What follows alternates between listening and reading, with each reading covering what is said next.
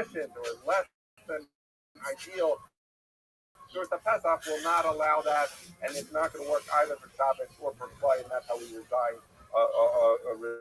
resolve this stira in Rosh Now, says the Gemara, just where do we get this idea that it should make a difference whether it's more or less than 10 as relates to Klayim?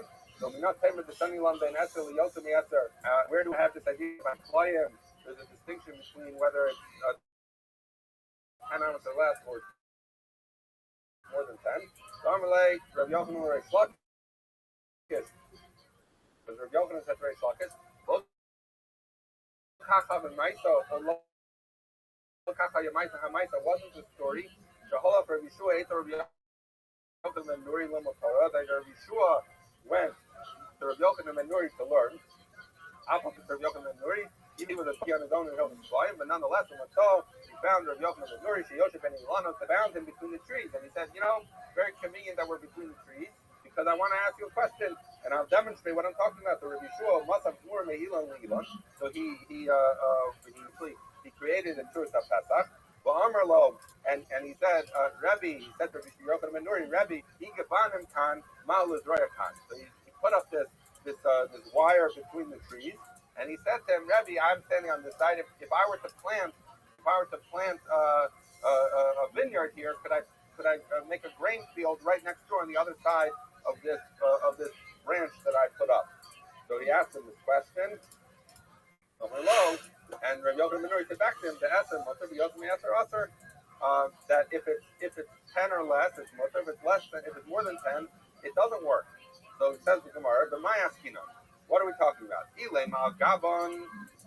If it's on top, Yosem Eser Aser, could you say that and if you're saying the prices are talking about where it's on top, and it's telling and I'm sorry, that Yochanan ben Nuri is talking about where it's on top, and it's telling you that more than 10 width is Aser to carry. Aser for Klayim if you have a Surah Pesach, but we learned in the Brisa, some Chanamat is running.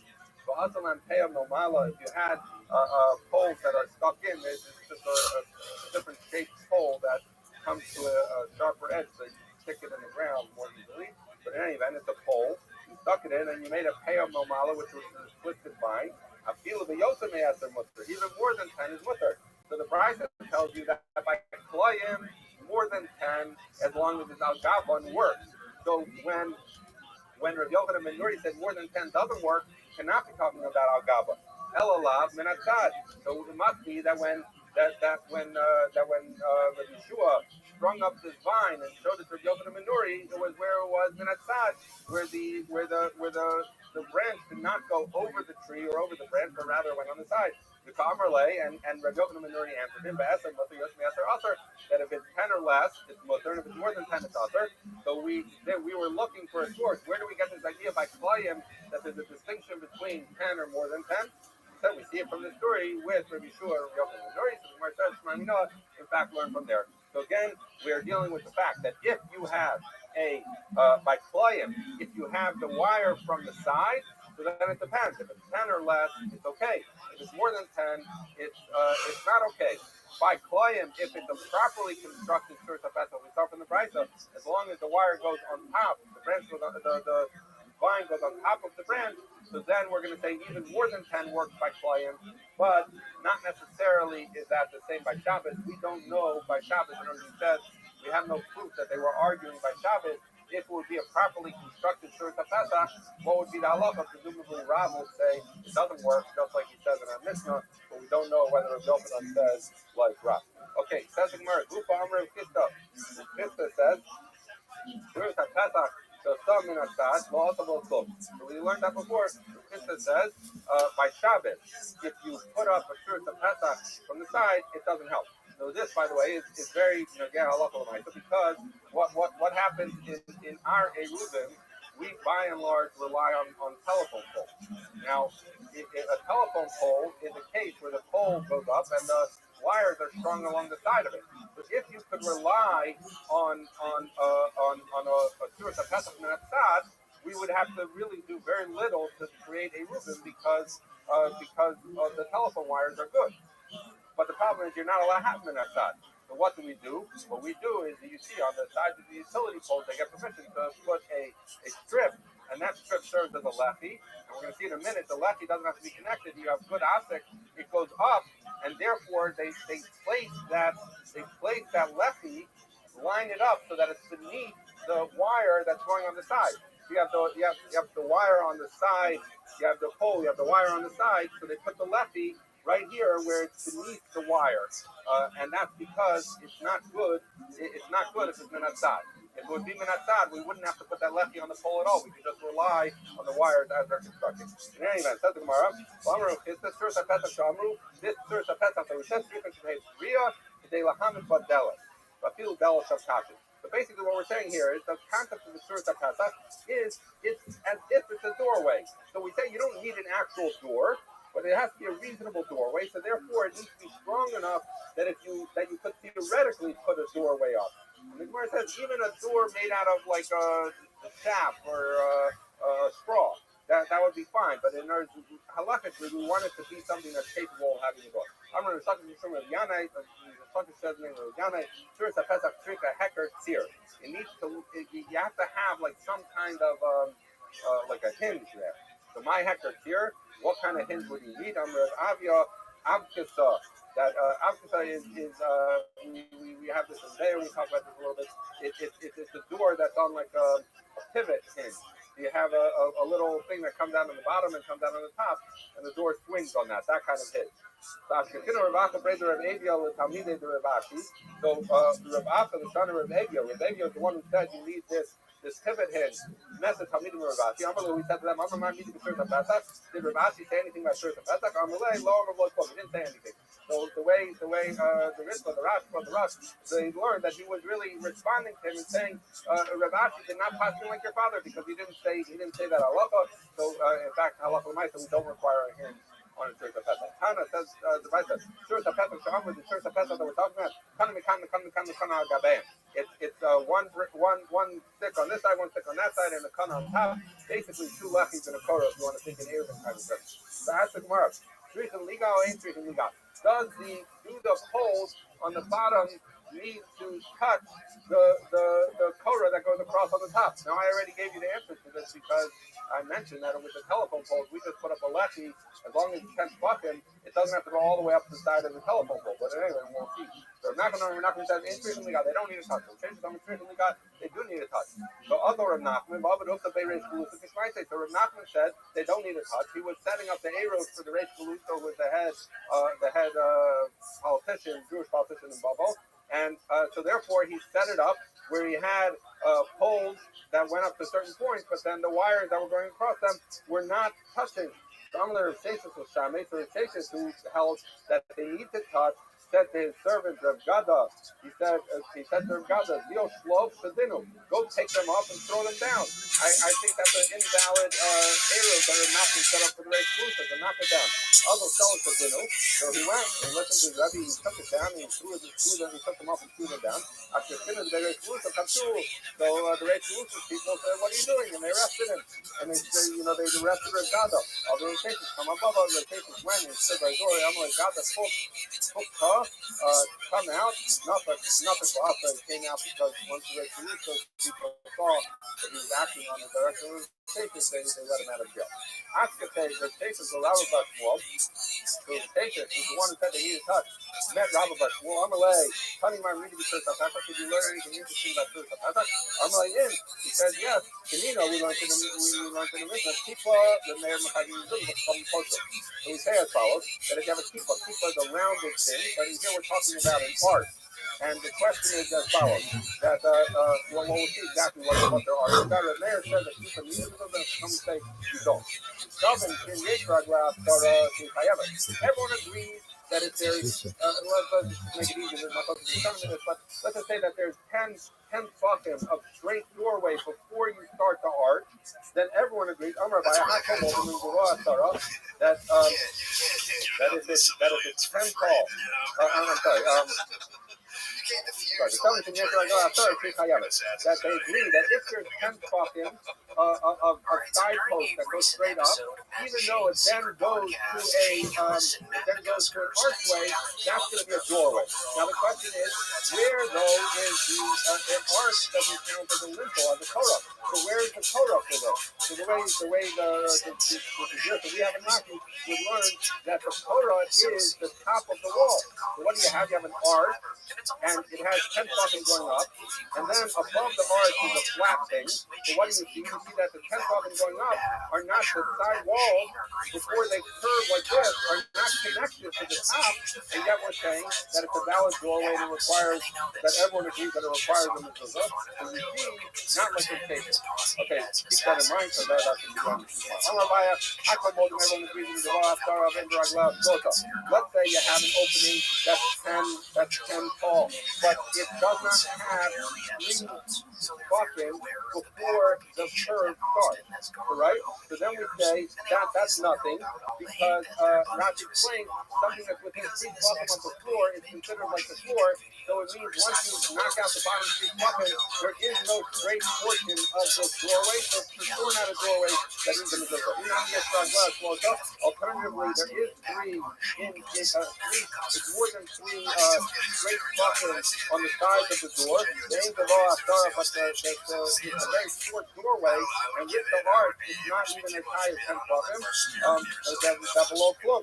That's nothing. So in other words, if it does not have 10 tefachim of height, even, or it does not have 4 tefachim wide for at least 3 tefachim or more, it's for sure not a valid door. Keep leaving render and mayor and some argue.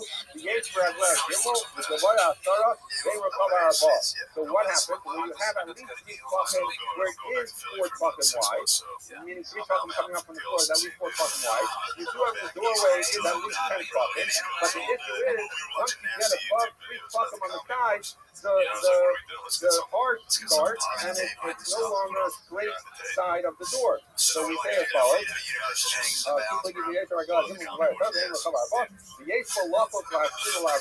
but there's enough. This arch doorway is in a broader doorway that you could theoretically, it's not just a standalone arch, it's in a broader doorway that you could cut out part of the doorway. So the idea would be, the mayor said that the mayor said we imagine you could cut out a rectangular doorway properly, so we're going to say, therefore we're going to treat it as a proper doorway that's Machad in the Mezuzah. We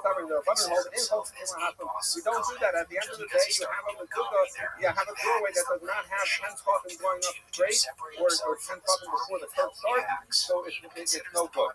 Amalei, so we're going to take this version from him, that basically a proof that the sides don't need to connect to the top. So he said, if the race people find you, what came a little don't tell them this business about because it shows that I was wrong. And that I shouldn't have taken that as jail. Okay, says the Mishnah, Hector mothers, they tell me I'm in lucky to Torah. But if you have a mother with 3 closed sides and you have an opening in which is rotten, what you need a lucky and a Torah. The full only shows us lucky and Torah. Either one. Which is how we learned that Mishnah. The mother, the other lucky ayin. That you need 2 lessons on either side of the mother. Similarly, small woman coming up with the name of the Akiva, and the name of the small, there was one Talmud, the son of the Akiva, who said as follows, the necklace of the time they tell our mother to hold that everyone agrees with the pillow that the left is worse Torah is specific if the opening is less than 4 amas. That the three 4-inch tanks, and even the pillow agrees that once you get past 10, a left ear Torah doesn't work. You need so from 4 to 10 is what they found before argue. If they come out and left of the Torah, we come to the both the left and the Torah. If the pillow and the pillow says no left ear Torah, you need to do the 4. That they found they still argue even from 0 to 4 as well as 4 to 10, meaning in all cases of robbery, they found that they need like a part of it, so they need one or the other. Says the Gemara, command. The location cannot even look at the count, because if you remember, we learned how halacha that talks about putting up left in Torah, and on a comment that you need a surah tapatah and a Lechi or Korah, and Beit Hillel, Hanani in the name of Beit Hillel said you need, Hanani in the name of Beit Hillel said you need a Zealot and a Lechi or Korah on the other end. So he said, what are we talking about? They said you need either a Lechi or Korah, both a Lechi and a Korah. What happens to the need for Shirta Pesach or a Zealot? Rabbi Yehuda Hachkamer, after Mavli Sassim case that. What's a Mavli Sassim? Because that halacha that we said that you need a Shirta Pesach and a Lechi and Korah, or you need Zealot and a Lechi and Korah, was talking about a Mavli Maskulit that opened on two ends for the Sister Rabbi. But here we're talking about a Mavli Sassim. We have three closed walls and the fourth open for the Sister Rabbi. They tell me I'm Lechi and Korah, they tell me you need both a Lechi and a Korah, but still over there still says, oh, Lechi or Korah, that you need one or the other. They tell me I'm Lechi and Korah, says the Gemara, the name of the Kotavi, they somehow have one the teacher Soraita. So the Gemara says, wait a second, if they somehow, it's one thing if you say you just need a Lechi or a Korah. So all you need a hacker, you need something so people don't mix it up. But once they somehow saying it's not enough to have a Lechi or a Korah, you have to have both. It seems that he's trying to crack the pizza. So maybe they somehow, it wouldn't be a full wall, but it's kind of like sukkah. You got two walls and then a little wall. Maybe he holds you need to build something for the fourth wall because midoraisa, in order to have a pizza, in order to have a rishon you need four sides that have a pizza. Because otherwise, why say something makes you build something? So you need both a left and a third. The Gemara says. Hello, this is the show to be kind of top of our book. They said even they sound agrees that three walls with the right is enough. Why does he make you build something? Because they hope they're a fun one. They wanted you to have a fourth wall. Not that the hecker of either a Lechi or Korah wanted you to build a little bit of a pizza if you have a Lechi and a Korah. You tell them no Lechi or Korah, either or. It says in my later because somebody they tell social pizza the right. So they tell us that you can put a Lechi or a Korah only for the fourth wall. Then maybe establish in there that since they hold you need three full walls. Otherwise, that he does not hold the two walls is enough. If you remember, we had this with the Yehuda with the overpass, and he had Yasser came, and you put up Lechi, that even if the two walls on the sides of the Sister Rabbi were there, Rabbi Yehuda was of the opinion that that's only Sister Yasser Doraita. So it should be said that they kill off. He said you can only fix the fourth wall of the Lechi Torah, but not the third wall. Hold that Midoraita, you need three walls. So the Gemara says, well, Midoraita, that to throw something in, that meaning of the Sister Yasser Doraita really only needs two walls. So if you would throw into something with two walls, you would be kaya for help establish. But in order to carry, the Rabbanan said that you need three walls, and then the fourth wall just needs a Lechi or Korah as a hecker. But that would be, they would not necessarily disagree that two walls is enough for it to get the Doraita. Guys like Tom Segura, Joe Rogan, Tony Hinchcliffe, and Andrew Schultz all have. And he's also not one to really kiss the floor that Joe Rogan walks on. Like some of these other guys are so scared to call out Joe Rogan on any of the crimes against comedy that he's committed over the years. Like, for example, when Joe Rogan put his own photo between Robin Williams and George Carlin's at his Austin Comedy Club, that's gotta be a comedy war crime. And nobody really said anything about it to Rogan. The only reason he took it down was because the Elephant Graveyard made a video about it and calling him out. Open mic guys sit around going, everyone forget about this hack piece of shit they suck. Yeah, this is what you've done since day one. Who have I called a hack? I've seen you up the back of comedy rooms. Okay, in private. Yeah, in private. You're very good in public, but don't worry, dude. We're under the spotlight. The podcast wants it. They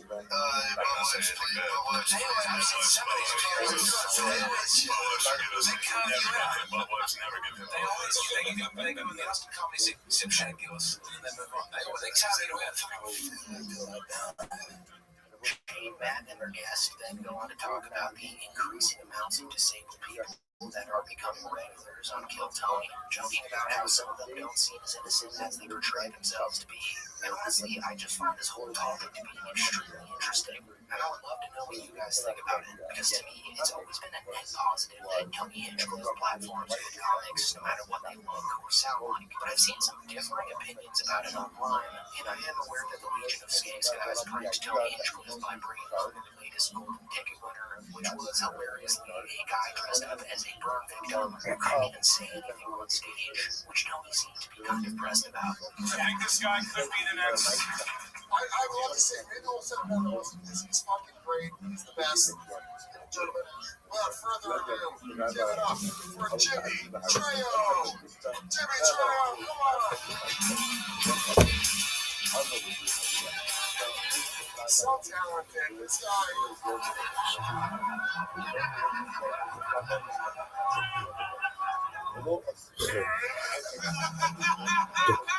Wow.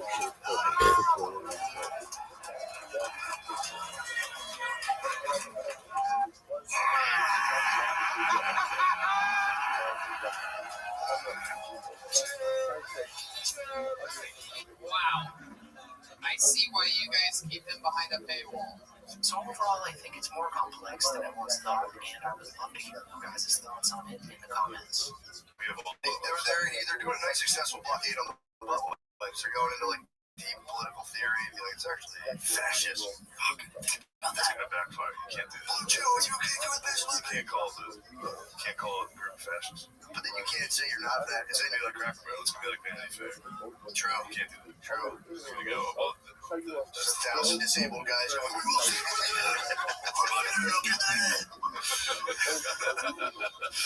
the disabled guys are a little nasty fucks. They're a little nasty fuckers.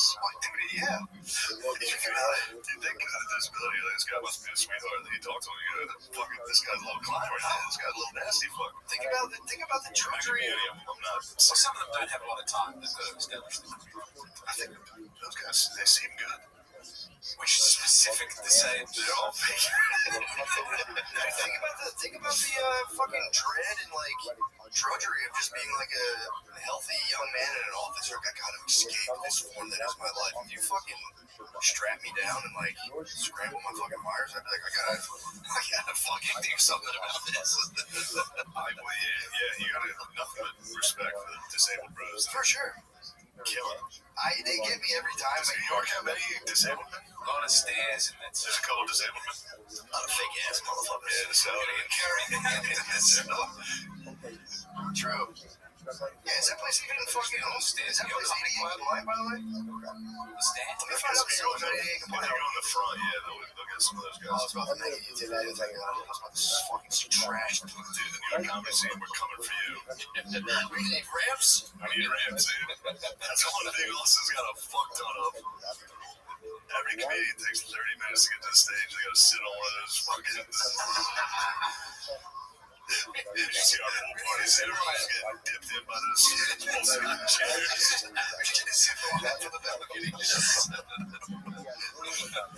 So at the end of the day, Shane Gillis doesn't really want to be grouped in with the Rogan Sphere guys anymore. Not because he really hates them, but because he doesn't really need to be in it. He's calling out a lane that's just way bigger than Joe Rogan's comedy death squad could ever be. So Rogan's inner circle might be scrambling to defend themselves against critics like Mark Maron, but Shane has already moved past that. And with that being said, that is it for the video. Thank you so much for watching.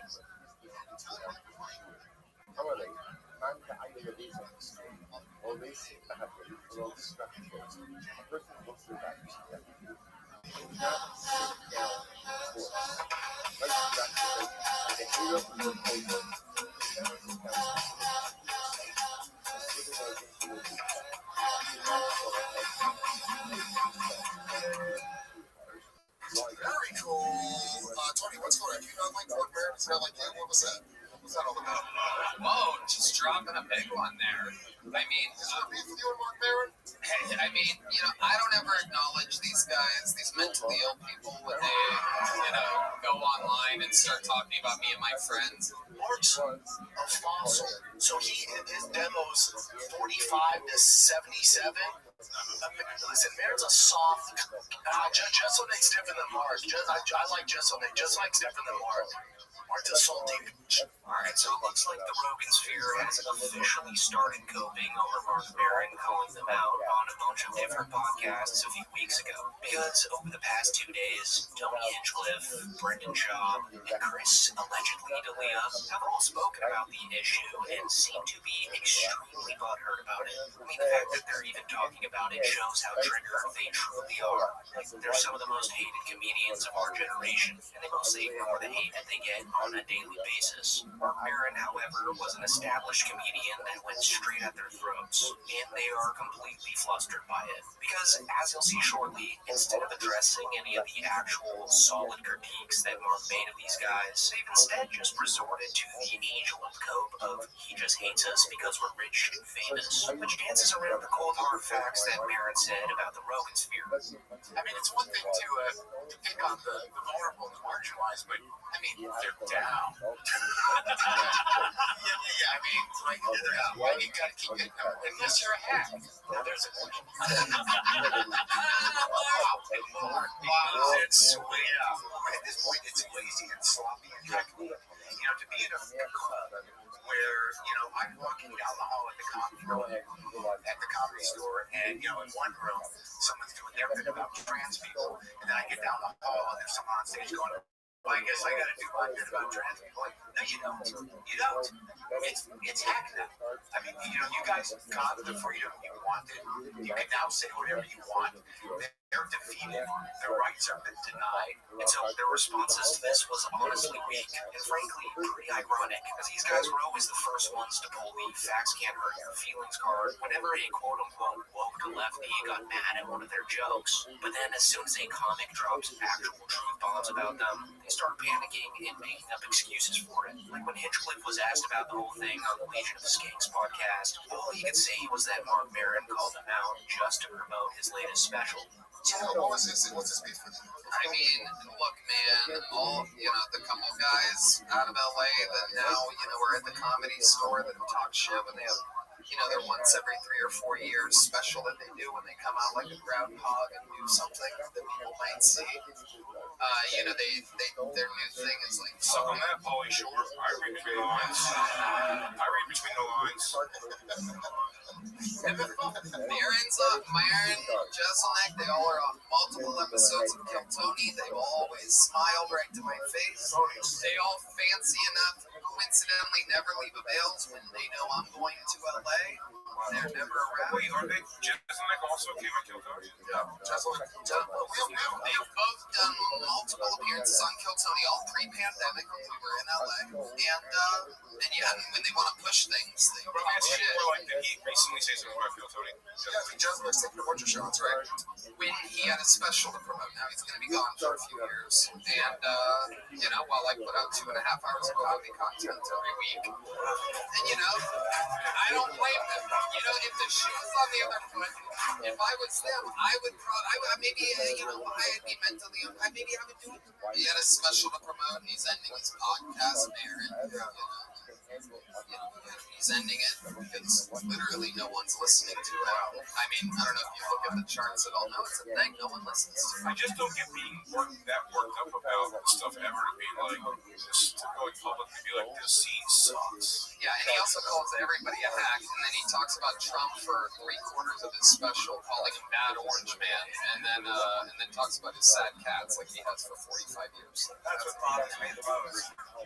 And I think Tony's saying this here actually stems from some underlying jealousy that he feels for Mark Maron and Anthony Jeselnik. Because after these two comedians called Tony out for his hackish ways, they then went on to have majorly successful comedy specials. And these specials received much higher ratings than anything Tony's officially put out, with Maron's HBO special, Panicked, getting a 7.6 out of 10 on IMDb, and Anthony Jeselnik's special, Bones and All, getting a 7.4.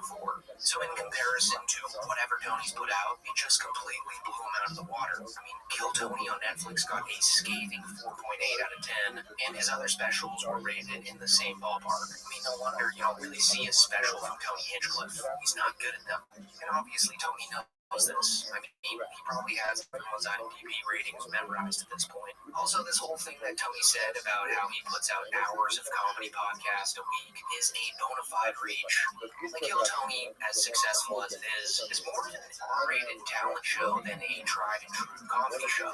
Tony saying this would be like someone considering Wild 'N Out a comedy show. It just doesn't really make sense. So yeah, just a pretty pathetic clapback from Tony and the Legion of Skanks gang. And ironically enough, they wrapped it all up by saying how Mark calling them on Nazis is a very hacky thing to say, while at the same time being incredibly unfunny talking about it. Just take a look at how Dave Smith bombs in this next clip here. So he's called you guys and Joe Rogan. He's right. Is that what happened? Yes, the two biggest most watched podcasts. Which is such a great hack thing at this point. Great. I mean, the whole Quincy thing, like, I just kind of feel like that's such a 2016 thing to be going on. 7 other girls doing it. 2008 with that. You said 2008. Shit, nothing. Hilarious. Jeez. Thank you. And so I also think they're missing the entire point of why Mark Maron called them out too. Because Mark Maron calling Tony and Rogan out for being right-wing bomb experts barely scratches the surface on this whole message in these podcasts. Maron truly hates how these guys have come to represent comedy nowadays. Because not only are they unfunny, but they act as if they're in this high society cult-like fraternity that normal people would never understand. I mean, just the other day, Joe Rogan was on his podcast preaching for the 1,000th time about how normies could never begin to comprehend the genius level of ball busting that him and his pals do, which comes off to the general public as completely pretentious, especially considering that they're some of the least funny stand-up comedians alive. Justify a lot of stuff because that's in the culture. Like our culture is talking shit to each other. Like the way we talk shit to each other. Like there's a lot of people in a lot of other jobs that would have a giant problem with what you and I think is awesome. Like if you cracked on me, it was fucking awesome, and we're all howling. Like I could get you in real trouble if we were accountants. Yeah. You know? Yeah. If we're accountants, that'd be a giant problem. Yeah. So we're used to fucking with each other. We're used to laughing about stuff, and we're used to saying ridiculous shit that we don't really mean just for fun. And most people aren't. So this is our culture. Just a freak.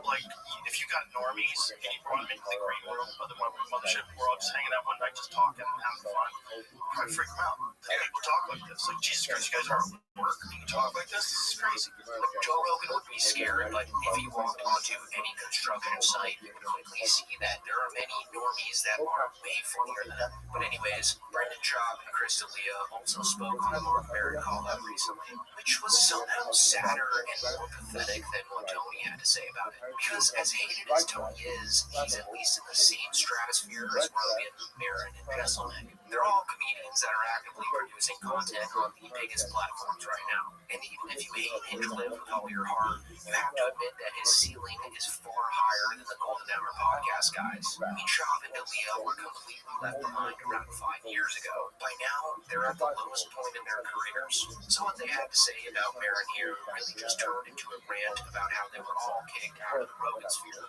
And Schaub, of course, thinks that Rogan kicked D'Elia and Callen out. Really, him saying this is just a projection because Brian Callen has officially re-entered the Rogan sphere at this point. Like, he does more shows at the mothership than Shane Gillis, and he's actively touring the United States. This is something I just think it's a weird podcast tour and press tour to basically, we're not even talking about his special.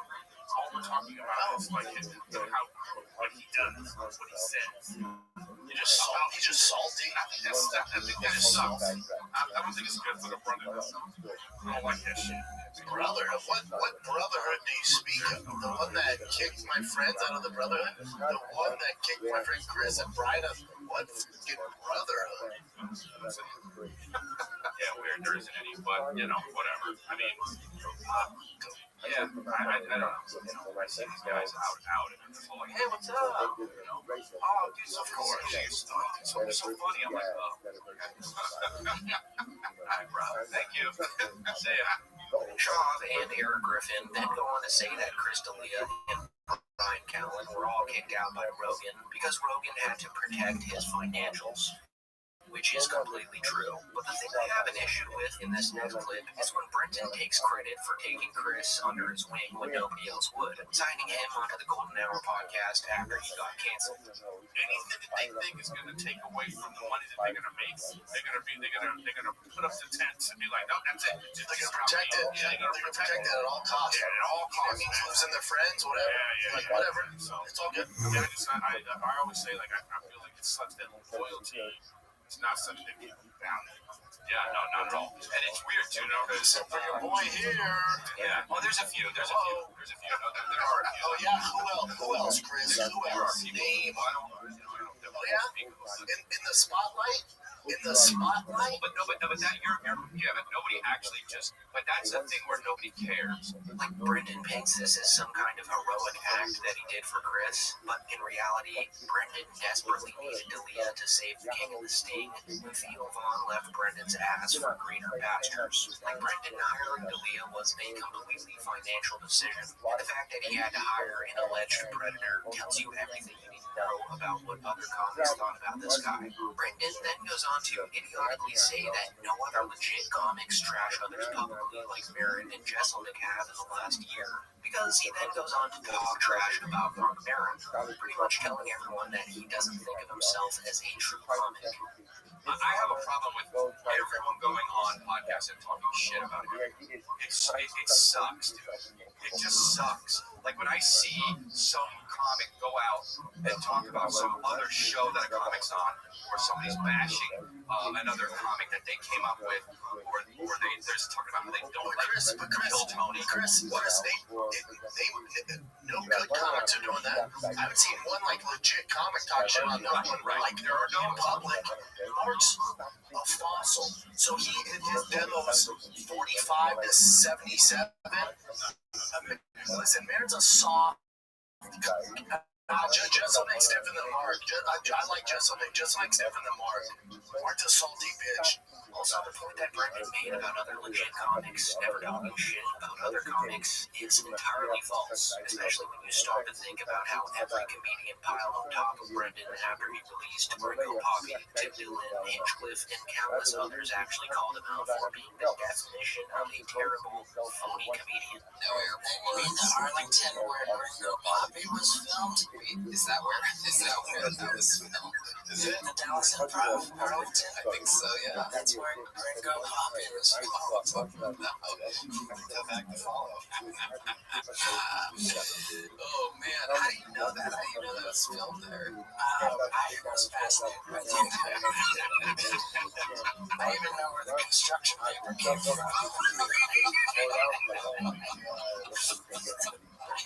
Cut it out. It's so funny. You're 6'6", you're an Adonis. You can beat up 99% of the Kill men, women, and you don't have to disguise at the comedy store. Con women.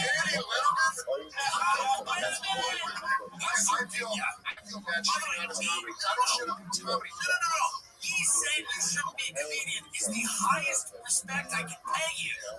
I mean, comedians talking about how Shaw was a hack was so overly spoken about that Ari Shaffir had to come out and publicly say that it's gotten to a point where it's become hack to even call Brendan Shaw a hack. It's like a hackception. Are you allowed to say the reason we're both thinking right now? I would. Allowed to say it? I'd say whatever I want. We're American. Okay, so poison and why?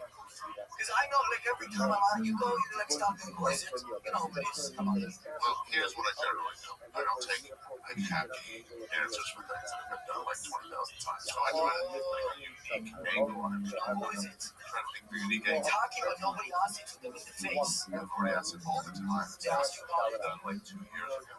So yeah, just some incredible copium from a couple of Rogan's dumbest henchmen.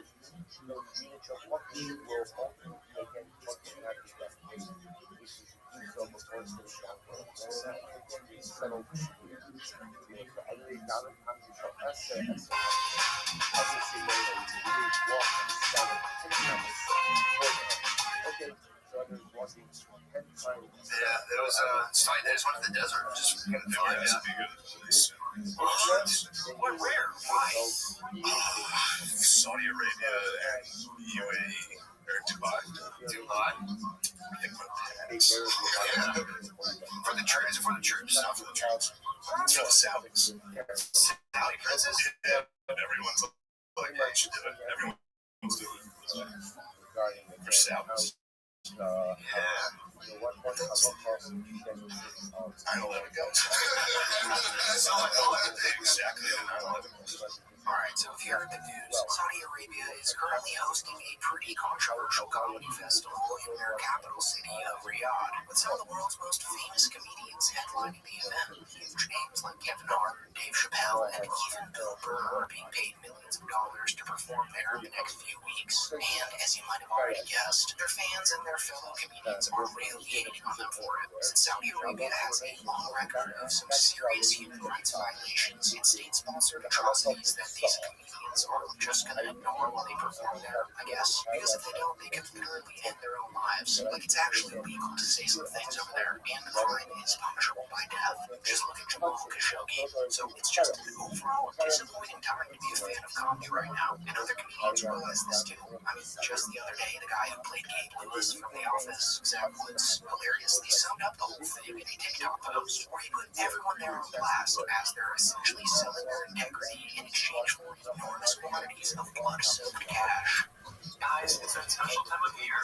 It's the Riyadh Comedy Festival, and all of your favorite comedians are performing at the pleasure of Turkey Al-Sheikh, and he is the head of the entertainment authority over there, and he has so many people thrown in prison because they tweeted stuff he didn't like about the soccer team or whatever, that there's a wing of a prison named after him where they hang people by their heels from the ceiling. Now, there's a lot of drips, killjoys, and babyzoids who are saying, oh, they shouldn't do comedy over there because it's whitewashing of the regime that just killed a journalist and killed Jamal Khashoggi and played a big role in 9/11. Shut up. And one comedian who hasn't worth himself out to a dictator. Sinbad in the 80s. Go for dying Nazis in and out in Argentina. Mr. Clean, when you cry, it shows for Idi Amin. Bibi Netanyahu collaborated. I pitched him a friendship called the West Bank. Let's not get our, moral panties yanked out which hide in our rooms. Human Rights Watch has been begging the Canadians not to participate in the whitewashing of the horrors that are ongoing in Saudi Arabia. What a flop. And don't think for a single second that these so-called free speech warriors are just going to go up on stage and suddenly turn into rebels, bravely using their sets as some kind of noble protest against the Saudi regime. Their silence has been bought, packaged, and paid for in full. They're going to keep their mouths shut, tell some pretty safe jokes, collect the check, and then fly on home. Like there is absolutely no room to deviate from that script. They're not even allowed to make hints at the ugly reality of what the government has done there. Just take a look at what happened to Tim Dillon, banned from the festival for something as small as mentioning Saudi slave labor on his podcast, a podcast that he records in America, mind you. I was fired from the Riyadh Comedy Festival. And the craziest part about that was that he wasn't even condemning the slavery. He was, in a weird Tim Dillon-y kind of way, spinning it into some dark humor that actually casts it in a positive light. But the mere fact that he let the word slavery pass through his lips was enough to get him axed without warning. Well, they have slaves, then they kill everyone. Hey. Get over it.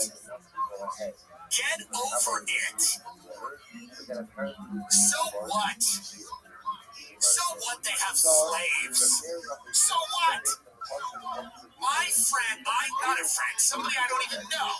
I bumped into them in Tribeca. And he goes, I would never do that because I don't want to interact with slaves. I'm like, well, why not?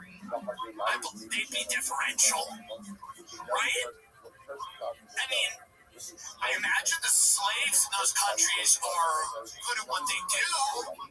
That's how extremely censorship truly is. It doesn't matter if you say it sarcastically, ironically, or even supportively. The regime doesn't want the word itself uttered because the word reminds people of reality. And reality is the last thing they want leaking into their carefully manufactured spectacle. So here's Tim's reaction after he got fired. My agent called me and told me they heard what you said about them having slaves. And I said, I was being positive about it. I was defending them. He goes, well, I know that. I know you were defending them. I said, I was defending them for having slaves. I literally said, slaves are probably hard workers and, for the most part, agreeable. But they didn't like that. I was saying that slaves were proud of some of the buildings they built. Now, I am very clear about the way I will do a gig. If I accept a gig, I am not going to break the rules of the gig. So I certainly wasn't going to show up in your country and insult the people that are paying me the money. One, it's illegal. So I wasn't really planning to go to a Saudi jail. But on my own show, in my own country, where I have the freedom to speak and say the things I want, I'm going to be funny and I'm going to be who I am. And if you're not buying that, I addressed him in a funny way, and they fired me. It's just so funny how he's acting shocked that they do something like this. Like, he can't believe that the Saudi Arabian government would do something so unbelievable and uncalled for. I mean, I know that comedians aren't the smartest people in the world, but to think that the Saudis won't micromanage every little thing you say leading up to the event is an extremely boneheaded thought. Again, they're paying them to be puppets. Like, they're not allowed to do the comedy that they've been doing for decades whatsoever. The things that Tim Dillon said that got him fired were, in fact, nothing burgers, as one would say. But to a government that throws women in prison for simply taking off their abaya in public, even the tiniest joke is treated like a national security threat. My Islamophobia and my love of bacon are completely separate things. Not only that, you know that Muslim countries, right? Yell, I love bacon, there's no laws. I will be doing it at the Riyadh Comedy Festival very soon. Get your tickets! Get your tickets! Are you really going to go there? Of course I am. Why would I not? Will they kill gay people and women? By the way, say that about. We say this about every Muslim. Every Muslim country is throwing gay people off the roof all the time. Okay. I obviously don't agree with Saudi Arabian policies on women, things like that. Yeah. Is it my business to tell Saudi Arabia how to live? No, nice. That's not bad. That's pretty good. That's not bad. I'll take that. Why don't you be handy for that? What happens is they cut the hand off the thief. And I know some of you might be thinking that for the amount of money that Saudi Arabia is paying, anybody would be an idiot not to go. Which is only fair if they were being paid Cristiano Ronaldo money, okay? They're not, though. And in my opinion, they're not even being paid anywhere close to an amount that justifies going. Like on the same podcast that got Tim fired from the festival, he actually mentions how much everyone was getting paid to perform there, listing figures as high as 1.6 million and as low as 150K. You're coming out and saying you're doing the Saudi thing for money. They're paying you a lot of money. I'm not going to tell you how much they're paying you. It doesn't matter. Doesn't matter how much they're paying me $375,000 for one show. Now, a lot of other people are getting 1.6 million. That's not me. I'm not in that bracket. But they're giving me $375. Others are getting $150. Why are they doing it? Here's the point. If this is true, and 1.6 mil is the highest they're paying people, and this is more pathetic for the comedians than I ever thought. Don't get me wrong, $1.6 million is a lot of money, but for the impact that this is going to have on their reputations, it's really not enough, especially for someone like Kevin Hart, whose net worth is something close to $500 million. And don't even get me started on the people who accepted the 150K. That's possibly the funniest thing to come out about this festival. I'm sure 150K is a lot to most people on Earth, but these comedians easily clear that on tour, where why not just have they're allowed to say pretty much whatever they want. A guy like Theodore Von-Konitowski III literally makes 150K in one night. Just take a look at one of his pay stubs that someone leaked online not too long ago.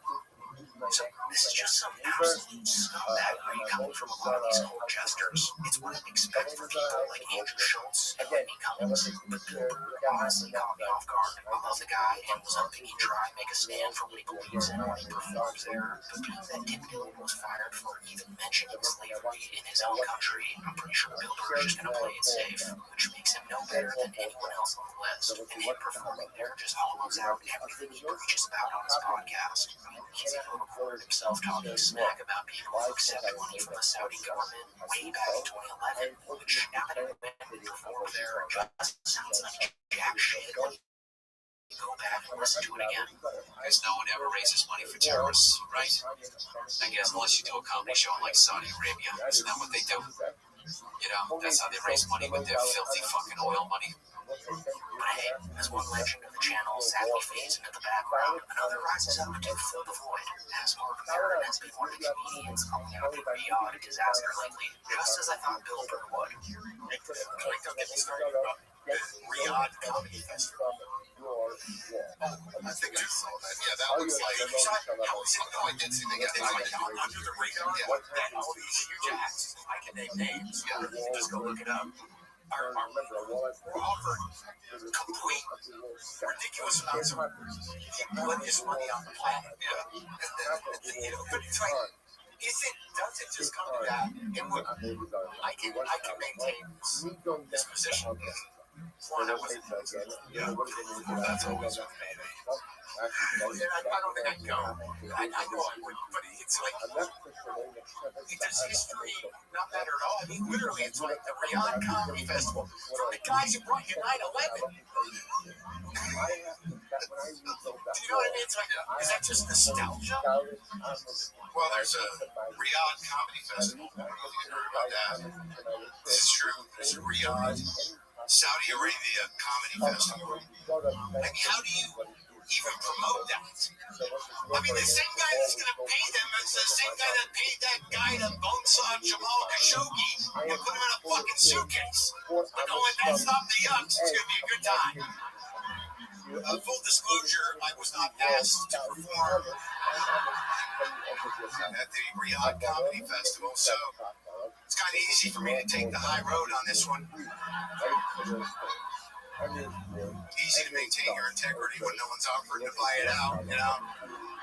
I honestly don't think that these comedians or their managers realized just how much people were going to trash them for doing this event, because Pilgrim performing in Saudi Arabia is not really the same as Ronaldo playing soccer there for $700 million. Ronaldo's job requires him to kick around an inflated ball for 90 minutes straight. Bill Burr's job requires the freedom of expression, and Saudi Arabia is one of the last places on earth where that's found. I mean, the only place that I can think of that would be worse would be if somebody performed for Israel or for the U.S. government. Yes, I'm aware that some of you may be thinking that simply performing in the States is worse than performing in Riyadh, since the government here is in fact funding a genocide. The comedians don't perform for the U.S. government when they do comedy here. They're performing for separately owned venues. And whenever comedians do decide to perform for the U.S. government, everyone rightfully shits on them for it. Like when Theo Vaughn went to perform stand-up comedy for Donald Trump in Qatar. That was a really shitty thing to do. I hope I made that very clear. But anyways, at the end of the day, it's pretty simple. Taking Saudi money means selling out your voice, and no punchline in the world is worth that.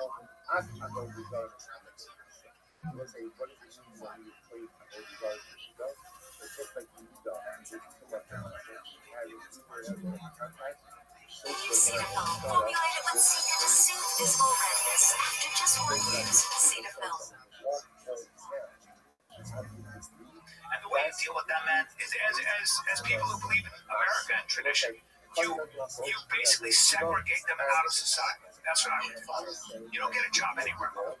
I'm no longer interested in talking to these people with their septums pierced in their purple hair or selling. I think this is gone from left and right. I would agree. I really agree. It's good versus evil, but we have to hold ourselves to the highest But it's good versus evil. So Robbie, the left aren't going to shoot their own, and the right don't shoot. So of course, I mean, they both shoot, but yeah, you know, not true. no, that's not true. Everybody shoots. Alright, so it looks like the meathead podcasters in the Rogan sphere are actually getting worse somehow, because it seems that they're now exploiting the horrific assassination of Charlie Kirk to grift even harder than before. I guess desperate times really do call for desperate measures after all. Like, this is really the only option Brendan and Brian have left. Their view count has never been lower than it is now, and both of their reputations are truly in the gutter. So now they're faced with no other option than to pander to the dumbest category of people in America. Because, as you just saw, they're repeating talking points that most reasonable people on Earth would consider extreme, like using segregation on American citizens and saying that anyone and everyone who opposes their political views is now evil. And the worst part about it all is that they're trying to take the moral high ground here. The man accused of R-wording multiple women who's allegedly on record saying women have a primal desire to be R-worded, and the double-digit IQ bully, alleged fraud artist, and compulsive liar want you to believe that they're the ones above this whole thing and that you should listen to them. They're acting as if they're not the scum of the earth, which is so ironic that it's almost funny. But also, we have to hold the people that the elite power structure that is practicing stochastic terrorism.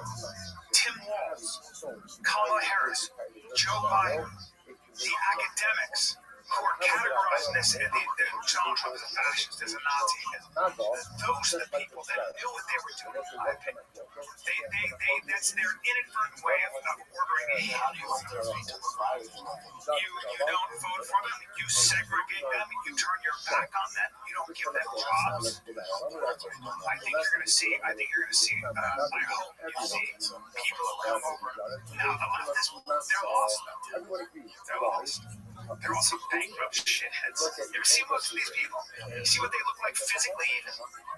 So, Luckily, though, by regurgitating these idiotic talking points, they've really only reached around 100 people who believe them, since that's my generous estimate of how many diehard fans that they have left, as the majority of viewers that they have come from bots, and then the rest being from people who actually hate their guts. The Fight With Kids subreddit, so fortunately what they're saying here really won't influence anyone but a handful of hillbillies in the South who are already past the point of no return. Also, I find it absolutely hilarious and ironic how these guys say that the left is full of physically out of shape, ugly people, and they both really don't have any room to speak when it comes to physical appearance. And for physical fitness, well, whatever gains they've made in the past year have been heavily boosted by the cocktail of peptides, hormones, and testosterone that they experimentally inject into their bodies on a daily basis. So these guys really are not the peak physical alpha males like they masquerade as. they're never tall.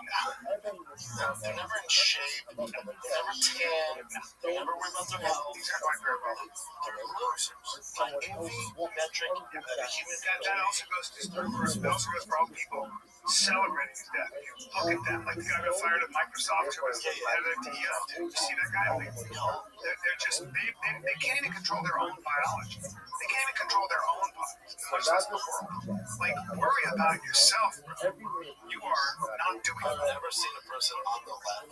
Charlie Kirk would say that to these people come up to him and have like, they just look like a mess physically. He'd go, you look like you're having a hard time. He said, you look like you're having a hard time. So yeah, just some extremely boneheaded takes from Brendan Schwab and Brian Callen, as per usual. But as I just mentioned, they luckily have little to no influence on their audience anymore. So whatever moronic things they said here really have no effect on the American public. You basically segregate them out of society. But now that we've got the clown show out of the way, let's move on to someone who actually does have somewhat of an influence on the American public, Joseph 250 Rogan. Because this man has truly been on a PR nightmare speedrun recently, and as every JRE episode passes, his public perception just goes scrolling down the drain. And even he knows this. In the recent podcast he did with Jordan Jensen, he's really doing some extreme damage control. He denies that he's ever been Republican, despite vomiting Republican talking points for the past 7 years on his massive platform. He denies that he's ever been anti-vax, despite having an embarrassing shouting match with Brian Callen not even a week ago, arguing with him about how vaccines are linked to autism. And lastly, he hilariously admits that he saw a short snippet of the Elephant Graveyard's most recent video about him, which of course all his buddies showed him in the green room of the mothership. And as you'll see shortly, it's really obvious that this video is living in his head rent-free, as he was the one who brought it up in the conversation. Dude, there's a clip I want to post about that's really funny about your club where I was like, you get in here, and there's a guy who's like, my name's Kyle, I'll carry you up this flight of stairs. I have a PhD in MMA. I'm gonna pass you up to Derek. Derek has an AK-47. And we get in the green room, and I'm like, they're like, do you need anything to kill people for you? And I was like, could I have some like almonds or snacks? And they're like, no, we have smelling salts. I was like, is there any just like water bottles? They're like, no, we have neurotropic dust. It's so funny. Neurotropic. We were in the green room the other day, and someone had called us like some alt-right white supremacist club. I was in the room with Brian Simpson, who's black, Derek Poston, who's black, Hassan Ahmad, who's Muslim. It was Tony Hinchcliffe, Ron White, and me. I'm like, this is a pretty-diverse lineup. Like, what are we talking? This is so silly. You're looking at comments. See, it's hard. It's hard to not look at it. It was a video. It wasn't a comment. It was a video of someone that one of the guys was playing. It was like, look how stupid this is. The idea that this, like, that you had to be, like, I'm not even a Republican. Like, I voted for Trump because I thought we were going in a terrifying direction where there was not really a president for 4 years. The same people are now going to be running the government. Like, let's. Were you like a Bernie bro? Yes.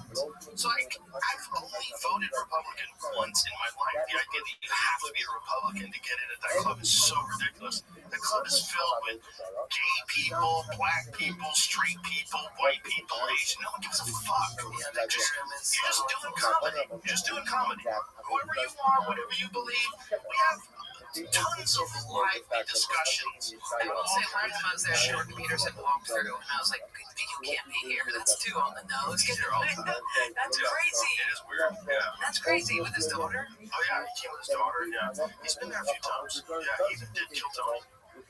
Oh, he was on it. Yeah, he was on Kill Tony. That's crazy.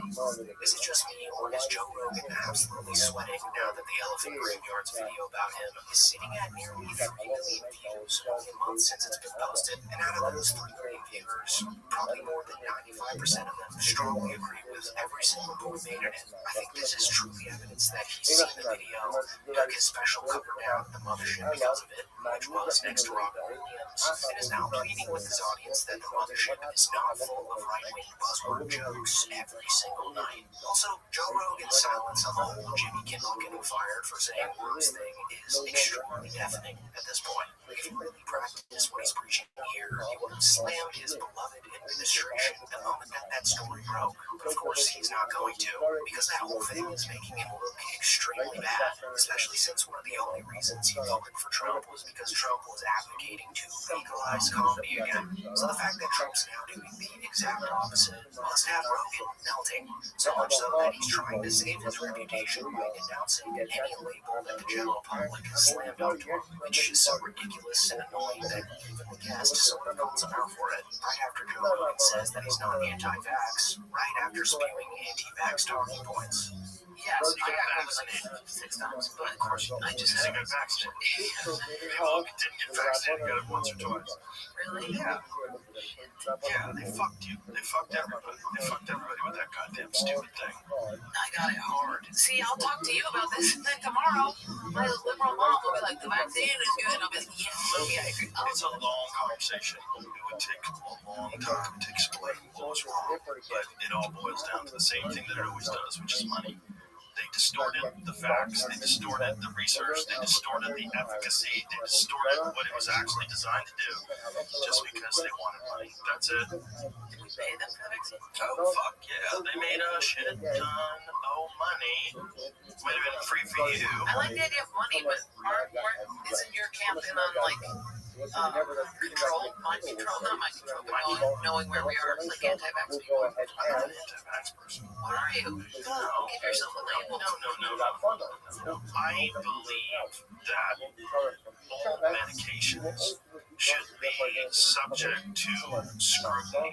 They should all go through rigorous double-blind, placebo-controlled trials to find out what the side effects are, what the efficacy rate is, what's the real fact behind it. Just lie about that. But this is why. The problem is pharmaceutical drug companies do their own research. That one can do their own research, but they do their own research that they hide. So they'll do multiple studies that show no efficacy, and then they just sell it.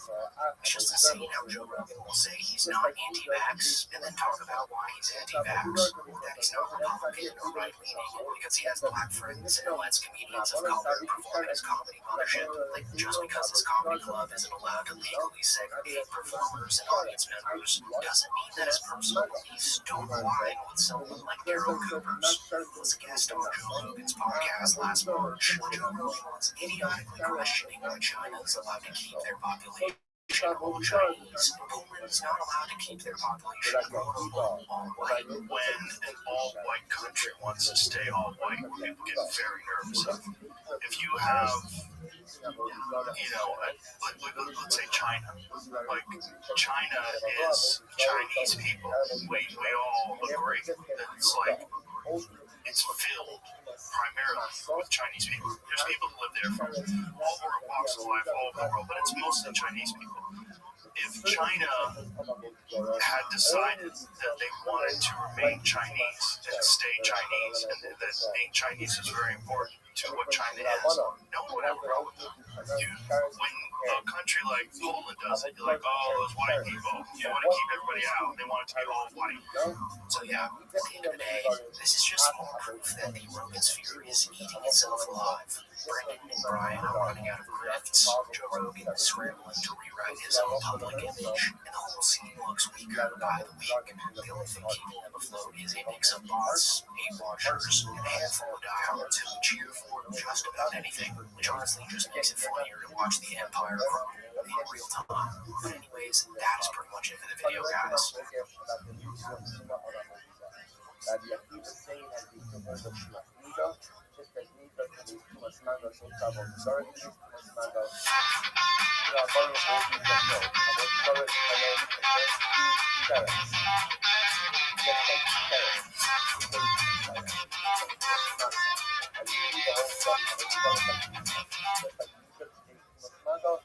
So let me ask you a question, Mr. Joe Rogan, Mr. Scientist. You say we should have had don't let Mr. Scientist. I'll start mocking you. It's so much easier. No, we go at all. No, I know you're thinking this is a long conversation that we're not going to have on this podcast because I'm going to get angry because I've researched this for years. Right?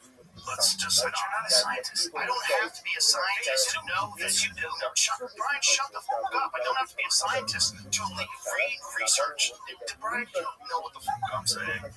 You don't. Well, I know because you don't want to talk about it. Of course,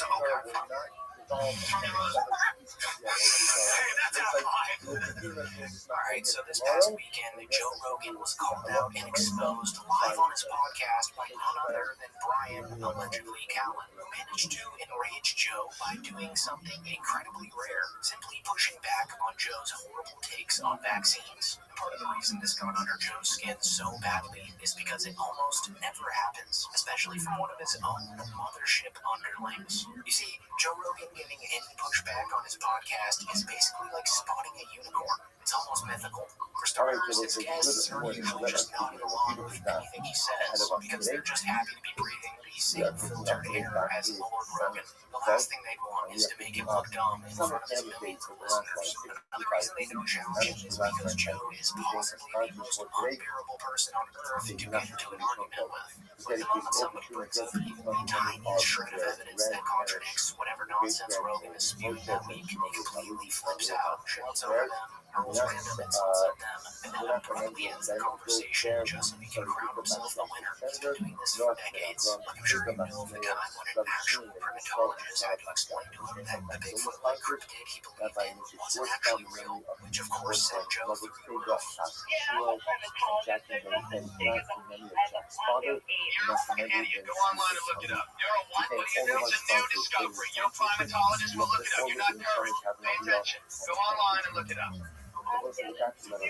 learned to shut the college graduate. When did you graduate? When? Yeah, when was the last time you got online and researched primates? He just couldn't accept being told he was wrong. That happened like 20 years ago. And that's how bad Joe Rogan's debate style is. He argues in such an obnoxious, defensive way that he can actually make Brian Callen seem sympathetic in comparison. Trust me, that is not an easy trick to pull off. But the bottom line is, biology is really simple. Double X, X, Y. There's no X. Super fucking rare. What this is a social contagion. Abigail Schreier wrote a fantastic book about irreversible damage that she highlights how they're happening in these clusters of a lot of girls who are autistic. Yes. And let's get to the anorexia. What's causing all that? How come 1 in every 12 kids who's a boy in California has autism now?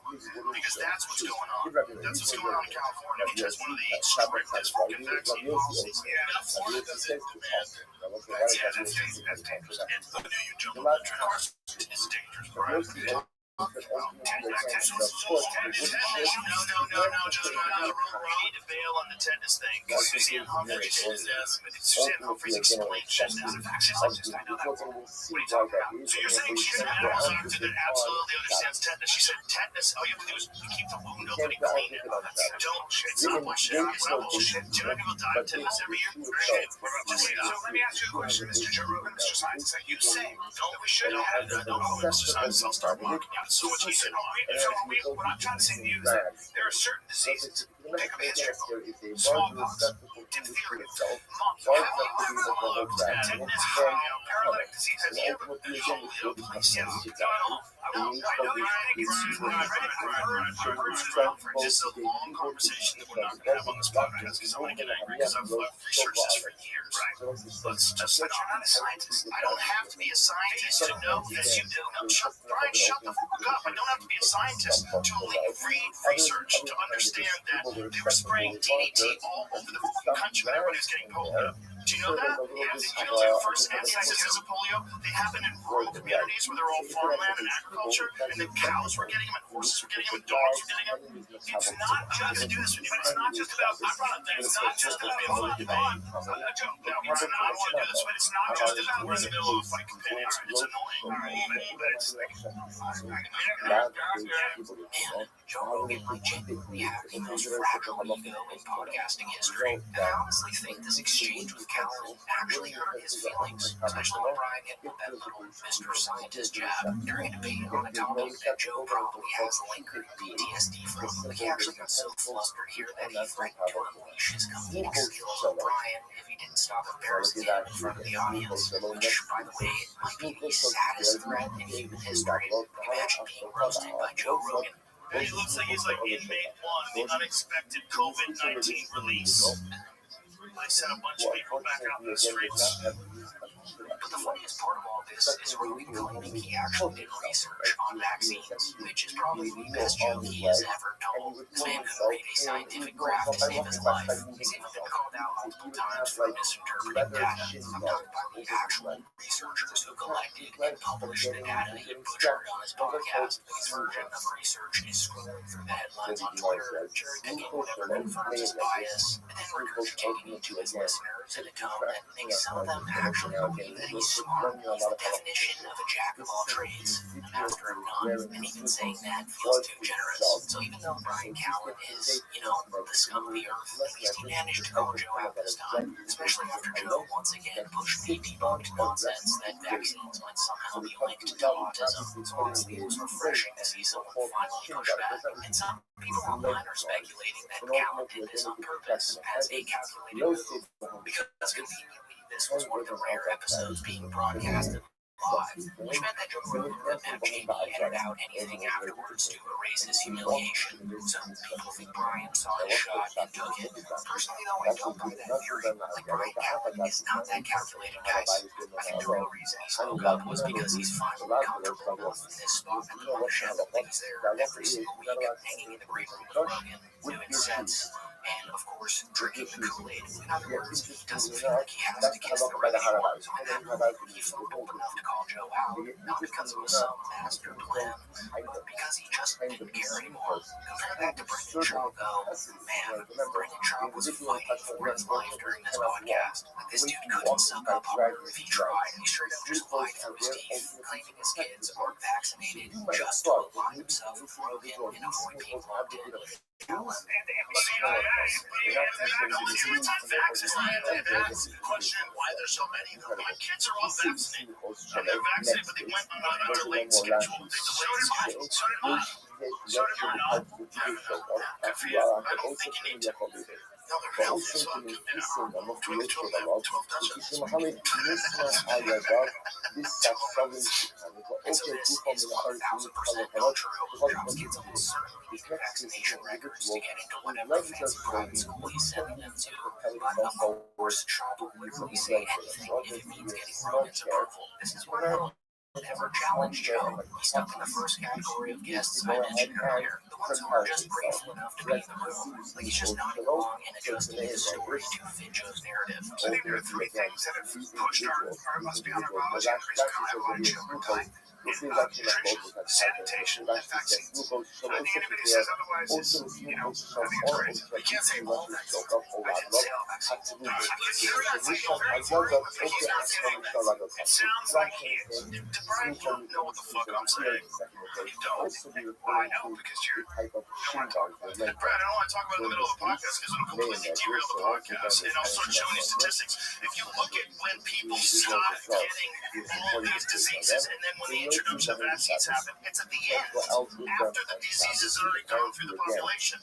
Most of those diseases were eradicated by sanitation and nutrition. There was a huge problem in this country. People were living in fucking squalor. And so, as soon as he says that Rogan was losing ground to Gallon, Brendan immediately goes to work and shifted the conversation to smelling salts, desperate to steer things away from his hero-looking gum.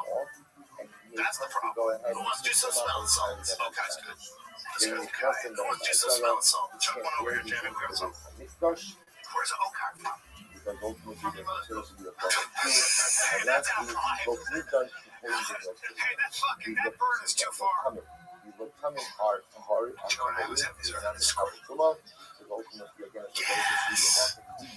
This one's weak. Is it? Yeah, it's a little old. That's a little old. Get you going, man. We got get you some, right? No one does it better. And the saddest part is that he's been doing this for years. He's still playing defense for Rogan, even though Rogan completely distance himself from him socially. So yeah, I think this whole exchange was an absolute train wreck. But also kind of fascinating. Rogan for once got rattled, Gallon for once got spine, and Sean, as always, reminded us why he's at the most pathetic point in his career. Now that I think about it, I think it's time to make another Brendan short video. His performance in this episode alone just makes me want to do another deep dive, so stay tuned for that this week. And with that being said, thank you so much for watching. With his wooden shoe. So Rabbi Yossi says it's Esser, or does the Mishnah read as if you pay on not go out with his wooden shoe, and Rabbi Yossi says that it's different. So what is the shoe that Rabbi Yossi says? Rabbi Yossi says 10 bucks with his shoe, 8 bucks with his shoe. I'm not ready. So this is what I'm saying. I'm not ready. Well, you're done. That's funny. They legally act when Republicans.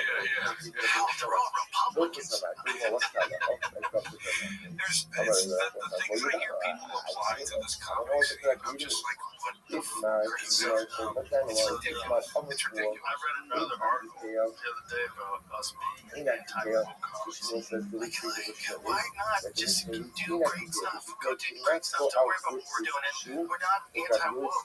There's no anti-woke. There's like a ton of left-wing comics at the mothership. It's like, that's not what we're talking about.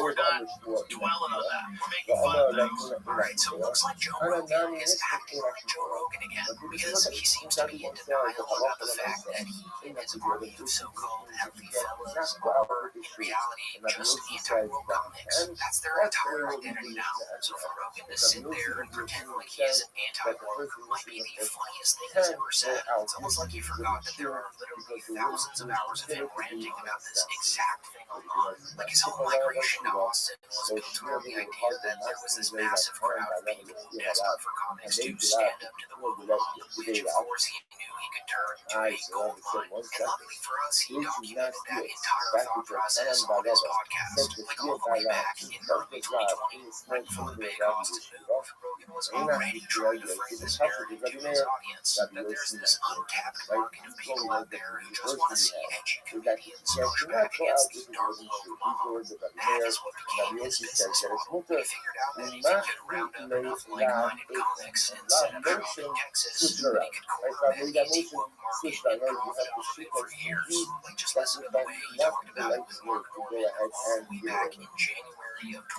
2020. It's like the word retarded. Yes, you can use that word and everyone laughs, or you can use that word and you're a monster. That's what I don't get. Why would you want to be on that bad snitch, the tattletale side of all this? Because a lot of people won't. Because there's a lot of fear and being against that's what people coming after you. If you don't want to be shit on, you have to comply 100%. And then if you don't, they come after you. It's scary. And it's a bummer who wants to live like that. Well, no, it doesn't. But here's the thing. When you don't comply, So many people like, thank you. Of course. There's so many. I think more people are happy. It's just the voices that are upset at you for not being woke are the loud ones. They're more into it because. And I think that clip is important because it shows the exact mindset Rogan had going into all this. Like, this was a calculated business move. He knew there was money in leading into the right-wing grift, and he was aware that there was a huge demographic of people wanting to throw cash at anyone who promised to fight cancel culture and keep comedy dangerous. So when Rogan plays dumb now, acting like he is a part of the whole anti-woke crusade, it's laughable. Amy Austin's son was pretty much engineered out of this realization that the anti-woke angle was a business model. So now fast forward to today, and we can see that Rogan's little plan worked out perfectly. Him, Tony, and Cliff had basically passed the mark of paper to the anti-woke side of America. Honestly, it was the easiest layup imaginable. All they had to do was spit out a handful of anti-woke buzzwords, and the crowd goes absolutely wild. No setup, punchline, or actual joke is needed. They just say whatever the buzzword of the week is, mix in a couple slurs about the LGBTQ community and people of color, and boom, standing ovation. Audience eats it up every single time. And now it's gotten so bad, to the point where even some of their peers are exhausted by it. Like when Shane Gillis openly joked about this non-stop slur parade on the podcast he does with Matt McCusker. Comedy moves back. True, in a big way. I don't smoke. I don't fully smoke. I do more. And down the fellowship, you go, yeah, I don't maybe it's a little too far. Everyone has to say, every single set. So, the comics who make their name tiptoeing the line of offensive comedy are rolling their eyes at how lazy and hacky it's all gotten. But now, as soon as Barrett officially called them out for it, suddenly this whole crew goes into denial mode, and now all of a sudden Barrett's just jealous, and Maddie's not part of the Rogan sphere. Like in this next clip, Joe literally frames the Rogan sphere as a walled garden that outsiders are just bitter about being left out of. That's also, you gotta realize, like someone framing it in a way to get people to read it. Yeah. And then there's people that genuinely do think that way. And it's what a lot of that is, I think, is the walled garden issue. And the fact that there's like a walled garden, right? What's a walled garden is a bunch of people doing really well together and hanging out together and having fun. And you're not in that group. You start getting mad at that, and you find reasons why that's bad. You want something like that in your life, which we all do. If I see like a whole group of friends like palling around, laughing, I always smile because I know what that's like. I like it. But if you never have that in your life, and you see a group of people palling around, having a good time together, hugging each other, and just laughing, and just having a good old time, you feel like left out. You feel like you feel disrespected. Do you ever get angry? Do you remember, like, I don't know if you've ever experienced this, but I'm assuming you have. It's kind of like when you're coming up the ladder initially in show business, and you see famous people on TV and whatever, and you got an opinion about everybody, and it's having too much fun, that's annoying. That guy's music sucks. He's a hack. Yeah. And then 5 years later, you find yourself in a room with the guy at some party, and you meet him and talk about it, and you go, he's the nicest. I think I like his music now. I just know, it's so stupid. Alright, so according to Joe Rogan and his designated force effort, Mr. DeRosa, any guy who dares to call him out with reasonable criticism is just some bitter hater standing outside the club. Like, that's their go-to defense now. And if you notice, it's the same script that Tony Hinchcliffe rolled out last week when talking about Mark Maron and Anthony Jeselnik. It's always the critics who are angry failures who just don't understand what it's like to win, but they never actually address what was calling them out for in the first place. They just skate around it, because I feel like deep down they know that there's some truth there. Like, if we go along with that to one of Barron's call-outs, his actual problem isn't that these guys are successful podcasters, is that they've gone so far down the right-wing pipeline that they barely resemble the people that they used to be. And that is a valid point. We've all watched Rogan and his circle of government.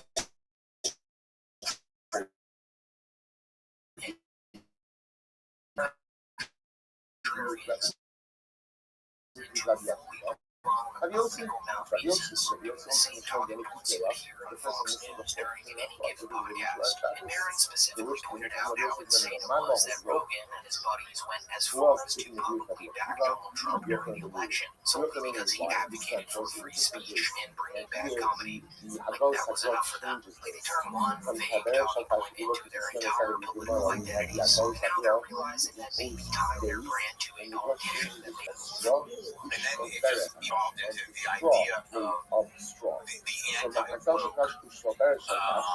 angle of, I'm voting the way I'm going to vote because, I can't, I don't have freedom of speech, which is so premise.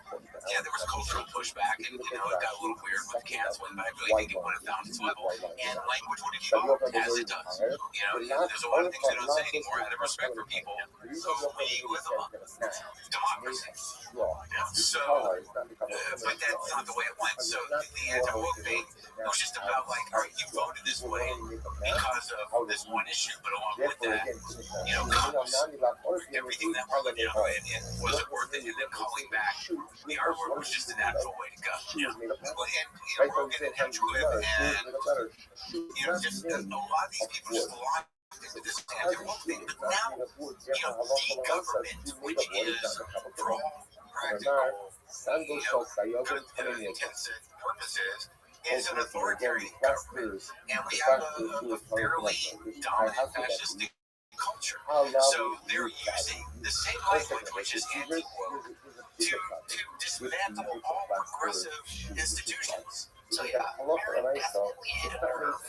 That's why instead of addressing what he actually said, Rogan, DeRosa, and Tony default to the same tired narrative. Critics are just jealous losers who want in, because if they admitted that there's a shred of validity to the criticism, they'd also have to admit that their whole just about freedom shit was built on shaky ground.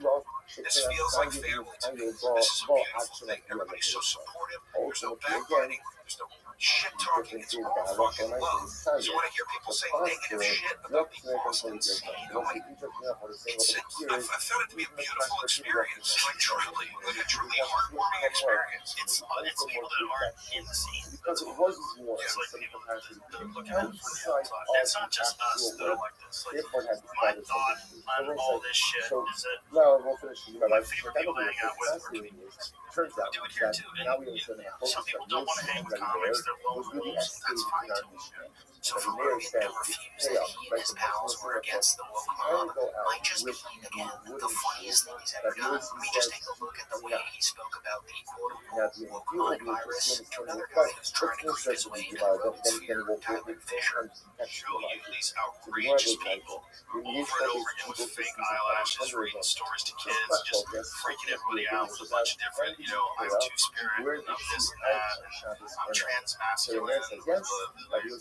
The whole thing is just nuts. And then shutting down free speech. I mean, I've been banned for shut down for 3 years. They froze my house going fuck all my pandemic shit all day. Should I talk to him? They ban you. What you do? They don't size me up white. They don't have to size me white, boy. They don't have to tell you that's part of what you sign up. It's the only way. They won't even look at the word woke. Woke used to be a cool thing, and it was because of comedy. It's foolish. Now it's a clown world word. Yeah, it's a clown world word that you can't use on the other side. You can't say I'm woke because everyone's like, fucking idiot. So it becomes pejorative. It becomes something that someone points to and says, oh, you're infected with the woke mind virus. So yeah.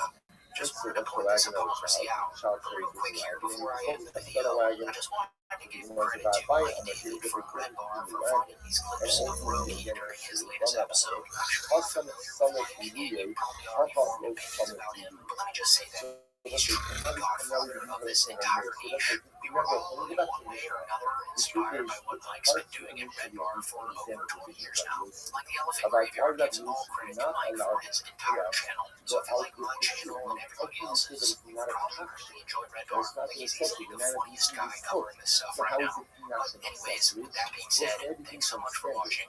Because Rabbi says, here's the fundamental distinction. Really, I buy you. In this case, it's hand did not rest his weight on the shoe. In other words, it looks like it's not like I used to be, I'm such a Bill Burr fan. I actually bought a ticket for me and my wife and two of her friends to go see Bill Burr at the Hard Rock Casino down here in Hollywood, Florida. And I have to say, it was one of the worst shows I ever saw in my life. Because he got out there, and Bill Burr has become woke. He's become woke, I assume, because his wife is very much on the left. Over time, I think he became embarrassed that many people on the right thought he was very funny.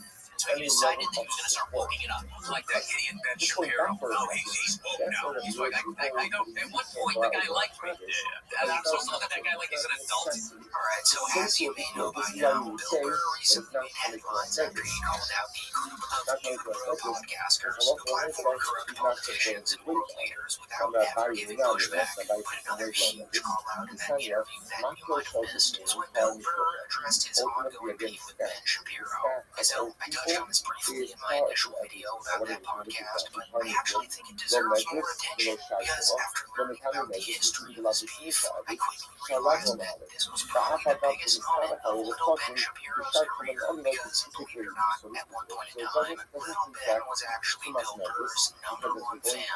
Like, he promoted Bill's special on his Twitter account in 2019, calling it shocking and audacious, and he even made an entire YouTube video defending the comedian in 2021. Talking leftists' outrage over Bill Burr jokes at the 2021 Grammys. Bill Burr said anything, and the thing was unquote, because our cultural Puritans never allowed Bill Burr to make a joke about his own inability to pronounce Latino names. You get Latinx names. So up until 7 months ago, Ben Shapiro thought that Bill Burr was on his team. You know, he thought Bill was one of these anti-woke mafia heroes such as himself. But then in February of this year, Bill Burr vocalized his support for Luigi Mincione and criticized the evil practices of billionaire CEOs, which seemed to hurt Little Ben's feelings. So much so that he made an hour-long podcast about Bill Burr, claiming that his stand-up's become weak, that he's become disconnected from his audience, and that he's turned into a woke eagle ever since he married his current wife. So this brings us to Bill Burr. So I have to say, Bill Burr is an idiot. Okay, so Bill Burr, I used to really enjoy his work. I mean, on occasion I still enjoy his work. He's a comedian, which means he's very famous. His Red Rock special, for example, hilarious. I used to be, I'm such a Bill Burr fan, that I actually bought a ticket for me and my wife and two of her friends to go see Bill Burr at the Hard Rock Casino down here in Hollywood, Florida. And I have to say, it's one of the worst shows I ever saw in my life.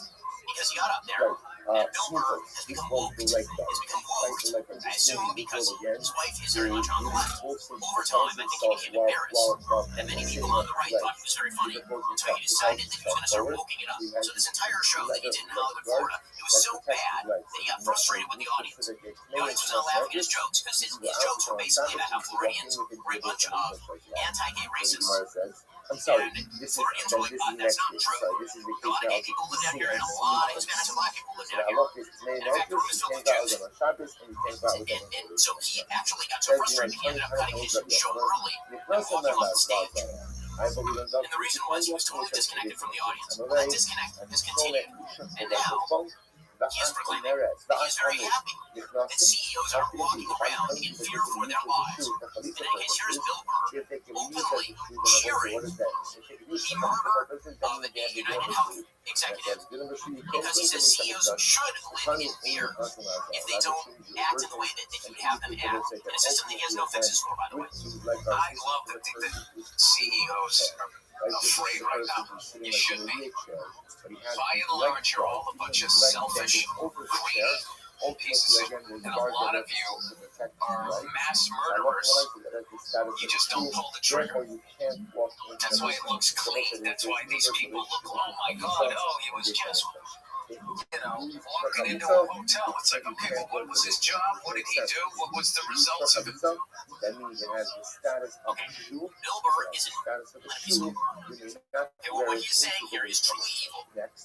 And what's so satisfying about this podcast was the golden an irony of Shapiro stating that Bill Burr was disconnected from his audience, because if you slowly scroll down, you'll quickly see that his videos were ratioed into the ground with dislikes. And pretty much everyone in the comment section let Ben know just how idiotic he sounded. It seemed that they all came to the conclusion that Ben Shapiro would get on all fours and bark like a dog if a billionaire CEO told him to. I mean, absolutely no one agreed with what Ben was saying there. So this podcast was a overall pathetic attempt to rile up some kind of beef with Bill Burr, I guess. But the fact that Shapiro's own audience found this take to be brain dead says just about everything you need to know about the guy. And that was pretty much the end of the story.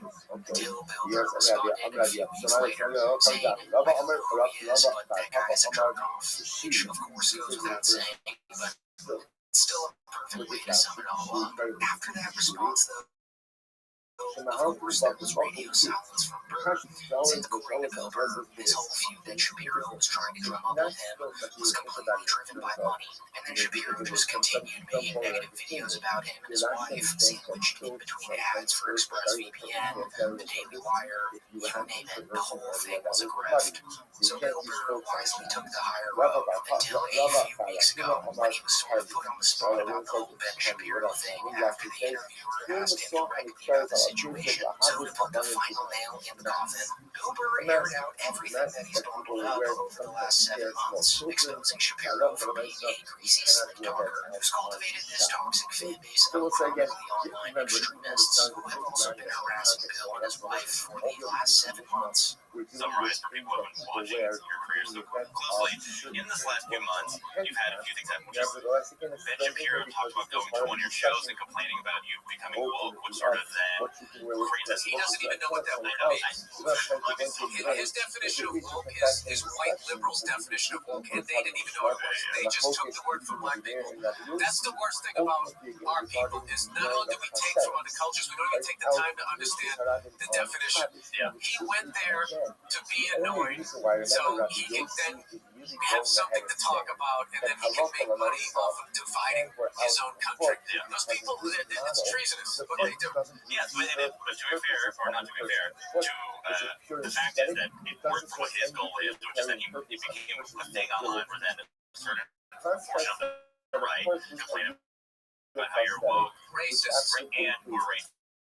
They're racist. Yeah, they send pictures of monkeys to me and my wife. And horrible people. And they're cowards, and they never say it to your face. They never do that. And, no, they're like, look, dude, there's an ugliness that's out there right now where, there's certain podcasts out there that if you're a racist, if you're an anti-Semite, if you're a psycho-nationalist and you want a softball interview, there's podcasts out there where you can get, they will laugh at your fucking bad jokes and just give you this pass. And it's like, there's a really ugly thing that's going on out there.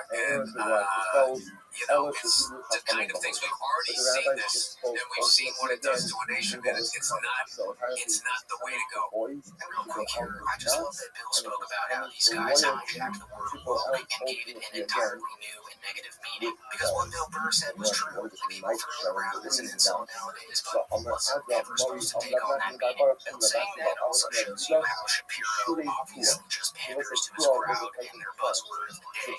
And Shapiro is just in it for money, which Bill wants a serial part of. Later in this interview, Bill Burr details how silly it was of Ben to have him as his favorite comedian just because one of his jokes aligned with his worldview, just to then completely flip-flop on it as soon as he made fun of something against that view. It was very childlike, which Bill summarizes in a perfect way. What I'm finding is that people keep trying to categorize what it is that you're doing. Like that idiot Ben Shapiro. No, he's woke now. He's like, I don't. That fucking guy, someone came to me and goes, hey man, he was trying to bring me into his fold. At one point, the guy liked me. And then when I didn't, then all of a sudden I'm a fucking assault. I mean, I'm supposed to look at that guy like he's an adult. And you see, Bill Burr wasn't just assuming here that Shapiro was a fan of his at one point in time. Because as I mentioned at the start of this video, Shapiro actually defended Bill Burr for making jokes about Latinos at the 2021 Grammy you Awards. still go ahead and come back I will accept on behalf of her if I I'm put you gonna to name. I'm Yaakov, sorry. All right. Hey, how many feminists are like going nuts?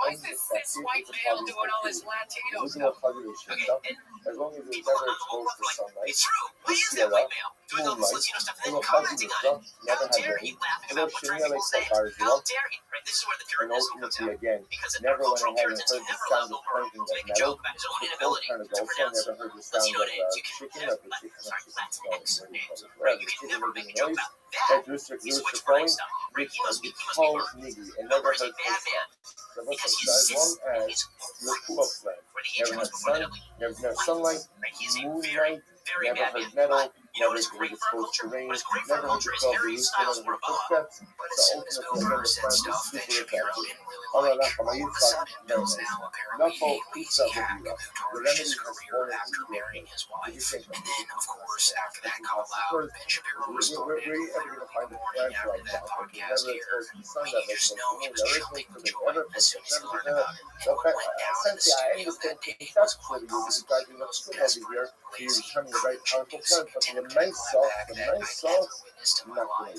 Like, you could tell that he really wanted to savagely roast Bill Burr, maybe thinking the two of them would have it back and forth like he always dreamed about. But after watching this, you're going to see that, A, it was very clear reading the script off his teleprompter, same movie for the first time, and B, the entire script was generated by AI. I'm going to touch on that more after this clip plays, but I'm 99% sure that he used AI to write this shitty little roast he made for Burr. There's just a lot of dead giveaways that you'd go down immediately if you're familiar with the way that ChatGPT writes, but more on that later. Okay, so now Bill Burr would presumably call that Bill Burr insensitive and unresponsive to the needs and definitions of black people. Which, oh, this is amazing, guys, because Bill Burr is whiter than a painting of polar bear in snow on a white canvas. So he's actually the most annoying form of a woke person. A white lib, the kind he likes to criticize. A white person who apologizes for being white and pretending that he can speak on behalf of black people about the systemic privileges of being white. Oh yeah, while pulling down millions of dollars to be an angry fellow human.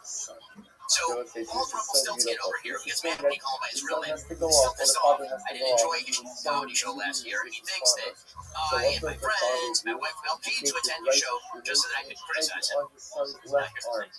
On a random weekday night, if I'm going to a comedy show, I'm going because I want to laugh. We paid to attend your show because you used to be funny. And then you tranced yourself and turned into a white, bald, allegedly male version of Sonny Hansen on The View, screeching at me about income inequality and racism. There's some irony to the fact that as you lost your nuts, you morphed into a shriveled nutsack of a human. And now you've decided to prove it. And that everyone you know is a victim. And that America is cruel and nasty and such, and you're deliberately misunderstood just because you're all I'm telling you, which makes me sad, as I enjoyed watching Bill Burr. But now watching you is like watching Robin DiAngelo, but even whiter, even faker, and less funny, with a scritchy Boston accent to boot. You turn into Billy, the piss-drunk woke leprechaun. You know what happened, dude. Listen, I hope you turn it around. I really do. Because the world goes better for you. And I like all the comedians who disagree with me. CK and Dave Chappelle. But, you know, we don't need 57-year-old men trying to earn street cred with the fellow kids by turning into a human embodiment of those in-this house lawn signs. That makes me sad. It does. And yeah, you're being a little jackass. You cannot tell me that that entire thing wasn't written with ChatGPT. And even if it wasn't, it's seriously some embarrassing stuff to be putting out to hundreds of thousands of people. I mean, come on, little Benjamin. This was truly the biggest moment of your career. Like Cooper never calls out anyone by name anymore. He didn't even mention Joe Rogan's name in that interview. But the last time this happened was when he called out Elon Musk, and that was huge. So just a little more effort would have at least been respectable. But yeah, guys, sadly enough, this call out by Burr was the highlight of Ben Shapiro's miserable career. Because that pretty much wraps up the Shapiro versus Burr saga for the rest of eternity, as Bill Burr is likely done with this mosquito that is Ben Shapiro. So with that being said, that's it for the video. Thank you so much for watching. It's such a simplistic beauty. Such a simplistic beauty. The apologist gets a little piece of himself and tags for tourism and just says, I just want you to listen, that's what we probably done with us. Trying to find just the right balance because there's nothing really challenging you. Because you don't have any real problems, and you're not on the earth. You're not standing on the earth, or you're in a bubble. where you sort of like, maybe I'll try this, maybe I'll just do protein now. You know what I mean? And you'll never find their balance because life does. That's not a normal life. That's not organic living. It's not living like a human being.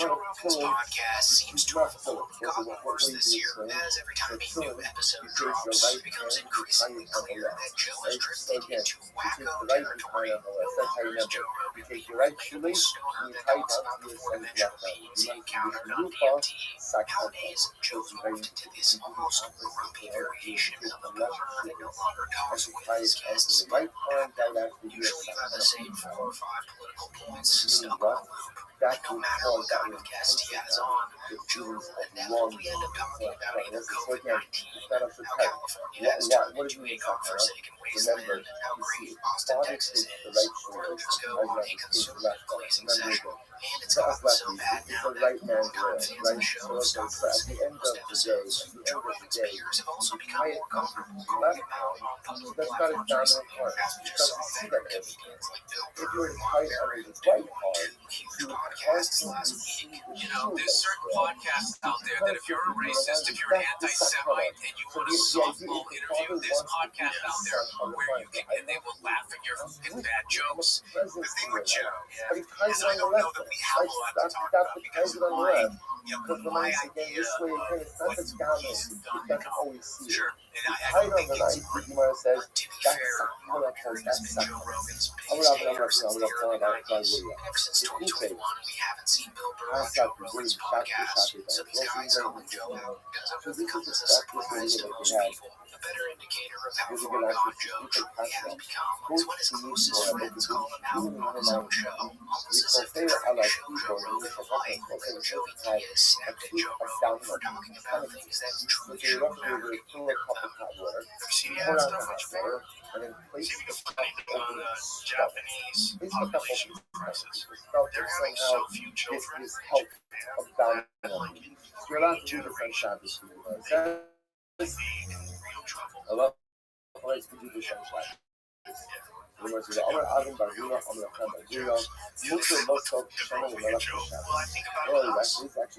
about it with like civilization's collapse. I think about what we've been talking about a little bit. I know. We don't have to.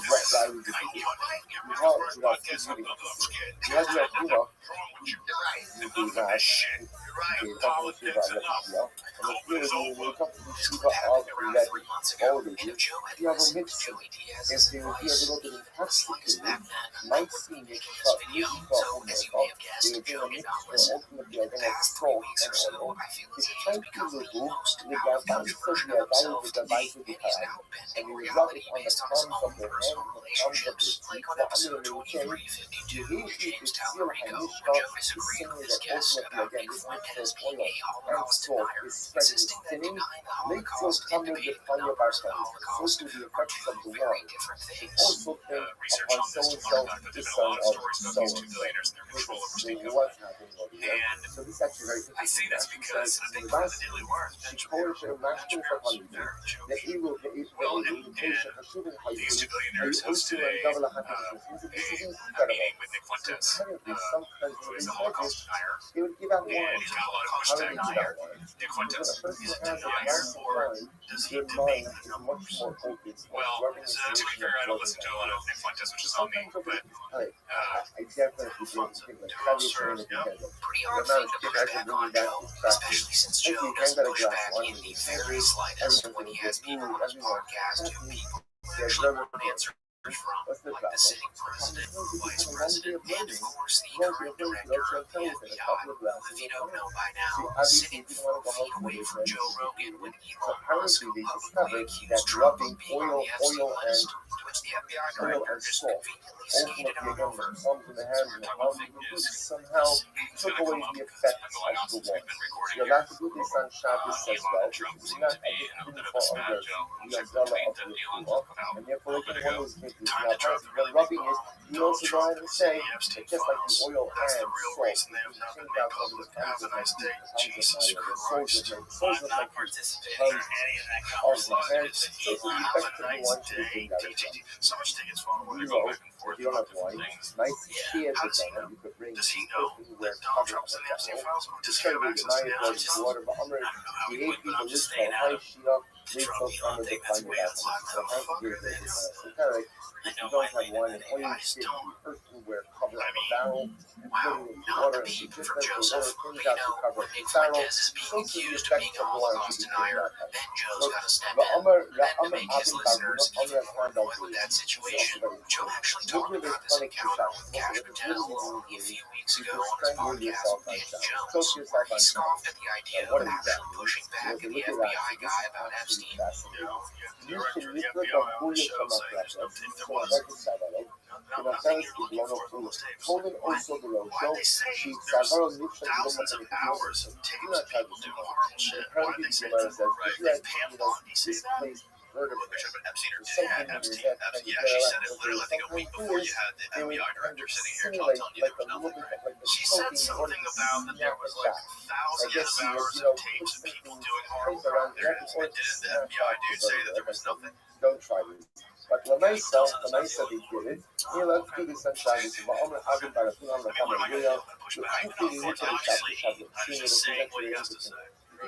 So this is what I'm talking about when I say that long-time listeners have been really fed up with Rogan recently. Joe has 24 million listeners every week and refuses to practice any type of good interview when he has guests on that people really want answers from. So it's crystal clear that he has a political bias on his show because he obviously only gives softball interviews to people that he aligns with. But at least Joe Rogan platforms actual politicians, scientists that are professionals in the field that they're talking about. What's even more annoying than Joe not pushing back is when Joe decides to talk politics all by himself because he doesn't really fact check anything he has to say. And when he goes on these long political spiels, it's almost like you can feel Jamie on the edge of his seat, just itching to turn on his mic, but he doesn't in order to keep his job. We're in this complete shifting of the poles where the Republicans now are in favor of free speech. The Republicans want to end the wars. They want to stop contributing to foreign countries.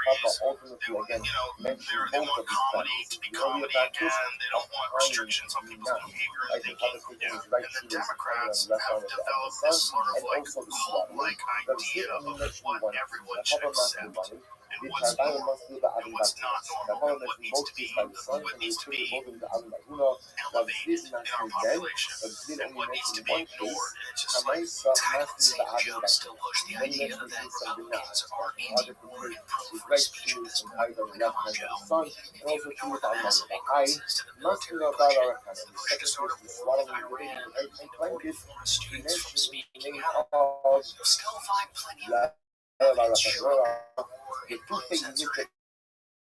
A lot of people actually think that Joe is saying this on purpose. Like, people believe that Joe is probably aware of everything that I just listed, but subconsciously ignores it because if he didn't, it could threaten his new life and cost him. He knows what side he's on, but funnily enough, still thinks he's in the center when it comes to politics, which he says about 5 seconds later in this very podcast. God damn, you guys are... You're ruining it for everybody that thinks the left way. Like anybody who's reasonable, like a reasonable left-thinking person, which is most artists, by the way, yeah, of course. And then you get to this point where you're like, no, I can't go along with you on all these things. You guys are, you're just a bunch of fucking assholes for using these subjects as a way where you can behave incredibly shitty, incredibly uncharitable, like vicious, mean, ostracizing people from society. I don't want any part of you. I don't want any part of the way you guys think and behave. And you pretend that you're doing it for good. You're doing it for you're gluing yourself to the wall for climate change. The fuck you are. You're just a nut. You're just a crazy entitled nut. And you're fucking up society. And this is not the way people should be behaving. And I can't believe it makes people go to the other Republicans are smarter about it now in this day and age. Because they're like, hey, we'll take it. Hey, it's fine. Come over to us. You can say whatever you want. Comedy's back. It's a big ebb and flow. To me, it's like some weird natural balance of like things shift a little bit to the left. Yeah, shift a little bit to the right. And you gotta hold the center. So yeah, there's way too much political jargon from a guy who used to talk about grizzly bears, hunting, and the ancient Egyptians' knowledge of the pineal gland. And again, most people wouldn't mind Joe talking politics if he went about it in a level-headed way. But it's almost like he's pandering to one side, like he sold out, if you will. But in my opinion, the political grifting Joe's done recently isn't even his worst offense. Joe's most despicable behavior can actually be observed when legitimate, reputable scientists go on the show and disagree with any of Joe's various conspiracy theories. Like Joe's handling of the Flint Dibble Graham Hancock debate was just atrocious, because even though Flint provided real evidence to back his claims, since he's an actual archaeologist who's been to the sites that Graham and Joe talk about, Joe and pseudo-archaeologist Graham Hancock just bullied and interrupted their way through the podcast. And after that show, believe it or not, Joe actually made fun of Flint Dibble for having cancer. Flint Dibble approach that guy embodies what you don't like about academia. You see him physically embodies it. Like it's like that's what it is. It's these weak men. These weird, kind of bitchy weak men. Hey there, Joe. I just found out yesterday that you really killed my appearance in front of millions of people on your podcast. Here I am. I have had the last, 6 hours in the hospital to consider this while I get treated for my stage 4 cancer with an infusion. You know that I've been fighting cancer for the last 4 years. I've mentioned it to millions of people on your podcast. What a little man Joe Rogan truly is. And if you haven't watched the whole expose video Flint Dibble put out about Rogan, I'll put the link in the description down below, and I highly recommend you guys give that a view, because he tore Rogan to shreds, and it really puts Joe in a light that you may have never seen before. Joe Rogan, you're a coward. Calls a cancer fighter. In my view, all this stuff about Joe happened in the last 4 or 5 months or so, which is why I think that Joe Rogan is actually at rock bottom right now, because it's not like any of this is new, you know, but it's become much worse recently. I'm sure if you're watching this that you may have been a fan of the podcast at one point in time, because the show used to actually be genuinely good. It felt as if Joe felt as if he was lucky to be in the presence of some of his guests, and he would let the guests leave the convo instead of the other way around. Joe also used to have the best guests on, as when he lived in Los Angeles, there was a plethora of cool people in town that could stop by the studio to talk with Joe while they were doing unpromotional stuff in their careers. That simply cannot be found in Austin. And now when you scroll through Joe Rogan's recent podcast episodes, I bet that the general listener would have to Google search at least half the people that Joe's talking to. So Austin's not really skyrocketing. Instead, it's sort of stagnated now, and the comedians in his circle, aka the Rogan Sphere, have openly criticized how shitty the city truly is. Like Tim Dillon, Mark Normand, Shane Gillis, and even Ari Shaffir have all come out on separate occasions to publicly trash Austin with seemingly zero remorse. What is the most overrated city that one loves to visit? City one of them. Right now, Austin, Texas, city is trash. It's class is trash, everybody. It's not cool. Everyone's like, watch what they're Austin. The conversation's huge here. I'm like, sure. The city itself is not cool. I'm not saying it's a lack of cool. I'm saying it's actively uncool. Well, let me just say, I went to Austin. I gotta tell you that Austin. I don't know how these people, these Gillises, or these Tyler Fish, or these Seguras, what's Big Creek? How do they live there? I mean, it's that city is a boiling pot of evil goo just circling a dish. Texas is gay. I'll say Texas? Fair. That's fair. Wait, wow, I'm sure not the one that is gay. Austin is a gayer version of. There is equally as many shirtless guys in Austin. No, I haven't seen one shirtless guy here. I hated everyone I had. The things that people were doing, I hated. I didn't understand what was going on. When there was a kiss in the next city, and I didn't get it. I didn't understand it. The lake were Jesus the worst people. Austin is like the Proud Boys and Antifa got married and had a city. Nothing works, and the food is atrocious. Some of the worst food in America. You have to be like a drunk college pig to enjoy it. I've shit talked Austin for 3 years now. One human being has been able to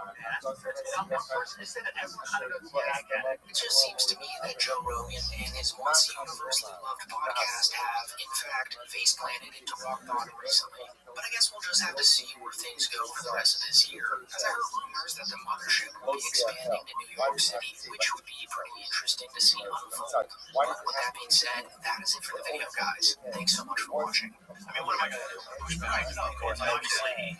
And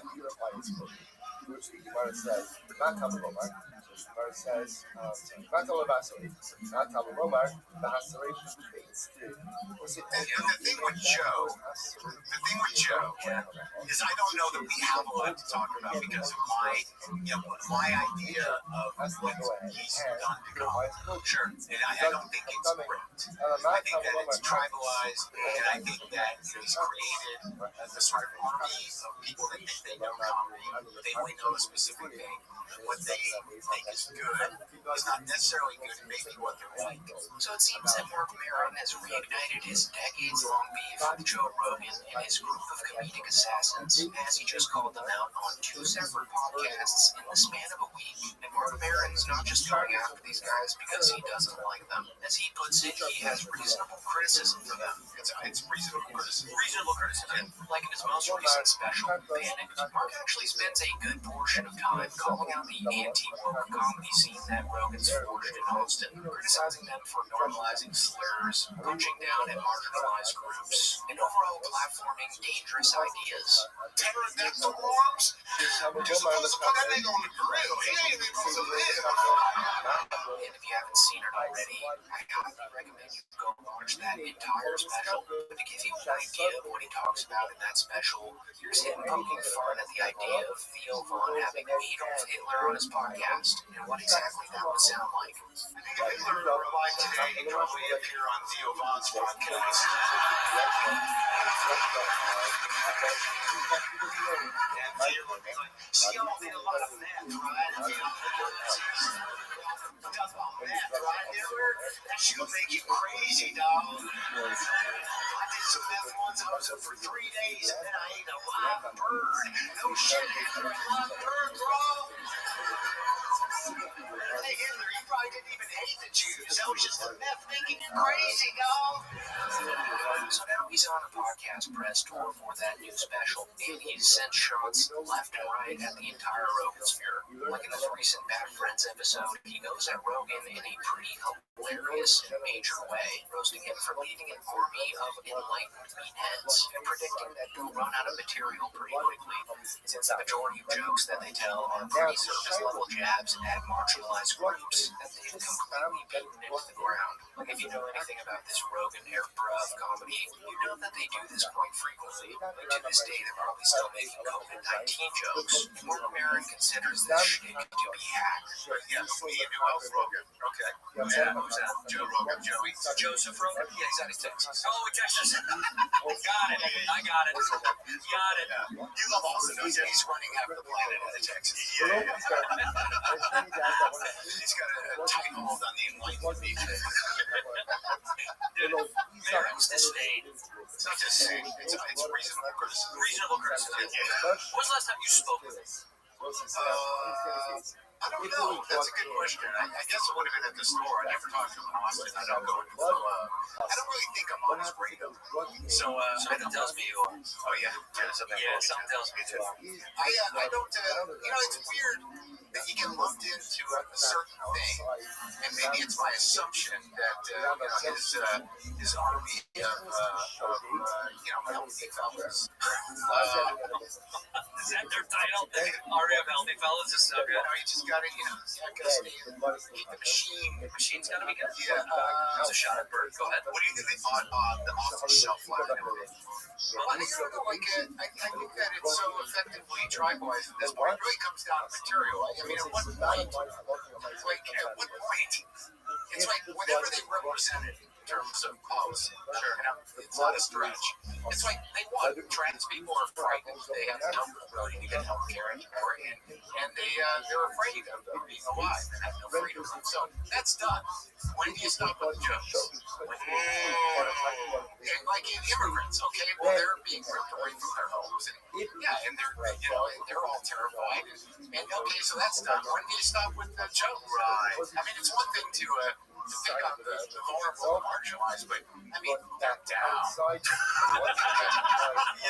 mean, like, why do you got to keep hitting them? Unless you're a hack. Now, there's a question.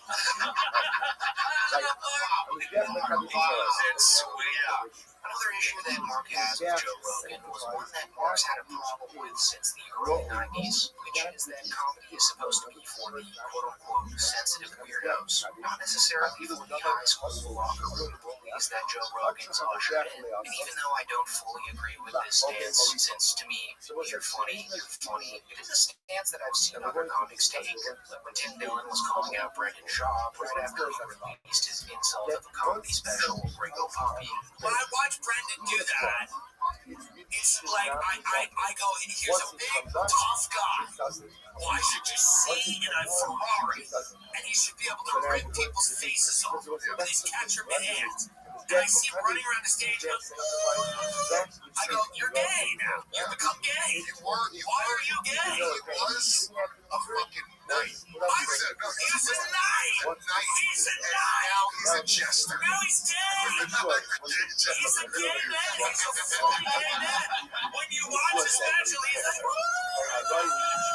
So Mark's main issue with this is that the weirdo comics have sort of been pushed to the side in recent times. And when Mark brings this point up to Bobby Lee, he actually gets him to join in on trashing Austin comics, which was just great to see. That's a problem. Yeah, so and the bigger problem about what you're saying is I think we all still do exist, but the nature of the comedy business is fragmented and some of it's tribalized. But there used to be a lot more weirdos around who were kind of exciting and interesting and took it a different place. I would argue with just talk comedy, there's not that many people bringing it to a different place, dude. Right. Well, there is some good ones that like I think that kid Casey Rocket's really entertaining and fun and different and unique. I think they're there, right? I think the problem is there's so much sludge. There's so much shit. There's way more noise than we've ever fucking seen. It's hard to appreciate or even care because all that's really being shown is kind of the constant like give it to him, give it to him, give it to him, give it to him. And so I'm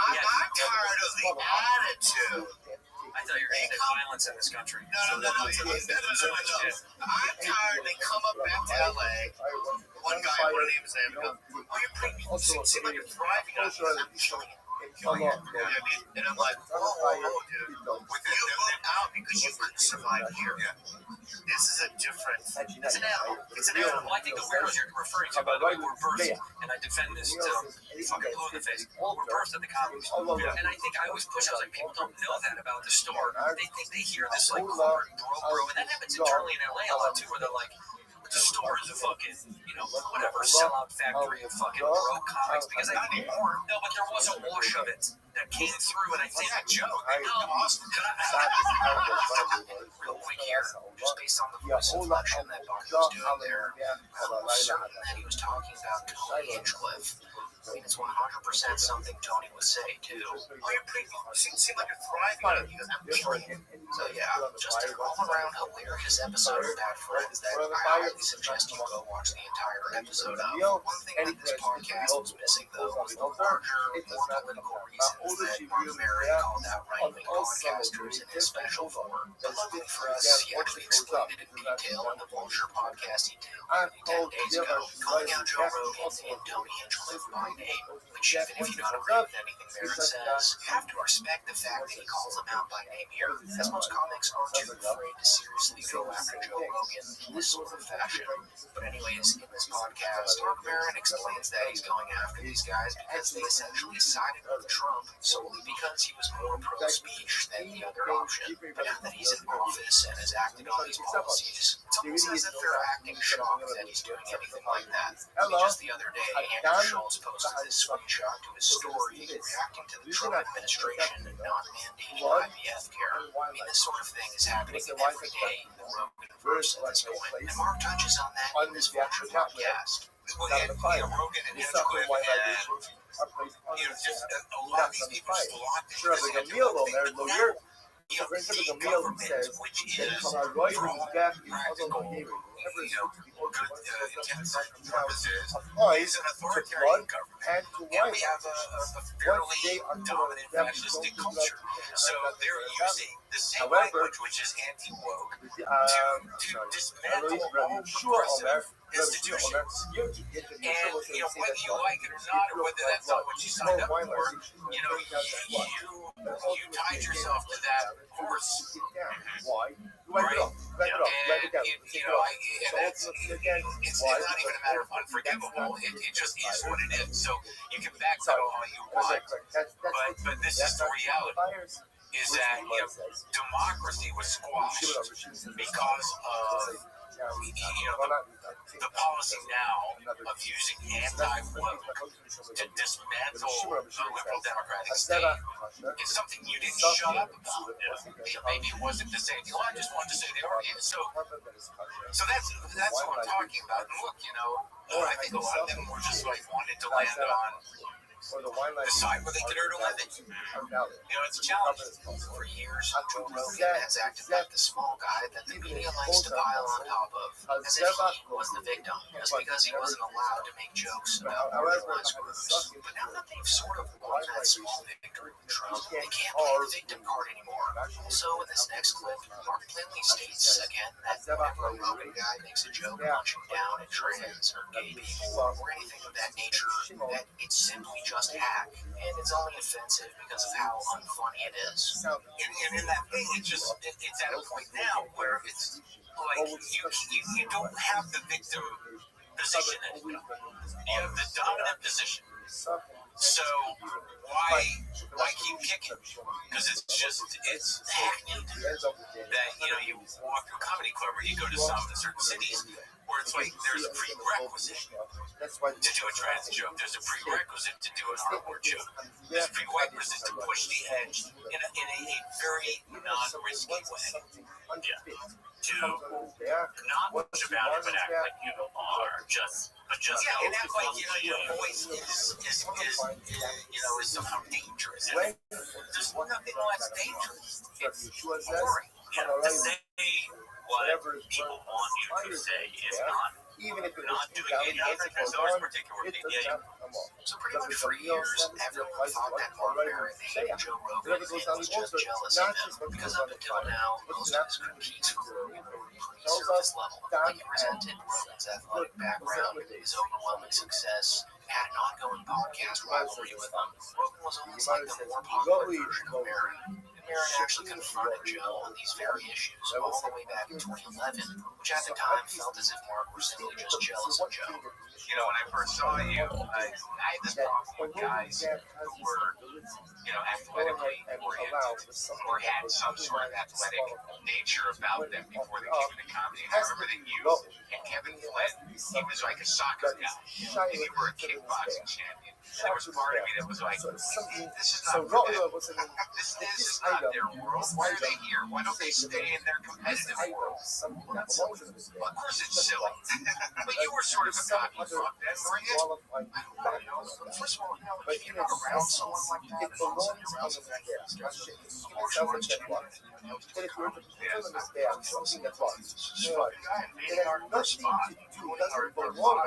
In this podcast, Mark also admitted that he felt that Joe and the Fear Factor disqualified him from being a comedy authority, implying that doing a show so out of sync with thoughtful or serious comedy should have knocked Rogan off any moral or artistic high ground. That your television career, not just radio, but Fear Factor was antithetical to who you are now, and then I thought it was hard for me to accept that you were able to stand in a position of judgment of what comedy is or isn't, having done Fear Factor, and the impact it had on the comedy business and television. That's an interesting angle, and I kind of think that that angle's got to be coming from some weird animosity that might have to be regarding before this. Because, first of all, how many sitcom writers are really comics? It's very few. They all, a lot of them started as comics. I'm just saying in comedy in general. You can't say that that's taking away jobs because it's an economic issue, and if I wasn't hosting it, someone else would host it. So after that 2011 interview, a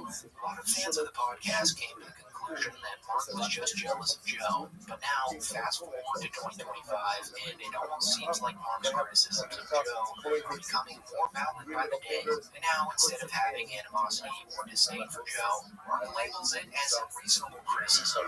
So at the end of the day, whether you think Mark Maron is bitter or just finally saying what a lot of comics want, his beef with Joe Rogan has taken a new level of depth. Like it started as a personal rivalry, but now it's evolved into this broader cultural clash. Both these guys representing two very different versions of what comedy should be. But anyways, with that being said, that's pretty much it for the video. Thank you so much for watching. Make sure to like, subscribe, and comment down below what your thoughts are on this entire thing. It doesn't put in a service utensil, then it's not sending. So the Gemara gives an interesting case. I thought this was an interesting case. So what's an example of something that has no shaykhus to the mizbeach? But even if you put it Look, on, dude, there's an ugliness that's out there right now where, there's certain podcasts out there that if you're a racist, if you're an anti-Semite, if you're a psycho-nationalist and you want a softball interview, there's podcasts out there where you can, and they will laugh at your bad jokes and just give you this pass. And it's like, there's a really ugly thing that's going on out there, and it's the kind of thing we've already seen this, and we've seen what it does to a nation, and it's not the way to go. Like many people on Earth right now, Bill Burr seems to have reached his last nerve with this group of grifting podcast bros in the Rogan sphere and adjacent circles, as he just spent a good portion of this interview he did yesterday with Variety, calling out the absurdity of what this whole thing has turned into. Because if you didn't know already, these podcasters Bill's referring to here have truly been playing with fire lately with the people that they platform. And it seems that they have zero clue about the actual impact these massive podcasts will have on the public for years to come. They're really just in it to make money. It is grifting at the highest level, and it seems to just be getting worse. Like why on God's green earth are the Bell Boys interviewing the Prime Minister of Israel? That sucks. Yeah. I disagree completely. Working over McDonald's? That's their worst take. Absolutely.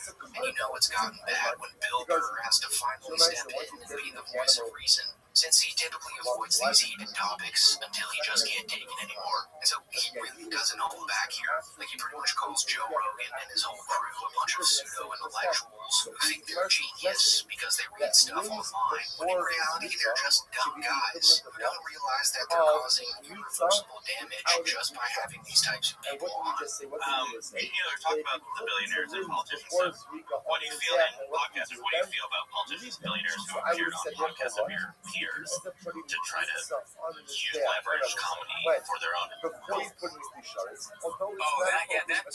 was before that. I remember the first time I saw a president go on the Tonight Show. I thought it was cheapening The Office. It's like they never did that.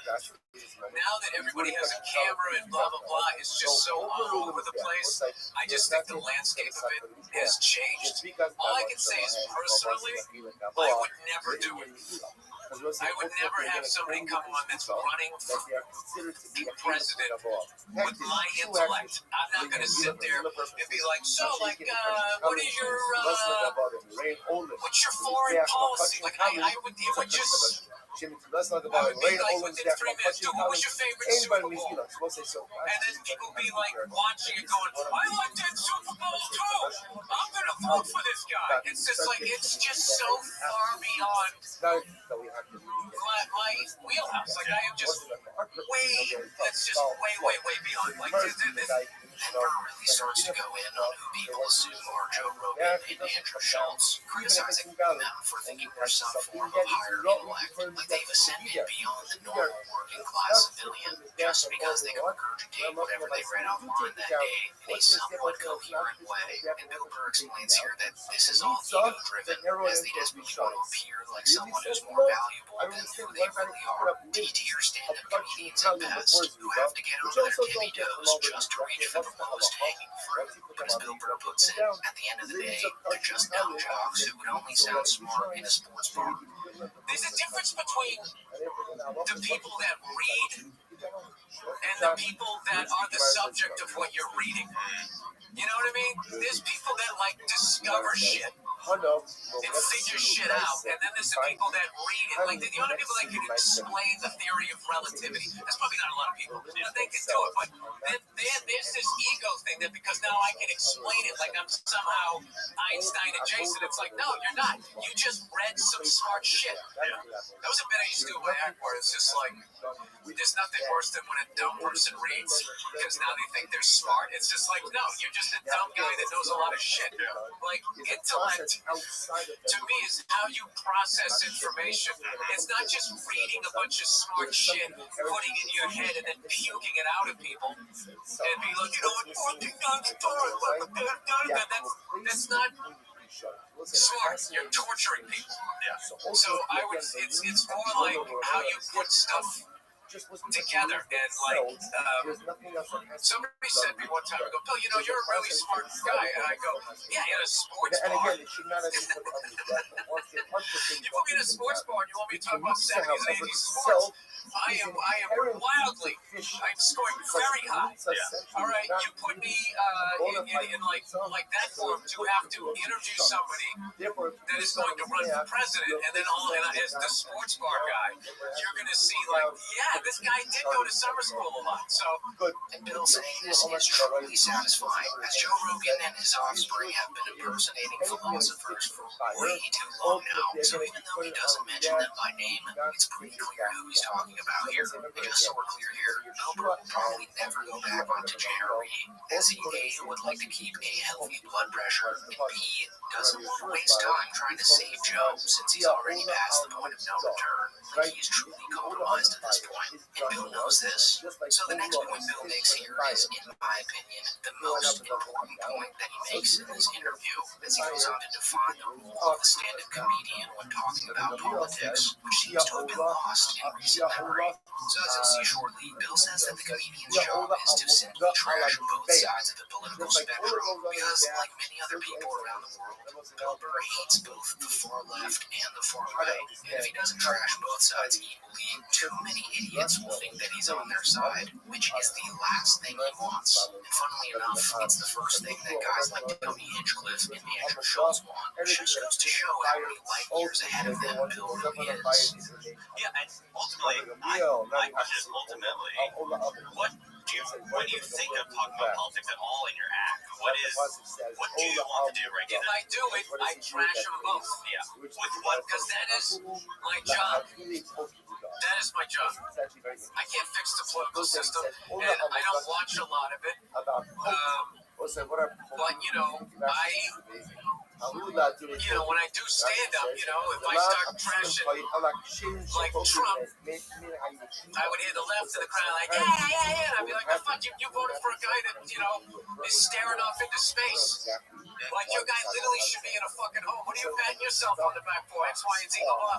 Your fucking party has not let you vote for, has not let you choose your candidate since Obama's second term. You a liberal? That's fucking insane. We want Bernie Sanders. Fuck you, Hillary. We want Bernie Sanders. Fuck you, fucking Mr. Magoo. Mr. Magoo again. Fucking 2 weeks before. Oh yeah, it's vice president. That's what they're doing. So like, so then after I crash Trump, I then do that because my thing is like, I'm not flying either one of them flags that stay down. That is the problem. And they're always distracting us with other stuff. So, like, CNN and Fox News are a fucking disease. So Bill Burr is really trying to make it clear here that he he's not affiliated with either side of the political spectrum. He might be left on some issues and right on others, but at the end of the day, he is a pure stand-up comedian, and he wants to shit on both sides equally. And by saying this, he really exposes the major error that podcasters in the Roman sphere made by taking one side before the election last year, as they quickly went from being podcasters and entertainers to political puppets, which is Bill Burr's worst nightmare. And it almost came true earlier this year when he started going after Elon Musk and other CEOs on his podcast, which made the left think that he was on their side. You talk about Elon, that he was ruining the Earth, I saw on The View. You're critical of him. What do you think of all the boycotts, like even the violence? I don't watch the news. I don't watch the news. I have no idea what's going on. I watch Instagram. I watch people wipe out on motorcycles. I watch lions and hyenas fight each other. This is the things that I do. And I don't think you should be asking a comedian. You're comedians are on top of current events. No. That's weak. That's you guys passing the buck.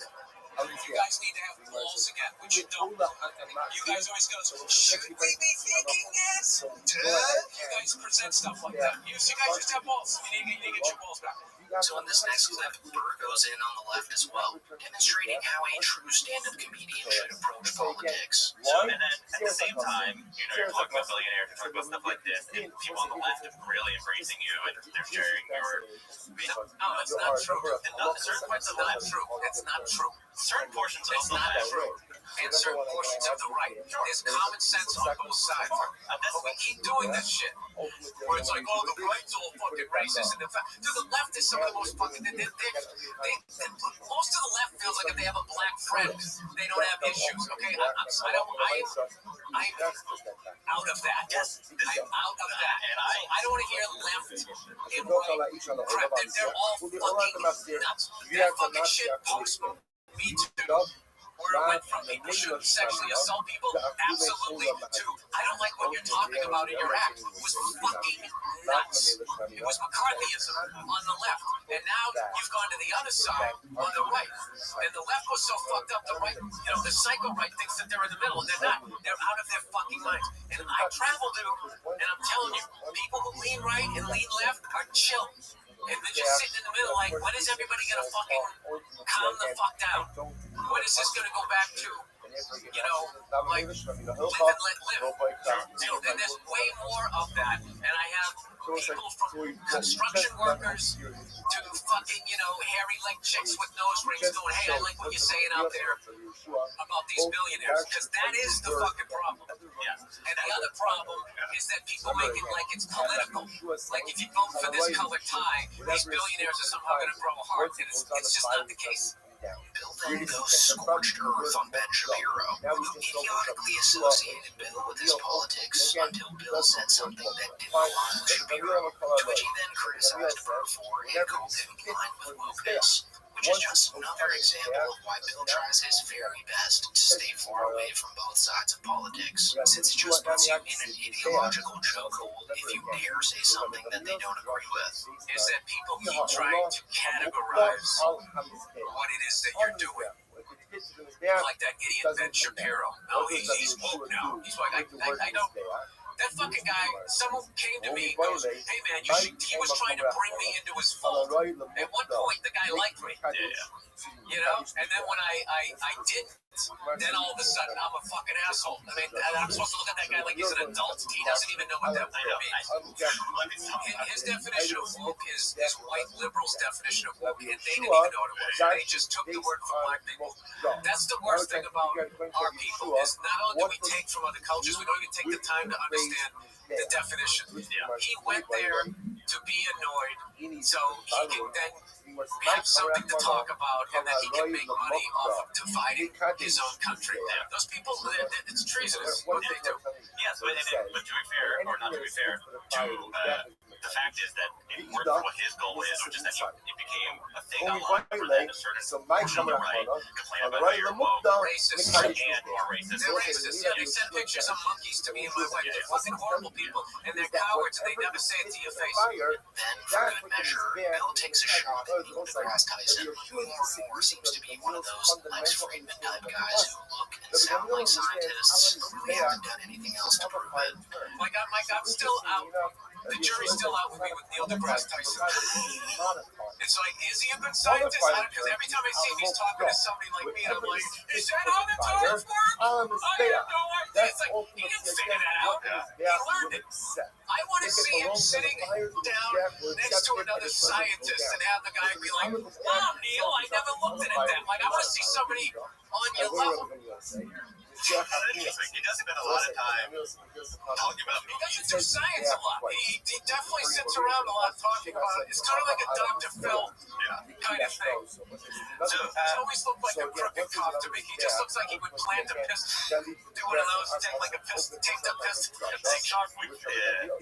like more right than we realize. So yeah, at this point, Bill Burr laid out a blueprint for how comedians should be handling this mess. Calling out the grifters, staying out of the political trap, and actually be funny without selling your soul. Because once you pick a side, you are no longer a comic. At that point, you're just another pawn. And whether you agree with Bill's stance here or not, one thing that's truly beautiful about this call out is that whether you're left or right, you can agree that the frat boys in their 30s at Nelp should have never in a million years interviewed guys like Donald Trump or Benjamin Netanyahu. I mean, absolutely no one asked for that. And after that Netanyahu interview happened, humanity sort of came together to pile on them for it. And they actually just got completely destroyed for it in their podcast with Bassem Youssef. And so on that note, that is it for the video, guys. Make sure to like the video, comment, and thanks so much for watching.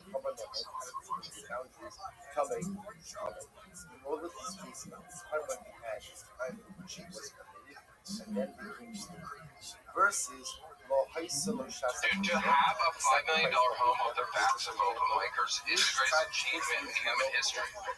There's nothing better than that. To watch Casey Rocket sweat so he can buy a second lake house is brilliant. Alright, so it looks like Tony Hinchcliffe finally got canceled, but not really in the way that he's always fantasized about. You see, instead of getting canceled by the evil woke mob for saying an offensive slur, Tony Hinchcliffe was literally canceled by the WWE after he couldn't sell enough tickets for his SummerSlam event, an event that was going to be based entirely around Tony's comedy. Pretty hard pill to swallow for the comedian known to have the largest ego known to mankind. Look like Tony's ready to suck dick in any body of water. Go have your magic moment. This is the biggest thing in your career. Go do it. Go get it. Go get it. It's personal one-term. They gave me a chance. You know what I mean? They gave me a hungry chance. And this cancellation comes just 3 months after Hinchcliffe bombed horrendously at the roast of WrestleMania, which was so awful and in bad taste that the WWE removed all existing audio and video of it from the internet. I mean, you know you're bad at stand-up comedy when the WWE and its fan base all come together to agree that you're a hack. Like, these are the same guys that find Bert Kreischer to be one of the funniest men alive. So I think it's safe to say that this is now the biggest blunder in Tony's massive ego in recent memory. I mean, the last time he got a reality check this bad was when Donald Trump publicly announced that he's never heard of Tony Hinchcliffe, and in fact wanted absolutely nothing to do with him, especially after Tony's atom bomb at Trump's largest rally of the year. I have no idea who it is. Somebody said there was a comedian that jumped about Puerto Rico or something. I have no idea who it is. Never saw him. Never heard of him. And don't want to hear of him. So for this video today, I wanted to explore the following question with you guys. Is Tony Hinchcliffe in 2025 an actual stand-up comedian? Or is he just a witty podcast host who knows when to throw in a good one-liner from time to time? Like, we all know that his show, Kill Tony, is massively successful. Like, I'm pretty sure in some metric that he's passed Joe Rogan's podcast recently. But when you strip away the live band and the world-famous comedian guests, can Tony Hinchcliffe really be funny all on his own? Want to put this to the test? We have to look at the times when Tony puts on a show all by himself, which is pretty rare, but most recently happened around a month ago. He appeared on the YouTube channel Country Club Adjacent, where Tony tried to show the hosts of the show what roasts from a world-famous comedian really sound like. Well, it's a meeting of the mind. Like a manager and a pitcher at a Little League game.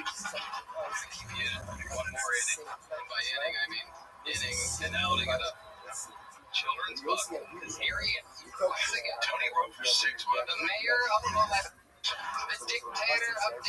anything that touches them is the same thing. Yeah, being roughly. N-word. This is a big deal because this is a special version. The guys that his mom are on a billboard down there. I don't know if you guys see that. You see the guys that my mom, when we zoom in on him, he also controls the weather. So this little gust coming from east to west might help him. Yeah, fart knocker. I love that I have literally the worst recorded back off. They are fart knocker, hibbity bobbity. Remember hibbity bobbity? So he really tries his hardest to roast these guys here, but the jokes just never really land. After a while, the guys he's with just start to belittle Tony right to his face. I mean, you have money to buy a man for Norton, and you still dress like a broke piece of shit from Tallahassee, Florida. Like, when you pick your outfit, are you just like, I don't feel that's the real celebrity? I don't feel like sexy Kim Patterson from Get down too much. Gotta turn it. And the reason I'm labeling this as belittling instead of roasting is because you can really tell that Tony's not too happy at the guy suggesting that he's wearing a fake Rolex, or that his outfit style makes him scream that he's rich. Because if there's one thing that Tony would be genuinely offended by, it would be from someone suggesting that he's not high class. But you know, he just blends in, like, he's clearly a man of the people with his fake whips on. Yeah, that's so. That watch means that put like 2 hours in these Jordans. Yeah, he stole from Kim Patterson. You guys literally don't know anything about taste or class. Says the guy who has his shirt tucked in a pigeon. You don't know about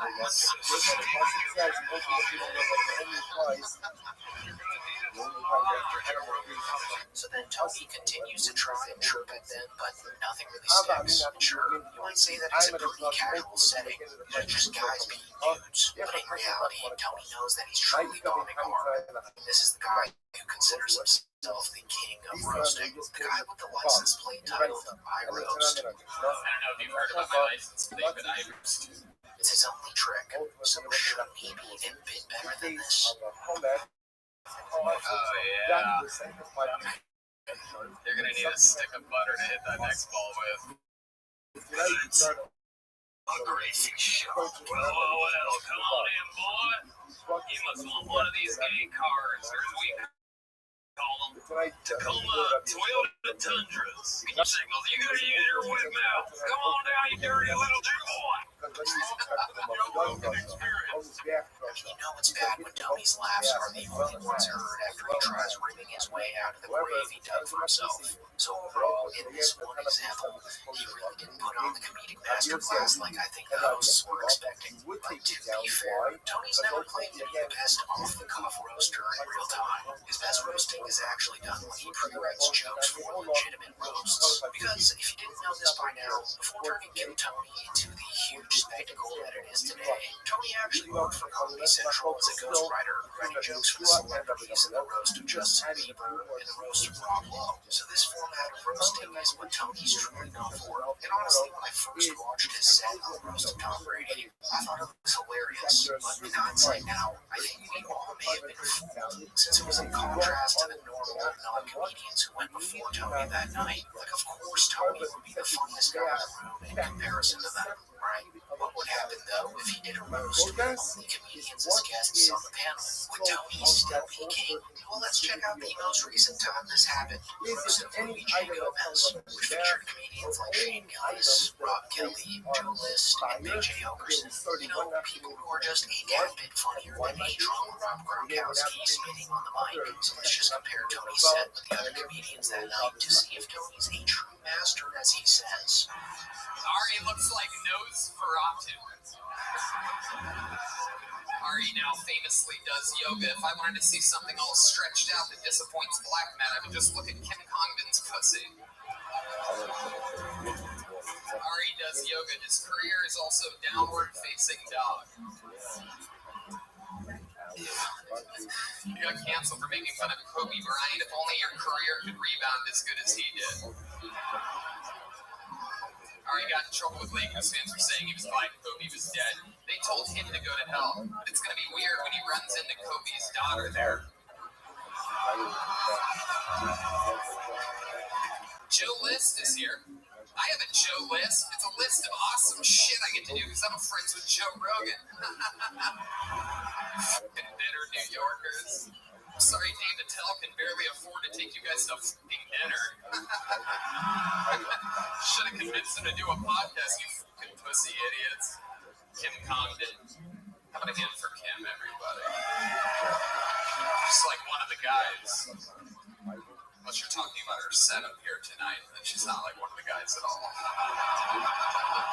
Kim was built to live here in Texas. She already gets an abortion every 6 weeks. She can take shots to the head and chest, and her pussy looks like brisket.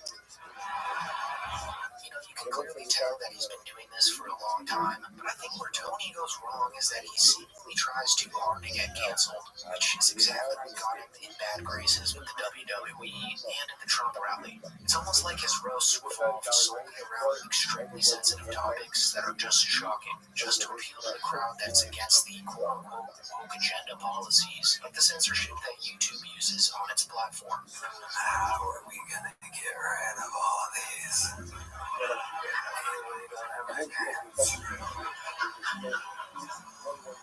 And I believe Tony's lost himself in this one-sided battle he has with the woke agenda, and in the process, he's sacrificed being funny for being crude and off-putting. And don't get me wrong here, I think we can all agree that when done right, jokes about sensitive topics are some of the funniest material out there right now. Like Shane Gillis' opening monologue at the ESPYs this year, he tackled a range of highly sensitive, polarizing topics and absolutely killed it. But if Tony Hinchcliffe were to be in Shane Gillis' shoes that night, it would be very, very bad. I think that's something we can all agree on. Speaking of Shane Gillis, in this very roast battle, he actually tore right into Tony, roasting him into oblivion, without feeling the need to bring up things that the woke mob could cancel him for, since Shane does comedy to be funny at the end of the day. Tony looks like Matthew McConaughey's skeleton.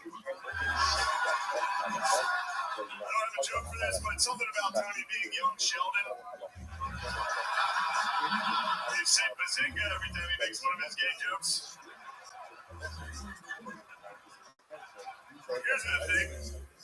Tony for real thought he was going to be the Joker. You ever see the movie The Joker? It was a dream of his. He does the laugh sometimes in front of his friends.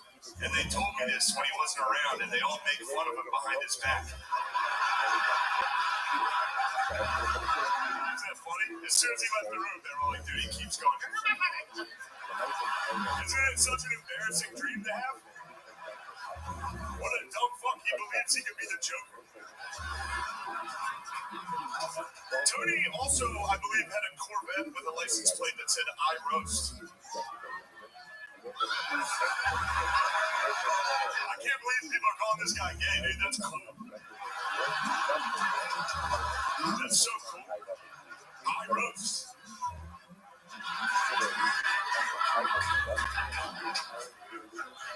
Is that true? Damn, that sucks. Tony's father was a mafioso, and his mother was the horse that he woke up next to.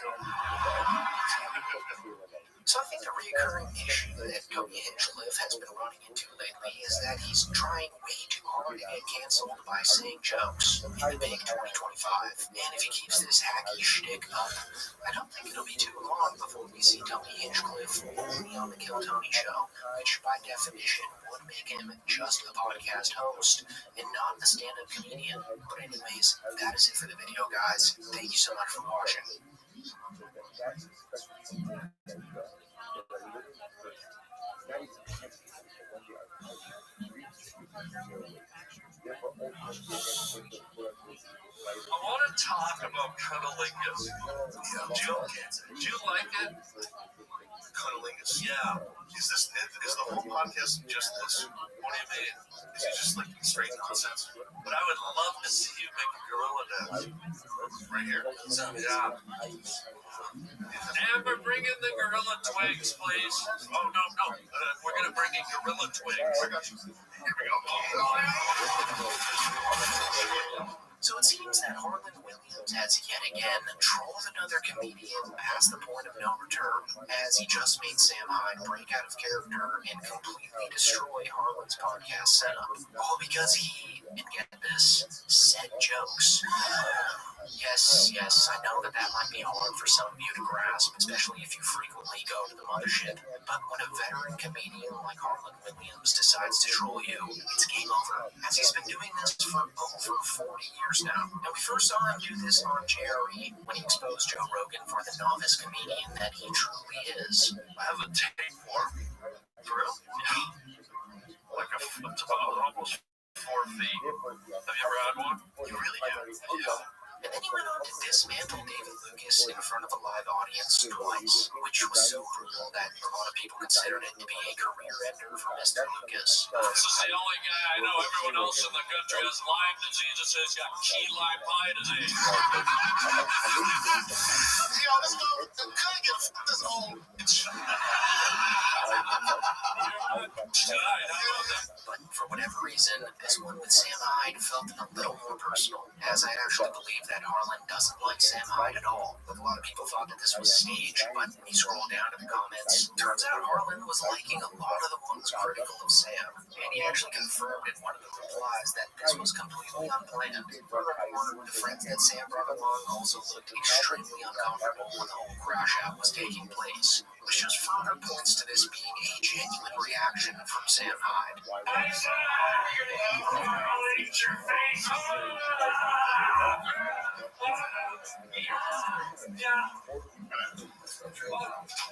Also, if you're familiar with Sam Hyde, then you could probably interpret this as him just pulling a quick break on old Harlan here. But if you watched this whole podcast, then you'd quickly realize that Sam Hyde was completely out of his element from the very beginning. You see, Sam Hyde operates the best when he has control of the situation. And you could tell that he tried to establish that control by bringing 6 other buddies with him on the set, even placing one next to Harlan. But right from the bat, Harlan established that he couldn't be trolled, and that he was going to be the one controlling this episode. Sam Hyde is here, everybody. Sam Hyde in the house with his posse.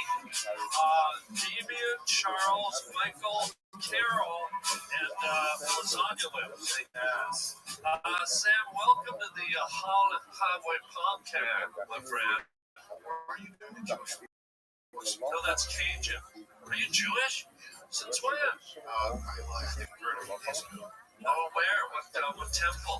Well, it was actually the Scientology Center. Sort of bigwigs. Wow. Wait, so you just turned Jewish, 3 days ago? And what were you before you became, as you call it, Jewish?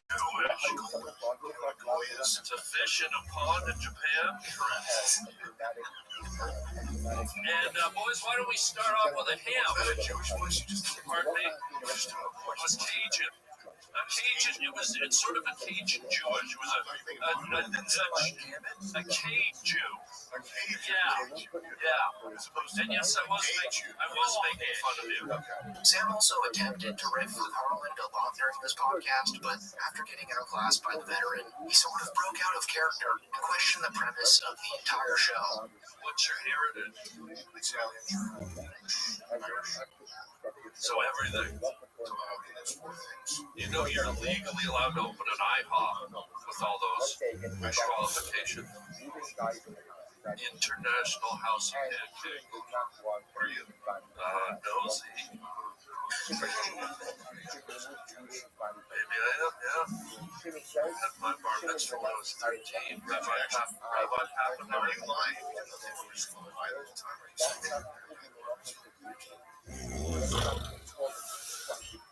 Pretty weird dynamic in the room from the very start, and it just seemed that Sam was feeling more and more as if he was the butt of the joke, especially since his posse were laughing at Harlan way more than they were at Sam. Another thing that got under Sam's skin, though, was when Harlan seemed to reference Sam Hyde's allegations, which in all honesty, I'm not too familiar with, but I believe they have to do with SA, so just keep that in mind when you watch this next clip, because Sam's mood shifts as soon as the topic of sex arises, and Sam mentions that even before the podcast podcast started that Harlan was talking about things in a sexual connotation, which he wasn't too thrilled about. So overall, I believe that this was the beginning of the end of Sam Hyde entertaining Harlan's trolling. Sam, I'd say it's tight and right. Tight and right. Yeah. Do you like those two words together? Or no? I don't like it. We were outside, we were talking, and you were saying things with like a sexual connotation. Yeah. And your eyes have this kind of like, I would say beautiful, but then it became a sinister sort of Sinister sex. sinister sex that you were Really? communicating outside. Interesting. We were talking about how ripe and tight the tangerine trees are. And you were doing that. What? Like what? You know, you're licking your lips right now. I don't do that. What am I, a party boy? Yeah. Can we ever toss it? I'd love to talk. Have you ever been? You look like you have.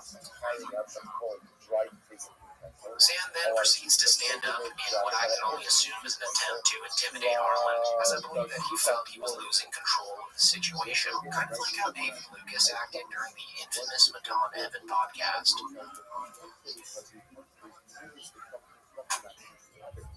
But of course, Harlan remains in character. I mean, he pokes fun at the guys Sam is with in the process. I mean, Harlan Williams really put on a masterclass here in a high-pressure environment, which I think really highlights his comedic ability. Do you know how to lurch? Because there's going to be a lot. You need to lurch. If you're not going to lurch, then don't. Sam, do you have something to say? Sam, okay. Then come on in, and flexi mouth. I have my ovaries if you want. What is it? Steven? What is it? Let's go to Steven on camera 5. Huh? That's your nutty friend? That's mine. He's got mine. Can we start with a choir song? Because I feel like we're in a Catholic. I know you're Jewish and all that, Jew or whatever. Can we start with a Catholic? I feel like we're in a choir, guy. What do you want to start? I'd like you to lead it. You're the spiritual leader of the Dementor of your friend. That's a good setup. And right before Sam Hyde completely lost his mind and went apeshit on Harlan's entire podcast set, he dropped his whole act and questioned Harlan's show, whether he's ever going to be serious or not, and if the whole thing is just a joke, which I think was the true victory for Harlan, since usually this is how people would react to Sam Hyde, who's impossible to read if he's ever joking or not. I want to talk about cunnilingus. Yeah. Do you like it? Cunnilingus. Yeah. Is the whole podcast just this? What do you mean? Is it just like straight nonsense? Hell no. What's the serious? What do you get serious? So how do you feel about the situation in Cunnilingus. Cunnilingus County? Cunnilingus County's been up against it for many years. It's these internment camps. Sam, I was gonna say if any of the gang, or you even Sam, but not you, if you have any cunnilingus techniques, we'd love to see them. If you each wanna give it a shot.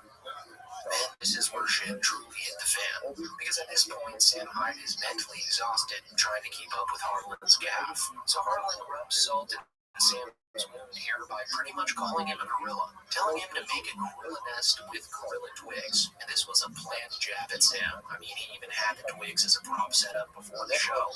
So Sam, in turn, completely wrecks the desk, which was absolutely unplanned and throws everyone off. While this clip's playing, just pay attention to Sam's henchmen here, because if there's one thing that points to this being unplanned, it's them and their reaction to this whole hissy fit.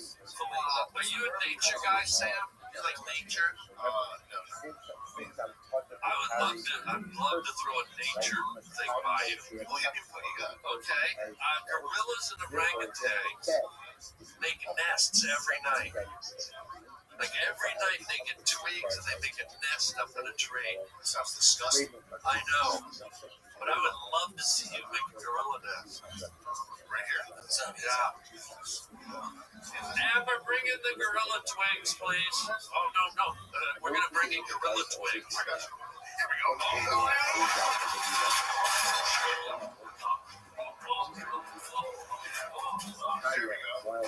Oh, no. We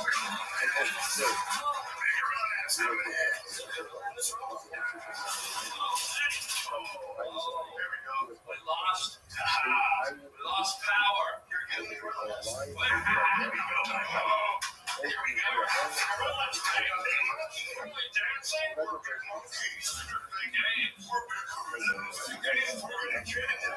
Now, can you make a gorilla nest with these twigs? You are going to do the nest building. You have to show me how it's done.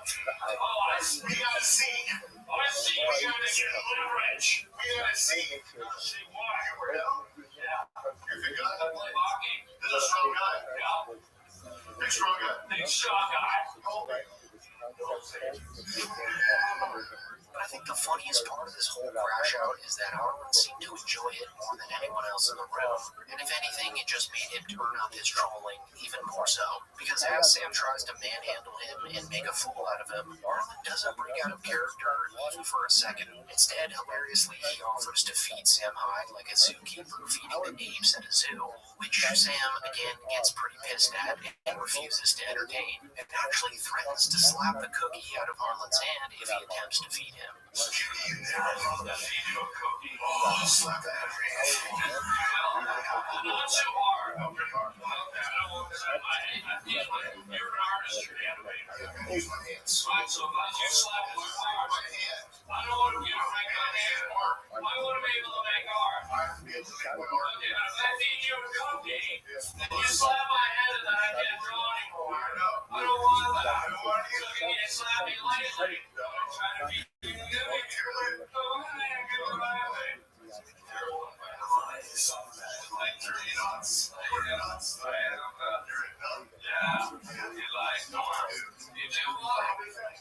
Another thing that suggests that Harlan really doesn't like Sam Hyde here happened towards the end of the podcast when Sam tried to promote his new show, which Harlan has his team of editors actually edit out.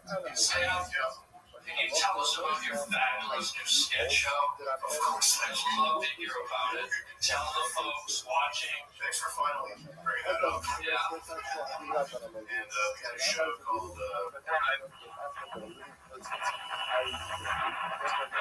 10 years ago.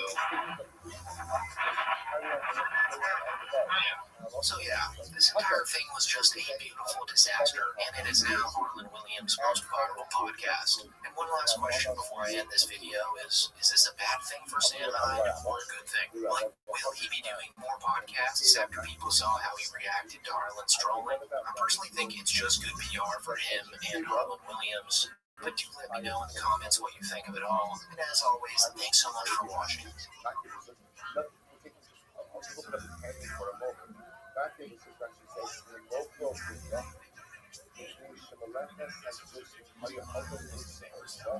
To that point, like there'll be people that they'll DM me and be like, you see what your boy doing? You voted for this. I'm like, I voted for none of this. He's doing the exact opposite of everything I voted for. I want him to stop the wars. He's funding them. I want him to shrink spending. He's increasing it. It's like everything that he said he's going to do, except sending immigrants back. And now he's even flip-flopped on that, which I kind of like.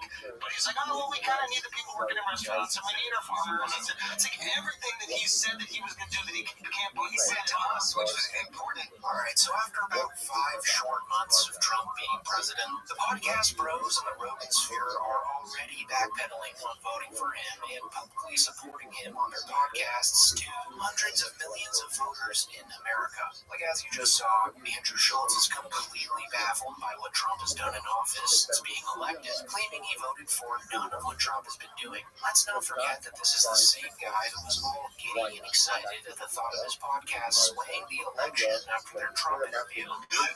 It's not close anymore. Is that the energy? You're a prisoner of the moment. Yeah, really is. Before Trump came on, you're like, yeah, can you either way? It's very close. Before he came on, I was like, yo, gonna cheat. I was like, it's coming on here. He gotta be down bad. He gotta be down. I mean, no, we're the best. Down bad. And then after the interview, obviously we saw the reaction. Then you got 20 or 25 text messages, and you were like, this guy's winning. I listened to 20 or 25 text messages. Do you know what it was? It was the looks on the street. So yeah, very idiotic stuff coming from the Flagrant podcast as always. But honestly, you can't blame Andrew Schultz for behaving this way, because after all, he's just following the Joe Rogan blueprint as he's done since the very beginning. Joe Rogan was the guy who made this Waluigi lookalike so successful. He's the guy who inspired Andrew to start a podcast, and he's the guy who probably set up the Donald Trump interview.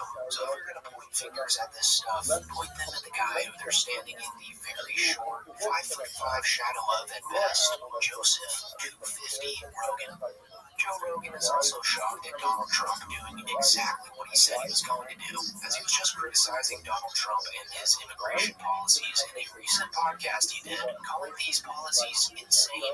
It's insane. Yeah, and we were told there would be, there's two things that are insane. One is the targeting of migrant workers, not cartel members, not gang members, not drug dealers, just construction workers showing up at construction sites, raiding them, gardeners. Yeah, like really? And so the buffoonery has gotten so bad that even Hulk Smash himself, Mark Ruffalo, had to call Joe out for this in a tweet he made the other day, saying it's a little late now to pretend like Project 2025 didn't exist all along. You're either not that smart or not that dumb. It's hard to tell at this point, which I must say is pretty on the money. I mean, there were Trump supporters waving enormous mass deportation signs at every one of Trump's rallies leading up to this election. So for Joe Rogan to act this way, especially after having Trump on the podcast, is absolutely mindless. And mind you, that was likely Rogan's largest podcast of all time. So now for him and his army of unfunny goons to take no accountability is very, very dumb, and honestly pretty characteristic of the Rogan sphere. Did you vote for Trump? I did. Do you regret it? A lot of people made a big deal, but I did say that I regretted it the other day. Look, if I... It's almost like podcasters who have zero knowledge of anything outside of locker room humor shouldn't get involved in politics, let alone invite them onto their huge platforms and have them push whatever narrative they want, while giving absolutely zero pushback to anything that they have to say.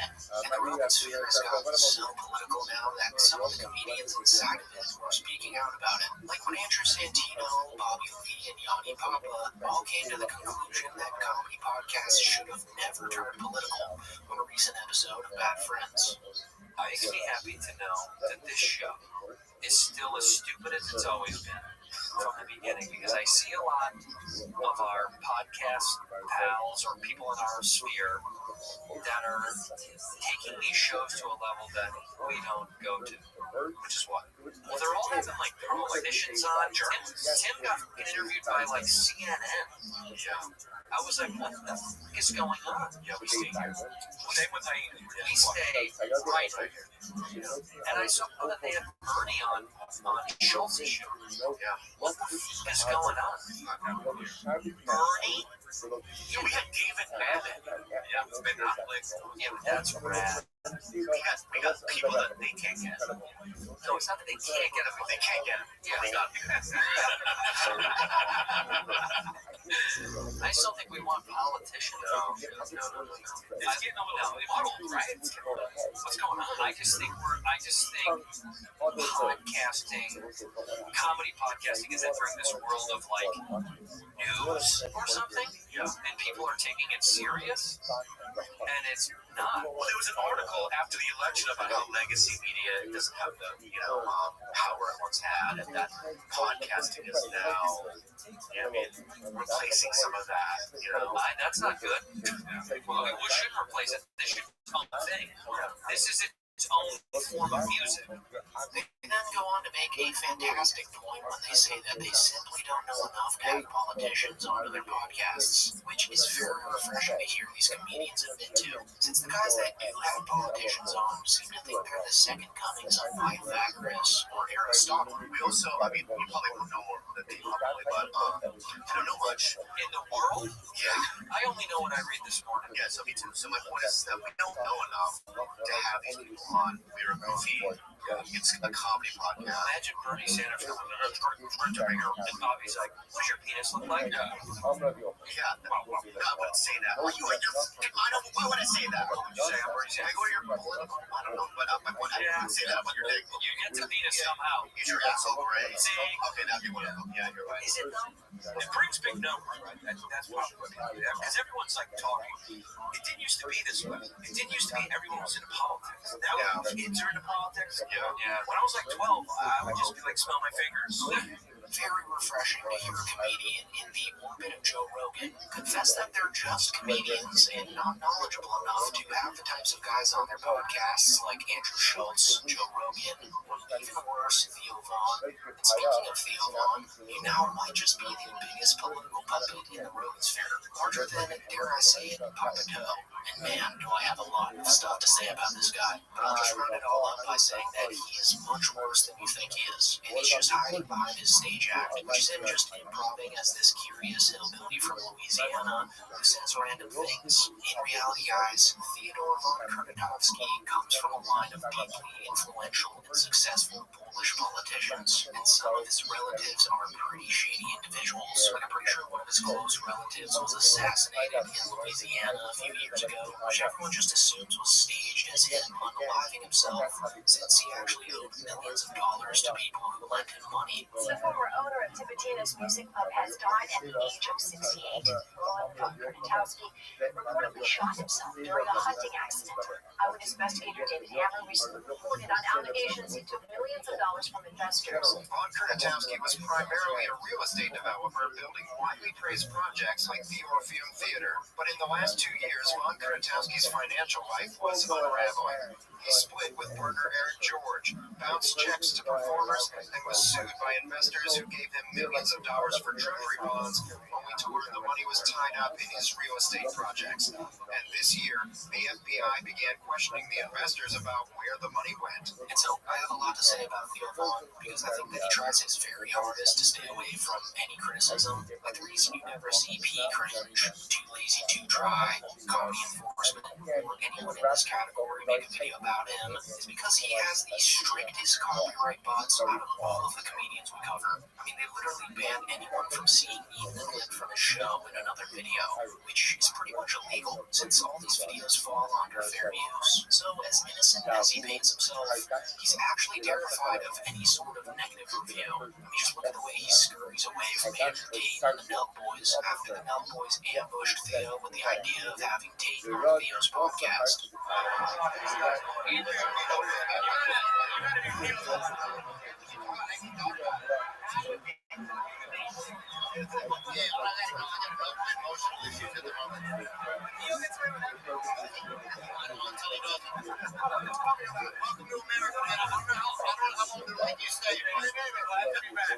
So, as shitty as it was to ambush Theo with someone as controversial as Andrew Tate, him scurrying away is very telling of how he's so protective of his image. I'd also like to add that when he pushed that dude by his neck in a random bar in Nashville, everyone and their mothers came to Theo's defense before ever hearing the other side of the story. So I'm just going to share his side of the story with you guys right now to let you be the judge on whether this guy deserved physical violence or not.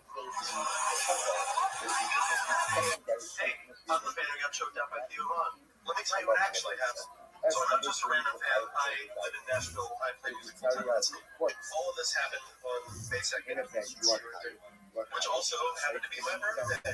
I had my gig from 6 o'clock to 10 o'clock. My friends Rabbi, Kate, and Balloons, the bar Rabbi, Sparklers. So when Theo walked in, he didn't have any security with him, so people were walking up to him, talking to him, taking photos. I finished my show. This was like 10 to 18. Nobody in my party had talked to him yet. We thought it would be a funny video idea to get him and me popping my birthday balloons together because he's a comedian. I was trying to be courteous because he was talking to somebody at the moment. So in this next video, you can actually hear me say, I don't want to interrupt their conversation. I was waiting my turn to talk to him. Everybody was all just sitting there having fun, having a good time. Nobody was bothering anybody. I mean, I'll show you the full video. That's the guy I was waiting for. Where did it go?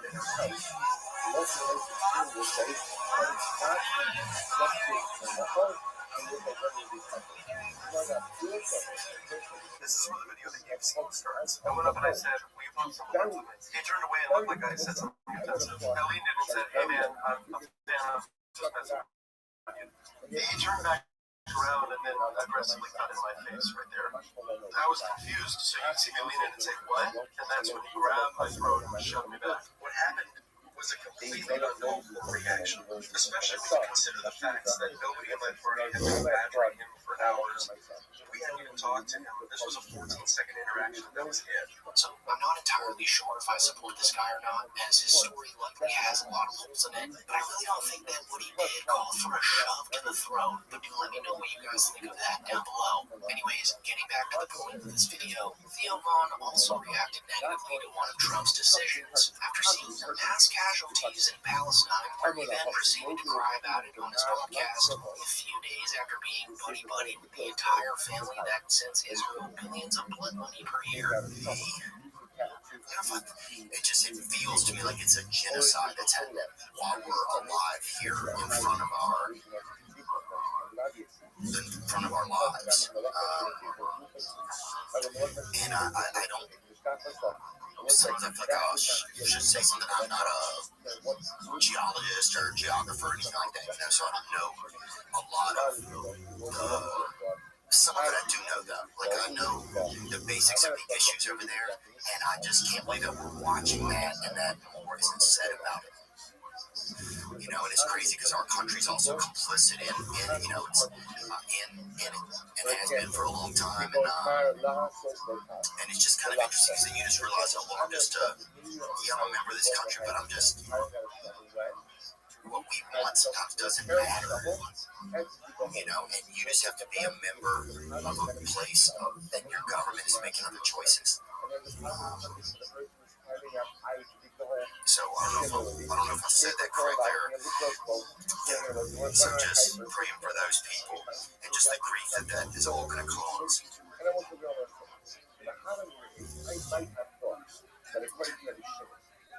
You know, it's like, what are we doing?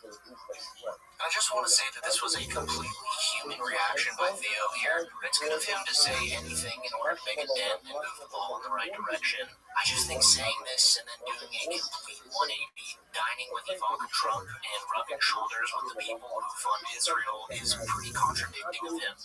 So guys, as more and more Austin assassins come out and visibly regret voting for Trump, it just makes you realize that these guys should have never involved themselves in politics in the first place, since after all, they're just podcasters, with some considering them comedians. I mean, even my channel is now somewhat political at times, simply because I focus solely on these guys. Like, I never intended to wade into these deep political waters, but here we are, and I am well aware that the comment section of this video is going to be an absolute war zone, so I'm just going to go ahead and turn off the autofilter that YouTube places on my videos right now, just so everyone can say whatever they want. So yeah, sound off in the comments on whatever your thoughts are on this whole subject, as everyone is entitled to their own opinions, of course. But as always, thank you so much for watching.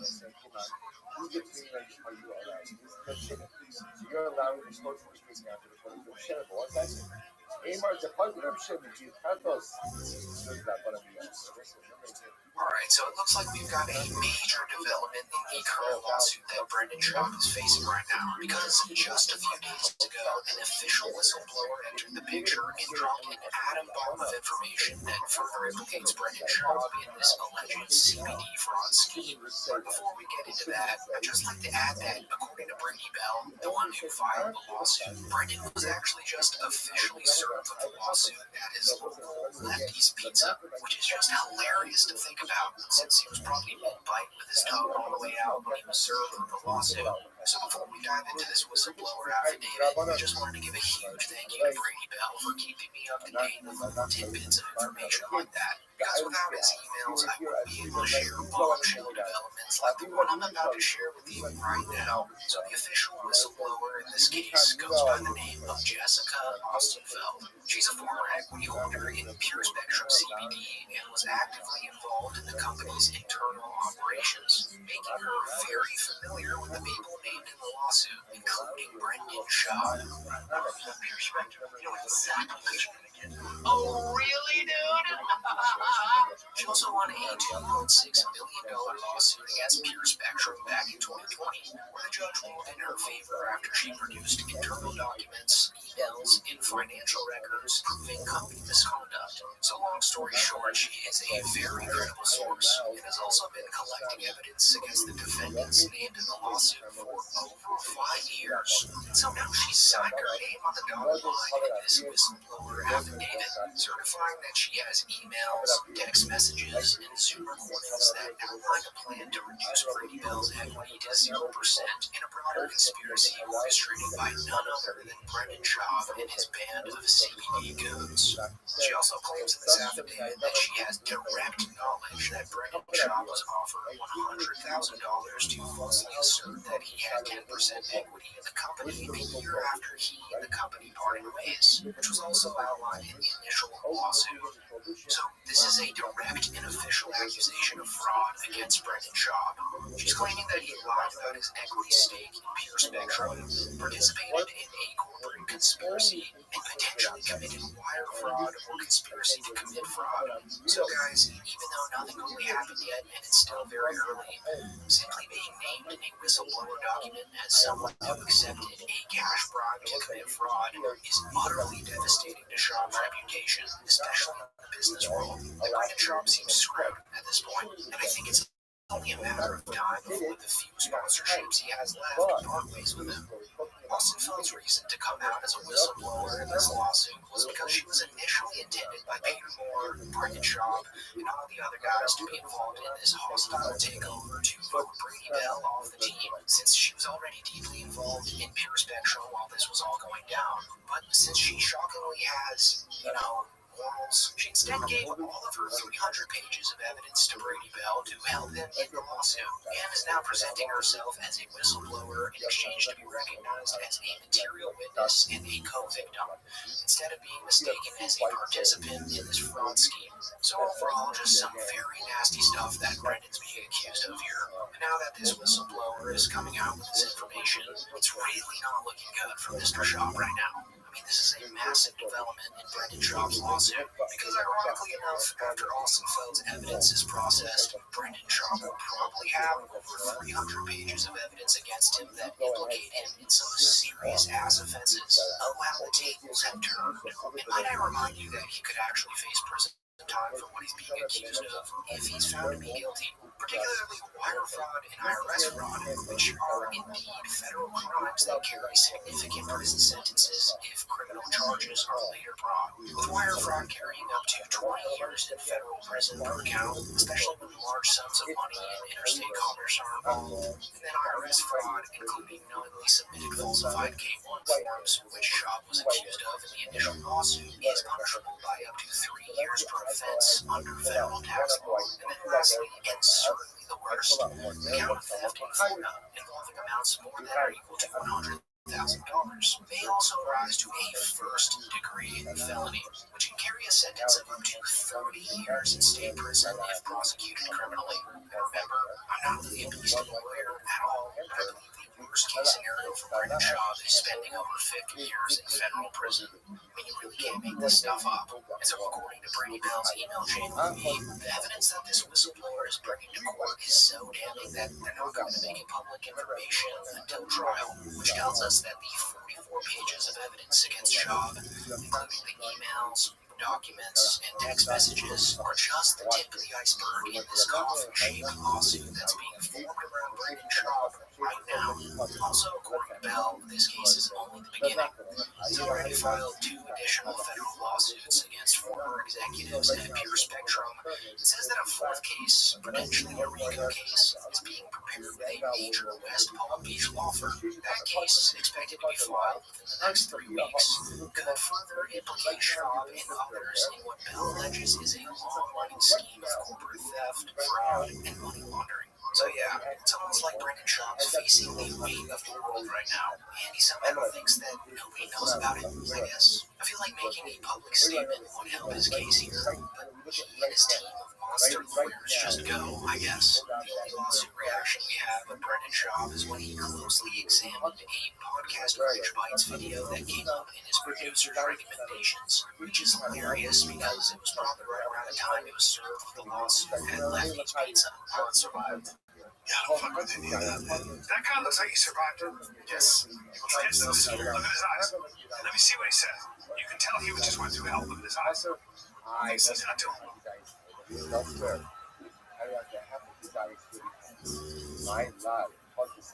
That's crazy. No, he's not the guy. He just has weird eyes. Now, yeah, I have no interest in. I don't want to this guy. I mean, just look at his face here. It's like the face of a man who's been lying for so many years unchecked that now that he's being sued for being an alleged conniving criminal, it's almost like he can't believe that it's true. Brendan, the thick boy Irie Bill will probably come crashing down, and I, Mr. P. Cringe, and others are all going to report on it until it's beaten into the ground. These are just the facts, Pete. And I'd also like to point out that the only reason Brady Bell was introduced to Brendan Schaub was because of the CEO of Onnit, one of Joe Rogan's closest long-term sponsors. So now that Schaub allegedly stabbed this guy in the back, I don't think Papa Toe's going to be too happy about it. And I can only assume that Joe Rogan's being filled in by his legal team or close friends, and as a result, he is staying very far away from this ticking time bomb. I'm also going to assume that Rogan's not responding to any of Brendan's daily calls or texts, because Brendan Schaub seemed to sneak this Rogan on his recent podcast, talking about how ice baths are stupid and aren't needed if you just do workouts with kettlebells, two things that Joe Rogan preaches about nonstop, pretty personal stuff. You're just not built for addicted to nicotine. You're not what? You're not built for the cold. It's like your thing. You're like, why are you doing it? I'm not built for the cold. I never do cold. I don't get anybody who does it unless you're a professional athlete. Oh, you have so much inflammation from your kettlebell workouts. Pro athletes, I get it. You work out an hour a day? You think you need a tabletop? As unlikable as Brendan Schaub is, though, this might be the most accurate thing that he said about Joe Rogan's ice bath habits. Apart from that, I think that it's pretty telling that there may be some trouble in paradise in Austin, Texas. So overall, guys, just to sum it up, what we're looking at here is probably the most damaging development in Brendan Schaub's lawsuit so far. Jessica Austin-Phil coming forward as a whistleblower completely shifts the momentum of this case. Not only has she already won a $2.6 million judgment against Pure Spectrum CBD, but now she's supplying Brady Bell with over 300 pages of evidence, emails, internal documents, Zoom call recordings, tax records, all the ammo needed for Mr. Bell to win this battle.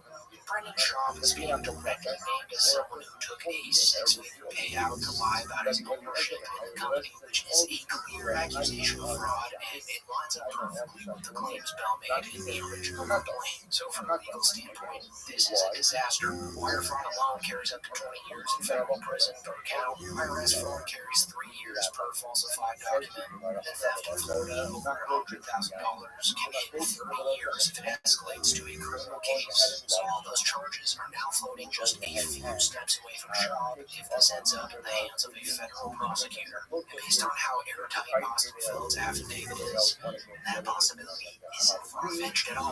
Brady Bell also explained to me in his emails that this is not the final wave. 2 more federal lawsuits have already been filed, and a 4th one, potentially a RICO case, if Schaub's name shows up in that file, which it probably will, it's game over. What makes it even worse is the Rogan connection. You think Joe Rogan's not hearing about all this behind the scenes? You think he's picking up on Brendan's calls right now? No. So yeah, Brendan Schaub is circling around the drain, and as the days pass, it's becoming pretty obvious why he chose to hang around these low-level canceled comedians who are accused of forcing themselves on women and overall being extremely creepy during their careers. It's because Brendan himself is likely a criminal who is on the exact same level as these guys. You are who you hang out with. Make sure to subscribe if you want to stay up to date with Brendan Schaub's lawsuit, and as always, thank you so much for watching. Because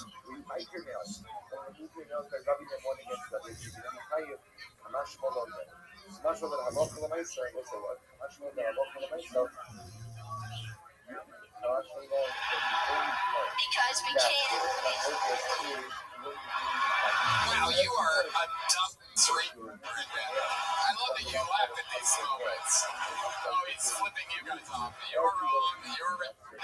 Let's go back to the punchline. And anybody with fucking common sense, not to mention somebody working on the show for 12 years, would know not to interrupt. You fucking Here he is with the end of his show. It's Finnegan, everybody. Kill Tony was never meant to be an arena show. It's really impressive that they can fill out these stadiums, and I'm sure the revenue generated is unimaginable from not only ticket sales, but from people buying their merch in troves as well. But the online viewing experience gets ripped to shreds once you realize that arena crowds boo way more, since they feel that they have strength in numbers. How long you been attempting stand-up comedy? 3 years. 3 years. Where at? Atlanta. L.A.? Atlanta. Atlanta. Yes, all right. Okay, you guys don't like Atlanta. All right, we get it. We got it, guys. Weird. She had to hop to us so we could come out here and talk to you. Holy shit. They know I'm Canadian. 51st state. 51st state. Hold up. Redman, save it for the comedians. Hit a sound effect. Jesus Christ. Y'all boy, Redman? That's crazy.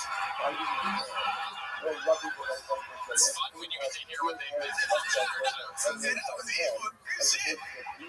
So pretty much every bucket pool from this last week's show got booed. And then you have the echo problems from the microphones, since after all, they're in a gigantic stadium. Right. So, but I mean, And he's a white guy? yeah, he's white. What kind of food truck is it? Slothful waffles. What's it called?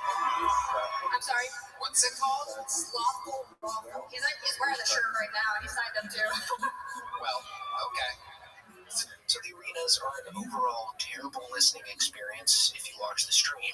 But I think people could look past the audio issues if the show were actually funny. But instead of centering around the actual funny people on the stage, it centers around NPC bucket pools that shouldn't be allowed within a 50-yard radius of a stand-up comedy stage. And she fucking left me on red? No, I swear to God, y'all wasn't already selling weed to her? But now there's going to elect your ass, bitch! Tell. Y'all like to boo, boy, I tell you what. Y'all like to boo. Not exactly what you want your closing catchphrase to be during a comedy set in an arena. Caleb, how long have you been doing stand-up? There's got to be some kind of requirement to be a bucket pool on this show. But aside from my issues with the audio and terrible bucket pools, the most rotten part of the show actually happened when Tony Hinchcliffe fired one of his regulars, Drew Nickens, after giving him a public humiliation ritual in front of 15,000 people. And Tony framed this termination as a competition between 4 of the regulars, with the funniest one getting to perform at MSG in August, and the hackiest one getting banned from Kill Tony for 6 months. 4 extra golden ticket winners that were here that wanted to go on stage tonight and do a minute. So what I've decided to do before the show is have all 4 of them come out at the exact same time. They're going to each do a minute, and then at the end of those 4 minutes, you get to decide who you like the most, and they get a spot at Madison Square Garden. And whoever you like the least has to take 6 months away from the show. And I really think that Tony knew what he was doing here. Because if you watch the show regularly, then you know that Drew Nickens is by far the least talented regular on the show. And it's by a mile. I mean, I feel bad for the guy and don't want to give more shit than he's already been given. But he's so bad at comedy that I think Tony Hinchcliffe needed an excuse to kick him off the show. But instead of being a good boss and letting him down easy in the green room of the mothership or whatever, he lets a crowd of 15,000 people decide his fate, like the zesty supervillain that he is. 103.7 was his maximum. How many of you have David Jolly winning this?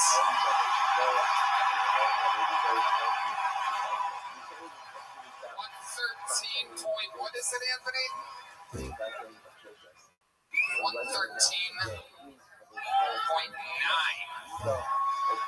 All right. How many of you have Drew Nickens winning this? boy. 94.8 Drew. Drew, don't wear the sadness on your face like that. This is a very tough art form, Drew. You're in a battle against great comedians. You're doing just fine, Drew. How many of you have Jack Shaw winning this tonight? It's ended up a little more depressing than I thought it would be. Drew, we love you. Everything's okay. What do you want? You want some fucking... Step up to the mic, Drew. Are you okay? It is what it is, honey. Everyone loves you, Drew. The saddest part is that Drew Nickens put all his eggs in one basket with Kill Tony as he moved to Austin as soon as he became a regular. But sadly, he's been bombing hard ever since. I learned how to pleasure a woman from my grandma. She said if you want to make the hoe squirt, you gotta give that hoe a play. That's why you do Star Trek symbol. You slap that thing up, and then you wave like a guy in a bus stop, like, you gotta make that noise so it sounds like a vibrator, like, and you gotta make it eye contact. And you know, being a regular usually changes your life instantly, as you're usually able to sell tickets across the U.S. from all the exposure you get from Tony, Hans Kim, David Lucas, Cam Patterson, William Montgomery. These guys all sell tickets everywhere they go. I believe that they've become very successful from it all. But for Nickens, well, I just don't see him getting that same type of love. I mean, I don't even think that the guy has a full set ready to go, let alone a minute. And I'm not saying that David Lucas and the other regulars are great comics, but they at least have a following of people that find them funny in most cities in the US and Canada. I don't think you can say the same for Drew, though. And honestly, I think Tony giving him a 6-month ban was the right decision. I just don't think it should have been done in this format. So moving forward, I think Tony's got to be a little more choosy with who he gives golden tickets to and who he makes regulars on the show. He just seems to be giving those titles out like candy nowadays, and it's clear that Tony's desperate to find the next star, the next Shane Gillis. But when you give them out all willy-nilly, you get Drew Nickens as a result. Another thing that didn't sit quite right with me was when a literal 11-year-old appeared as a bucket bowl. I just think it's completely inappropriate to have anyone under the age of 18 at these events. When women wave their knockers about, and there's not really any boundaries of the topics of conversation, which are extremely sensitive topics that just create an environment completely unfit for children. So on top of that unsettling fact, of course Tony still gave him a golden ticket since he's a child. Do I have news for you? You are the newest golden ticket winner on Kill Tony. And look, I'm not going to go in on a literal child, but there's got to be 11-year-olds that are funnier than this kid. No? Anyways, the most interesting bit from this performance was when Brian Redband interrupted his set with the West Hollywood Pararoar, which Tony gets extremely uptight about. Every day, when we walk in there, we're forced to wash our hands like we're carrying a disease. And then we have to eat food that expires in 2 days. Because we can't. Wow, you are a dumb street Redband. I love that you laugh at these moments. Oh, he's flipping you guys off. You're wrong. You're Redband. Let's go back to the punchline that anybody with fucking common sense, not to mention somebody working on the show for 12 years, would know not to interrupt. You fucking read. Here he is with the end of his joke. It's Finnegan, everybody. Literally destroying live.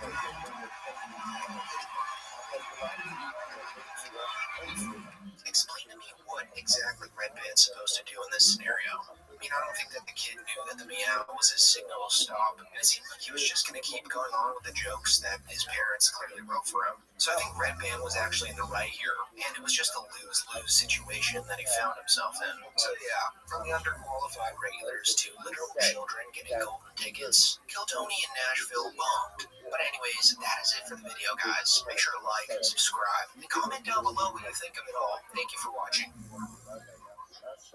Just like the sheriff, not because some of the so he's trying to say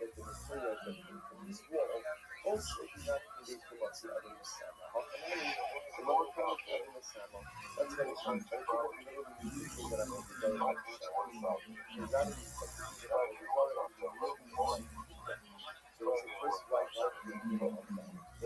going, Adam? Austin, Texas. And who's Liver King taking a fight with? Rogan. Just pull up to the capital of Texas. Guess what? You're dead. I'm dead.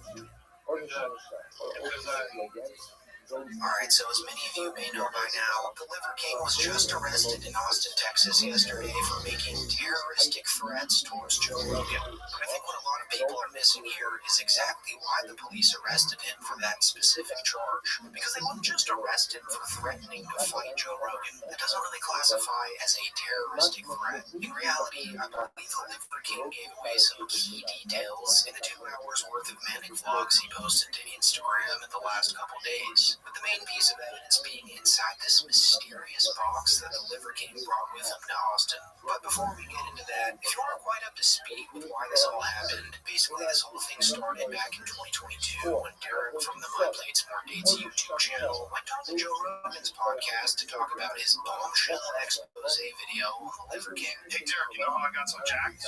No. I followed the 9 ancestral tenets. Oh, I've heard that one really well. It's the best way. There's no way You can look like that in your 40s. That jack, he's preposterously jacked. Do we have a now that we know that he's full of shit, we're talking about the Liver King. One of these things inside is a guy, if you don't know who the Liver King is, the guy calls himself the Liver King, and he's this guy who walks around everywhere with no shirt on. I've seen him in Vegas with no shirt on, big bushy beard, super jacked, and he was telling people that the way he gets that way is by sunning his balls. He literally lays down with his asshole staring at the sun and eats raw liver and just lives like a maniac.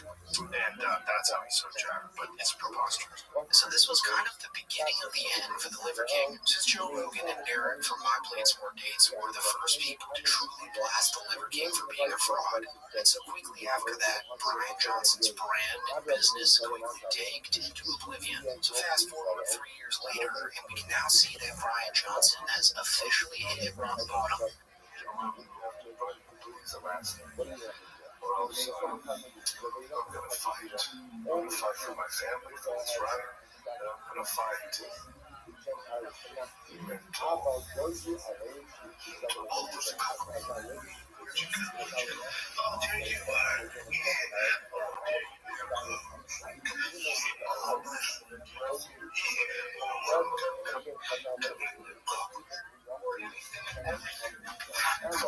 Joe Rogan, we don't have to make videos to pretend anymore. All of this is happening. Coming to you, I challenge you, man, to man into a fight. We don't have to pretend or make any videos. The world is watching. They'll make the videos for us. And, you don't have to hold the camera. You can hold the hand of somebody that you love, because what happens next to you, you're going to need to remember that feeling. You're going to need something more than what you did. So he was clearly begging to be on Joe Rogan's podcast, but obviously Joe Rogan didn't even respond or entertain that in any facet. If Joe Rogan has accepted the invitation for the fight, I haven't gotten his attention yet, because my goal is I want your attention, Joe Rogan. I want to fight you, real tension. But I want to unite with you too. You can please do the actual physical fight. If you'll just invite me on the podcast, please. That's what I'm asking, please. I'll be on the podcast with you. Not to fight. Just to bond. You see, Joe's already made it abundantly clear that there's no reason for him to ever be a guest on the podcast, since there's nothing that the Liver King could say or do to save himself or his brand at this point. It's probably never going to come out. Does he have a team? Yeah, it's pretty elaborate. Like, his team was, he has a media team that he hired to kind of like... Right, but they're just simple. Yes. One of them came up to me in Vegas. Oh, really? Yeah, one of my security guards stopped him. He's like, I'm a producer for the Liver King. I'm like, what the fuck do you produce? What do you produce? Yeah, I wouldn't be surprised if, like, how many UFC events did he try and, goes He was front row at one of my shows in Vegas. damn. At the MGM. Yeah, and then I saw him again at the Canelo fight. He was trying really hard to get on the podcast. He's been trying really hard to get on now. He contacted a few friends of mine, and some of them that are like Bert Kreischer would have had him on the show. They told me he's trying to get on. For what? For what? Say that more? Like, come on, this is dumb, man. This is a fucking, you ran a con game, and you got busted. And it's unfortunate that you feel terrible. I'm sorry you feel bad, because that's just what happens when you get caught lying. But you didn't have to lie. So being that Rogan never gave Brian Johnson the time of day, Johnson resorted to threatening Joe Rogan's life, as the next day he'd post a video saying that he was going to the city of Austin with this mysterious box with Joe Rogan's face on it.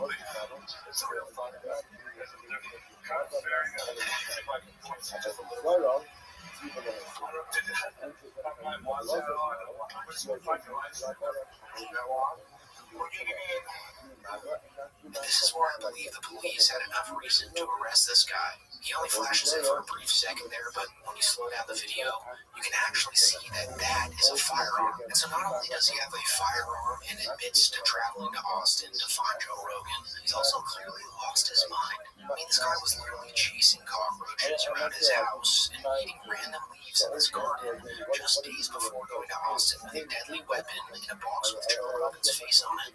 It's okay. Yeah, it's fine. You're doing your job. We're all doing our job. Cockroaches are like Derek. More plates. You don't have to secure the thing. You just put a slow.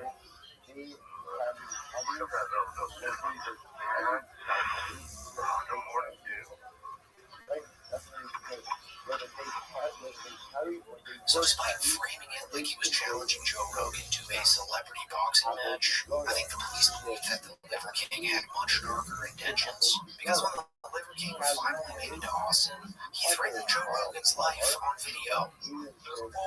Just pull up to the Capitol. The Capitol will protect you. Guess what? You're dead. You're dead. You're dead. Because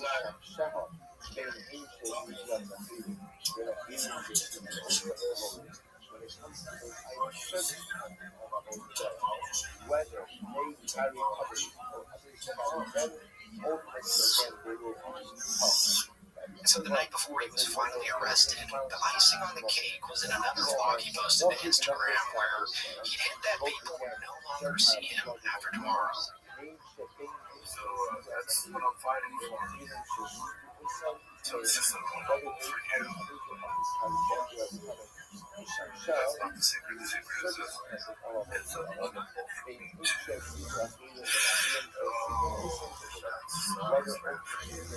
You'll all be that I'm going to record a lot of videos this week. And then I'm not going to record anything for a long time. By the way, I don't know if anyone knows since we have free Wi-Fi where we are. We have free Wi-Fi, and the password for this become 1 week is Joe Rogan. So I think it's safe to assume that the Liver King actually thought he was going to go to the mothership and use the weapon in that box, since Joe posted on his Instagram earlier that week that he'd be performing there Tuesday and Wednesday night. So then the very next day, he finally got arrested. And before he was arrested, his wife and his handler were obviously both afraid, in shock, and probably frustrated with Liver King, as this was the obvious result to what he was doing all those days leading up to the arrest. You're not going to stop recording. No, let's just have that on your pocket. The leather knife. I know, but it's not reasonable to have a leather knife. They're going to take it off of you. Okay, keep protecting me like don't say anything. You never have to be embarrassed of family. Ancestral honor is called reputation. Or the Liver King family of buildings. I was scared. And on the other side of the throat, he's kind of scared down. Do you need anything else? Okay, just a quick glance around. We're going to talk as a family. We're going to record everything. We always talk as a family. Talking is a lie to begin with.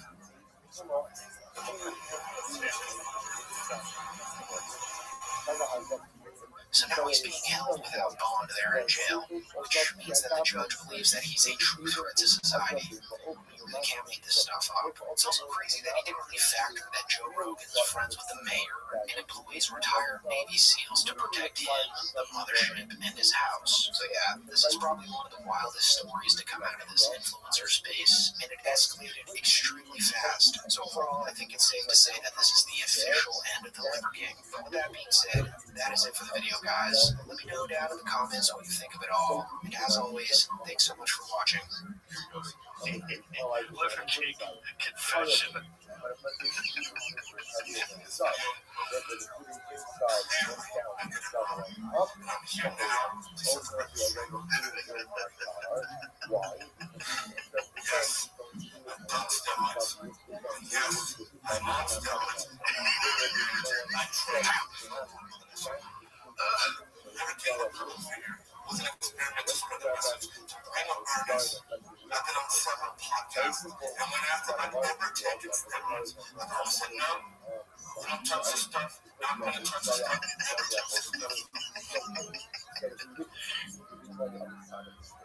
That would be careful ultimately again of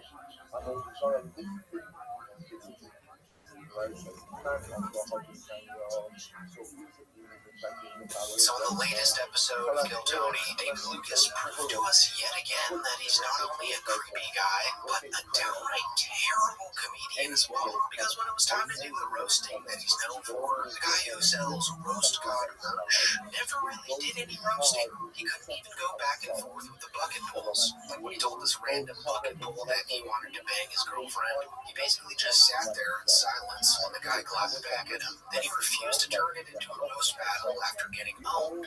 Your girlfriend is in England. Yeah, she goes to a different country. What part does she work at in England? I don't fucking know. Like, I go there and Tony's on. Yeah, you're too big. Too big. Oh, yeah, for sure. You look gay. I can take your girl. Get real here for a second.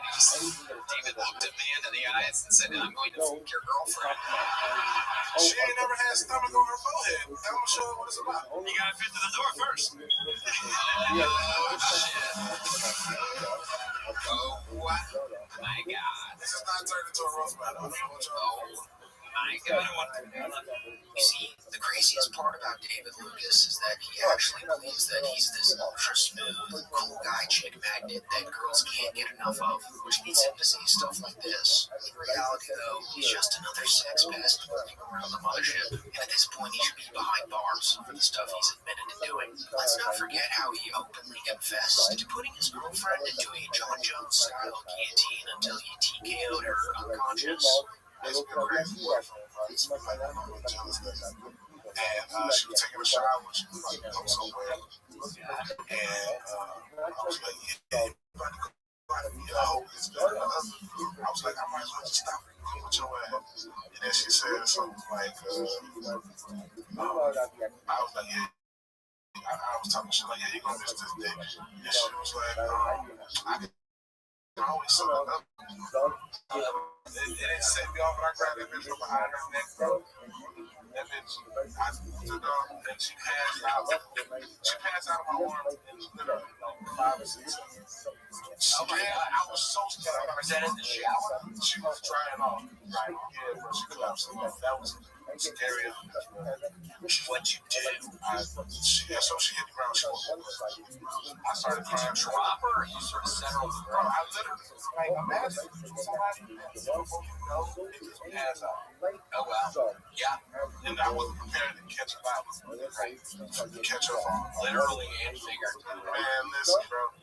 When she fell to the ground and she woke up, she was like, what happened? What'd you say? Slipped in the bathtub? I told her that she was yelling. She just fell out. What did she say? How'd she take that? So this is the type of guy we're dealing with, right? He literally refers to himself as a gorilla pimp in this podcast while bragging about pulling WWE moves on women all the time. Bitch, before the pimp, you expect to get cheated on. Gorilla pimps ain't no pimp. What is a gorilla pimp? Just like a strong pimp? Yeah, like that BT. extra Oscars. Yeah. To the point, to the break. That bitch see the light, then I bring it back. Yeah. Get your ass up. And so, whenever David's around women, things get really weird because he clearly has strange thoughts about them that have warped his entire reality. And so, before we continue with more clips from that Kill Tony episode, I wanted to show you a clip that actually shows this delusional perspective in real time. And if you haven't seen it already, basically David exposed himself after he posted a video in London, England, saying that all the girls there were ugly and that he's a 20 out of 10 in the UK. Yeah, boy, you see why America will come back. Boy, you wake up and see a bitch that look like this every morning with that brown teeth. And the food, nigga, I want to separate them too. Shout out to 1776 on these basic face ass bitches. The ugliest people in the world reside in London. I have a 20 over here. No, Mr. Scratch and Sniff, you're not a 20 out of 10 there, let alone anywhere on this planet. So of course after posting that, he got utterly destroyed in his comment section. Because despite the fact that he calls himself a comedian, it's very obvious that when he talks this way, he's being 100% serious. He just masks it with the cadence and delivery of a joke. But anyways, getting back to the Kill Tony episode, it's been a while since David Lucas has made a guest appearance on the show, with his last one being from the fall of 2023. He's also been mostly quiet this year when it came to podcast appearances or specials, which happened almost directly after getting destroyed by the likes of The Elephant Graveyard, Too Lazy to Try, and Mike David from Red Bar. So since then, he's went on this little hiatus into the shadows, and you might be wondering, what is David Lucas doing on this little break of his? Well, apparently, he befriended this guy, his local dealer, who made an appearance on the show as a bucket pull that night. And so when this guy's doing his interview, it's kind of clear that David is ashamed to be friends with this guy, because as you'll see shortly, this guy is also a scumbag, with all his jokes revolving around him being a deadbeat, alcoholic dad. You're doing good. You're doing good. David Lucas. Man, it's crazy. Rudy is actually a friend of mine. I know him very well. Yeah, I'm his plug. I tell him Coke, but Ozempic's not working in it right now, so.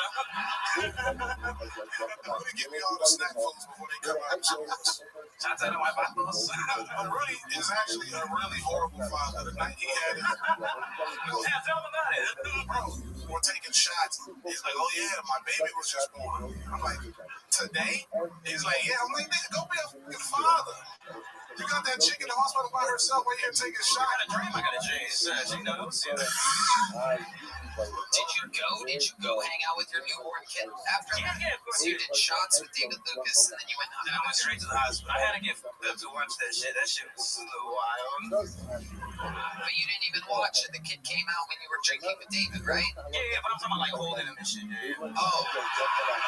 You had to get drunk to look your baby in the eyes. Yeah, that shit was crazy. Yeah, I wasn't ready for that. Yes.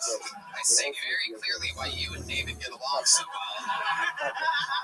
Into the fridge. This guy also admitted to crashing his car with David Lucas while under the influence, which I thought was pretty funny because David hated that guy brought it up and was visibly embarrassed to even be in the same conversation as him. So you're not drinking as much as you used to drink. Yeah, I chilled out. Yeah, I still drink though. I get fucked up. Give us an example of a time recently in which you got fucked up. Oh, I crashed my car with David. Not with David. Well, yeah, I gotta be honest. That's what this show's about. Yeah. Tell me the whole story. Let's go. Yeah. David was with you? Yeah, David is my best friend. Yes, he was. So this, ladies and gents, is what David Lucas does on his average night. He rolls around in the shadows with guys that look like low-level criminals in the opening scenes of a Batman movie. And honestly, after everything that he exposed about himself last year, it's not shocking that he's doing this now. I mean, he really couldn't torture me into admitting some of the stuff he said and did in those podcasts. Like what he said women enjoy being lured into a fellow female comedian in a podcast episode that was actually never released to the public. You're never gonna lie. wrong. I think David Lick is. Why not? He did our podcast and he just said the dumbest shit ever. He said that 8 out of 10 women are come when they are, or something like 80% of women come when they're relieved. And me and Ian are like, right, and me and Ian just lost our minds. We just roasted the shit out of him. Where does that come from? He said it was a statistic he found. We roast him until See what the statistic it's is. 5. First of all, 80% of women don't come. Exactly. That's why it's so funny. I'm sure there are. I know there are numbers. The word is They're out there. is that the statistic was that there's like 5 out of 10 have a physical reaction. Which is like, yeah, if you stick something in me a whole bunch, I'm gonna get wet. Yeah, but to come, 50% get wet. and then he made us. That would be my biggest fucking. I mentioned, well, he was like, yo, I talked to my lawyer, and he said we should actually put that part in. And we were just like, then we're doing the whole thing, because that was the only funny part, because he just sits there and says, I think his comedy is. So yeah, this is the type of guy we're dealing with here, alright? And no, he's not a show comic. When it comes to the topic of women, he's sharing his personal beliefs, and as many other comedians do, he masks these beliefs with the cadence and delivery of a joke. So for people that don't know who he is, it sounds like it's a joke, but he's not joking, guys. For now, all we have left to do is wait for the UK episode to drop, since word on the street is that it was quite possibly the worst Kill Tony episode of all time. So I'm really looking forward to that and diving into it. But with that being said, that is it for the video, guys. Thanks so much for watching.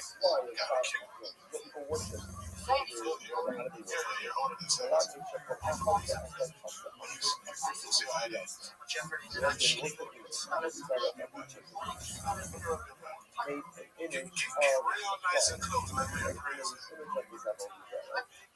Sit that little pedal booty down. No Game of Thrones. What are you talking about, bro? What are you talking about? You on some weird shit. I'm not a predator. For sure. Skip the question. I'm waiting for me to tell you that bullshit you're talking about right now. Because I got charged. And that's very sensitive time. Yeah. Put my hand in my ass and smell it. Bitch. You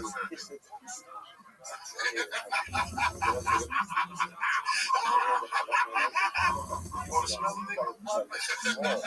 You still gonna smell his ass. I ain't took no shower and I'm straight on the plane and shit. Scratch the ass. Scratch the ass so you can smell it.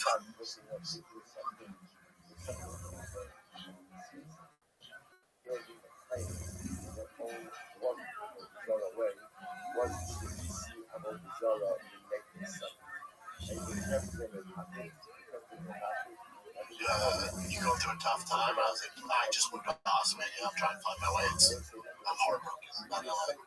Yeah. And he was like, yeah, Texas is going to be the best decision I ever made. He was, But you should know it's no LA. You're gonna miss. There's no replacing LA. and I was like, oh, how long did it take you to get, like, back to your routine and feel comfortable? It was 3 years. I went, what? It was, yeah, tough 3 years. Alright, so it's been about a week since I covered Brendan Schaub's depressing move to Austin, Texas. But since then, he's released an insulting 7.5 hours of podcasts that absolutely no one's asked for. So I went ahead and watched those, and boy, oh boy, it really only gets worse for Brendan Schaub. Like, this guy's literally the Benjamin Button of podcasting, starting out his career by interviewing Conor McGregor in a professional studio funded by Showtime, and ending it in a crammed storage unit, sweating his balls off in the middle of a Texas summer heat wave. Heartbending. It was heartbending. It's pretty much it. Yeah, we're serious, so we talked about. I like the email. I got that turn up studio. Yeah, you get a little voice. So this new studio is really bad, much worse than I previously thought, because as you just saw, it gets extremely stuffy in there, since these storage units don't come pre-installed with AC. So to fix this, Brendan's got this industrial-sized air conditioning box in there that sounds like a leaf blower whenever it's turned on. But I will say this. You're talking about tens of maybe hundreds of millions of Muslims around the globe. They should comment. What is that noise? This AC kicks on for a little bit, it'll turn on. But is that honest? Probably right. Well, as long as we acknowledge it. It's just AC for a little bit. How's that going? We're sorry about that noise. We're working it out. Sorry, my stakes on recording.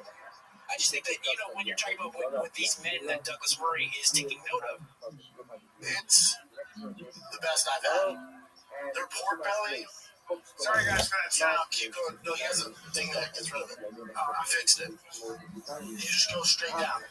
And so when the AC is not on and blasting, it turns out that the storage unit's next to an active railroad. So when there is peace and quiet, it's interrupted by a loud passing train. Oh yeah, I'm having a hard time finding me. It's a train. That's a train. Yeah, there's a train that goes around. I just felt everything rumble. I get nervous now. So on top of the loud AC, the train outside, the echo, and the smell of engine exhaust from all of his cars underneath, the funniest part of this new professional podcast studio is that the lights in there go off every 30 minutes or so, since storage units like these have built-in motion sensor lights in order to keep the energy bill down. It's all old school. That's No, it's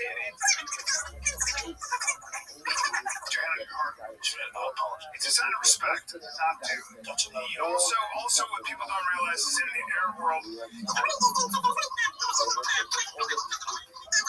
wasn't looking at her. So our boy Brendan has clearly struck bedrock here in Austin, and as you may have guessed, it's only getting worse for him, as he just recently got pretty upset with Brian Callen, since Callen's going to be missing 2 weeks worth of shows to go on his annual cruise ship with his second family. Yeah, here we are, baby. We're back, bud. We're back, and I want to apologize for leaving again. But it's only 10 days. 11 days, 10 days. It's 2 weeks. You're missing 2 weeks. I'm not missing 2 weeks. I'm missing, Now, till you come back on Tuesday. well, I'll come back on Wednesday, yeah. I'll be, no, but we'll get a podcast in that week, so it'll be 3 shows. I guess. 3 shows. What are you doing? I'm going with the extended family. It's every June. It's so, well, it's my whole family, though. It's my dad, he's 85, the cruise. Well, we take it to high-end cruise. No,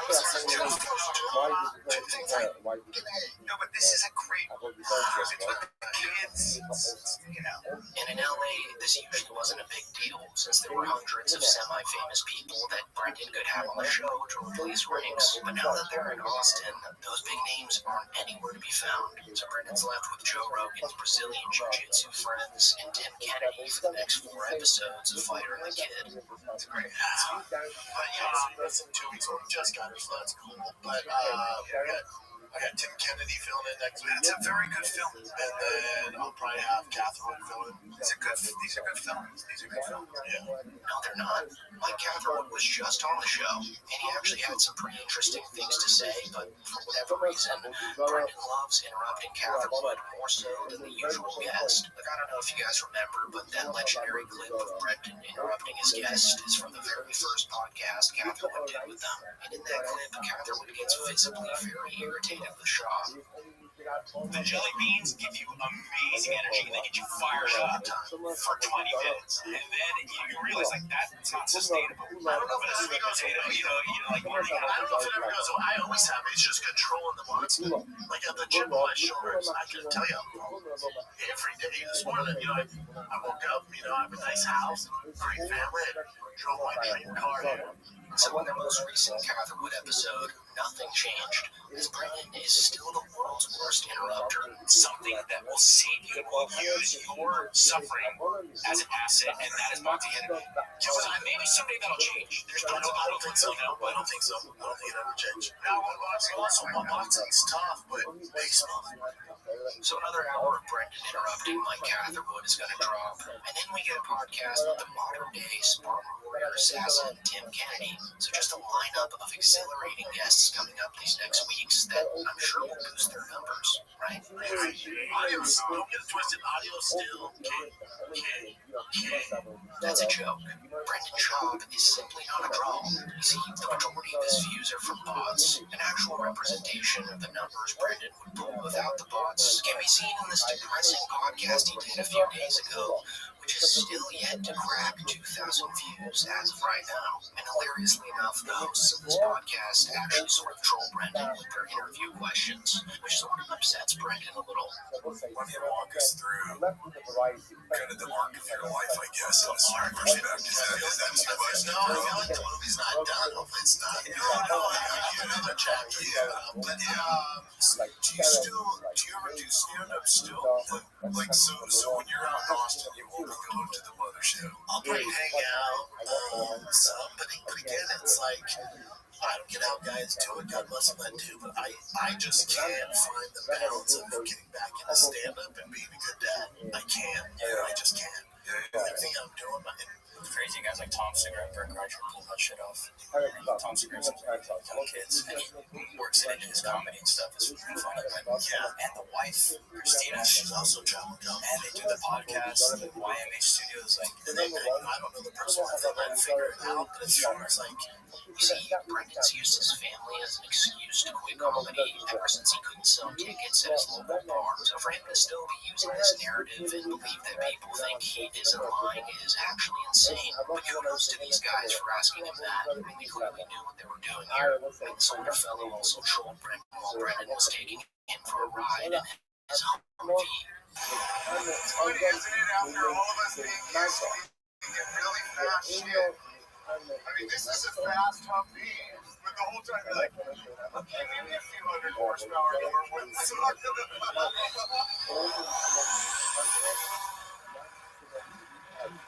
So you'd have to be a real passionate thingy to believe that these guys weren't at least 10% trolling Brendan here. It's also pretty funny to me how Brendan said he'll be hanging in the green room of the mothership, because I believe that there's a high chance that all the comedians in there clown on him whenever his name's brought up. So I'm just calling you right now that Brendan's never going to step foot in the mothership. It's pretty similar to how he never attends UFC events. Deep down inside, he knows that if he went, he would get trolled. So in turn, he just doesn't go.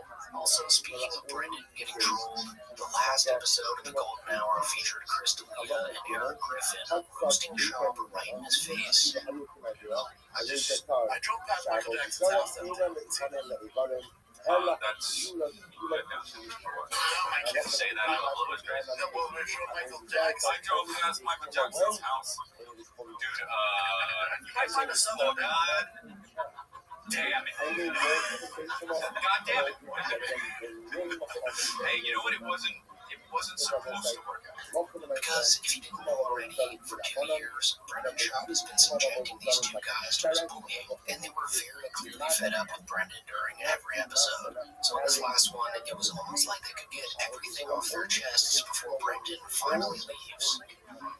Oh man, he doesn't have to do this. Happy leave day. Happy quit. Happy day. Everything changes to you. It's only downhill from here. Thank you, Brandon. All because of Brandon.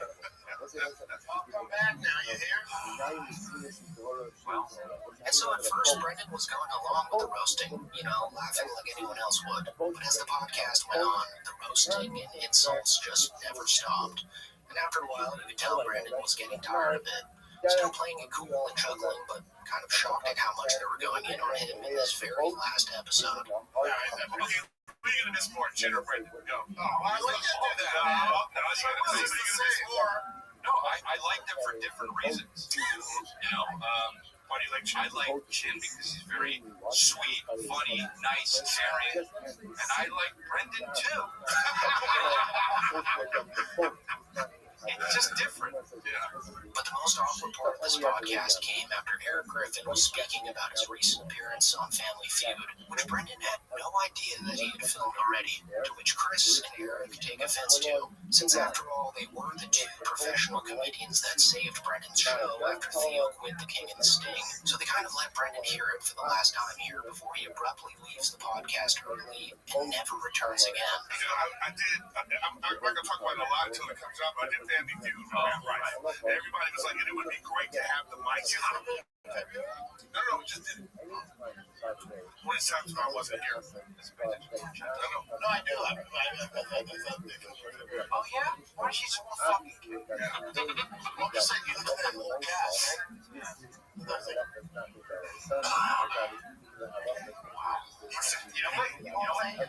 it's okay, guys. You're moving tomorrow. You're kind of phoning it in right now. I don't want this phone in right now. Yeah, about 5 more minutes. What he needs to go. It's already changed. He got his cake. Bye, dudes. Alright, that's it for you. That's it. Last one in LA, boy. Yeah, bro. Next time we see you, you will be still right there. Probably not be right here, but just love you guys. Thanks again. Man. No problem. Take it, put it in your pocket. Yeah. Take some cake in your pockets. It doesn't feel good. Oh, they're hugging like bitches, dude. Y'all are feminine, dude. We finally got rid of both of them, Chris. Yeah! You know That's what they always thought, and we did it! You know what it is? Dude. Finally. I wonder if Brendan actually thinks he's pulling a Theo right now and is going to blow up on TikTok after moving to Austin and finally make it big. I really think he does. The big thing that Brendan's missing here is that Theo can actually be hilarious. Brendan, on the other hand, just seems exhausted on his podcasts nowadays and salty for whatever reason that particular day brings. Also now with the riots against ICE, he can't even use that as an excuse to why he left LA. So it's evidently clear that the sole reason of leaving, again, was just to be closer to Joe Rogan, who now the entire city of Austin is revolting against.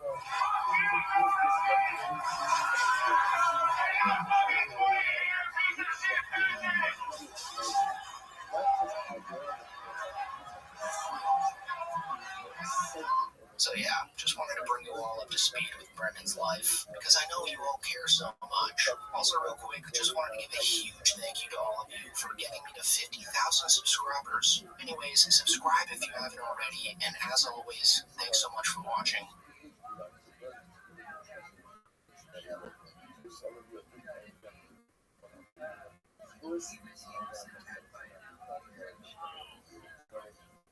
It's crazy. It's insane. It's gonna be sad when he's gone. How soon? What's your bet? I don't know. I mean, I don't want to spill the tea here, but every time I've been to his house, I can't help but notice the amount of pill bottles next to his bed. It's like 30 of those orange pill bottles, and you're like, is all that for your liver? What is that?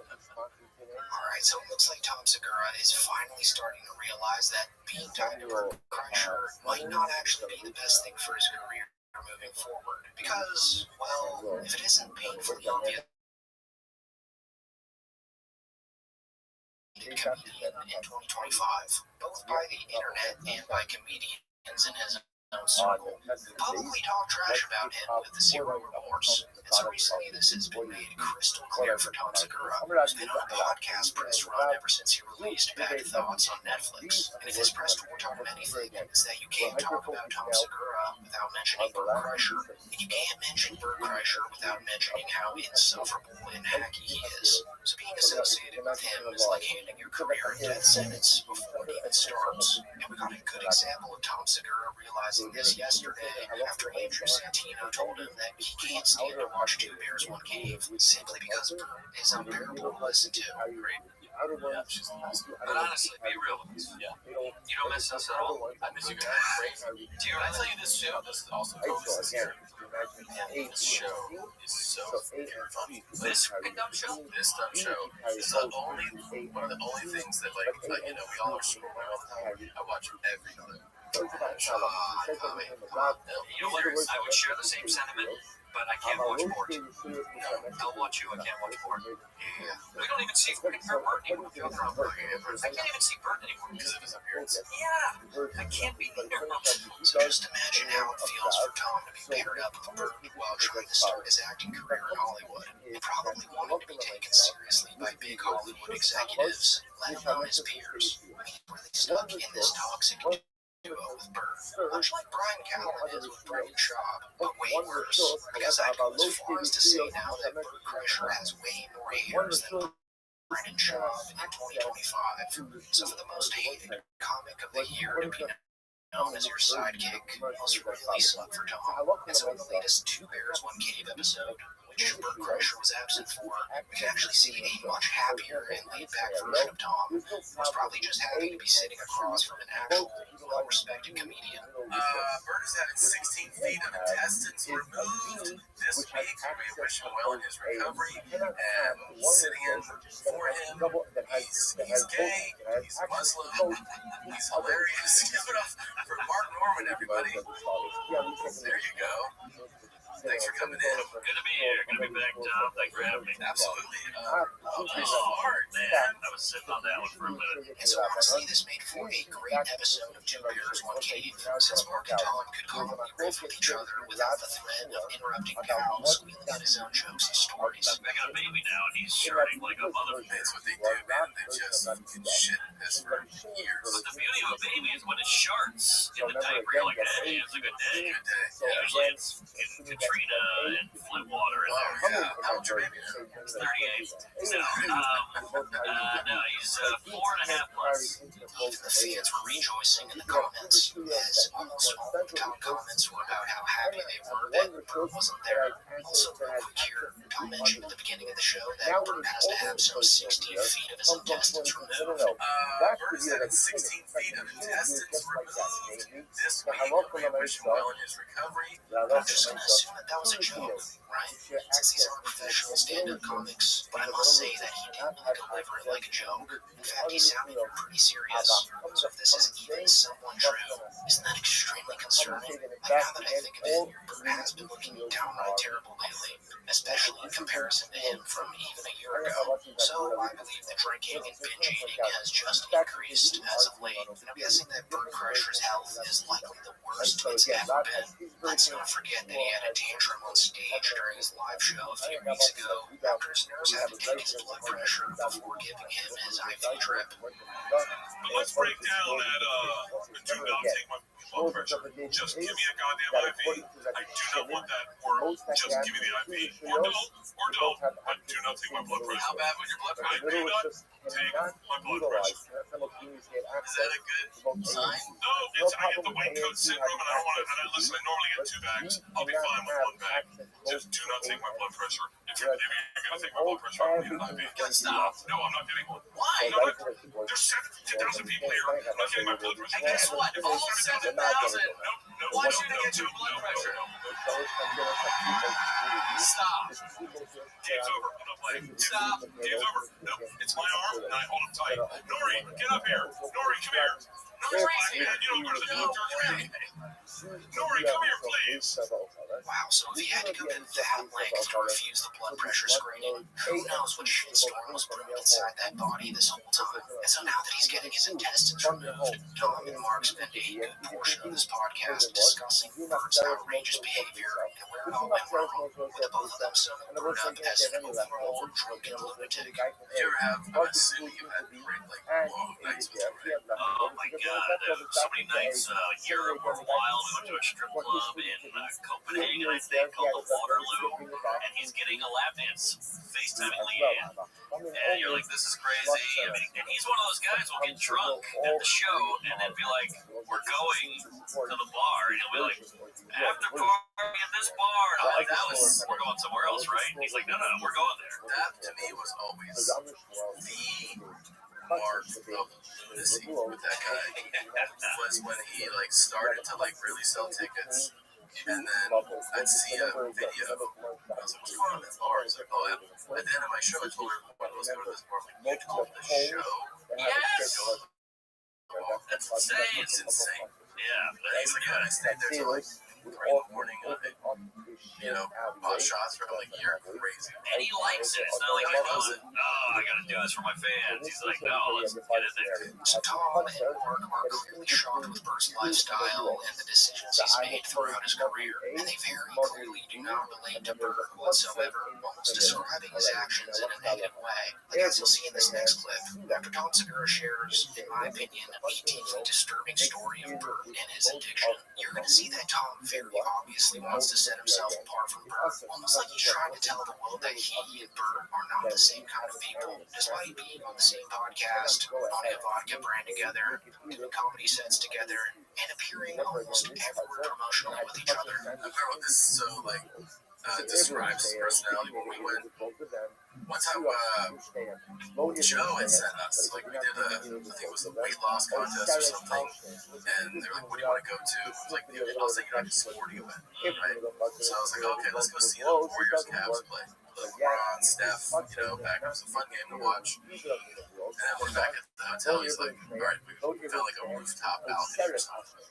And we're smoking cigars, having a couple drinks. And then he's like, I go, all right, well, when I go to bed, he was like, what? I go, I don't know. I mean, whatever. Yeah, blood or something. He's like, don't you want to like just keep this feeling going? Boy, what? He's like, you know what I mean? Like that whole there's like that buzz. Yeah. And he describes it in such a romantic way. Sure. I was like, no, I was thinking about going to sleep. He's like, no, stay. Yeah. I'm like, all right. So I stay like a little while longer. And I'm like, how about now? He's like, let's just stay here. Like, do I just live on the roof? Yeah. And you're like, go see your children. I find it interesting that Bert's supposed best friend would reveal this very personal and embarrassing story of him without him being there to correct any of the details about it. And honestly, it's kind of pathetic of Tom, who seems to be just trying to impress Mark Norman. So after this talking shit about Bert, Mark and Tom go on to try and balance that out by complimenting Bert's unusual athletic talents. And so they really try to give Bert his props here, but that only lasts for about 30 seconds when Mark gives up on pretending to like Bert and finally admits that he thinks he's gonna die soon. I just was like, I go, to me, I'm like, everything is just based on being tired. I'm like, Bert, you just tired. He's like, no. He isn't. That's why he has to tour with like younger people. Yeah. Because they can keep up with him. The guy's fucking athletic. I mean, we would do ski trips every year, and he'd be like, I want to snowboard today. And we're like, oh wow, and he was snowboarding better than us. And he'd be like, I want to ski today. And it's crazy. Yeah. And he's like drinking a beer on the slopes, and then bam, out there. Yeah. He has like really great body control. Yeah. Crazy hand-eye coordination. He'll like skid off on the snow and then take a photo with the guy and then go back out there. It's crazy. It's gonna be sad when he's gone. What's your red? I don't know. I mean, I don't want to spill the tea here, but every time I've been to his house, I can't help but notice the amount of pill bottles next to his bed. That's like 30 of those orange pill bottles, and you're like, is all that for your liver? What is that? So even though Bert seems to be going through the worst health crisis of his life right now, and is in fact recovering from surgery, since he confirmed it in this podcast that dropped yesterday, it seems that Tom only wants to separate himself and his public image from the walking train wreck that is Bert Kreischer, because Tom wants to be the next action movie star. That reminds me of someone. I really hope a slew of shocking allegations doesn't come out about this guy before he makes it big. Wouldn't that be awful? Anyways, that is it for the video, guys. Thanks for watching. Make sure to like, subscribe, and comment down below what you think of this whole thing. Brian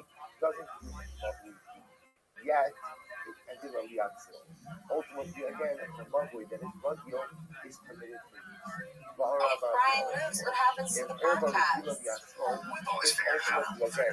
He has to do what's best for him. That's what's best for Brian. Might be what's best for finding the kid. You gonna miss LA a little bit though? Yeah. Once you get to that's kind of pretty much it. I mean, That's our Texas episode.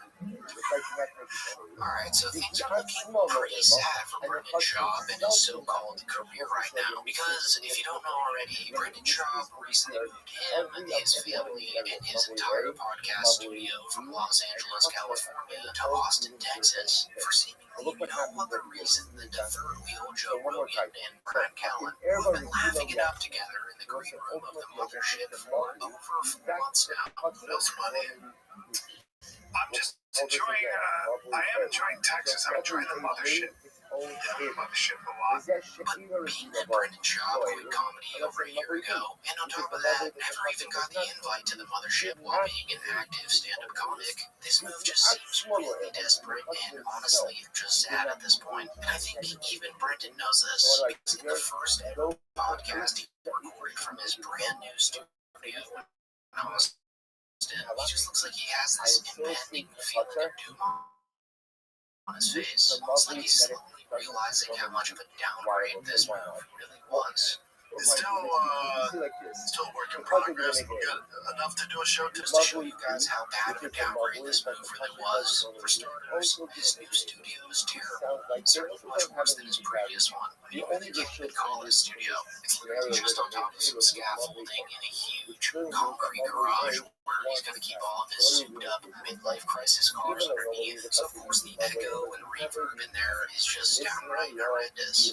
That's it. So by the way, apologies to the audience. This thing is, this new studio is so huge, it's going to be really echoey for a little bit, but we're going to eventually fix it. We'll get some sound furniture, and stuff going. Everything will be stuff to this point. This is, take down some walls. I like this, though. It feels very quiet. It feels very industrial. Podcasting, real podcast. No air one. That's the one thing about HOA. I can only imagine the huge cost of professionally soundproofing a space that big in order to match the sound quality of their previous studio.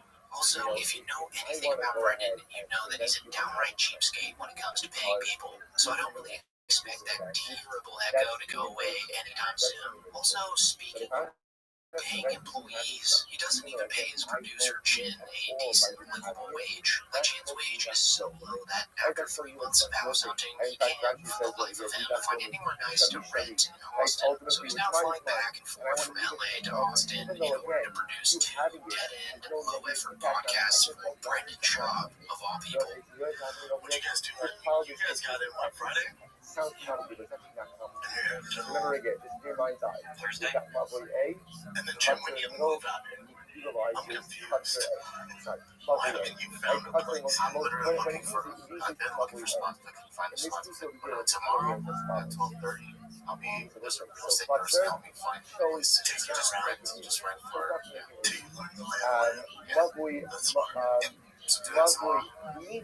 shows not to make it.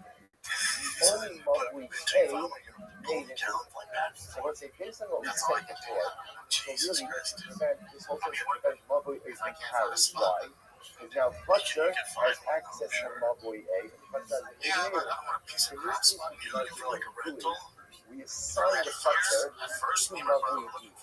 Even though the Fletcher doesn't ever use Mugwai E, but because Fletcher didn't make it Mugwai E didn't make it, we kind of grouped them together as one unit. Just for a second, I want you to imagine being Jen, who's almost 50 years old, watching Brendan buy a huge mansion, waste all his money on these terrible cars, and dressing his synthetic wife head to toe in Louis Vuitton, all the while not even being bothered enough to throw Jen a couple extra bucks a month in order for him to live in a decent place. I like to come in after doing no work. I want to thank you. But I'll tell you, poor Jen, he can't find a place to live in Austin. There's nowhere to live.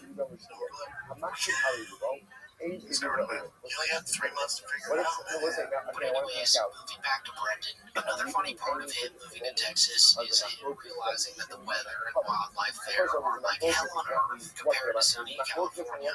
You're a car guy. Now I'm going to need you to understand a couple things. You need a place to cover your car because the weather isn't very cooperative here, and sometimes it decides to hail. Golf ball decides to hit it again. I'm not kidding. After that, I was driving and I got hit with, like a tear size hail, and it was actually kind of scary. It fucked up the test. It did fuck it up, but it was so hard. It was like Jesus. I'm like, I waited over and trying to get a thread in the so we get some hot rod. It's like, oh, you're going to do that. But we're going to get this.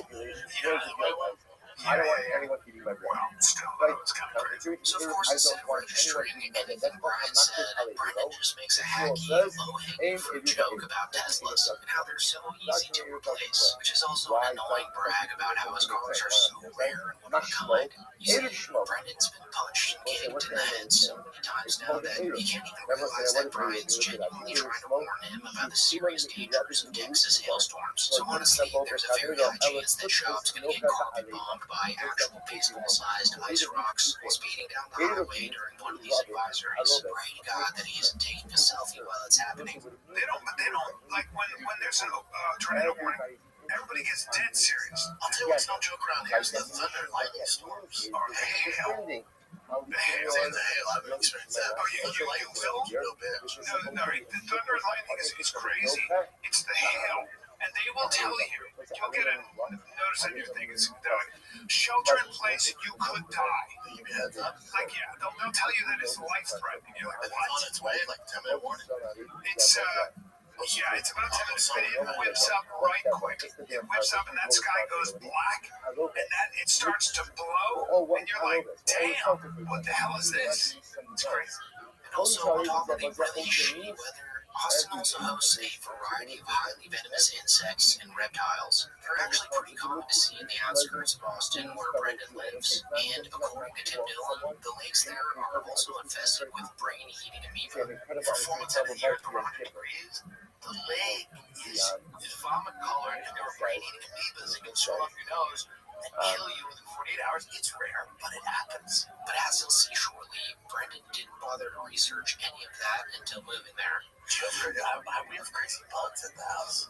Oh, yeah. I saw a tarantula up on the sidewalk. Sure did. And you'll see turtles you'll see turtles, like tortoises. No, you'll see land tortoises. You're going to see, we found a coral snake in our pool 4 days ago. Coral snake. That's a problem. That's a problem. They've got the same venom that a cobra does. They're in the cobra family. So yeah, it just seems like deep down inside, Brendan knows that this move was a terrible idea for him.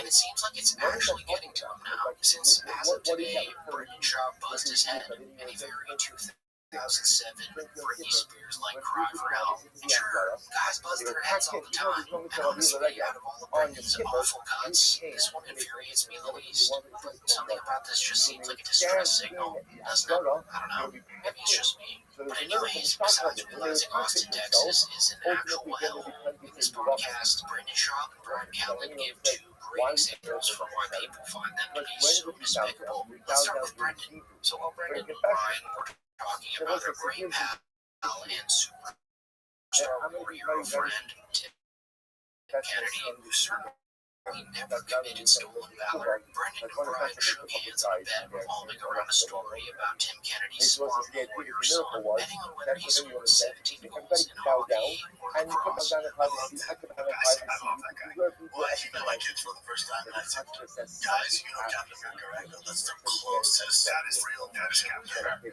And his 10-year-old son ain't too far away. His 10-year-old son is a ridiculous athlete. Little beast of lacrosse. I didn't realize hockey. Like, so hockey. Lacrosse is the thing. Hockey's his thing. In 3 games, he scored 17 goals. Even when they're wrong, they're right. And even when they know that they're wrong, incredible, they still find a way to demonstrate that they're right.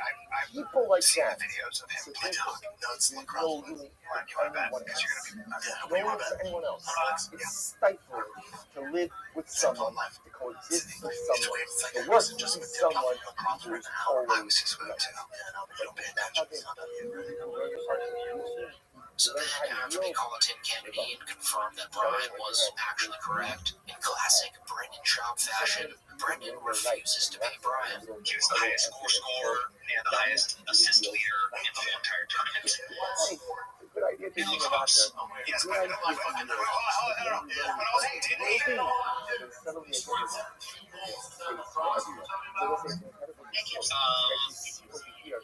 No, that was hockey. Thank you. I just want.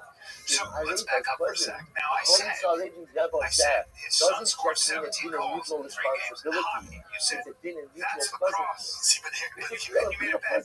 Give me my fucking $100. Give me my $100. Hey Casey. Hey Chip. No, let's rewind the tape and let's No, I believe you. I believe he scored 17 goals in hockey. Tim's story to me on Thursday. I didn't ask if his story to you was. Well, I told you something, and you said no, he's in it. I said no, that's lacrosse. Right. Yeah, well, so So therefore, Tim's again, story he means says, lacrosse. somebody No, but they hey, knocked that's his hockey. nose I in know. my head. He would only got No, the money that's if my he had ear. 17 goals in lacrosse. No, he scored 17 goals in hockey. He also got Lacrosse. I was right. You said to me I was wrong, and you corrected me and said I I'm wrong about the sport. It's lacrosse. That's what you said. Now pay up. Because I said, well, no. This is a great example of why Brendan Schaub is so widely hated on the internet. But the man doesn't have a helpful bone in his body. And for Brian, well, you probably know already, the guy is a weird sex pest. And in this podcast, he couldn't help but expose his ball sack to Brendan and his employees. I don't wear that if you're into nuts, dude. These are juicy nuts. Let's say these are serious right now. Look how big they are. Oh my god.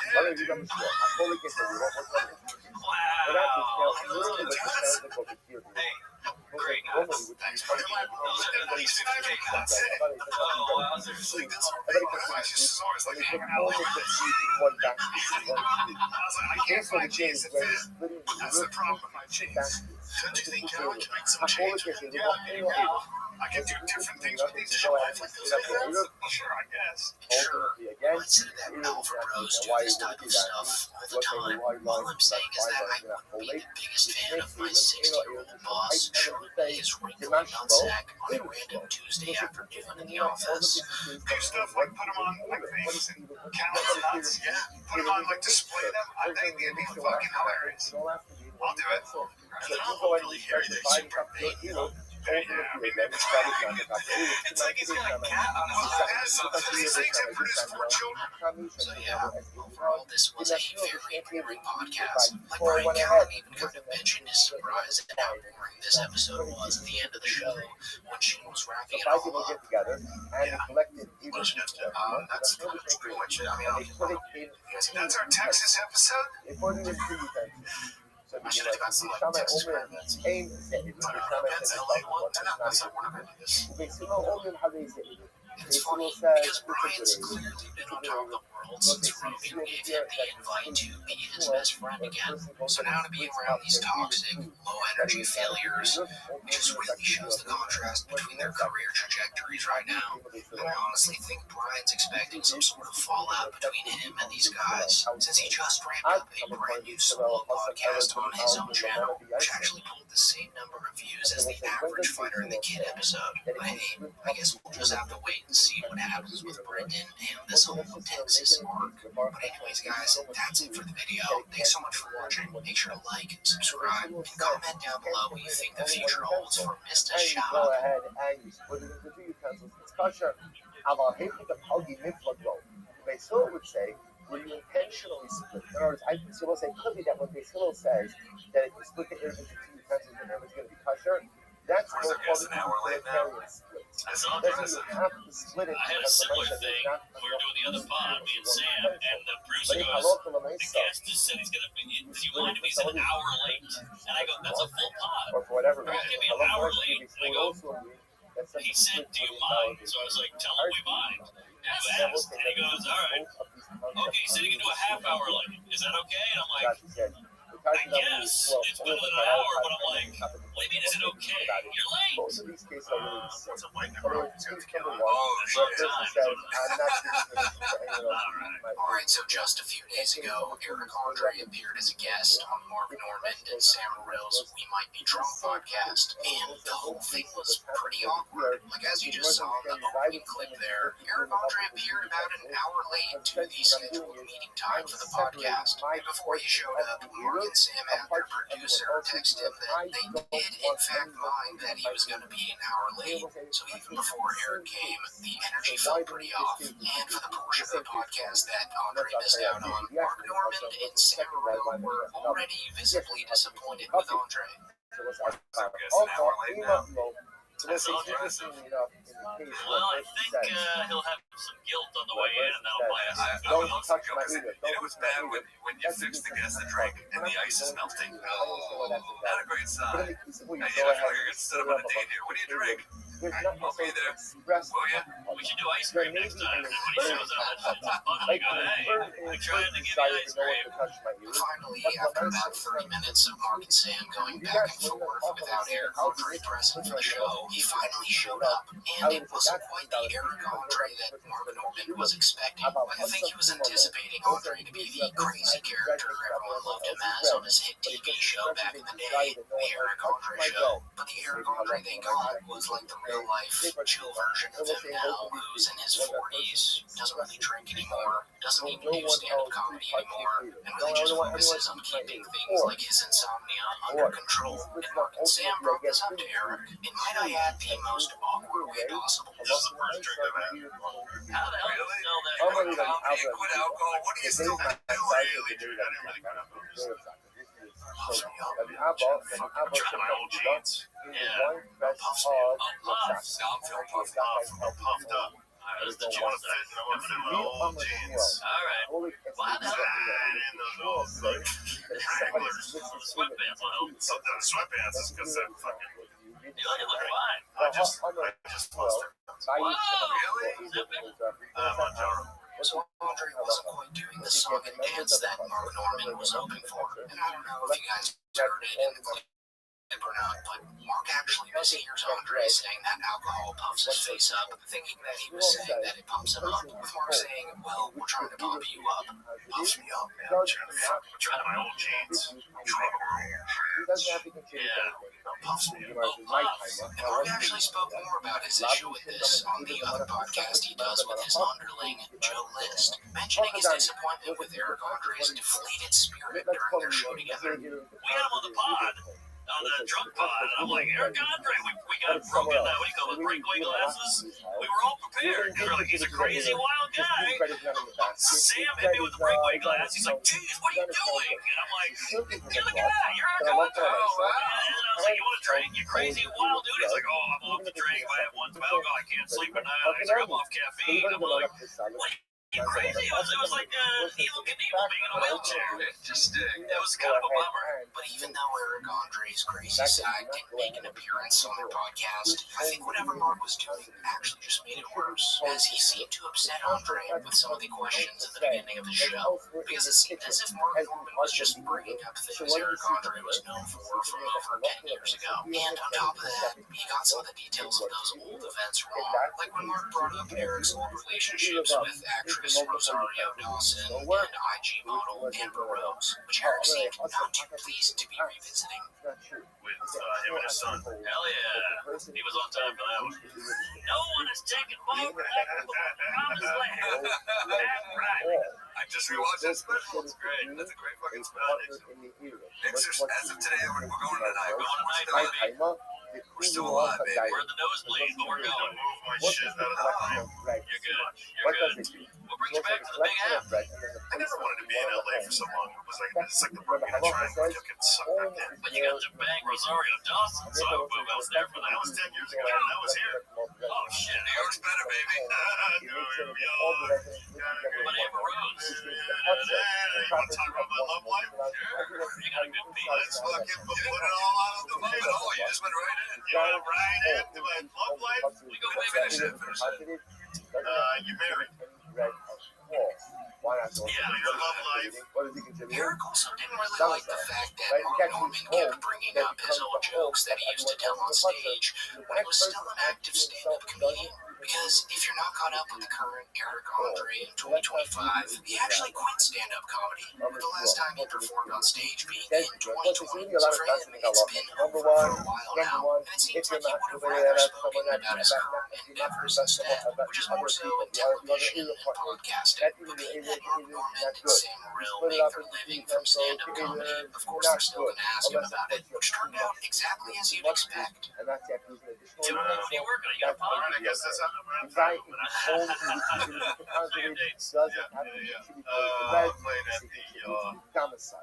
playing at the factory in Coyote Ladder, Mississippi. That's a good one. Do it stand up. That's what I'm going to do stand-up anymore. I haven't done stand-up since 2020, like right before COVID. I like filmed my Netflix special. I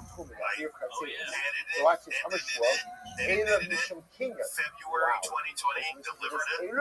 And then COVID hit, and then people were like, we'll do stand-up on Zoom. I was like, And then shaking our heads. We did it. And I did the special one too. For me, I keep it clean. I only did clean material. Yeah. Since the beginning.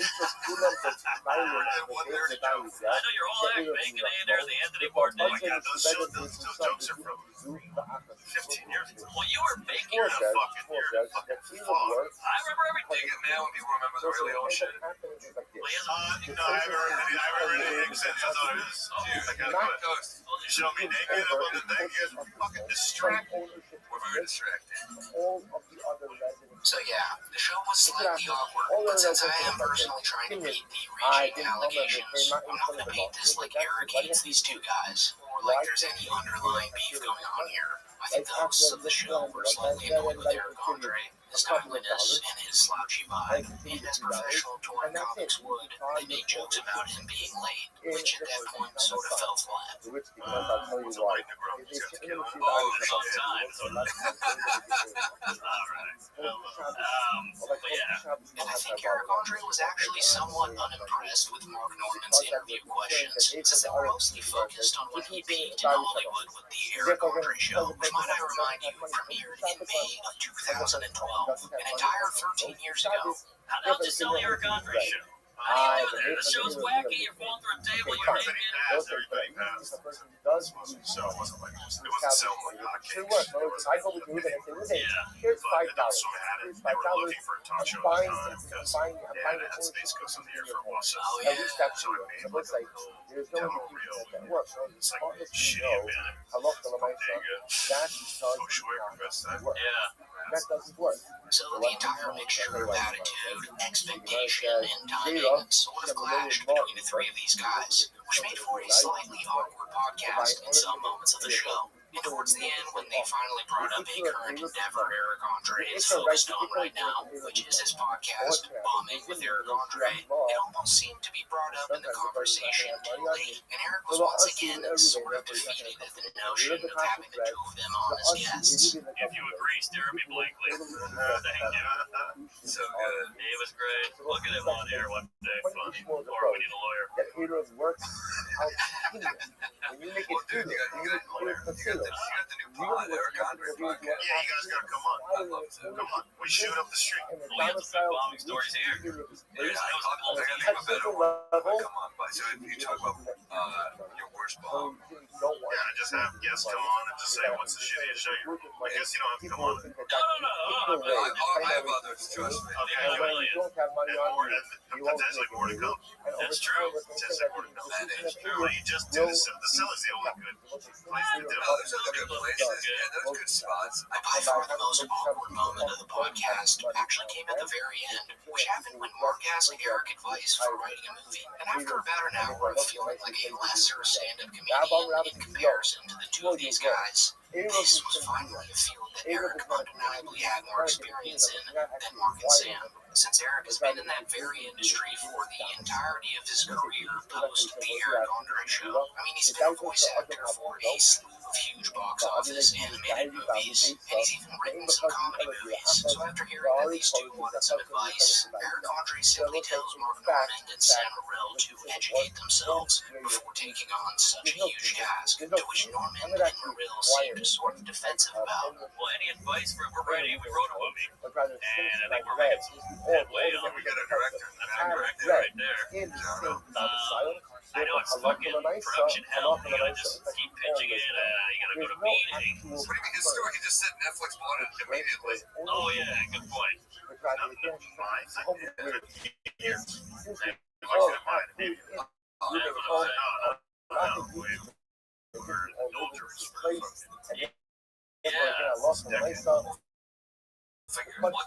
What's the move? Just do it yourself, or well, what's the question?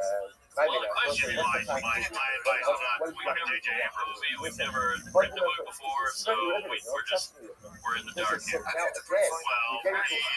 educate yourself. Take screenwriting class. Oh, okay. You don't read same thing. I read all that. You gotta educate yourself. Find a coach. Find a script writing coach. trust them. We had a Guido and two other writers. Yeah, and then the story. At the end of the day, though, this podcast was less of a train wreck and more of a missed connection. You had two stand-up purists hoping to vibe with the unhinged, shock comedy persona of Eric Andre, and what they got instead was a more grounded, introspective version of the man. And there's nothing inherently wrong with any of that. And with that being said, that's pretty much it for the video, guys. If you made it all this way, make sure to subscribe. And as always, thank you for watching.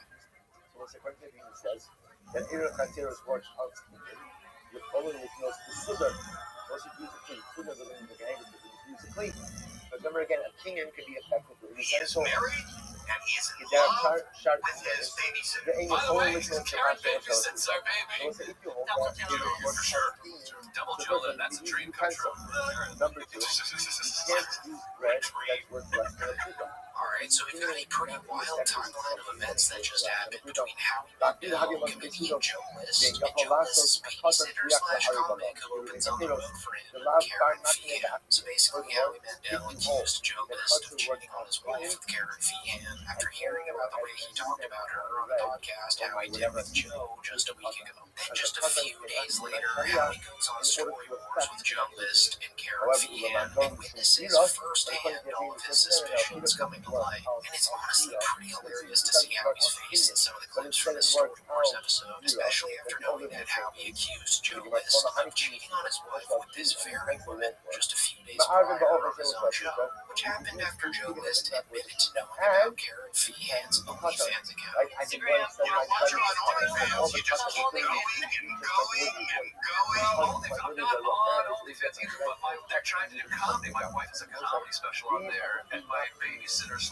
close friend is Babysitter? Wait, Babysitter your wife and your babysitter on close OnlyFans? friends? close friend is on OnlyFans. How close are you to the babysitter? Have you seen her on OnlyFans? I am aware of it. No, Have you seen the babysitter's vagina? I think is what she's asking. I have not seen her vagina. I've seen her breasts, but not her vagina. Yeah, you draw a line. There is a line. So after Joe List admits to seeing Karen Feehan's boobs, Howie digs a little deeper and finds out that this is also a comedian who opens for Joe List on the road and is also his neighbor. Maybe he stays away from this babysitter's vagina and only their tits. No, I don't go look at it. I've just seen them in a scenario. So what happens What's is the scenario? I mean, it's at a comedy festival, and she's a comedian, and she's showing the audience her breasts like a big, like, now what they want to do, Is your babysitter hot? yeah. Is your wife's okay with having a hot they babysitter? now want to Who's go also ahead in the same business and that with second life. So And after learning this five info, guys you can see how he genuinely convinced that Joe's messing around with this female comic, since I believe it's not uncommon for slimy comics to use their power dynamic with beginner female stand-up comedians in order to get what they want from them. So your babysitter is a comic, you're a comic, and your wife's a comic. Yeah. So it's like a festival kind of in your house. It's a big house. She doesn't live in her house. She lives next She door. makes appearances. She's done it's that they made to get that Yeah. and they could transport that Does she open it for you? and now that same image works for both places. They've already made it right. They can have She's and now that allows them to carry really putting it in the spot here. She's really She's a wonderful lady, a wonderful comedian, and Okay, wow, so the supposed professional comedian who also strangely sounds exactly like Mark Norman stutters and can't even get a word out when pressed about his secret relationship with Karen Feehan. I mean, this guy is about as guilty as it gets, especially after seeing the way they act with each other in that Story Wars episode they did just a few days later. But before we get into that, the last clip I want to play for you guys from this Howie podcast is when Joe List really tries to hammer home that he's very happily married to his wife. But you're married and you have a babysitter. How would that be? I Alright, so now that you have a picture of what Howie thinks of Joe List and Karen Feehan, let's fast forward to this Story Wars episode that Howie did with the two of them just a few days later, and I'll let you be the judge on if this is how a happily married man should act around his babysitter, neighbor, and opener. But before I show you this clip, real quick for some context behind the game show that is Story Wars. Basically, Louis J. Gomez and Big J. Okerson have comedian guests on their show, and they all obviously submit stories from their lives beforehand. And the whole point of the show is for the comics to guess who submitted the story that was just read out loud. And as you'll see shortly, Joe List just can't get Karen Feehan off his mind. I don't think so. Karen, you think Karen? I don't think it's me. Karen never spits. We just had an argument about she thinks a blowjob is to fluff. Sometimes. Not every blowjob is to completion. A blowjob is to come in the person's mouth. Gender specific. I think a blowjob can be a lead-in to fucking. It doesn't have to be completion every time. A blowjob to completion is obviously nice. But if I said to you, I've blown a guy twice in the last 2 days, wouldn't you think that I've seen? You told me not to tell anybody. Wow, okay, so first of all, why are you having private conversations with your babysitter about getting BJs to completion? And did you see how he's here? I mean, how he just can't believe what he's hearing. I'm confused. So you're saying that Karen blew a guy and spit his cum on her windshield? No. The comments, this is a side topic. Oh. We were arguing about it on the way home. We were talking about it. Yeah, this is me with a mouthful of cum. And then I spit on my own windshield. I'm not convinced it's Karen. I think this. Mind you, Joe List is the only person on stage during this entire show that actually makes sexual jokes at Karen.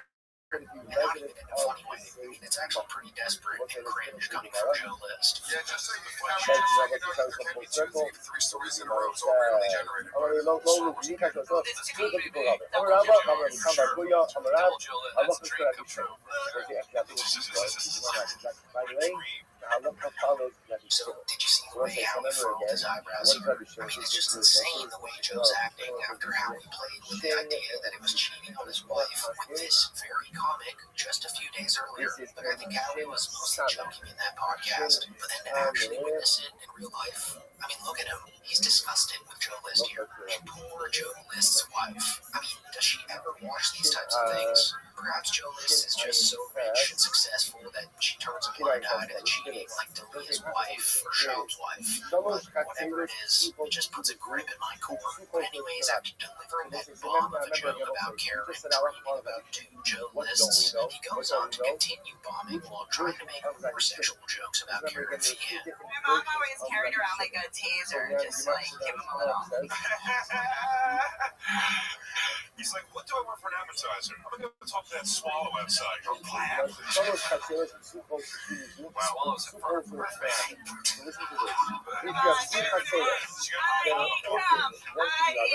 Guys, my crow's feet line was really big. That was good. And in the lead with 6 points, Karen Feehan.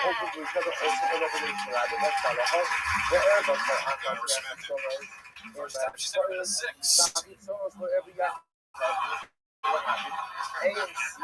She's an 8.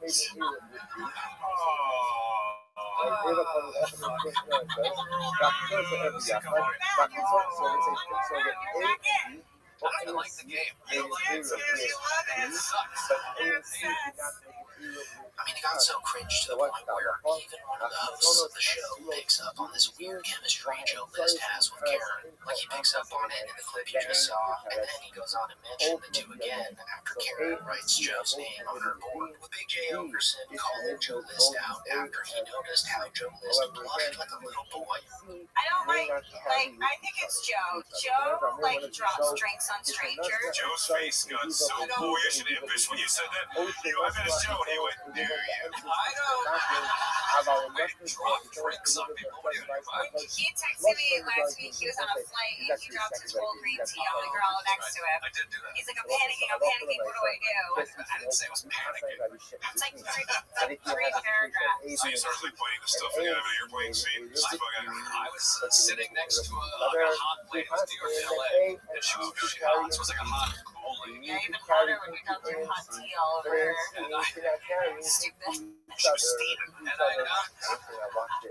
did you see how his face looked at Joe here? I mean, how he's convinced now that Joe's just a downright scumbag at this point. Like, you're sitting next to a hot, cool lady on the plane that makes you nervous, and then you're texting Karen Vian about said hot lady and how she's making you pee your pants. Just downright shitbaggery from Joe List here. And it doesn't stop there. Joe List goes on to make sexual suggestions about Karen, with the next one being about how she likes salty things in her mouth. And can we get some popcorn? Karen wanted popcorn. Because some of that popcorn that's going around, Karen was asking for it. She said, I need some salty in my mouth. There's this golden shot that happens occasionally throughout the show that shows the comedians at a souped-out angle. And as you can see here, Joe's just having the time of his life, sharing popcorn with his younger female comedian, even going as far as to lean over very close to her and whisper something, to which Howie catches out of the corner of his eye and steers Joe List down for him. At this point, Howie's completely convinced that Joe's up to no good. Also, why are they sitting so close to each other? I mean, their elbows are touching here.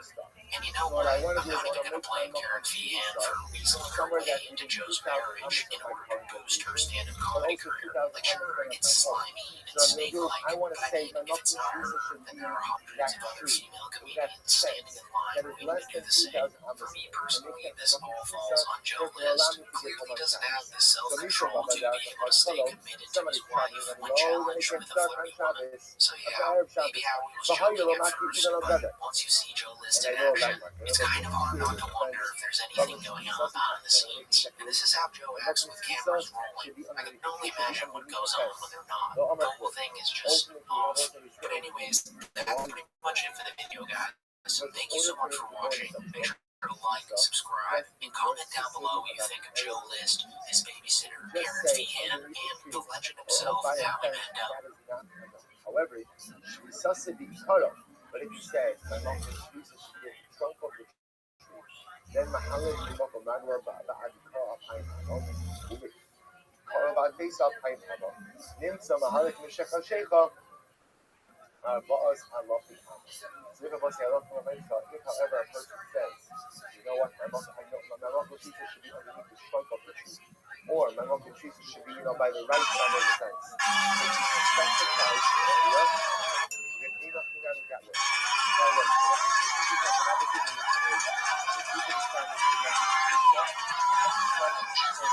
Alright, so we've got a shocking development coming fresh out of the fryers of the Fighter and the Kids subreddit this morning, as someone actually found some real-life game footage of Coach Brendan Schaub getting ejected from one of his son's Little League baseball games in, might I just add, a very dramatic and satisfying way. And the umpire very passionately ejects him from the game here, in front of a huge crowd, it sounds like. But just look at the way he throws his whole body into that ejection call. It's almost like he's been waiting to do that for the past 6 months or so. So let me just break this down for you play by play, because this might be the most satisfying clip to watch, especially after Brendan Schaub's been bragging on his podcast about how toxic he is at his son's baseball games, fat shaming other 9-year-olds, and just overall being a very shady guy, as usual. I know this fat kid, slow fat kid, interviewed this, but I'll touch on that more later in the video. First things first, let's break down this clip so we can really get a good picture of what's going on here. So here we got former UFC fighter and failed comedian Brendan Schaub crouching down at first base, being way too emotionally invested in a literal children's baseball game. And this man looks like he's coaching Game 7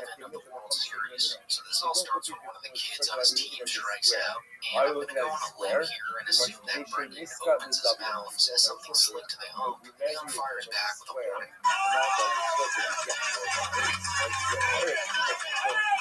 You get the corner, wait to unroll, and this is that. So the ump says, hey, that's a warning, coach.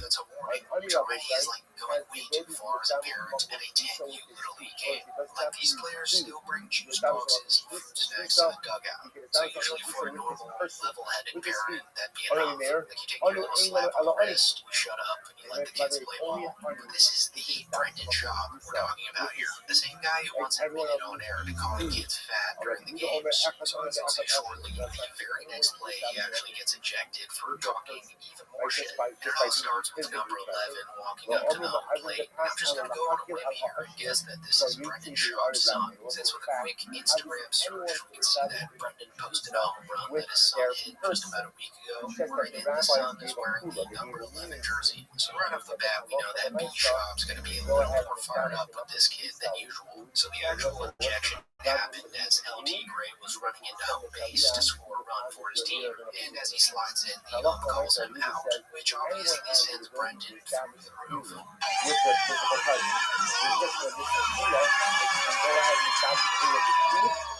Stop the kilo of the food. When you send that food with the caveat, send it out to the caveat to get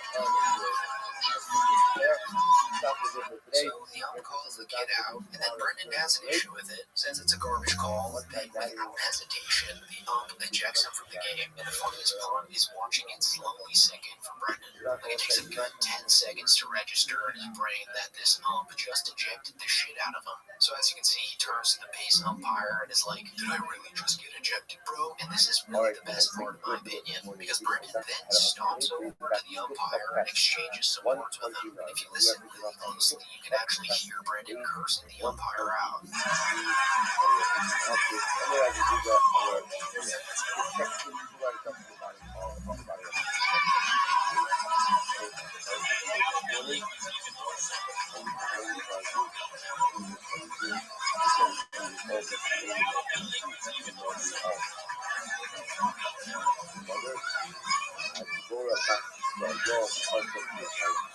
So if you listen closely, he's like, "I got ejected for saying that call was garbage, even after getting a warning right before. How could you?"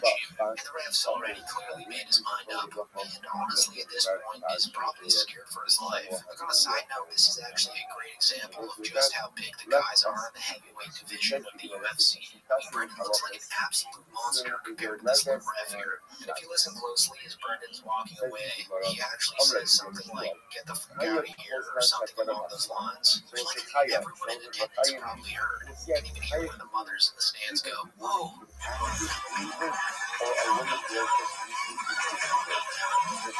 So yeah, this is going to be one of the most satisfying clips that surfaced of Brendan Schaub recently, because it's crystal clear evidence of Brendan Schaub being a douchebag in real life. Like, I don't think we've ever seen anything else like it before. And the irony of it is absolutely amazing, since just a few days ago he was on the Golden Hour podcast with Eric Griffin and Chris D'Elia, talking about how he hates it when baseball dads get too fired up in games.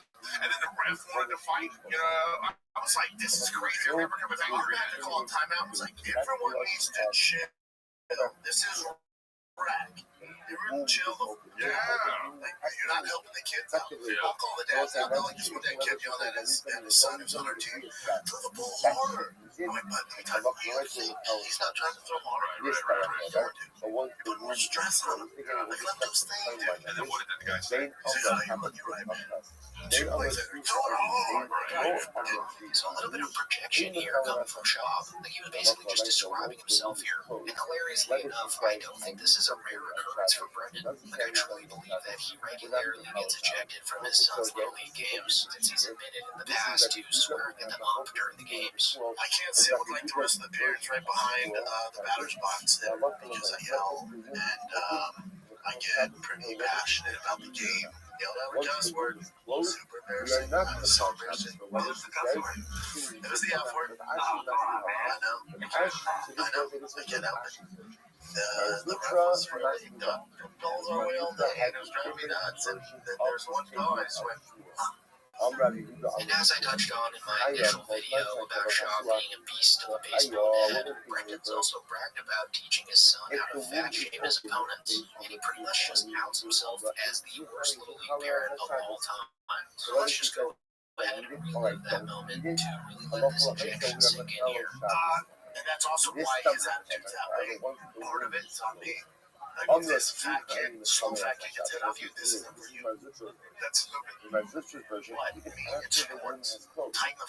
If she says, I That's why am I'm his in dad. That's why he's an Zion, outlier, you know? That if she could be I'm worthless. going to house. Yeah, off the field, very nice. However, And then that kid no doesn't hear other it. few Of course, times. but In T the Kangol knows. of Shabbos, Yeah, he's a big, chunky, it's slow not to say kid. that I need And something. he gets a I hit love off you. women, so Oh, I of course, we got work to do. He's big trying to get his bats. He's going to go as far as everything slowed down the pipe. focusing what she Oh, light wants. his eye. So bring From her back. sides, go light his ass up. Here's everyone agrees Teachers on looked the at first part of this. You'll say that from Right? So remember, Oh, when a yeah. woman, Oh, baseball's no joke, huh? when the womb is open, Light his ass up. Oh, yeah. everyone Oh, yeah, I get pretty hardcore. So in the end, this is just confirmation that Brendan is exactly who he tells us he is. A man so desperate for control and validation that he's now picking fights with umpires half his size at games meant for kids who still need help tying their cleats. And honestly, I hope this isn't the last time we get footage like this. Because if Brendan's going to keep acting like this in public, the least we can do is sit back, grab some popcorn, and enjoy the show. Also, on a side note, whoever's getting the clips for these games, props to them. Also, it's just a little bit creepy to watch these, like, 10-year-olds play baseball constantly and not even complaining. I mean, someone's going to do it, you know? So, yeah, that's pretty much it for the video, guys. Thank you for watching. Make sure to like, subscribe, comment down below what you think of Brendan as a baseball dad. if she says I need something, we'll call Shabbos for her. The Rashi holds no, once the womb is closed, we're not going to call Shabbos for her. So who do you cast the right? Amalei, Allah will do my pizza. But the halak plasma is the line. Suffix in the fashas. Because whenever we're dealing with the doubt, whenever we're dealing with the Comedians really, you know, they'll just talk shit on a podcast, or they'll pretend like, you know, me and Rogan and everybody in Austin's a bunch of Nazis and all. You just have to agree with everything they say, or you're not part of the club and all this crap. I know being a Trumper isn't, what you're calling a Trumper isn't that crazy. I mean, he did win the popular vote.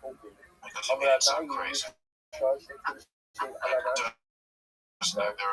two things are not. Okay. Alright, so for those of you who don't know by now, Tony Hinchcliffe just appeared on the latest episode of Bill Maher's podcast, Club Random. And right away you could tell Tony came in with only one goal, to impress Bill Maher. But the interview quickly went off the rails as Bill Maher realized that Tony's a Your reputation now as a right-winger because you did the Trump rally and told that Puerto Rico is a great joke. When I got there, I go, when am I going up in this thing? And they go, you're up first. Can you imagine? You opened for the Trump rally. I went up after the goddamn national anthem. But did you do it because you're a supporter of Trump, or just because it's an opportunity and a paycheck? Was it a paycheck? No, it wasn't a paycheck. I did it literally to hopefully, you know, get some, hopefully, if only 10,000, not to mention 100,000, maybe 200 if we're lucky, actual people to vote for him. Oh, so you did want people to vote for Trump? Yes, but it don't.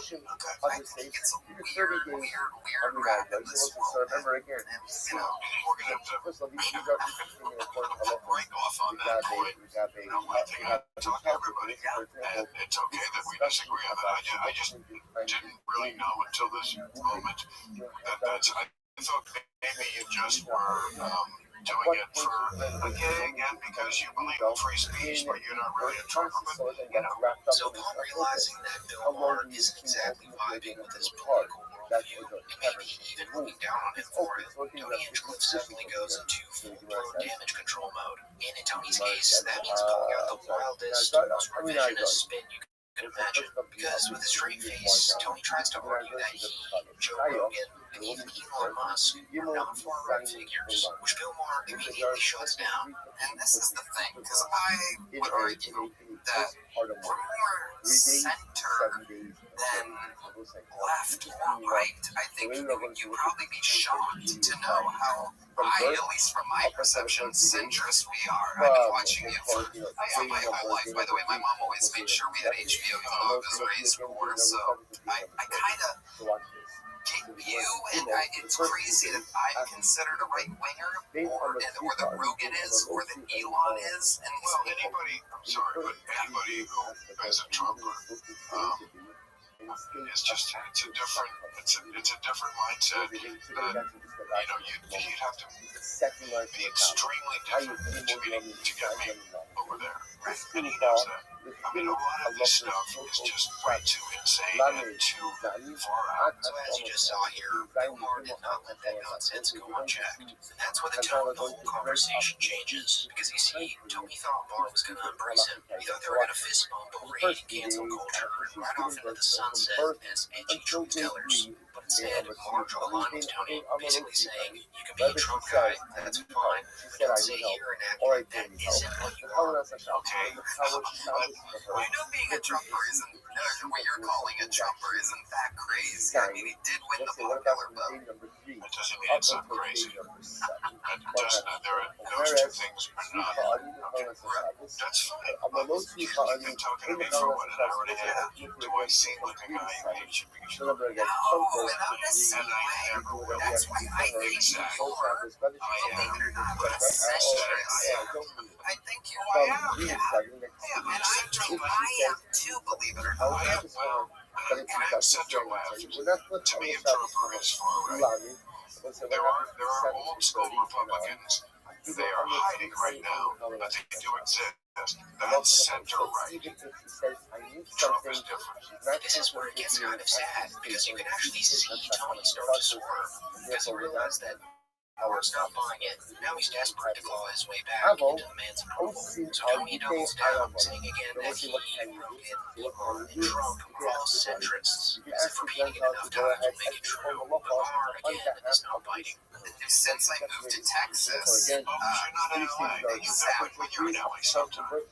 sometimes. But what I've learned is that, especially after the rally election debacle and everything, is that the farther left, even though they don't make it their identity or maybe talk about it on stage or whatever, the farther left people, comedians, really,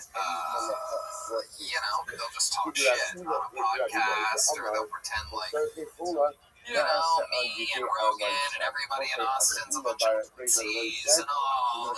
You just have to agree with everything they say or you're not part of the club and all this crap. Meanwhile, again, it's like we're all pot-smoking, pro-choice. If you're going to call us far-right crazy people, you have to realize we're all formerly registered Democrat voters. And so is Rogan, and so is Elon, and so is Trump. All these people are famously all Democrats. Okay, but that's not where we are now. We're not Democrats now. And I understand why the Democrat Party gives them the heebie-jeebies. That's different than being all in on Trump, which they are. Then Bill goes on to clown Tony a little. He points out that he actually got a sit-down dinner with Trump, while Tony, the guy who opened for Trump at a rally, didn't even get a handshake. When I was going in to do that rally, the goal, wasn't just to swing a few, 1,000 votes, hopefully, of whoever listens to my podcast or whoever liked my silly performance on the Tom Brady roast or whatever. It was also to fucking have the president go, that was cool. Thanks, man. That's awesome. I liked your set. You got the crowd going. Which, by the way, I did. Of course, that room isn't mic'd for the comedy show. No, he didn't. I didn't get to talk to him. Tony, you must feel so bad about that. You go and you're for him and you're working for him and you like him and me, nothing but vitriol for 10 years and I get the invite. Isn't it wild? Now, instead of him turning right to work, Tony probably thought that Trump rally was his moment, that he was going to roast the libs, get with the crowd, and be welcomed into Mar-a-Lago with open arms. But according to Orr, Trump didn't even notice him. And to my delight, the awkwardness doesn't stop there. Later in the conversation, Orr casually asks Tony if he watched his latest comedy special, and Tony straight up says no. But man, it was a game changer for me. The comedy specials absolutely 100% contributed.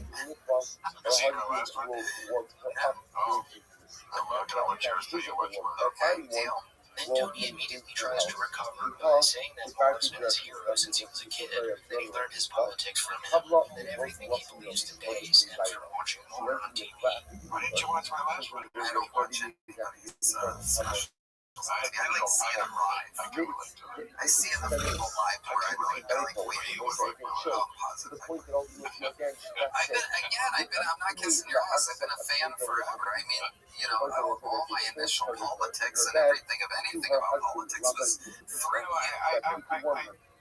So just to recap here, Tony walks into Maher's podcast as a proud Trump guy, gets embarrassed for being a Trump guy, then pleads with Maher that he only became a Trump guy because of Bill Maher. I mean, that's going to be one of the weakest Uno reverse cards in podcast history. And at this point, Maher flatly tells him, look, it doesn't matter if you're a Trumper or not, I'll still have you on my show, but stop trying to pretend you're something that you're not. I don't want to pat myself on the back and say, no one else can do this. But I do want to ask the question, why can't anyone else do this? I just don't see that many people say that many people. I just talking to somebody else who is maybe a Trumper and just not seeing them as this monster you can't talk to. I mean, I'm not going to convince you, and you're not going to convince me. And we just accept that. Honestly, that one kind of sums up the entire exchange, because what makes this thing so painfully funny is that Tony isn't actually trying to argue his way out of being a Trump supporter. He's just trying to rebrand it. He's trying to soften the edges so he can still hang out with centrist comedians he grew up admiring, guys like Bill Maher. So yeah, this was probably the only interesting part of the whole podcast. The rest of it was just Bill Maher talking about himself in a dim lit man cave. Tony laughed a little too hard at his jokes and tried not to cry. Well, I'm getting great advice on this stuff. Complaining about shitty crowd and great comedians that come in. That's why they're here. Because they're not having fun. Let's say a person did They blood came here for the medicine of laughter. Do you remember who told me that? Yeah, I didn't want to say because it sounds like name dropping. Okay. Who was it? Abraham Lincoln. That is likely to make a fire. You want someone who is still and chill. Love that, and that's only by Tony like realized by in real time that the whole world sees him as the Trump comic was honestly fascinating. Like he tried so hard to pivot, reframe, and finesse his way back to being viewed as this edgy, centrist rebel. But the label's already stuck. But with that being said, guys, that's pretty much it for the video. Thanks for watching. Let me know down in the comments what you thought of the podcast.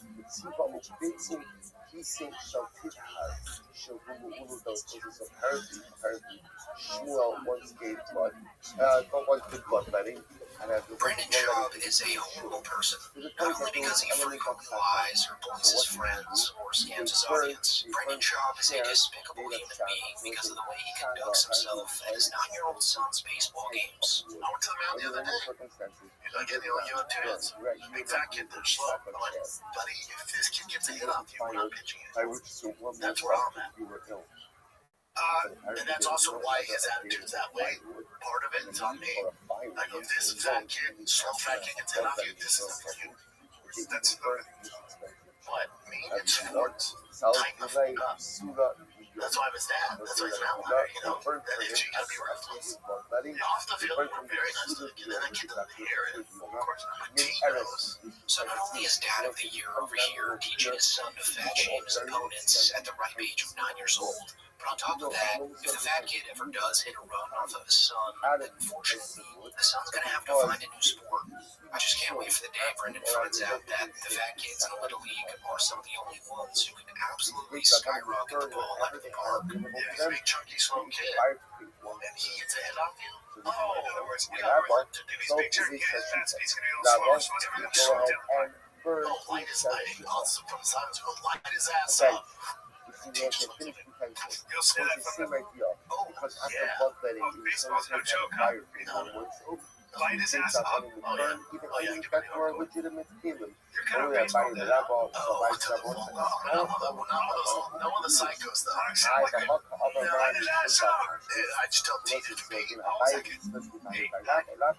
So it seems that Brendan Schaub has some underlying resentment towards fat people, perhaps it stemmed from when he was knocked out on live TV by a fat guy by the name of Roy Nelson at the beginning of his UFC career. Or maybe it's from when he challenged his fat friend and employee at the time, Chappelle Lacey, to a race not too long ago, lost the race, They pretended to tear both his hamstrings in order to save face, with the cherry on top being that Chappelle Lacey went on to become an extremely successful comedian.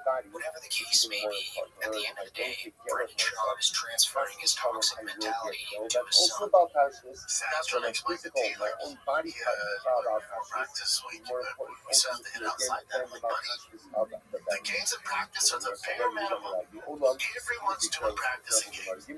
It's the bare minimum. So whatever, let's say there's 10 million kids playing baseball. All of them are going to practice playing games. If you want to get to where you want to go, we're going to have to do way more than this. Yeah. You're not even remotely close. Right. Practice. Talk about practice. All these idiots practice. Yeah. And just in case you need some context as to why Brendan Schaub is now an insane little league parent, basically, after a lifetime of failing at everything he's tried in life, Brendan Schaub now lives vicariously through his 9-year-old son, who Brendan apparently thinks is the next up-and-coming MLB superstar, the next Yasiel Puig, if you will. And after quitting comedy over a year ago, his son's baseball career has absolutely consumed him. Last summer, he didn't touch a baseball. He's never played baseball. He's never played baseball. He's never touched a freaking baseball bat. He goes, Dad, I want to play baseball. I want to make the team. So I look it up. I see tryouts. I go, bud, tryouts is 2 months away. And these kids are probably pretty good. And he goes, okay, can you help me? I can help you. So remember, I cancel my European work. I cancel everything. I go, bud, here's the thing. I'm down to do this. If you commit for the summer, your buddies are going to be in summer camps. Maybe at the ocean. Then we go on vacations. But if you want to play baseball, we're not doing any of that. So what we're going to do, you and I are going to train 5 to 6 days a week. And you and I are going to work, dude. We're running sprints. You're waking up early. You're going to eat right. We're going to get after it. I want you to out-hustle all these kids. I don't care if you can go 5 for 5. If you have a bad attitude and you don't outwork everybody, then I'm upset. So Brendan basically told this kid that he canceled his entire European tour and basically quit stand-up comedy in order to help him play baseball. So now the kid's under this immense amount of pressure to not only succeed, but to be a quote-unquote outlier. And when the child's doing well, Brendan's a happy, chill guy. When a Tiger has a good game like dominates, right? And you see NFL, nothing is better. There's nothing else I'd rather do. There's nothing. There's absolutely nothing. Like when he's playing well, balling out, that's all I need, man. But when he doesn't play well or ball out as expected, then Brendan will come stomping out to the pitcher's mound in the middle of the game to tell him that if this fat kid ever gets a hit off you, then you gotta rethink the whole baseball thing, kid. We all knew this was a bad guy, but I don't think anyone thought that it was on this level. It only makes you wonder what the other parents think of this mongoloid. He's probably shouting at his kid behind the fences like UFC coaches would in a fight. And the worst part is that he's proud of this behavior. As you'll see shortly, Brendan takes pride in having to stand far away from the other parents, since he just can't stop himself from cussing out the umpire. Made a world mistake, all the baseball dads and all this. So I can't sit with like the rest of the parents right behind the batter's box there because I yell and I get pretty passionate about the game. So I always just chill over in left field where nobody can hear me. So also I don't sit there just because I yell or whatever. I get excited. I don't want Tiger to see me put more pressure on them. Like, there's enough going on with an 8-year-old. So I always like to get out of the shot. And then we were playing out of field where that was not really an option. So I had to sit there, chill out. Yell out the cuss word. Super embarrassing. I was so embarrassed. Apologize to the other dads and apologize to Tiger. Didn't help him, It was the F word. I know. I can't help it. The ref was really goals are real. They drive me nuts. And then there's one goal I just went. And then my wife was like, oh my God. I was like, that's why I can't. be around these parts. Like, that's why she's like, go over there. And I'm like, yeah, I'm trying to. So I'm like behind the fence now, like staring like this, you know, like that neighbor from home improvement. Made a mistake. There's my son. And me too. I apologize to him. He got over it, you know. Call him the next time it's that bad. So I told her, I said, you know, I'm proud of you today. I go, I know I didn't know about that had stressed your life. You were able to put that to the side and, you know, yeah. Brendan Schaub is a guy who turned quitting comedy into a publicity stunt, willing to channel all that misplaced energy into screaming at Little League umpires and publicly humiliating his son. Let's not forget, he broadcasts this behavior like it's a badge of honor. In his mind, this is alpha cat behavior, but in reality, it's just pathetic. So at the end of the day, Brendan's not just a terrible comedian or a grifter in podcast form. He's also a grown man projecting his own failures onto a child while proudly alienating everyone around him in the process. And if that doesn't make him a horrible person, I don't know what does. Thank you for watching. If you made it this far, make sure to like, subscribe, and comment down below what you think about Brendan Schaub's Little League behavior. I go, this is fat kid. Slow fat kid gets it off you. This isn't for you. That's what me and sports tighten up. Go ahead and eat in the aftermath of blood letting. So apparently, the way it works is, otherwise, I guess without them, they're not always concerned that a husband would say to his wife, bloodletting, you prepare a nice dinner tonight. You listen, as a city, it's just, you cannot compare it. Sorry. Therefore, go ahead and tell them that's not going to nice to hear that. Can't be compared. Nice to hear. I mean, that's not news to anyone, right? No, not to. Don't say that in the green room of the mothership. They'll stab you. Well, alright, so on the latest episode of the We Might Be Drunk podcast, Tim Dillon explains why he never moved to Austin like everyone else did when Joe Rogan opened up the mothership. And overall, it seems like he's not really on board with that whole place becoming the new hub of comedy. And as you'll hear shortly, Tim has some pretty valid reasons for never moving there. The first one being that the city of Austin itself is simply a bad place to live. I think that moving to Texas is over. Really? You putting your foot down was, I think, a big part of that problem. The city of Austin, Texas is dangerous. The homeless there are more aggressive than I've ever seen. The best thing you do for blood letting is There's pockets that really do look wine, friendly. drink some good wine. I mean, what kind of It's not good. Yeah. Like, yes, that's no chocolate. It's brown. It's brown. There's no grass. It's not green. It turns brown. From 4 to the years over 100 degrees. Lishko Giza Mako. Go ahead Colored, and and take there a are raining worn amoebas that can out. swim up your nose and kill you within 48 hours. It's rare, but it happens. Wow. That's the same thing All the hot lake states where you get in the lake and go, This nice goes hot. to Mako. Instead of glacial lake, wow, you know, he's the brain. So yeah, Tim Dillon's not really buying into the hype of Austin being the new place to be if you're a comedian, which is honestly pretty refreshing to hear from a guy who lingers in that Rogan sphere. Because usually a lot of these guys just blindly kiss the ring of Joe Rogan in order to stay on his good side. But Tim Dillon is a true New York comedian, so no matter how many millions of dollars Joe Rogan pours into that mothership, Tim Dillon just refuses to believe that it'll ever be any better than New York or even LA for that matter. So let's be very honest about suburbs are nice, the people are cool. I love Texas, I love Dallas, I like Houston, I like San Antonio. Like, the actual city of Austin is 4 blocks, and one of them is just 20-person brawls and melees that are broken up by horses. Like, so I don't even know what we're talking about. I come to visit.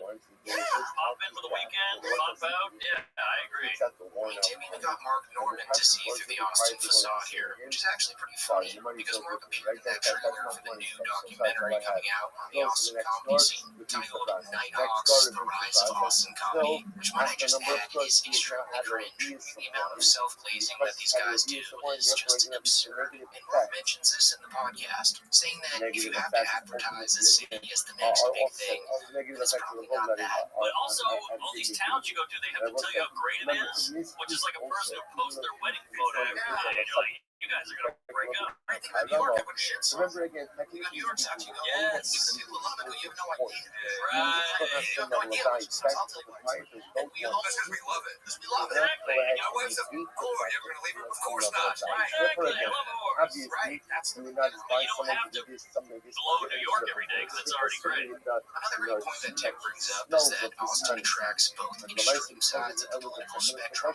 On one hand, you have the very liberal people who had already lived there before the great Joe Rogan migration. And on the other hand, you have all the black coffee dads who've made drugs, cigars, and guns their entire personality. So as a result, you have this melting pot of the worst kinds of people America has to offer, all crammed into this one small, boring city in the middle of nowhere in Texas. Yeah, it's worse to the right and worse to the left. Like everyone's either like a Proud Boy who's like ready to get a roll, or it's like a non-binary blue-haired dreadlock gremlin. They push each other hard to further Like, my what is he? Was there any normal human? Is there a person? Normal people are like college kids or dorks. That's a good point. And I think they push each other so much that they end up like circling around and becoming the same thing. Tim, Mark, and Sam Rill then go on to all agree that New York and LA are far superior for comedy than Austin will ever be, which is pretty interesting because most comics in this Rogan sphere will usually shit on LA, since Joe Rogan is desperately trying to sway the public into believing that it's on the verge of collapse for some reason. You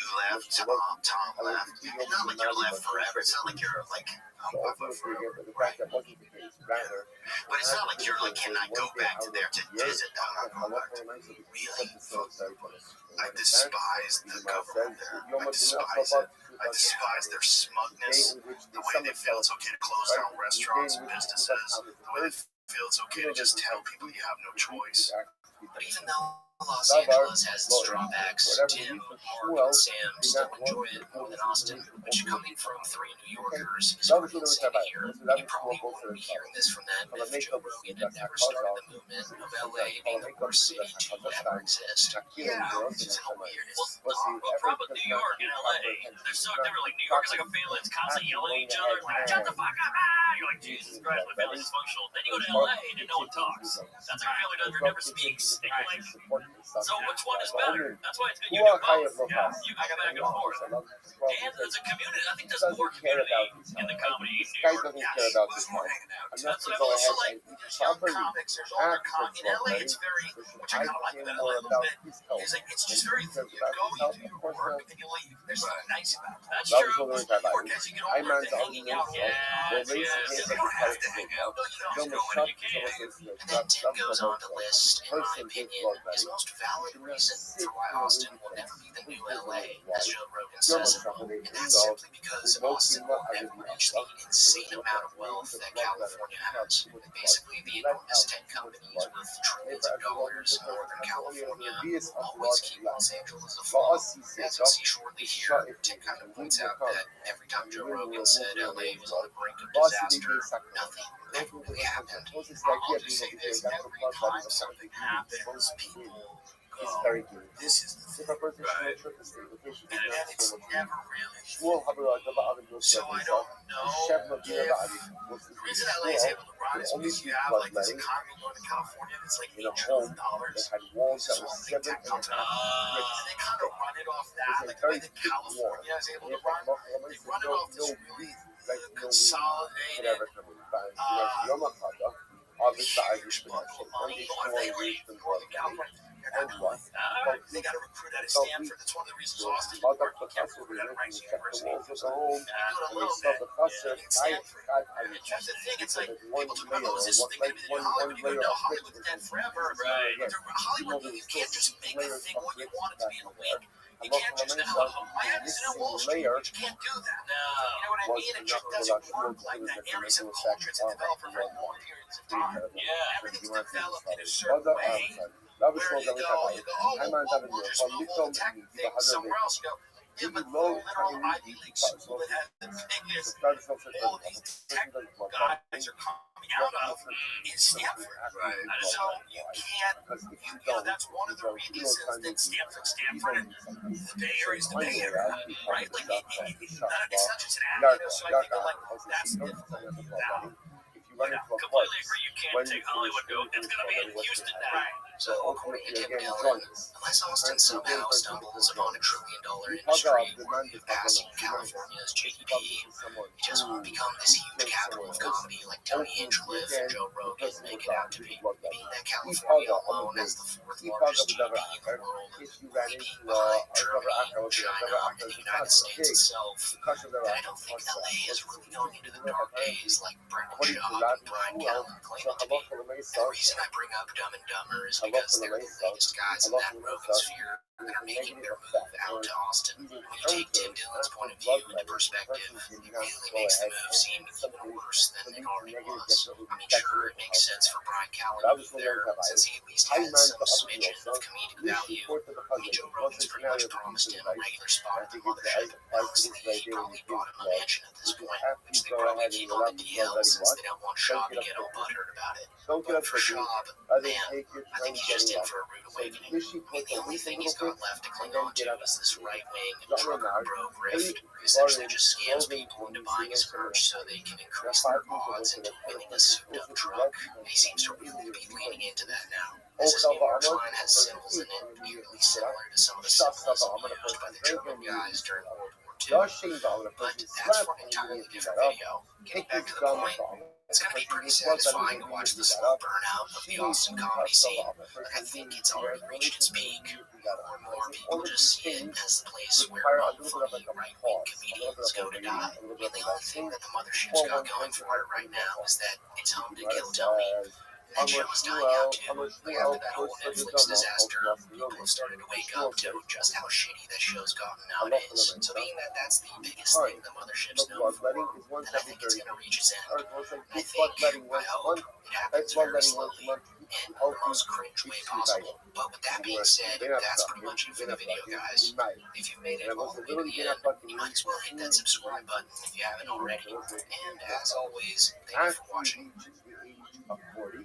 As you change your 40, you shouldn't be bloodletting every 30 days. Rather what? Rather, again, ultimately, again, every 60 days. Every 60 days. My name is Tim Kennedy. My occupation. You should do it even less often, once every 30 days.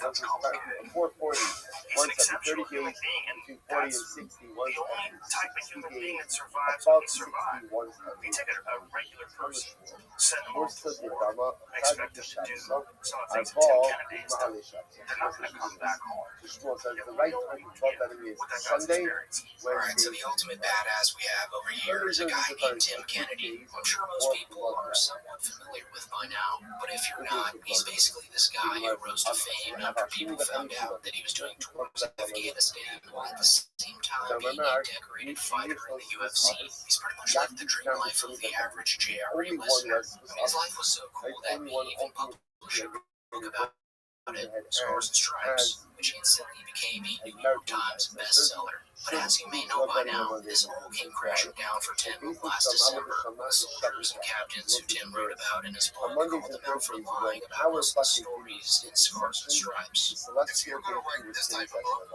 with these amount of lies, you're going to have stolen valor, you're going to say you got injured when you didn't, you say you should have Purple Hearts when you don't, admitting to war crimes that you didn't even do.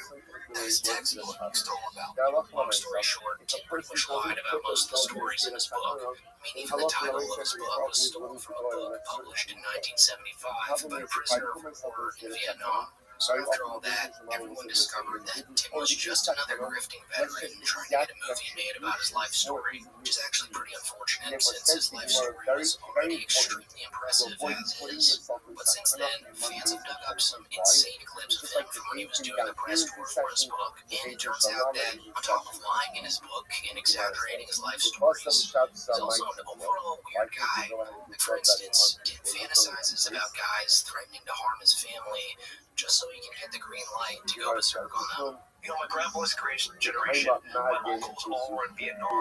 My dad stole platefuls of cocaine from Pablo Escobar. And like, my brother's in the FBI bomb tech. My other brother works for Department of Energy protecting nuclear stuff. My other brother's a Green Beret. And then I sit down and I look at a restaurant and I go, like, I'm not angry and I'm not thinking about killing everybody in there, but I'm looking around and like, they're so useless. They're so useless. What are they gonna do if I wanted to? Or they get a nude body, but if the table's flipped and they're like, John, I'm gonna try to take that dude's 2-year-old daughter, they're like, first of all, I need to hide this erection because you just made my day and I get to protect my family. I've been training for you every day to go to sleep. Tim's weirdly fixated on this extremely rare scenario of someone threatening to harm him or his relatives. Look, it's not abnormal to be prepared for such an event. Honestly, it's better to be over-prepared than under-prepared. If that nightmare situation, God forbid, were to ever occur, but Tim just goes over the top with this, so much so that you could probably classify him as a doomsday prepper. We just listen to him describe his everyday carry loadout to Sean Ryan. We like to do an EDC pocket dog warm-up, okay? What are you rocking? I'm pretty straightforward. I think people overcomplicate it. So like a Kansas guy, keep it simple, stupid. And so I have my keys, I have my cell phone. I unfortunately carry two wallets, a work wallet, and then like my regular wallet. Then I have a small fixed blade depth right now. It's going 10 a knife. That's the speed goat. And then I carry a SIG.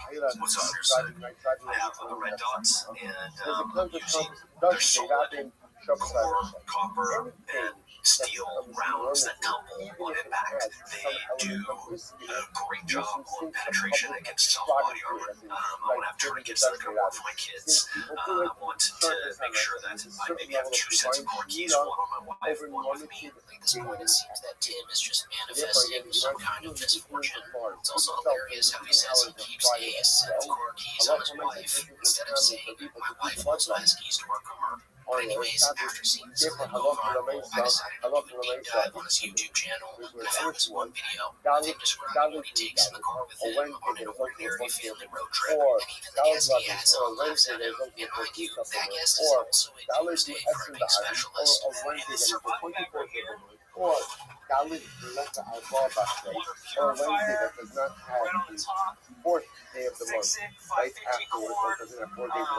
Tire pressure, we have 17 panel, solar panels, emergency blankets, multi-tools. So far, between this, what's up there, and here, I think I have 10 tourniquets. That's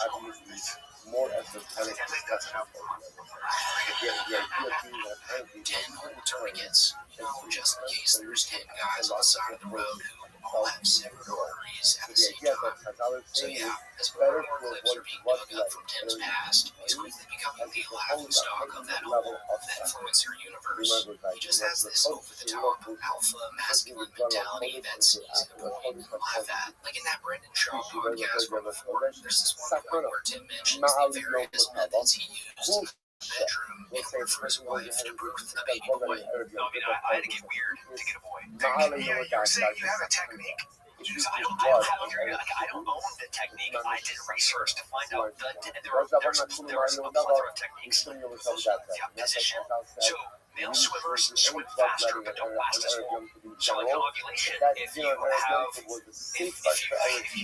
come early in ovulation, like there's more time for the female swimmers to make it up there. Which at first seems pretty understandable, since most guys, if they were big, would want a baby boy at some point in their lives. But as we'll see shortly, Tim just takes it to the extreme, and it quickly becomes clear that Tim not only wanted to birth a son, but a small warrior. And then like afterwards, I'm holding my naked wife by the ankles, like shaking her. You're like, come together, I'm not joking. And then it worked. I got a boy. This he's a savage. He's not. Looks the opening scene in the last 2 weekends. We're talking about lacrosse. He plays lacrosse. He's got stripes on his shorts. He's got this V on his back already. He has long hair that goes down his back. And he takes off his lacrosse helmet that's like matted and tangled already. And he just looks like a savage. That's straight out of the last 2 weekends. And he plays hockey. He rides motorcycles. Like it out loud, but like it's like I might have to say it out loud. I look at like the fat dad bods, and I look at their kids that are lame. I'm like, you guys don't, you know, look at my boy. Yeah. Sure, you can be proud of your offspring, but striations, way deeper.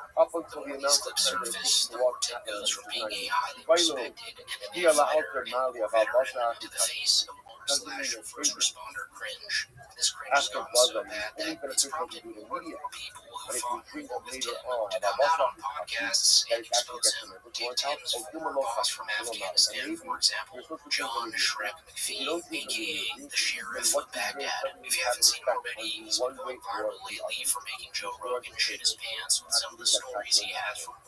7 Taliban on my neck. You want to see 7 bodies super quick? You know what I'm saying? Bring them boys up here, you know? So I never really understood some of these other stories because I had such a different experience. I can't fathom if I was with 5, the times I was with 5 guys, you know how many people get out with 3 guys, you know how many people we killed in the Battle of Tora Bora, but hundreds. I just stopped counting on my first day. Funny enough, the most viral stories he told was about the time when he had to put Tim Kennedy in his place and humble him. Since Tim was apparently going around the base telling everyone that he could kick all of their asses. So you did have to tell them.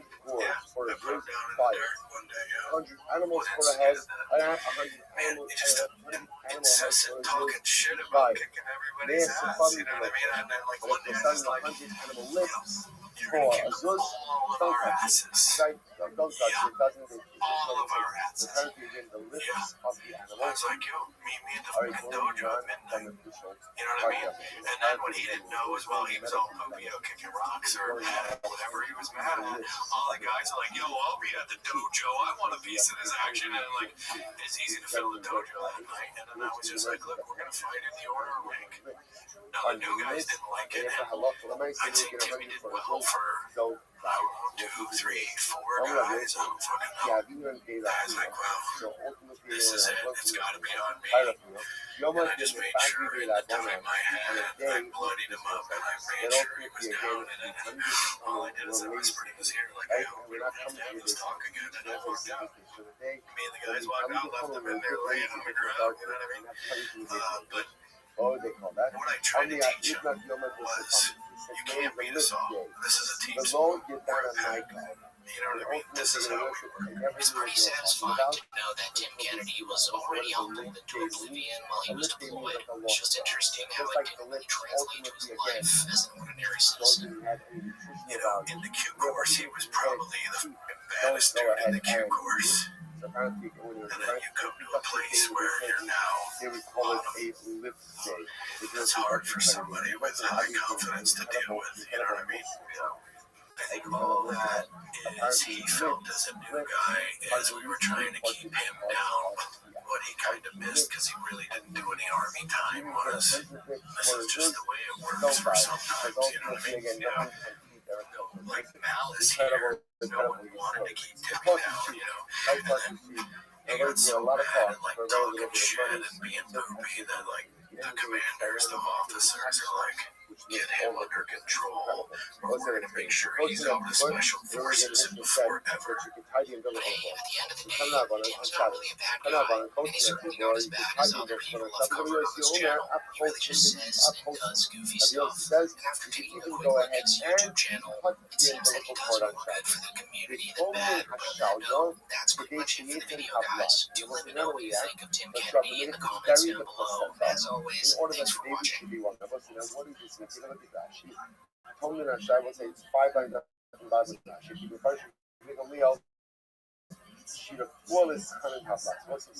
interesting. It was some type of like school that if you go ahead and so the way we talk to each other as comics, you can't make those kind of jokes sometimes with regular people. Like regular people, we were insulting. You could say like the most heinous joke to Tony Hinchcliffe, and he would fall on the ground laughing. Yeah, so there seems to be this notion in the Rogan sphere that comedians are the only people on Earth who know how to quote-unquote bust each other's balls. Regular civilians like you or I are simply incapable of grasping such a concept. No one is the worst social thing you can do. You're frustrated. The thing that might be just us. Sent off in a Come truck and get up comedians. over. That's how regular guys. Those Regular guys that drink sheer coffee. I bet they do this all the time. They don't even think about it. Swedish people were Yeah, very exactly. They don't think sent off someone's going to jump all over them and lock them. but On there's the rare occasion, the regular working class civilian will stand up to the comedic assassins and destroy them in their very own profession, resulting in some of the most satisfying moments in comedy. Take, for example, the time when David Lucas got out-roasted by a random girl after he insulted her body for about a minute or so. Something else you want to say? Go ahead. Girl, those some breast cancer titties you got too. That bitch got two medium-sized water balloons in her shirt. These starting to sound like compliments. I like big titties. Titties will get you nowhere. Well, great. I'll give you anything you like, because I don't want like a roast beef sandwich.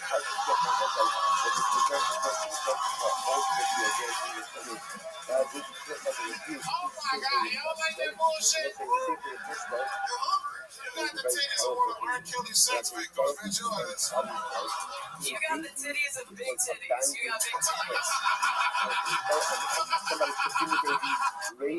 That's considered to be the greatest roaster in allowed Kill me to Tony grow up history. into He an got adult served up pretty easily here. And in all fairness, he took it pretty well. At least he didn't get all butthurt about it like some other comics do when regular civilians get under their skin. Because a lot of these so-called killers are actually pretty sensitive on the inside. Like, you don't even have to say much to really get to them. And the best example of this that I can think of was a couple of years ago when Andrew Schultz's court jester, Akash Singh, got infuriated by one of the audience members who was seemingly uninterested in Akash's lackluster jokes. right?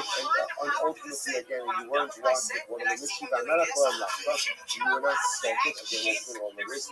Nacel nos asalto. Again, it's all the same. So it's a very good about how you feel about us. I did it to a point where it was a party of time. All right, I did it to a point this time.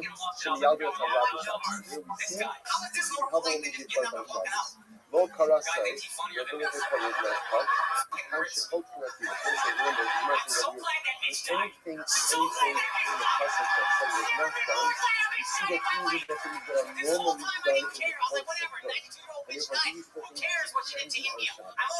the consequence of the community fucking open goes, or 9 Norakan, and you are not watching whatever, then you can't off, you have a lot of Tony, that guy just sitting there doing nothing will probably live in Akash's head for the rest of his life.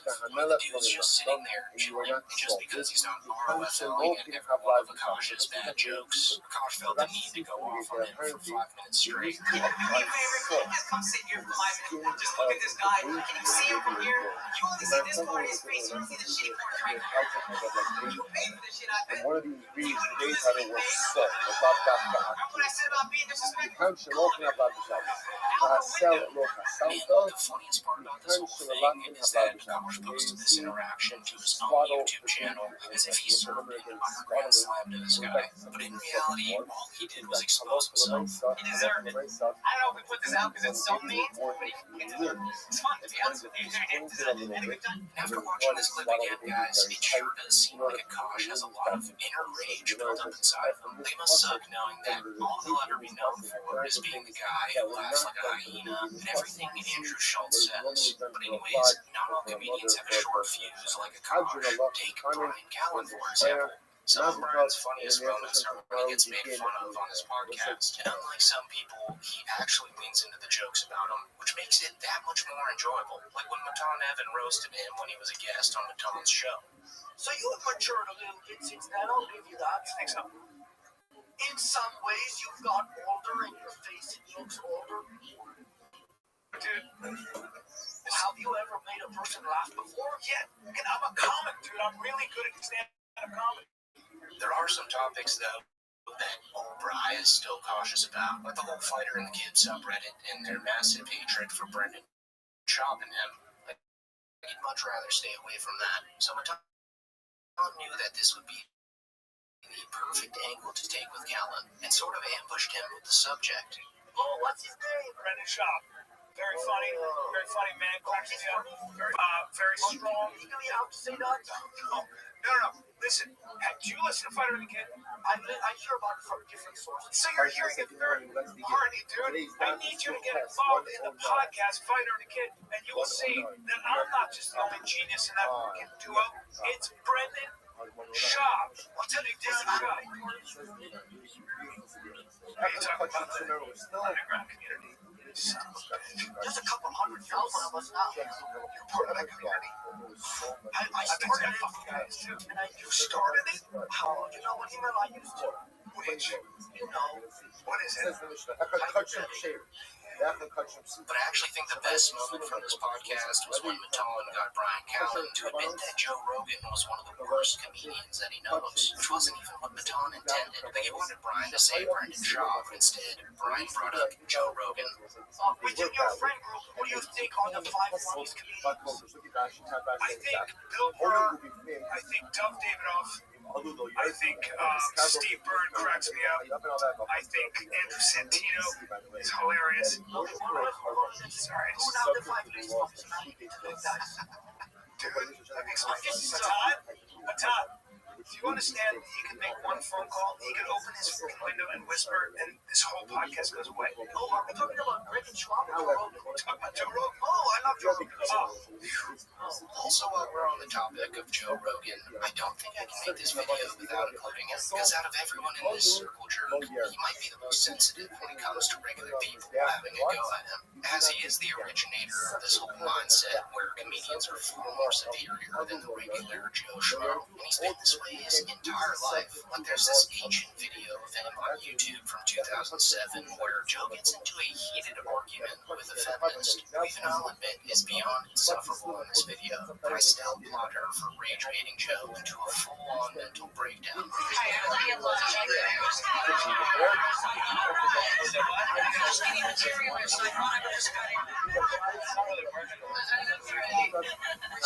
I'm not a comedian. I get the trashing, but we have similar subjects. You know, the way that you talk about women, I talk about men.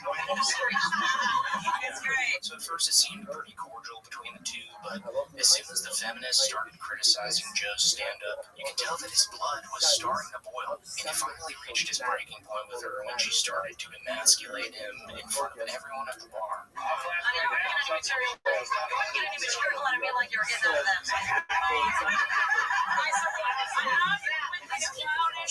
Impersonations of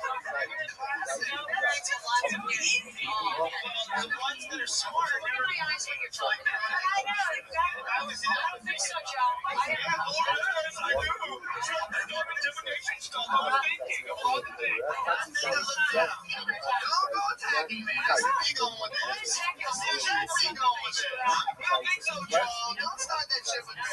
So Joe just simply couldn't let that go. And as you'll see shortly, this little back and forth quickly escalated into a Joe Rogan shouting match. And it got so bad to the point where everyone in the bar went silent just to hear this meltdown. No, because you try to tell people what to do. Don't tell people where to look. That's not how you communicate with adults. You don't tell them, look in my eyes. Not your dog. You're lucky. You don't talk to people like that. That's dumb.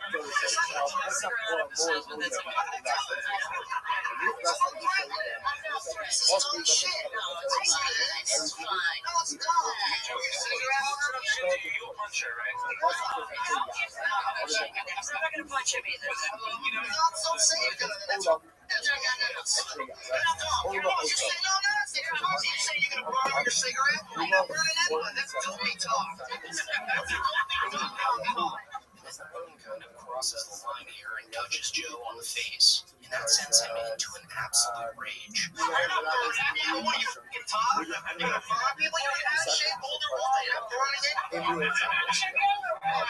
good shape. I bet you are.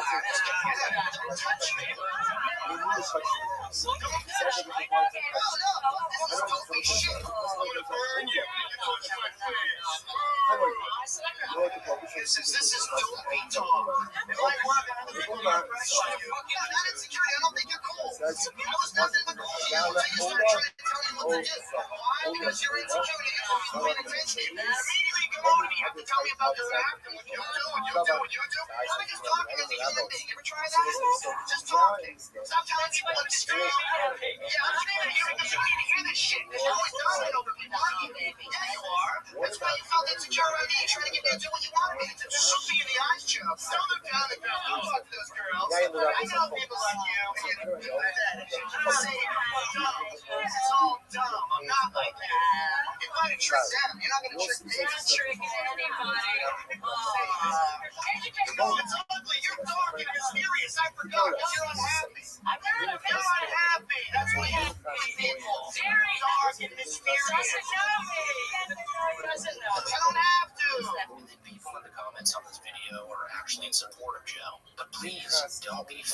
Like, I agree that the lady shouldn't have put her hands on his face, but other than that, I think this whole rant by Joe just shows how thin his skin really is. Much like that situation with Akash and the audience member. Like, these hacky guys think getting really loud and talking really fast is them owning their intended target, but really it's just a dead giveaway showing that they're really hurt on the inside. But anyways, guys, moving along, I don't think I can end this video without mentioning the time when Sketch went onto Bobby Lee and Andrew Santino's podcast and brutally roasted Bobby Lee, like for just being a streamer who plays video games and streams at the FaZe house. His timing and delivery here was just amazing. For a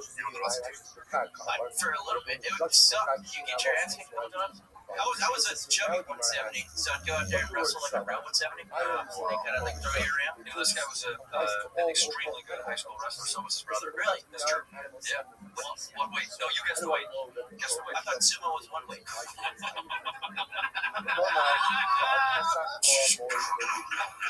Very funny. Right? And I just, because I'm being, I was wondering. Asian jokes are lambs. I'm sorry. Y'all don't fight back. Y'all don't fight back. Well, they can't. And this was around the time when Sketch leaked on Twitter, so I just feel like Sketch went into this with nothing left to lose. What do you think I can wrestle? You look like you're probably 180 right now. Maybe like a little. What do you think you're? Wait, you're not 180? You put a 1 in front of it? I just start with a 1. Okay. 225. Yeah. 225. Wow, I gotta get out of this epic, I think. Yeah, that's a final straw. No, it's he. Yeah, dude, that was crazy. Okay, you want to spit? You think I came in aggressive? Right?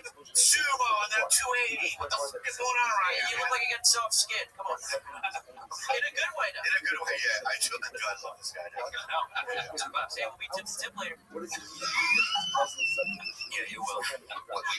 Stop. Can we slow down? I'm sweating now. I'm sweating now. You're drooling. Yeah, I'm not drooling too. And then Sketch's final grand slam on Bobby was when they were discussing what would happen if they docked each other. You mean dock? Space docking? Yeah. Space docking? Yeah. Well, it'd be like this. Am I the pinky? Really? Fire! Oh, yeah. You have a nice penis? Check out. Okay. That's fast. This guy's so fast, dude. Check. We love you, dude. I love you. See, Bobby Lee is a true comedian. Even though Sketch was throwing insult after insult at Bobby recognized that what Sketch was saying was actually hilarious. So he didn't bother with it all the way to the end of the show. And with that being said, that's pretty much it for the video, guys. If you have any other examples of comedians getting rage baited by people, do let me know in the comment section down below, because I thoroughly enjoy making these videos and would be more than happy to make another.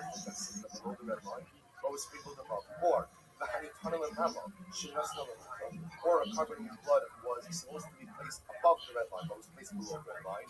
Or you know what? Here's the other thing. I know how I've done. I know. I'm me. I'm the one that knows what I did and what I didn't do. I'm at home with my family. I see the heartbreak on my wife's face that we have to deal with, and then she gets bullied online. I have to deal with that shit. Crystalia is back and creepier than ever in his latest comedy special, Grow or Die, which comes a whopping 5 years after he was accused of preying on dozens of women, some of whom were allegedly underage teenage girls. And if you guys don't remember by now, Crystalia was pretty much the only comedian it was truly canceled during that wave of cancel culture in 2020. Like, this man was on the brink of breaking into the movie world and actually becoming the action star that he'd always dreamed of. But as soon as the allegations surfaced, the entire entertainment industry dropped him. Like, even though he denied everything immediately, the damage had already been done. I mean, even his dearest comedian friends distanced themselves from him. How do you feel like there's a girl next to your door, and that's immediately I was just like, all right, it's pretty tough. So just keep all that in mind while we go through this special Grow or Die. Because as you'll see shortly, Crystalia has a very twisted and manipulative mind. And for him, this special is nothing but his final chance to tell the world that he's a changed man. I got canceled. Listen, it wasn't what you read, okay? There's a lot of crazy things out there being said about me that just wasn't true. But that doesn't mean that I didn't make mistakes, okay? I made mistakes. Towards the end, he pretty much just stops telling jokes and proceeds to trauma dump on the entire crowd in a teary outburst. It's my fault that my dad is getting older, you know? But before we get into that, if we're looking at Grow or Die strictly from a comedic perspective, then I think it's safe to say that this is quite possibly his worst special that he's ever released to the public. It's even worse than the special where he talked about dolphins having sex with people. No pain. Hey, dolphins, people. That's a real thing. That's a real thing that I didn't make up. Dolphins, people. Dolphins, people. Most of the jokes in Grow or Die were completely recycled from his first two Netflix specials, Incorrigible and Man on Fire. With the worst one being a bit he did in Man on Fire, where he claimed that little girls are always touching their private parts from the back, which is completely revolting given the context of his allegations. Dad, excuse me, can I talk to you for a second? Hey, Dad, why do little girls grab their titties from behind like that? That's so weird. No, weird, like I made them do it. That was Jesus Christ, our Lord and Savior, that made them do that, okay? But being that one of his allegations involved luring a girl in high school back to his hotel room, it'd be completely inappropriate for Chris to use this joke again, right? So in Grow or Die, instead of a little girl doing this, it's his son, which is somehow even creepier. And by the way, this is how he asked me. He walked up to me, and this is how he walked up to me.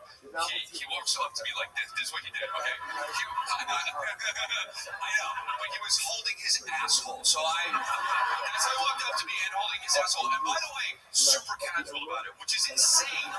So yeah, just basing the special off jokes alone, it was pretty hacky and also pretty disturbing. Like, he has this one bit about his son growing up to become a serial killer, and the punchline is kind of like him projecting his deepest feelings about the woman who made allegations against him in the early part of this decade.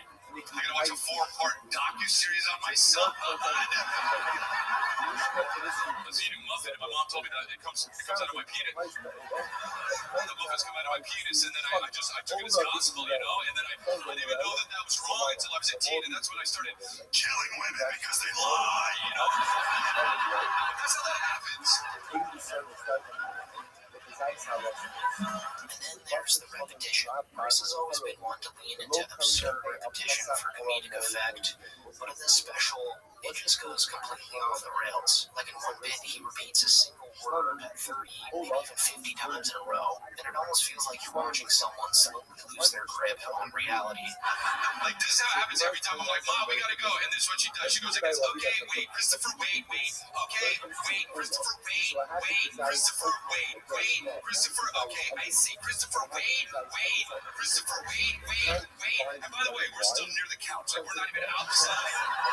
Christopher, wait, Christopher, wait. I'm looking at her and I'm like, baby, what the fuck are we gonna do?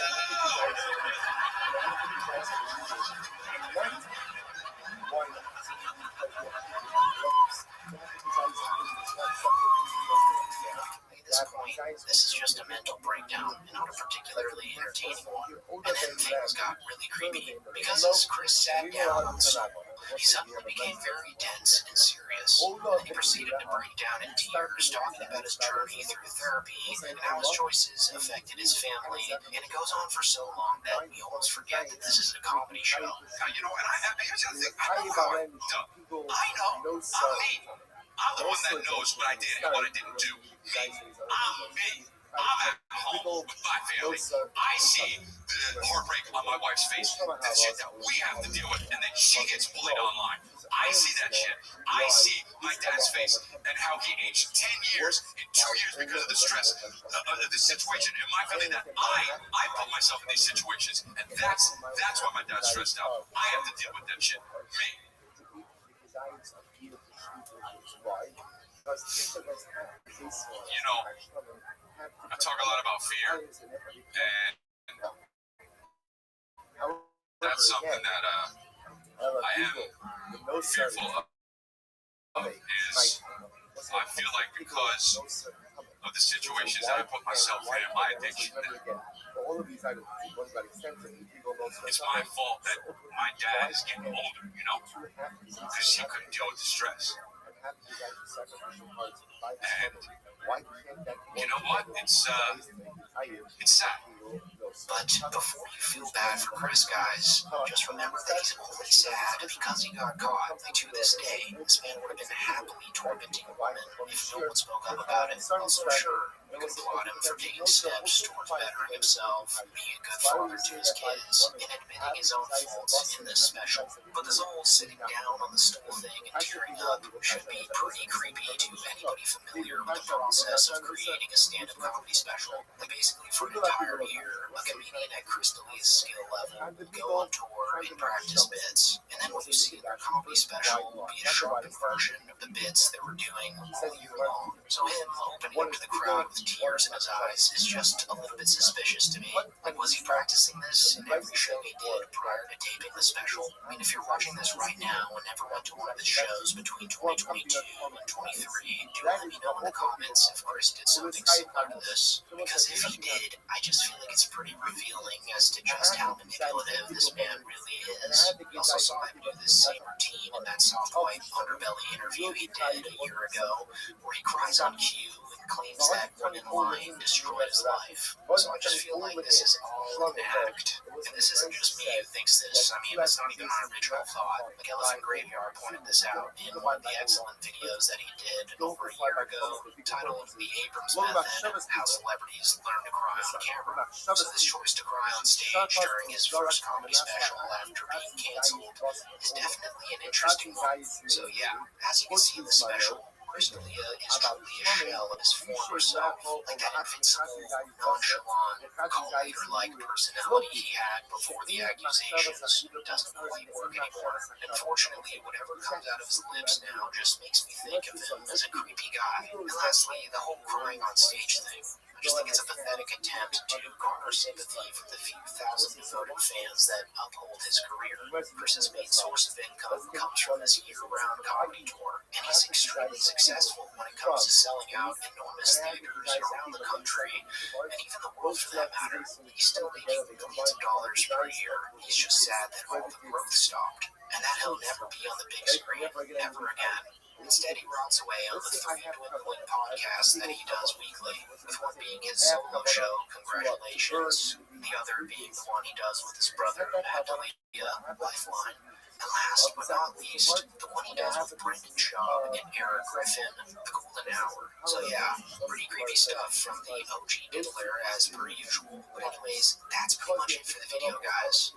If you made it this far, thank you so much for sticking around to the end. Make sure to like, subscribe, and comment down below what you'd like me to make a video about next. And until next time, thanks so much for watching. Meat from the shlamim that is consumed, and having desires from the removing will actually combine with Philippine. When it comes to Machshavas people, Rabbi, the only way that Machshavas people can be Mitzari is if the Machshavas people are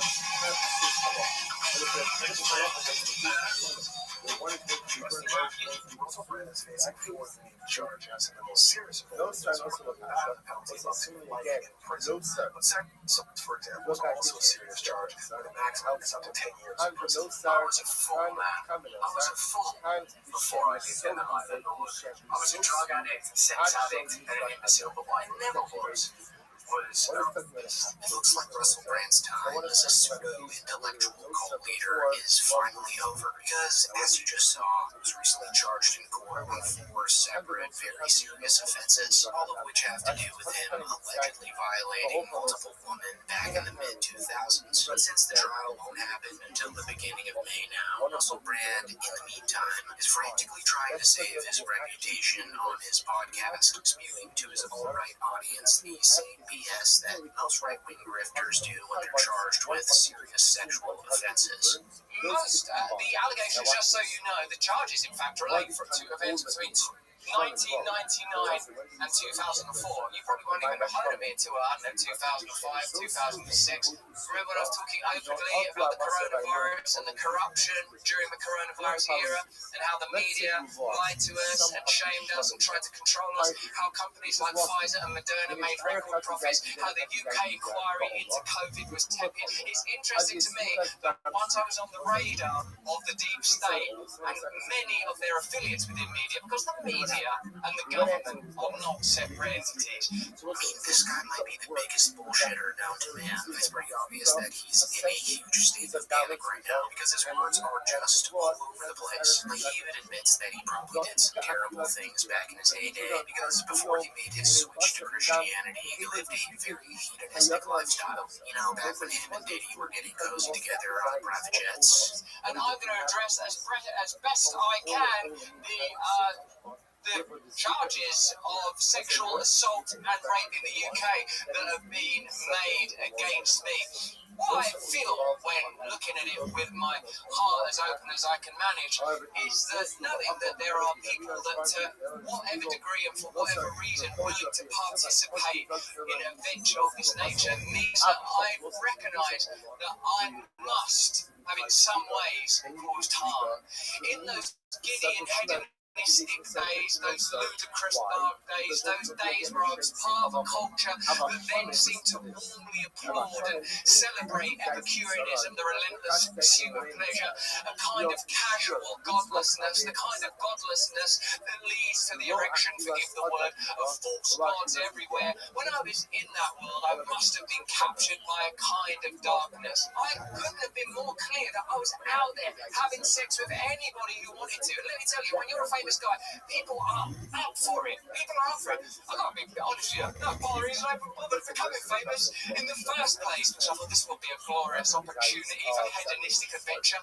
Surely then my life will mean something. Surely I can find some value in the comfort of strangers. Surely I can lose myself in endless pleasure. I mean, the guy's a genius at sounding deep without saying a single thing that actually makes sense. He's basically a smart guy for people who don't read. And even if the charges against him turn out to be false, we all still know he's a slimeball womanizer. Like, just look at any interview of him around the time these charges were to take place. Reese, are you wearing one of your own bras? I mean, that's your bra. I'm sure you didn't make it from Puppy Nappy. I mean, are you in a bra designed by you now? Oh no, but my knickers. Get them off. Okay. There won't be a problem like our old days. Before I go, on it.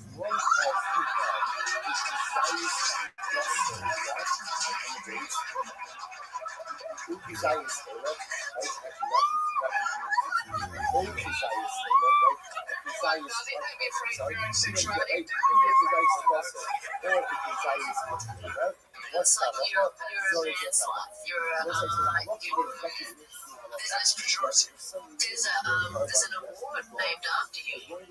Serial Shagger. The Russell Brand Serial Shagger Award. Yes, that is actually true, but that's on the basis of an instant apple in a supermarket aisle with me and some Frosties.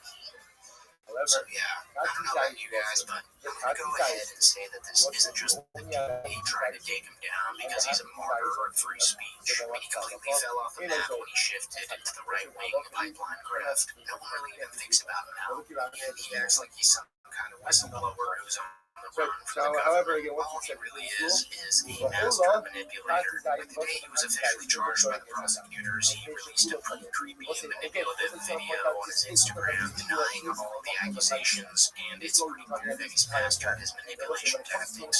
Firstly, thank you for these incredible and long growing cities are very simple.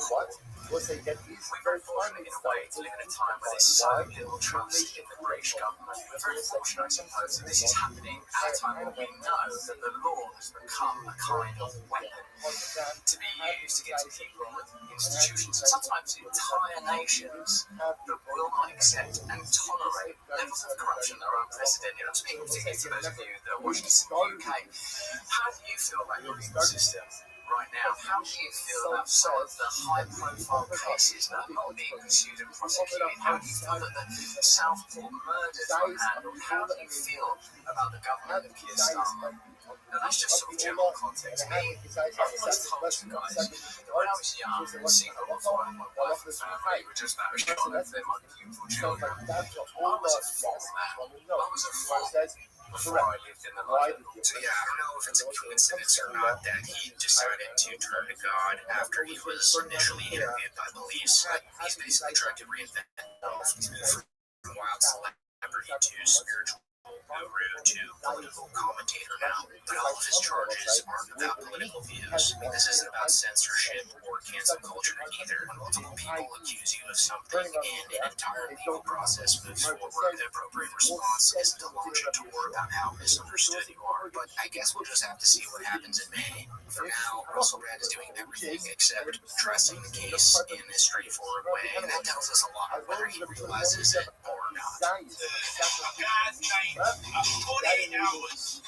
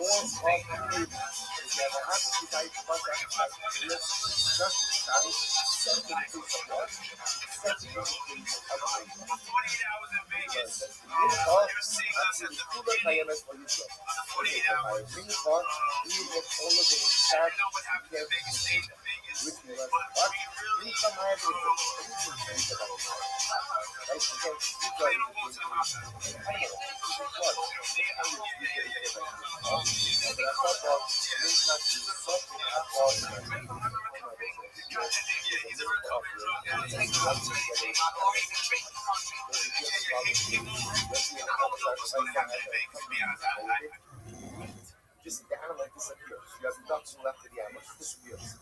But what is still intact? The cover is the mud, which the Gemara says that's fine, but that's not allowed to be resource. So as I said, even the verticals, you need at least the kizayis of the plants in order to be able to never had a problem with diet with whatever, man, you shit. So you did have a problem. No, I never had a problem. I tell you, this is what you're supposed to eat. You're supposed to have pasta. You're supposed to have rice. Sushi. Okay, you're supposed to have bread sandwiches. How are you going to get sandwiches in your mouth without bread? Yeah, this is, let's, for those of you who don't know me, my name is Mark Crutcher. I'm a stand comedian, but I am a very big drummer. So let's put that, we just need to mark that right there. I feel like we know that. I feel like they would know that. I don't think so. Just looking at you. A couple weeks ago, Bert Kreischer appeared as a guest on Bradley Martin's podcast, Raw Talk, and I don't think the interview went the way Bert Kreischer was hoping it would. And there was almost this weird energy in the room. Like Bert wasn't totally prepared for how direct Brad was going to be with him. Like right from the start, Brad dove straight into the topics that Bert usually tries to avoid. Stuff like his online reputation, the criticism he gets from fans and creators, and most notably, his falling out with Joe Rogan and the whole Sober October crew. But yeah, I'm really grateful for my experience with him because he changed my life, you know. Yeah, a lot of people say that about him in regards to you specifically. Have you had a falling out with him? The internet loves to talk about him. They were crazy nerds about you. You know that? You look at the comments. No, you don't. Like, should you get back in the comments? I was going to get back in the comments. I thought it was like, it was unfair to the people that love me that give me positive stuff. Why do you think you have this sort of skewed perception of these items? Like the number one beef about you is that you only care about yourself. And the comment says, Do you care about yourself? I totally care about myself. There we go. All right. So stop reading those. Keep on. Why do people have beef? I have no idea. I've never met anyone that's ever had beef with me.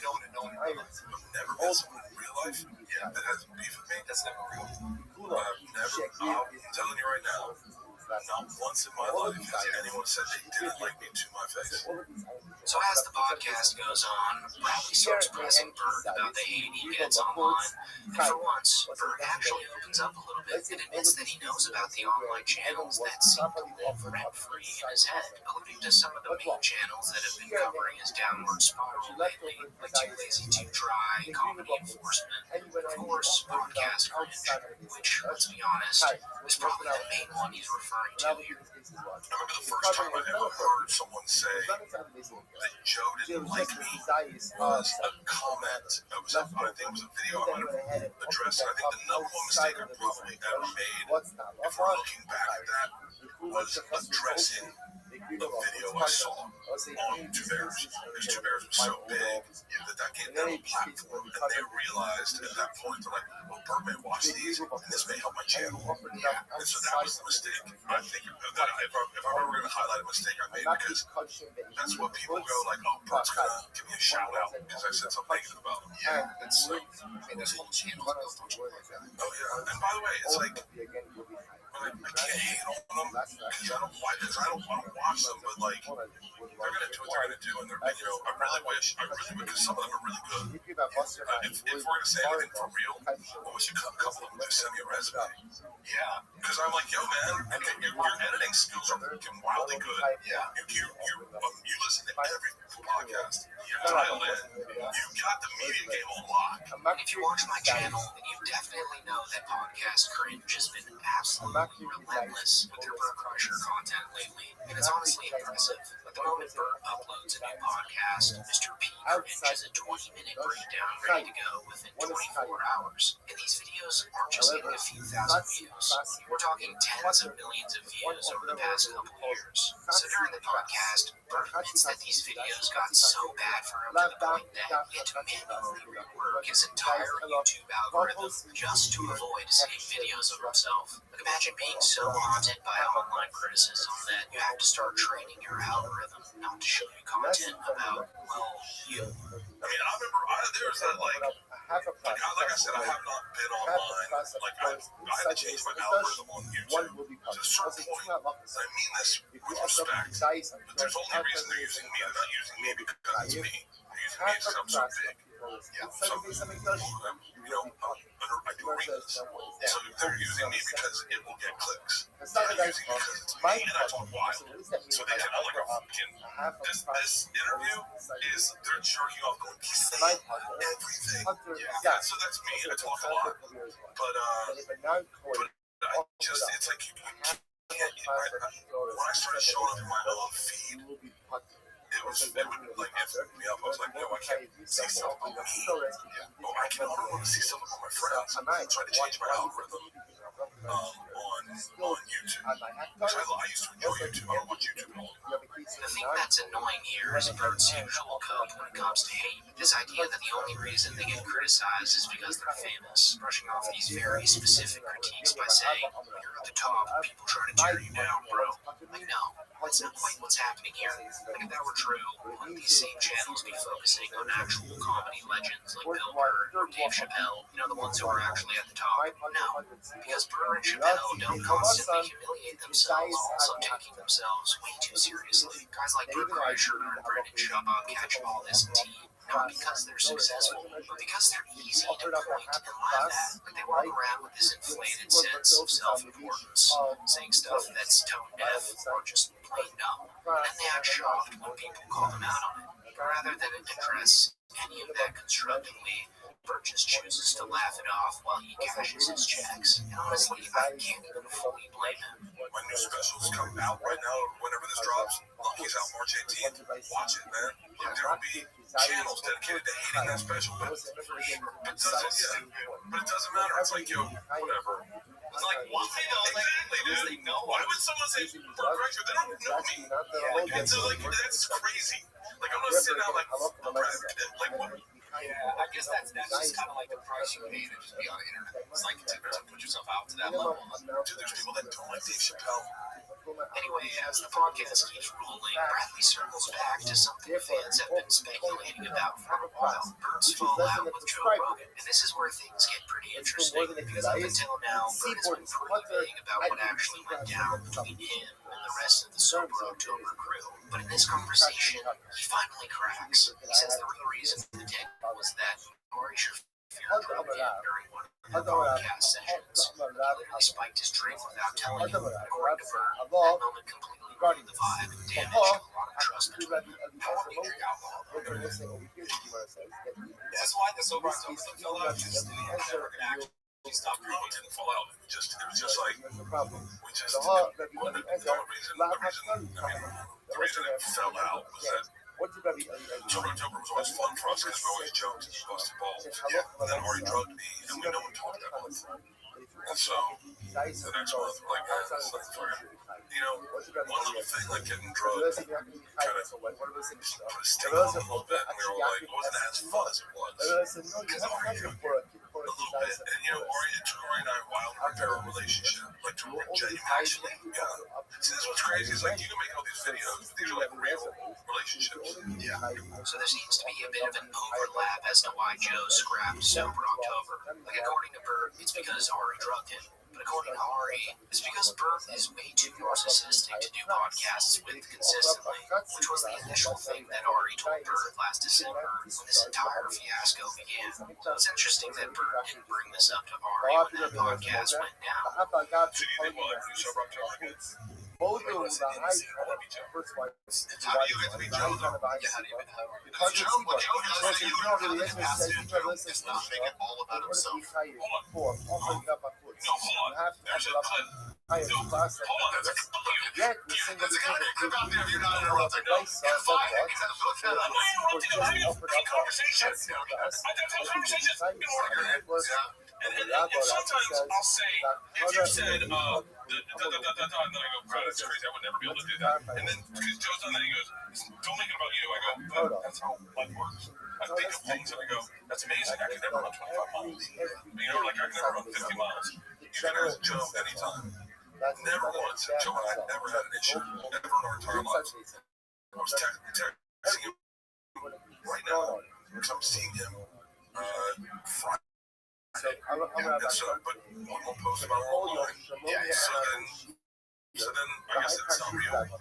He's been a genuine friend of mine for, I guess probably 15, 12 years. Like a big brother. I love him to death. We've disagreed, of course. We've different opinions on everything. He doesn't get me and I don't get him at times. But we're friends. We've been friends forever. And we're going to stay friends. And no one's going to change that. But if it gets you views, let it get you views. If they monetize it, you guys, hoping they're monetized. I thought maybe it was a fight Shane Gillis now because they took the spot from the bottom instead. It's hard, That's wild. I'm playing the game. I'm playing the internet. Play the game. That's what they say, I was honestly, I spent the last couple hours just looking. I was like, looking at stuff, and I was like, damn, they believe this. So yeah, I think Bradley Martin actually did a great job with this interview. Like, he wasn't really coming from a malicious place. He wasn't trying to start drama just for the clicks, but he also let Bert skate by with his usual PR answers. He pushed just hard enough to get real insight, especially on topics Bert usually avoids like the plague. And the fact that he got Bert to admit that he knows about creators like podcast cringe is kind of like the cherry on top. But anyways, that's pretty much it for the video, guys. Definitely a revealing podcast episode, and probably one of the more honest appearances Bert's done in a while. But do let me know in the comments what you guys think about the whole Bert Kreischer situation. Thanks for sticking around to the end. Everlasting statute also means that the details are explicit and must be adhered to as they are written, which means that if it is So during the latest episode of Kill Tony, Tony Angela threw some pretty passive-aggressive shots at Anthony Jeselnik and his comedy routine, criticizing him for various things that Tony ironically does himself, like taking too long to get to the punchline, making fun of others instead of himself, and revolving his comedy around made-up characters rather than real-life scenarios. And just for some context here, before I show that clip, this was all in comparison to Tony's new golden ticket winner, whose delivery sounds eerily similar to Jeselnik's. That was absolutely fantastic. I love your delivery. It's very, very dry. It's almost Jeselnik-esque, but you make fun of yourself and you do more than one punchline every 3.5 minutes. So it's a total different vibe. It's absolutely incredible. You acknowledge that you're human and you make fun of yourself sometimes in real things, not just made up characters. And I love that. And just based off Red Band and Adam Ray's reactions alone here, you can kind of tell that these comments from Tony weren't really intended to just be friendly banter for Jeselnik. Like, these shots felt kind of personal. And the reason for that is because, well, if you don't remember by now, around last November, Jeselnik made it his sole mission in life to tell the world just how hacky Tony Hinchcliffe and pretty much the entire Rogan sphere was as a whole, with one of his most brutal insults being a quote he made for a popular news article where he called Tony a troll basking in the shadow of Joe Rogan. But that quote was just the tip of the iceberg for Jeselnik calling out Tony and the Mothership comedians. He also went after them pretty hard on a slew of different podcasts, with one of them being Dan Le Batard's podcast, where he labeled Tony Hinchcliffe and Joe Rogan's humor as cringe shock comedies, as they pretty much just use slurs and offensive language to shock people instead of making them laugh. I'll hear this. People say, is there any line for you? I would not use racial slur. I would not use anti-gay slur. I will make gay jokes, only racial jokes. But I think once you use the slur, I think you're dead in the water. I've thrown comics under the bus for using slurs before. Because I just think it's got no business in stand-up comedy. So I would never do that. I wouldn't call it a line. Because I'd be happy to talk about these subjects. We have to do it in a smart way. Again, you want people laughing, not just, like, that can't be all there is. It's got to be a laugh in there. No, it can't be provocative for the sake of it. And that pretty much sums up the comedy style of most of the big names that perform at the Mothership. I mean, even Shane Gillis came out to say that comics in the Mothership were going a bit overboard with the slurs. Comedy movies are back. True. In a big way. Pendulum swung. Pendulum's fully swung. Maybe too far. And down at Mothership, you go, yeah, pendulum's maybe swung a little too far. Not everyone has to say it. It's true. Every single set. So in that Dan Le Batard podcast, Jeselnik goes on to say that he's simply just embarrassed by these guys. Because as provocative as all the Rogan comedians are, as soon as someone has an issue with what they're saying, they get all sensitive and pissy about it, which to Jeselnik is an embarrassment. And if you're provocative for the sake of being provocative, which again, okay, you can't complain about it. You can't say you can't be provocative for the sake of being provocative, then why aren't you laughing? Stand-up comedy is the complaining from people who are just so clearly trying to be good. So you get bothered by the comedians that are complaining about what the present climate is. I'm embarrassed by it. It doesn't bother me so much. It just feels like, why are we complaining? I really think the final straw that did it for Jeselnik was when Tony bombed at the largest Trump rally of the year, where he performed the same shock comedy that Anthony Jeselnik was referring to in the Dan Le Batard podcast. And just in case you forgot, this is when Tony referred to Puerto Rico as a floating island of garbage and made additional derogatory remarks about Latinos and other racial and ethnic groups. So after that entire disaster, Jeselnik kind of wanted to space himself away from the whole Rogan comedy world. So he additionally went on to his own podcast to speak about it, stating that Tony's ego has gotten completely out of control ever since the roast of Tom Brady, which I am totally not taking any credit for. I didn't know that. Speaking of Trump rallies, does everyone ask me about Tony Hinchcliffe? Does everyone want my opinion on that one? Yeah. What did you think for the week where Tony Hinchcliffe was getting shit on, but then it didn't matter? I think it was very funny. Again, in a way of not the way Tony wanted it to be funny. And no one mentioned that. Everyone's like, that joke was out of bounds, that he shouldn't have done that. I think that as a comedian especially, I think that in all art forms, or maybe in all of life, the most dangerous time for you in your career is where after you've had a big success. because you get real amped up and you want to do it again as fast as you can. I think he did that. I think he did that roast of Tom Brady and got real high on himself. And again, I'm not gonna like point you to the interviews, but like the Tony Hinchcliffe interview in the past like 4 months, it's insane how out of control his ego is. And again, like you're a performer, you get that out of control ego, ride the wave, enjoy it. It was disastrous from what you chose to joke about. Like he just did a stand-up set thinking it's a Tony Hinchcliffe show and just made everybody mad. I think it was a terrible venue to do stand-up in. He acted like he was just doing stand-up in the Madison Square Garden, which he was not. Do I think it's cool to open up a Trump rally? No, I do not. Do I think it's cool to open up a Kamala rally? No, I do not. Neither of those things are cool. Especially not Trump. Nothing to do with Trump. And I think he did a bad job of being like, I'm going to kill with these edgy jokes. You're not there for that. Man, that's our boy, Anthony Jeselnik. I mean, it might be a stretch, but I love the thought that he might have actually watched my video on Tony Hinchcliffe that summer, because what he said here was kind of what I touched on in that video. Tony Hinchcliffe's ego completely exploded after the roast of Tom Brady, which was arguably the height of his career. And as Jeselnik referred to, during all the interviews that Tony did after the roast, you could just tell that he was high on the essence of his own farts, especially in that one episode of Two Bears, One Cave he did right after the roast, where Tony was acting kind of like a god amongst men with Tom Segura and Bert Kreischer, especially since Tom and Bert bombed at the roast in comparison to Tony's set. Sent to the script. They sent their script, like their punch-up script, combine the two. Yeah, you're like, that's good enough. That's great. I'll tell you what. No reason to work on this anymore. It's just the most watched thing.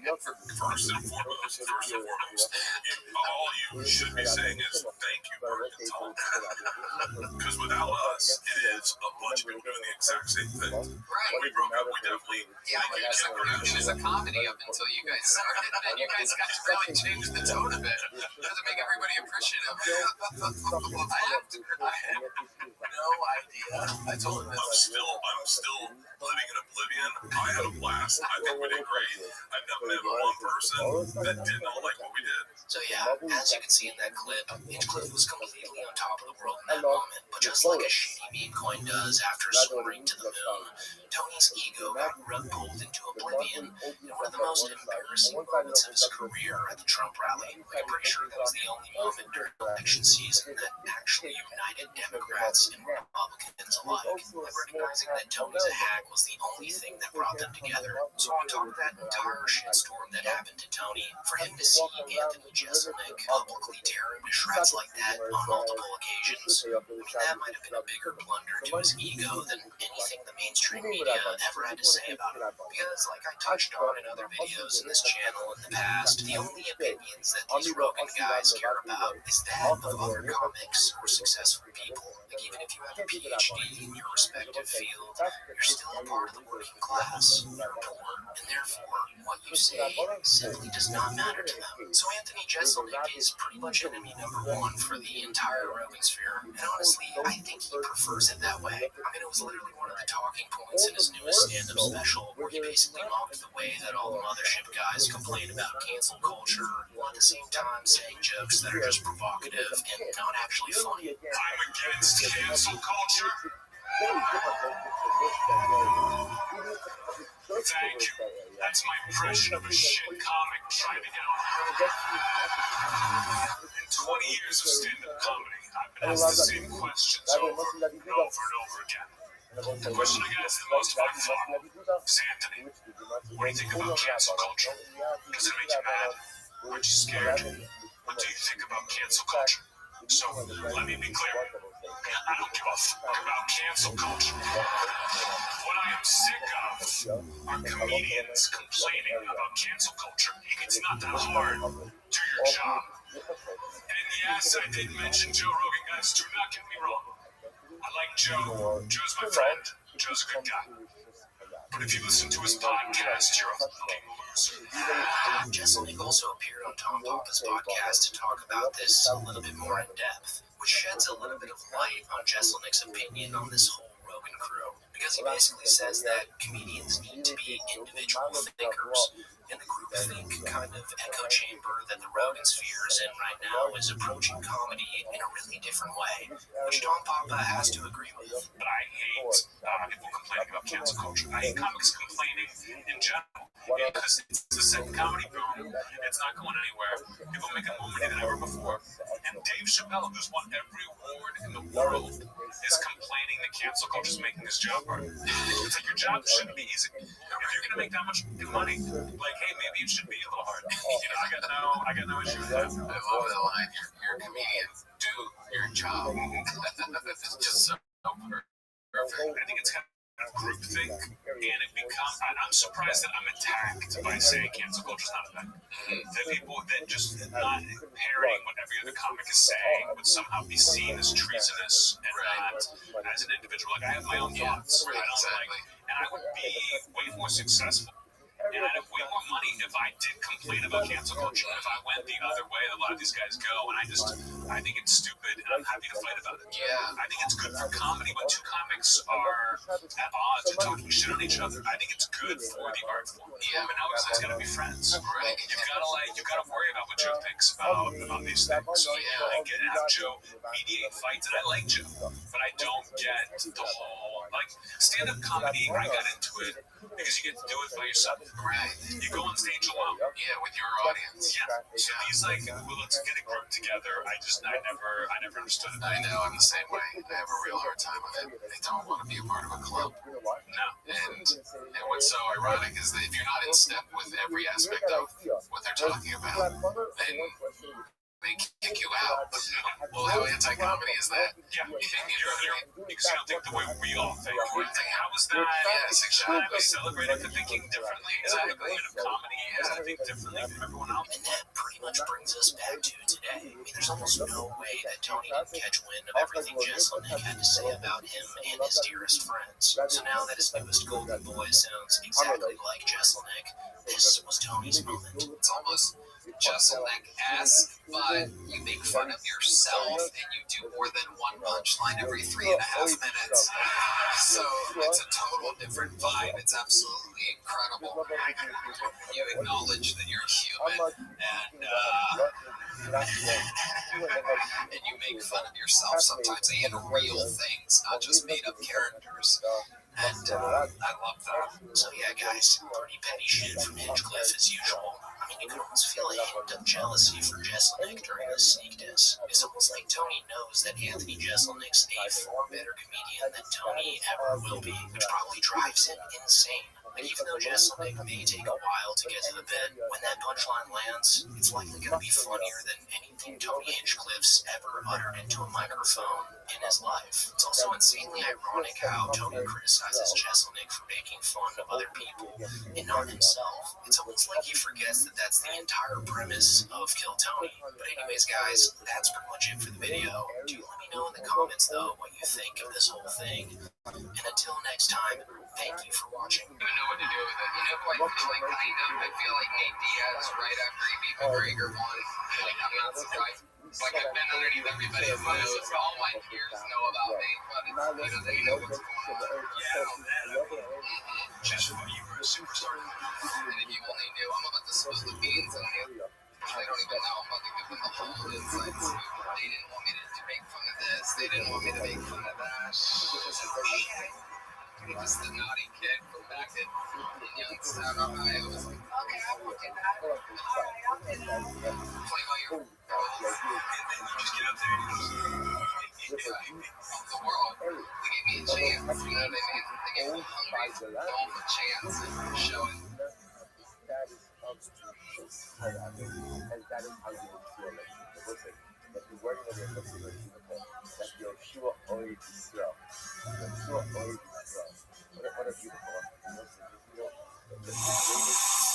Sound familiar?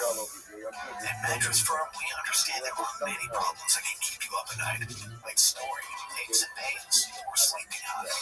Our sleep experts have the unrivaled know-how to match you with a mattress that can help. And now at Mattress Firm, save up to $700, plus get a free adjustable base with select mattresses. For the great sleep you deserve, visit Mattress Firm. We make sleep easy. Restrictions apply. See store our website for details. Now, I'm obviously not a fucking bomb expert, but I talked to one. Shitty wreck.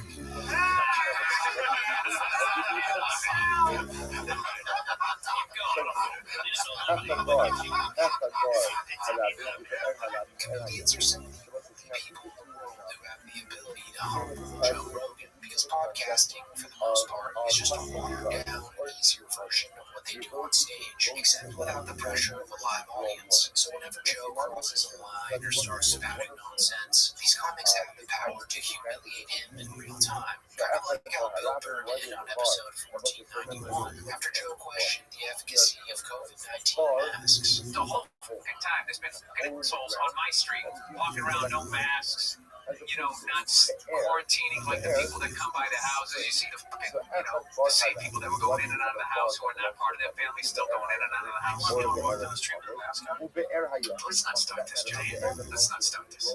Okay, let's start. I don't want to start this bullshit. I'm not going to sit here with no medical degree, listening to you with no medical degree, with an American flag behind you, smoking a cigar, acting like we know what's up better than the CDC. All I do is I watch the news once every 2 weeks. I'm like, mask or no mask? No mask? All right, mask. That's all I give a fuck about. I don't care. So clearly Bill didn't really want to get into the whole mask debate with Joe Rogan, but Joe just kept pushing it, which left Bill no choice. But even they say you shouldn't wear a mask unless you're treating a coronavirus patient. World Health Organization. They didn't say that initial. They didn't say it initial. No, they didn't. They did, and then it gradually, and then everybody wore the fucking masks. This is like rollerblading. Everybody can rollerblade it, and then there was that one fucking homophobic joke, and then everybody acted like they never did it. And then 100 million fucking rollerblades got thrown into the fucking ocean. We all wore masks, and then all of a sudden, people are fucking sitting there. Well, you don't have the body type for it, too. Your fucking knuckles would scrape on the ground. Even with that extra 2 inches. This entire episode just felt like Burr was running out of patience for Joe's alpha bro ice bath mentality. I just love how wearing a mask became like this like soft thing that you were doing, like being courteous. What is this? I know it's so stupid at that. First of all, oh God, you're so tough with your fucking open nose and throat. G. Joe and your 5 o'clock shadow. This is a man right here. A man doesn't wear a mask. I mean, no wonder Bill doesn't really appear on JRE anymore. I can only imagine the bloodbath it'd be if that happened. And honestly, it's probably what Joe needs right now. But anyways, as you can see by now, the only people that can really talk sense to Joe are comics that Joe admires, people that he knows are funnier than him. And if you know anything about Joe's comedy, you know that that's a pretty long list of people, since Joe Rogan's essentially one of the worst stand-up comedians of all time. I mean, guys, he's so bad at comedy that a large portion of his audience don't even consider him a stand-up comedian. And for the people that do actually consume his comedy, they basically put him on the same level, if not lower, than Brendan Schaub. As he says, he's taking a nacho dip and a nacho cheese.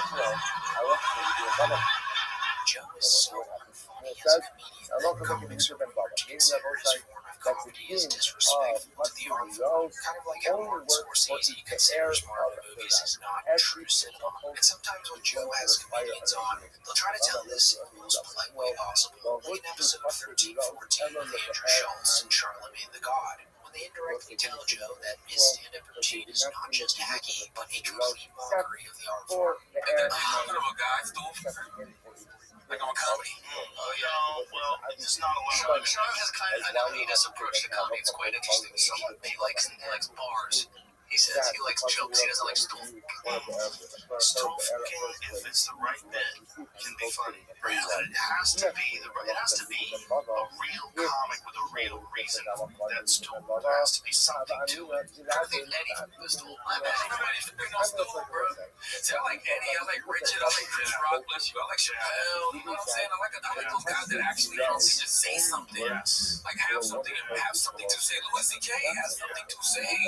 Like I like people that have something to say. All that stool fucking is like, And yes, before you comment, I am aware that Charlemagne isn't a stand-up comedian, but his words hold weight here because he just so happens to be extremely close with Andrew Schultz. So just think of what he says to Joe here as a reflection of what Andrew Schultz thinks of Joe's comedy. I would never disrespect the craft like that. Well, you wouldn't have to disrespect it. You would just have to want to do it and then try it. See, I don't want to do that. I think we do it for fun. I don't do it all the time. If you don't want to do it, don't do it, but you can do it. Joe got so bad here that he brought They ended the podcast before Andrew or Charlemagne could say another word. But maybe I don't have enough talent. I just did 3 hours. Wow.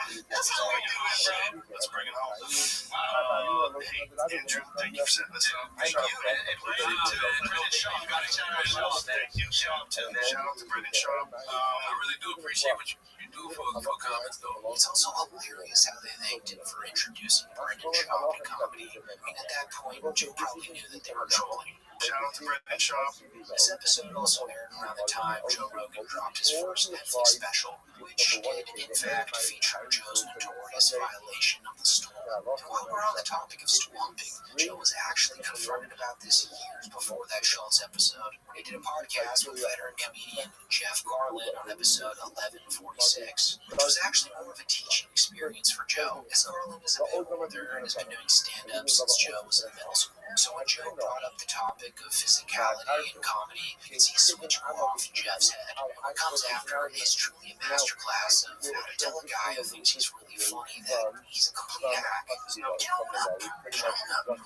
by the way, when you see someone moving around like that on stage, I will bet you every penny I have they're not funny. And most of the move around people are pushing it. But Jim Carrey was a move around guy. He's always really funny. But move around in a different sort of way. There's exceptions to all stuff, like all things. But And then the conversation shifts to the infamous hump miming, as Jeff puts it, and this is when the true learning begins. anytime I saw someone miming, having sex, pumping air, I would just go, not funny. It was just like, it was a sign of like, Well, if there's a bit where you have to mime pumping air, it's got to be a bit. Pumping air. Yeah, It's got to be screwing Some bits. But who doesn't know what that looks like? Why do you need to pump? Maybe there's a reason. It's got to be something. Unless, like, you're imitating someone having a heart attack pumping. Right. Or, if the content is about your physicality, that's not dancing. Right. Dancing's when you put, like, English, like when you're doing this to accentuate what you're saying. It's like, screw that, we don't need it. and in that moment, Joe learned of what other comics think of his comedy. And the craziest part about this whole thing is that Schultz episode was in 2019, 5 entire years before Joe dropped his newest comedy special, which was an absolute dumpster fire. I mean, that's like a truck driver T-boning you in an intersection and then not realizing you can sue for millions, which, by the way, you absolutely can.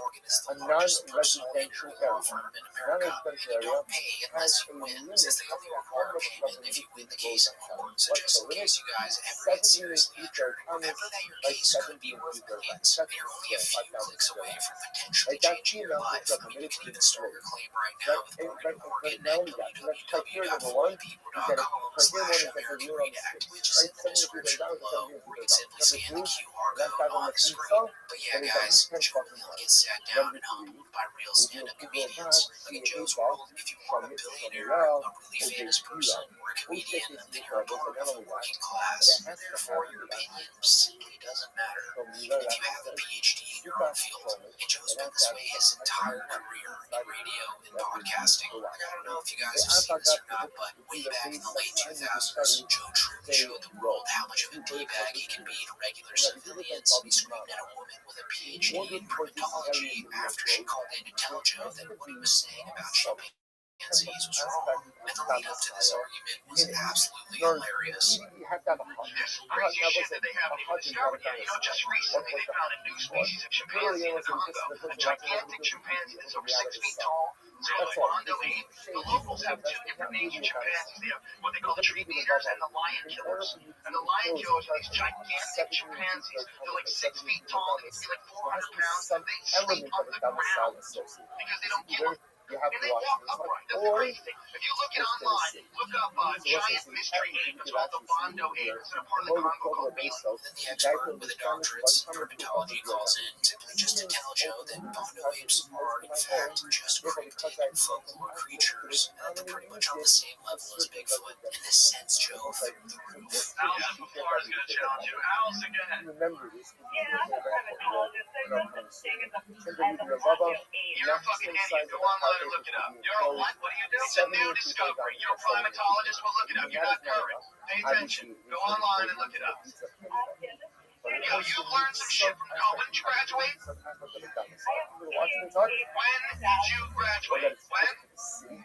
Yeah, when was the last time you got online and researched primates? Have you been looking at any of the new discoveries? You looked at any of Carl Haman's work? And all the primatologist could do really was laugh. I mean, here's this Neanderthal radio host telling you, a person with an actual PhD in this very subject, to go online and look it up. I mean, that is laughable. But of course, this subtle chuckle at Joe's stupidity just sends Joe into an absolute frenzy.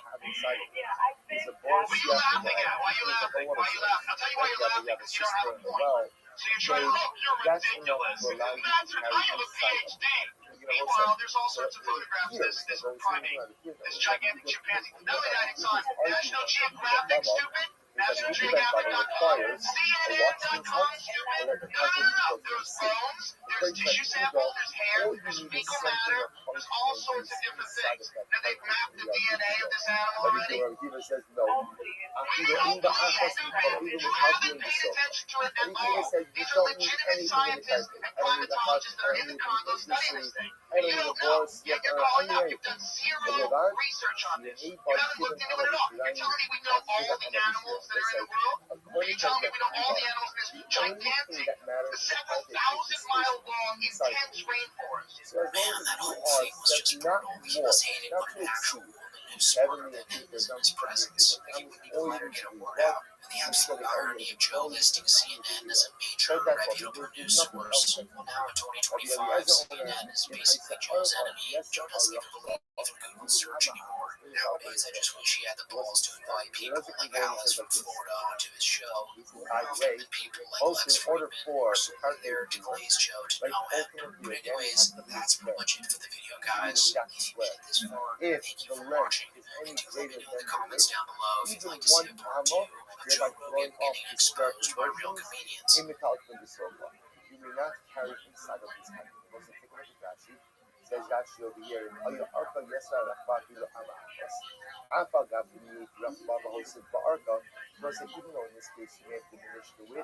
Burr is one of the last true comedians alive in 2025.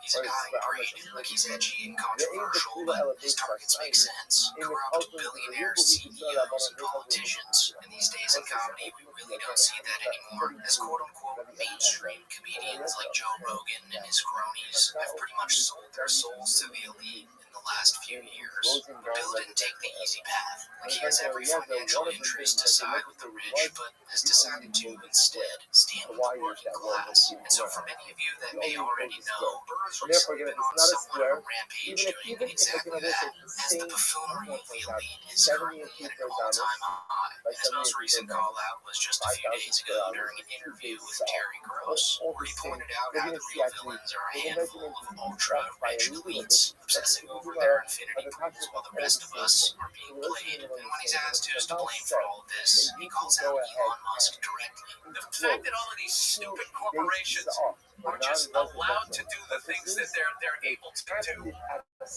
is beyond me. And where my comedy act is right now is I'm trying to get regular people to stop yelling at each other and realize that it's a select few group of nerds, okay, eating raw almonds and doing their stupid workouts, and the rest of us are getting pushed out. And they politicize the whole stupid thing, and we're falling for it. Besides people who eat almonds. That idiot Elon Musk. That guy, like, he's gonna leave, evidently is a, see, like, I just refuse to believe that it was an accidental 2-time Sieg Heil. It's insane that some Elon stands actually try to claim that his repeated Yahtzee salutes were just autistic quirks or misunderstandings. Like, no, he was clearly dog whistling, plain and simple, and then he proceeded to backpedal on it in order to save his own ass. They know it was not, it was obviously non-dramatic, it was in a negative way, that it was, that I literally said my heart goes out to you, and it was very positive. Like, the guy constantly tweets out coded Yahtzee references on his shitty app, yet people still defend him. And he does it at a presidential inauguration. That's why I hate liberals. It's like liberals have no teeth whatsoever. They just go, oh my God, can you believe I'm getting out of the country? I'm just like, You're going to leave the country because of one guy with dyed hair plugs and a laminated face who makes a bad car and has an obsolete social media platform? You're going to leave this guy? Why doesn't he leave? Why isn't he stopped? What are we so afraid of this guy who can't fight his way out of a wet paper bag? Whatever the reason. Take him on. Like, what is the why do liberals just sit back and they have nothing? And that's the entire problem with liberals nowadays. They're sissies. They panic, they complain, and they don't really take action, despite everything you see on X. Like, most liberals aren't going out of their way to screw the wheels off of Teslas.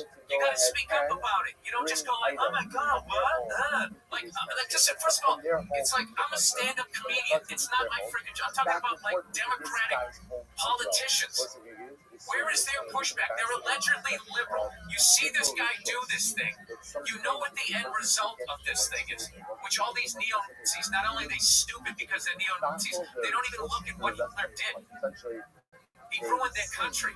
And this idiot is going to try to lead us down that road and then play it off and act like he didn't do what he just did. And you can get canceled as a comedian for doing a friggin' Caitlyn Jenner joke, but this asshole can see Kyle and nothing happens. Where are all the liberals? Where are all of these white chicks at the award shows? They were speaking truth to power. Where are they? It's funny how the same people who scream about cancel culture and the importance of free speech are the ones bending over backwards to excuse Musk's actions. The guy is literally platforming fascists, cutting deals with authoritarian governments, using Twitter as his personal propaganda machine. But instead of calling that out, we have comedians running to his defense. Because instead of actually being funny, they know that aligning themselves with power is the easiest way to keep their careers afloat. Yeah, that's all it is. Obviously, there's video of Tim Walz doing the exact same thing. Company used to have a clear purpose, but then came the Rogan sphere that pretty much flipped that entire dynamic on its head. Like, instead of challenging power, these hacky comedians just cozy up to it, and they're willing to do anything to keep their pockets full. So in turn, they're rubbing elbows with Trump, idolizing Elon Musk, one of the richest men on the planet, and targeting their jokes at college students and marginalized groups. Like, it's pretty lazy, shameful, and completely counters what good comedy used to stand for. And the absolute worst part of it all is that they still act like they're the underdogs, like they're the ones speaking truth to power, when in reality, they're just the poor jesters for the elite. Like Andrew Schultz, for example, a comedian who's pretty much the product of Joe Rogan, was recently on a podcast with Megyn Kelly, giggling and laughing about Trump wanting to steal Greenland. It's like Trump saying we're going to take Greenland. It's kind of fun, right? I like that shit. That's the narrative I liked. Hell yeah. Like, Gulf of America, I don't care. Why was it ever Gulf of Mexico? I know, we're so much bigger than they are. Right? Matter of fact, they can still call it Gulf of Mexico. We don't care. Do you know what I mean? Like, but that's the energy that we need. Americans love abundance. Like, imagine if Russia or China had the power to take Alaska or Hawaii and joke about it. Would that be funny to the Rogan sphere? No. In fact, they'd probably make it a talking point in their shitty comedy specials for years to come, much like Joe Rogan did last year when he complained about COVID masks and vaccines 4 years after pandemic jokes were even considered relevant. Bill Burr hasn't fallen for that trap, though. He still calls out the real problems, and he really understands who's screwing over everyday people. I don't know if you guys have seen this yet, but he also did this in his complex sneaker shopping interview a couple days ago. They were one of the best-selling shoes in 2023, your favorite shoe. Brought it back. They brought it back a couple of times, and they went with cheaper leather. Okay. You know what I mean? Because some corporate tend to give themselves a freaking bonus check at the end of the year. What if we made it worse, but made it look the same? Then could our pools be bigger? Free Luigi! Let's talk about this here, though. Also, while we're on the point of Luigi Mangione, when that whole thing was going down, Bill Burr was rightfully fired up about it. And if you guys haven't heard it already, he went on a pretty fiery rant about it on his Monday Morning podcast, which shows you just how personal this whole beef he has with honest. You know what's annoying me about this kid who killed this CEO is none of these news programs are talking about the incredible lack of empathy from the general public about this because of how these insurance companies treat people when they're their most vulnerable after we've all given them our money every fucking month, and now we finally need you, and all you do is deny us. And then these pussies and all of these things are taking the pictures of their CEOs off their websites. You know, I'm gonna be honest with you, okay? I love that CEOs are fucking afraid right now. You should be. By and large, you're all a bunch of selfish, greedy fucking pieces of shit, and a lot of you are mass murderers. You just don't pull the trigger.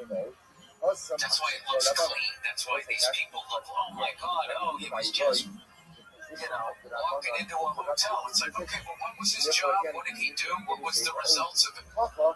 So nowadays, he's relentless in taking down Elon Musk, Rogan's golden boy, who constantly lies to his audience. But Bill Burr doesn't buy into the hype, and that is the mindset that we need to adopt. No more pretending like we can reason with these people. Like as Bill Burr said, stop being spineless. These people are frauds, liars, and fascists, and they need to be treated as such.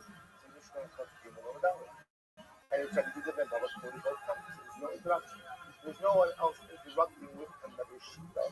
So because that we say road, the rich people want to overhaul it, but that's what I want to look at any vote.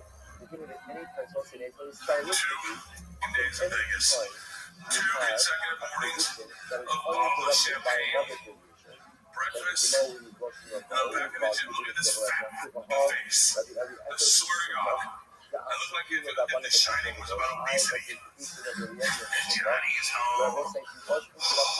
Jesus Christ. Guys, I'm honestly concerned for Bert Kreischer's life at this point. Look, I get that it's a running joke that he's an unhealthy fat guy that drinks a lot, but I don't think any of us truly knew the extent of his gluttony up until now. And after watching his most recent Instagram stories, I don't think it's a stretch to say that this guy is speedrunning some kind of disease. Because, as you just saw, Bert just came off a 2-night bender in Las Vegas where he drowned himself in bottomless champagne, and as you'll see shortly, it caused him to black out in pretty much the entire McDonald's menu. Oh my God, I just watched my own stories and found out that I ate McDonald's yesterday. I ate McDonald's yesterday. I haven't had McDonald's in 10 months. I had 20 nuggets. I had 4 cheeseburgers, a Big Mac, and a fry. Taco cheeseburgers. Time to take off the bottom bun. And then I just eat the top bun with the meat in it. I forgot I had McDonald's yesterday. I just watched my own stories. I was like, Haley ate McDonald's. And I was like, oh, I ate McDonald's. Oh, shit, what are you going to do? So let me just break this down for you here. Bert, after drinking enough champagne to kill a horse, proceeded to then scarf down 20 McNuggets, 4 taco cheeseburgers, 1 Big Mac, and then a serving of French fries just to top it all off. But don't get me wrong here, it's a completely normal thing to go out once in a while, get a couple drinks with your friends, and then end the night eating some greasy food. But I think we can all agree that if you're doing that daily, hell, even weekly, that will eventually turn into a much darker problem. I mean, every video we see of Bert, his face just seems to get more bloated and red than the last time, so I just can't help but feel like this is a normal occurrence for Kreischer. Like just a couple hours after realizing that he ate the entire McDonald's menu the night prior, he decided that it'd be a good idea to taste test all the burgers and fries from all the different popular fast food chains in America. Well,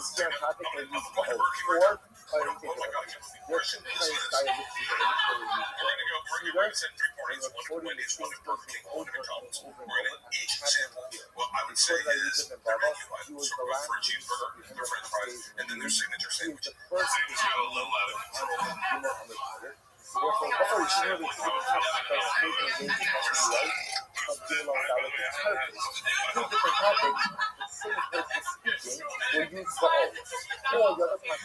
I'm sweating. I truly apologize that you guys had to hear that. I mean, you could practically feel the heat from that burp crusher through your screen. But yeah, pretty much right after that second fast food binge, Bert ends his night with an enormous, greasy tomahawk steak. I actually feel kind of bad for Bert for this one, because he's probably under the impression that the steak's a healthy choice. Since all Joe Rogan talks about nowadays is the carnivore steak-only diet and its benefits. Like, Bert probably thinks that that steak is going to counterbalance all the poison he just forced down his esophagus. So as you guys can see here, Bert's eating habits have pretty much never been worse. And I think the most depressing part about this is that while eating and drinking all this bullshit, I think Bert at the same time actually thinks he's on some kind of diet still. Like, I truly think that Bert thinks of himself as healthy, which is just mind-blowing. Like, on the most recent 2 Bears 1 Cave episode with Tom Segura, Bert goes on this 2-minute tangent about how he's the strongest comedian in the world. The strongest comedian living. Strongest living comedian. Am I the strongest comedian? Am I the strongest comedian? I don't know. That's a good question. Top 5? Top 10? Well, top 10 easy. Google how many people in the world can bench 325 pounds. How many centimeters in an inch? Wow, less than 10%. Less than 10%. Only a small percentage.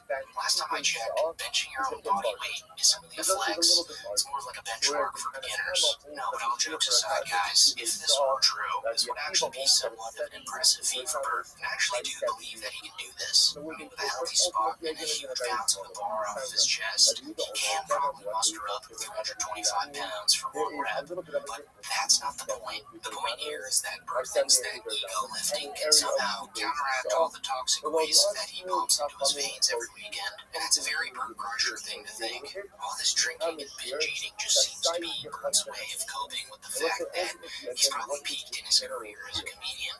A peak that, according to Bert, he's not really satisfied with. I saw the list of pictures, and it was so fun. It was fun. You got the jerseys, you got you're with Stefano, and it's just so Jeff Tate. I was amped up with Leanne. I was like, I'm not doing shit in my freaking career. Oh my God. And I was like, I gotta get on the road. I gotta get back on tour.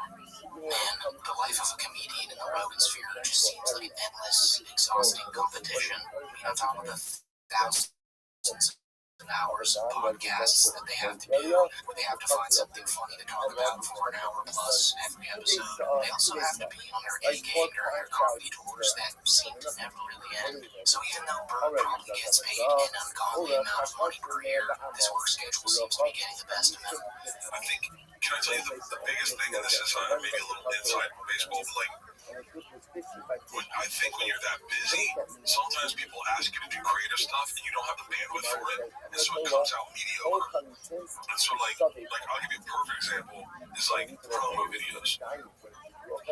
They would tell me, like, we need an on-sale video for and I'd just be like, I get so many of those. Because, you have an on-sale video for a show, I need a promo video for Porosos, I need a promo video for a 5K, I need a promo video for your special, you have a movie coming out, we need a promo for that. And all this stuff, you just, all of a sudden, I feel like the fun gets pulled out of the job. When the job was never intended to be work, it was meant to be fun. It is work, but it should be fun work. So he's on the verge of burning out, while at the same time having this deep-seated hunger for more success burning at his core when he compares himself to his peers. I mean, no wonder this guy just eats his feelings away. And that's why I think when you see, I'll use Shane as an example, when you see Shane leaving tires or Gillian Keeves, that was all just fun. It wasn't work yet. His calendar wasn't loaded. All he had to do was sit in the apartment with his boys and try to make each other laugh. And that's the beauty of the playfulness of stand-up, And I think I had subtracted that out of it and gotten so many plates spinning that I couldn't have fun with anything. I just was like, I look at everything as another job. I mean, it's kind of crazy that Bert's at the height of his career, earning more money per month than most people in the world will ever see in their lives, yet still feels empty inside. And Bert claims that the reason for this is because of his absurdly busy busy work schedule, but I don't think it's crazy for me to say that his drinking problem is probably causing a lot of his bad feelings too. I mean, this guy's entire career has been a booze bender where he's either completely shit-faced or suffering from a brain-throbbing hangover. So I bet if he actually took steps to getting sober, that he'd feel much more fulfilled with his life. But we can only dream, folks, because if you're familiar with Bert Kreischer at all, you know that that's not really in his cards right now.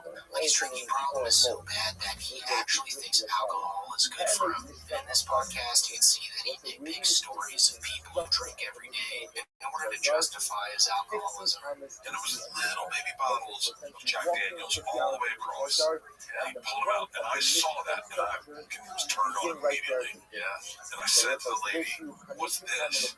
She goes, "Oh, he's a dentist, and every morning when he wakes up, he takes a shot of Jack Daniels before he starts his day." And I was like, "Shut the fuck up." That's pretty nice. I can do that. I can do that. That's man when he stopped at one, but he just took one shot and started his day. You know, was it FDR that did that? FDR would have a shot of whiskey every morning. No, maybe not. Maybe Truman or FDR. So, guys, according to Bert, because Harry Truman, the man who was president in 1945, drank a shot of whiskey every morning, this man's whiskey equals healthy. I mean, this guy is truly lost. And honestly, I can't help but feel kind of bad for him. Because while he is an incredibly annoying hack comedian, he's overall an innocent guy. Like, he's never had a meat bone in his body, really. He also happens to be a father, so I truly pray that this man gets sober. But anyways, that's pretty much it for the Bert update, guys. If you enjoyed this video, don't be afraid to comment down below. And until next time, thank you for watching. He just hoped that halacha l'maisa, the Lent can't be more than twice the width. So the Gemara says, Rabbi, change the gears of the Mishnah. It should say that Eliezer holds. So it seems like Joe Rogan is slowly starting to realize that Elon Musk, someone who Joe once thought of as a friend, is simply just using Joe and his massive audience to do pretty much whatever he wants with. And the best part about Joe realizing this is that at the same time, it's almost like he knows he's in way too deep to do anything about it at this point. So as a result, Joe just kind of sat there like a good boy while Elon took the reins. And we can see this from the very beginning of the show. Elon used the first 10 minutes to advertise his new AI chatbot. Fantastic. Now you yell into the void about how the news is a total dumpster fire. She knows me too well. I'm so predictable. Which seemed to secretly trigger Joe, because if you're familiar with Joe Rogan, you know that it's something that Joe really doesn't like. He doesn't like to feel like his guests are using his platform solely to promote their newest product. But since it is Daddy Elon, Joe plays along with it at first. Do you think that all the gold is in Fort Knox? Do I think all the gold is in Fort Knox? Yes. Conspiracy theorist?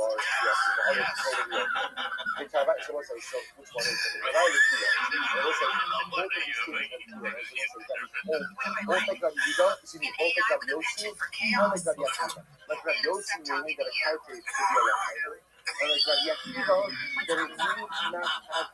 And real quick here, is it just me, or did Elon laugh a little too hard at his chatbot calling Joe Rogan a conspiracy theorist? It's almost like that's exactly what Elon thinks of Joe. Like he doesn't take Joe or anything Joe has to say seriously at all. And again, is simply just there to use him for his massive audience. And Joe kind of starts to catch on to this, so he tries to switch topics to get Elon to stop fiddling with his robot girlfriend and actually engage in conversation. But when the AI bot interrupts Joe, we can finally get a glimpse of what Rogan's feeling about the little commercial Elon's doing without his consent. Coming from a guy who wants to go to Mars. Speaking of Mars, what do you think about that crazy square?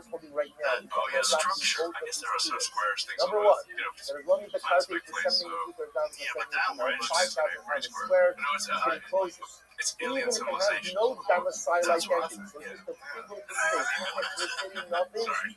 What? if an alien civilization did exist, though, and it, know what happened, got hit by an asteroid, whatever. She won't shut up. She's like the hot lady at the party that interrupts the conversation. Did you catch that? Joe's getting so fed up with the AI bot that he almost blurted out his true feelings about the whole thing. But because it's Elon, Joe has to submit. By an asteroid, whatever. She won't shut up. She's like the hot lady at the party that interrupts the conversation. So if that was the case, like that thing. So then, after Elon finally puts his AI girlfriend away, the conversation shifts focus to Elon's Yahtzee salute from the inauguration.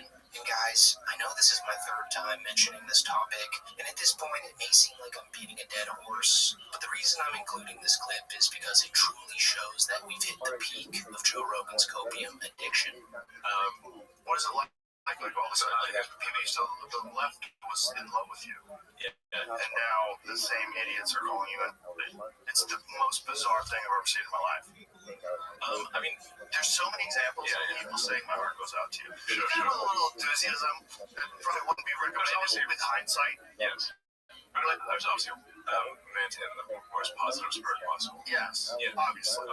But it's so strange where people want to think that you are openly publicly doing secret pile hand motions. And now I can never point at things diagonally. I can only point at things there. It's so crazy. It's a little bit of propaganda. Yes. So they know it was obviously not meant in a negative way, that I literally said, my heart goes out to you, and it was very positive. The entire speech was very positive. I was being very enthusiastic about the future in space. Alright, so Elon's main excuse is that because he was being very positive about the future, then there's no way that this hand motion could mean anything else, conveniently forgetting that those German guys from World War II were also very positive and enthusiastic about the future. Like, that doesn't automatically excuse him of anything like he thinks it does. And then as soon as you thought this couldn't get any worse, Joe opens his mouth.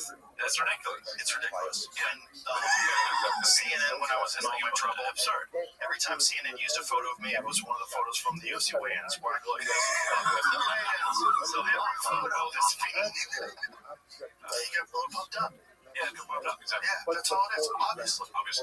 There's video of Tim Walz doing the exact same thing. Right. Exact same thing. And he said, of course, it's a salute. He said that. Right. This is how crazy things have gotten. So yeah, guys, the Joe Rogan that we all used to know and love is gone forever. And whether he realizes that he's being used or not, there's simply nothing he can do at this point to save himself. It's kind of like getting T-boned by a drunk driver driving a semi-truck, severely injuring your back and paying thousands of dollars in medical bills to fix your spine, while not realizing that this injury could have earned you millions of dollars with the right injury law firm. Like, that whole time you could have just checked out America's largest injury law firm, Morgan & Morgan, for absolutely free, since they only require payment if you win the case in court. So just in case you guys ever get seriously injured, remember that your case could be worth millions, and you're literally only a few clicks away from potentially changing your life. I mean, you can even start your claim right now with Morgan & Morgan at www.forthepeople.com/AmericanRedact, which is in the description below, or you can simply scan the QR code on the screen. So for the rest of the 3 hours of this podcast, no matter what topic Elon was droning on about, Joe seemed to have only one response. My guess is that place is $100 billion a year. Jesus Christ. The idea that would be just untraceable blank checks didn't occur to us at first. Jesus. So, if I could load up a few, like, this is a lot of protectors. Jesus Christ. Yeah. Basically what happened in California. Jesus Christ. The plot thickens. Jesus Christ. Yes. Of your current population, which is 3%. Jesus Christ. Smaller than the smallest human by maybe next year or something, maybe a couple years. Jesus Christ. Tell Cash where the computer is. How's he gonna find it? Jesus Christ. So he pretty much just gobbled up everything Elon had to say without giving a single iota of pushback. But guys, going into this 3-hour-long snooze fest, I really didn't expect anything less. Like, if this doesn't hit home the fact that Joe Rogan's a puppet for right-wing leaders, I don't think anything else will. Also, aside from all the politics, is it just me, or are these two sickos just way too overly obsessed with bedroom talk? Like, there's a moment in the beginning of the pod where Joe and Elon seem just a little bit too excited about the idea of buying a realistic sexual robot. How long before we have an actual sex robot that can talk to you like that? Probably not long. Not that long, right? No. Less than 5 years, probably. Really? Yeah. Will it be warm? You can probably have whatever you want. You can have a cat go. Yeah, you probably could. Right? You probably have a furry. You could have a furry lady that you have sex with. Yeah. Like an avatar lady. Maybe a big giant blue lady that lives in your house. Yeah. You know? I mean, it's almost like they forget that the entire world is listening and laughing at them while they fantasize about their ultra-realistic, life-size robots. It just points to them probably being degenerate sex addicts. Like Joe's comedy revolves solely around toilet humor and dick jokes, and the only time a joke doesn't fly over his shiny, bald head is when it's about private parts. And for Elon, well, I don't really have to say anything about him. His actions just speak for themselves. So yeah, overall this podcast just proved them to be the buffoons that people make them out to be. And with that being said, that's pretty much it for the video, guys. Until next time, thanks for watching. Yeah, it's a giant propaganda machine putting out some redacted files that don't show anything. Yeah. This is A only whole bunch of stage one. redacted.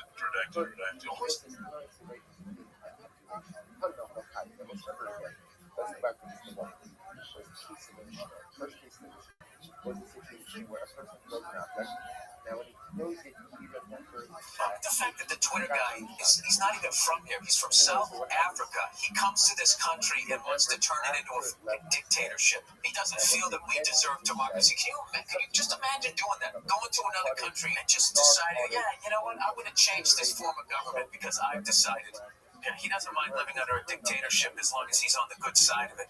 Alright, so for the past 3 weeks or so, Bill Burr has been absolutely torching Elon Musk on his podcast. And if you're familiar with Bill Burr, you know that he's always been pretty open about his deep-seated hatred for greedy CEOs. So naturally, Elon Musk, being who he is pretty much at the top of Bill's list of people to roast. And now it seems like Elon is finally starting to get rattled by it. Because according to Burr, Elon recently flagged Bill's Twitter account for inappropriate content, which is just about as petty as it gets. I mean, Bill doesn't even host his podcast on Twitter. In fact, he rarely even posts there. So on one of his recent podcasts, Bill fired back and absolutely tore Musk to shreds. Fucking laminated face cunt.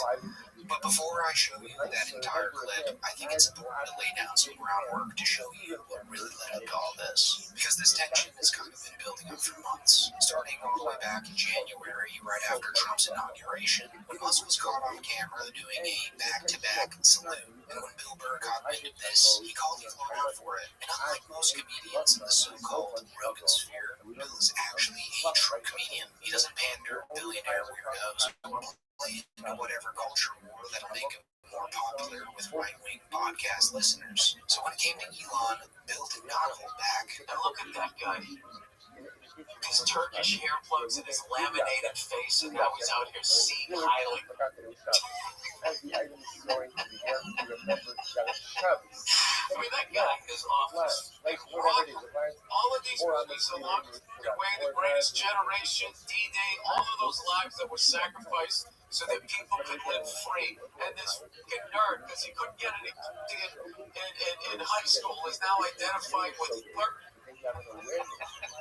why would he be like, what does he feel he's not getting as a white man? I mean, it's like you're a fucking billionaire, more money than anybody. You're still upset? Like, how do you have the bandwidth with the amount of fun you're shooting rockets off and all of this stuff? You still have the bandwidth to fucking to be like not liking people because they don't look like you? Is that what it is? I mean, to be honest with you, nobody looks like Elon Musk. That's what scared me about that guy. Hey, Elon Musk, if you don't mind, we'd like to enjoy our life. I don't think we need to reboot Adolf lunatic. I'm sorry, pretty girls don't like you until you have $1 billion. Also in this podcast, Bill brought up a pretty interesting point. Why didn't anyone call out Elon for this? When powerful people like Elon make strange or questionable moves, the role of the comedian is to mock them. But aside from Bill, no one in the comedy world really said anything. It's almost like everyone was too scared or too invested invested in maintaining their business relationships to say anything critical about Elon Musk. He's gonna burn this whole thing down. I think he just lost his job. Oh, wait a minute. Nothing happened. I cannot believe nothing happened. Nothing happened. How do you explain that away? I gotta be honest with you. The fact that he did that and everyone is outraged is just is beyond me. Because I always felt like this country collectively all agreed that Hitler was not a good person.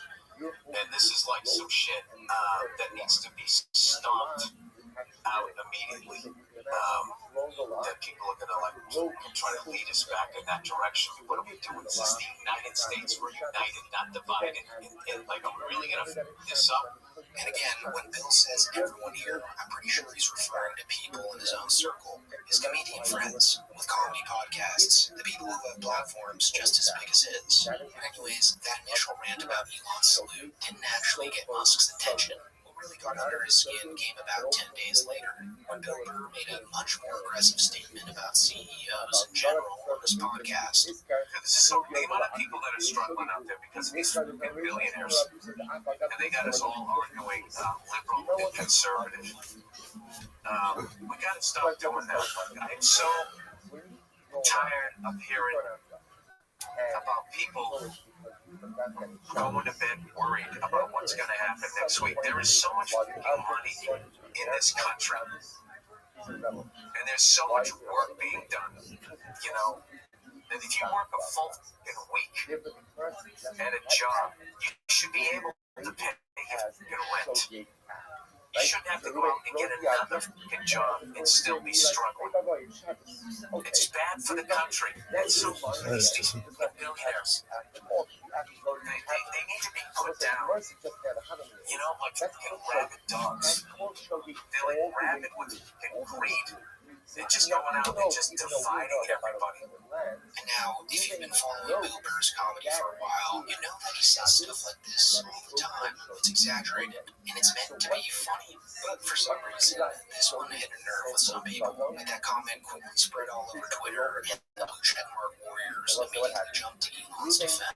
And as we all know by now, Elon spends most of his waking hours tweeting, so there's a very high chance that he probably saw Bill Burr's comment. And this is where things get truly hilarious, because Elon, who's a guy who loves to act like he's some kind of free speech warrior, decided to retaliate by flagging Bill Burr's Twitter account. And you guys need to remember that this is the same guy who, just a few days prior, stood up at the CPAC conference and said that America needs to legalize comedy again. You know, and have like a sense of humor, you know? So, like, I mean, the left wanted to make comedy illegal, you know? You can't make fun of anything. So then it's like, comedy sucks. It's like, nothing's funny. You can't make fun of anything. It's like, legalize comedy. Yeah. Legalize comedy. And we shifted the entire culture in just the last few months. The whole culture of the country has shifted dramatically just because of that election. Yeah, exactly. You know, freedom of speech. Having, you know, having fun again, it seems like we should have get that, yeah. I mean, you just can't make this stuff up. Elon Musk loves to cosplay as the savior of free speech and comedy until an actual comedian uses free speech to make fun of him. So, in response to the Twitter flag, Bill Burr went absolutely nuclear on Elon in one of his more recent podcasts. And let me just tell you now that it was glorious. I'll tell you what's funny, I made fun of the fucking Twitter guy for Sieg Heiling not once but twice, and I never look at my emails. I was scrolling through my emails and it said my Twitter account had been flagged for inappropriate. I don't even tweet anymore. They'd been flagged for him. What a fucking baby, just like Hitler, a fucking baby. Because that's another thing. All of these people that are into fucking Hitler, you know what I mean? And like, look at this guy, like he was some sort of fucking hero. The guy's one of the biggest fucking cowards ever. The fact that the Twitter guy he's not even from here. He's from South Africa. He comes to this country and wants to turn it into a dictatorship. He doesn't feel that we deserve democracy. Can you just imagine doing that? Going to another country and just deciding Yeah, you know what? I'm going to change this form of government because I've decided. He doesn't mind living under a dictatorship as long as he's on the good side of it. Get laminated face cut. And that brings us up to date with the Elon versus Bill Burr saga. At this point, unless Elon actually responds, I think Bill is done wasting his breath on him. And honestly, as much as I enjoy hearing Bill Burr roast CEOs, he's probably got better things to do. This whole situation might also explain why he hasn't been on the Joe Rogan Experience lately. If you've been paying attention to Rogan's podcast over the past year, you know that Joe has pretty much been nonstop praising Elon Musk and spewing right-wing propaganda since the election, so it's no surprise that he's never really been one to hold his tongue and kind of want to distance himself from that. So props to Bill Burr for being one of the last true American comedians. But anyways, that's all for today, guys. If you enjoyed this breakdown, be sure to like, subscribe, and do let me know in the comments what you think about this whole situation. Do you think Elon is actually bothered by Bill Burr's comments? Or is this just another case of a billionaire throwing a tantrum over nothing? Either way, until next time, thanks for watching.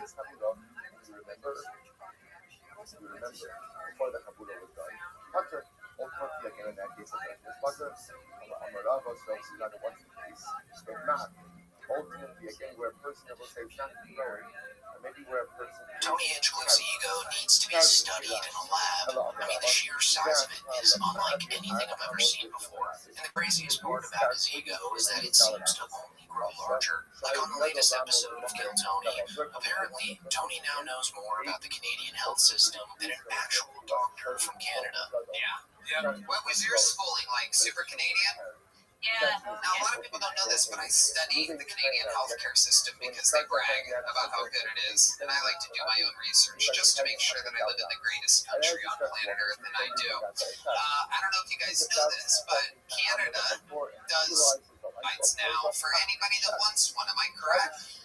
No, Okay, correct me where I'm wrong. it's called MAID, which is medical assistance in dying, and no one's ever approached me about it, but it's It's because you're working, you just said, in an emergency, like urgent care thing, so they would go to a hospital or a normal, actual, professional, actual, real money-making, full-time doctor. I work in a clinic too. Yeah, so. no, I know. They wouldn't go to like a free clinic for that. They would just be like, hey, everything's free everywhere. I mean, this might be the most idiotic thing he's ever done. And also, isn't this show supposed to be about comedy? Like, I can't be the only one who feels like everyone in that room who isn't Tony is just completely uncomfortable. But of course, Tony doesn't read the room as he continues to make himself look even worse. Because Tony goes on to tell the audience that he's done his own research on this topic, and he's came to the conclusion that Canada's MAID policy will assist you in unaliving yourself if you're feeling depressed, which with a quick Google search can be proven wrong, but you guys have to remember that Joe Rogan and his crew don't believe in Google. I've talked to multiple Canadian doctors and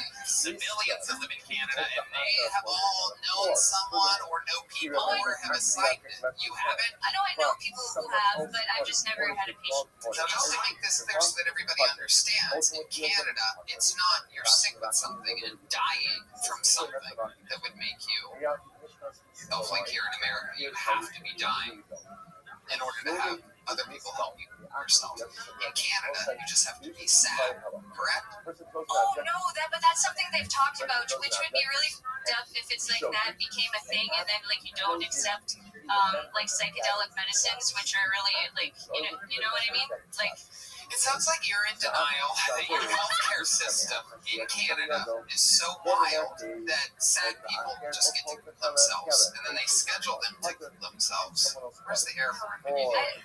Yeah. So if you guys don't really know what's going on here, Tony basically only gets his information from word of mouth or through Twitter. So what he's saying here is kind of like a half-truth, because the medical assistance in dying law was set to expand in 2024 to allow MAID for people with mental illness as their only condition, but due to ethical concerns and public pushback, this expansion was delayed until at least 2027, and the doctor explains this to Tony. I don't know if that's like in practice yet, but that's a dark dystopian potential. Hold on a second.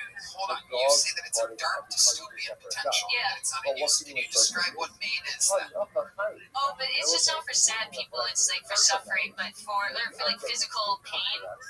But without even considering what she said, Tony, in fact, tells the doctor that she's straight up wrong and that he knows more than her because, get this, he has a bit about it in his upcoming comedy special.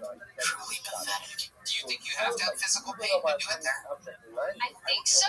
You're wrong. Okay, that's You possible. can just be sad. Oh, I know more about your system well, because I have a bit about it. okay. And I'm purposefully not doing because I don't want to leak it here because I want to do it. I think one day. But I would go into it and it works. Okay. Yes, you heard that correctly. The mid-tier comedian just told an actual doctor that she's wrong. And on top of that, he knows she's wrong. Where's Bill Burr when you need him? You would have made them all stand up and salute you. Yeah, I would pick one guy. You know what he's saying. I don't know, maybe not. He would pick one guy. I thought, man, we were shitting on him. He thought it would work. It didn't work. Yeah. This is brutal. It's going to be an hour of this. Nobody can be funny in a minute. Oh, yeah.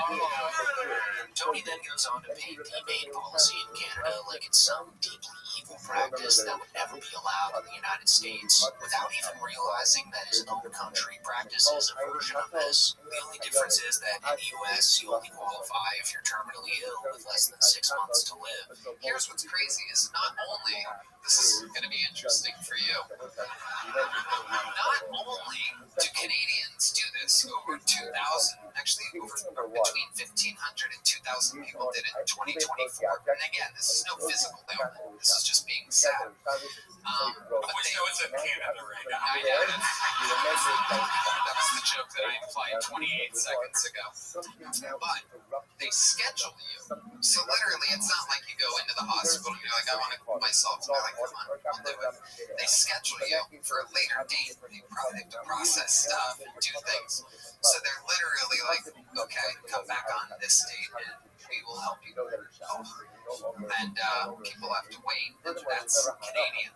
But if you're familiar with Tony Hinchcliffe, this kind of arrogance shouldn't come as a surprise. I mean, Tony's been getting high off the smell of his own farts ever since his performance at the Tom Brady roast last May. And then a few months after that, he had his most viewed Kill Tony episode of all time, which featured Shane Gillis and Adam Ray as Donald Trump and Joe Biden. So all this success and recognition is really going to his head now. The world, they gave me a chance. You know what I mean? They gave me a chance showing what I can do. But deep down, I believe that Tony Hinchcliffe is slowly burning out. I mean, this guy's been churning out 3-hour episodes of Kill Tony every Monday for the last decade. So at some point, the smell of his farts just won't hit like they used to for him anymore. And with Tony's monstrosity of an ego, I would actually put money on the show declining this year because people are really starting to catch on to just how much of a prick Tony is. I mean, even in Joe Rogan's recent podcast with the chess god himself, Magnus Carlsen, Tony couldn't help himself but to insult Magnus to his face. You do Rubik's Cube too? No. I'm talking off my ass. Like, I think the world record is over like 3 seconds or something. Like, it's something absolutely insane. Imagine the time you could have spent building a business, raising a family. Good world record all the same. It's Right? so dumb. Yeah, well, we all have to Watch this computer do it. He also just overall came off like a self-obsessed idiot, so much so that Magnus laughed in his face multiple times throughout the pod. You've always been a giant chess fan. Well, it's actually a newer thing, but when I got into it, it was just everything. Now it's what I do right before bed. I fall asleep. Usually, I fall asleep during actual games online on my phone. It's driving him crazy. Yeah. How could that happen? I mean, so What do you do when you wake up? no, that's total Wake up and you coffee. Yeah, no, I wake up and I look at the board and it said you resigned. That sounds amazing. Like, I would, like, obviously that would never happen to me. I like to play a game of chess. Yeah, listening to music, sitting there bopping. Some wild Norwegian music. Rammstein or something. Oh, that's actually German, but that's a good song. Yeah, that's a good song. Like, this guy just can't help but make a fool of himself anytime he speaks. And the fact that he's proud about it is what makes him so insufferable. I guess Tony will be Tony.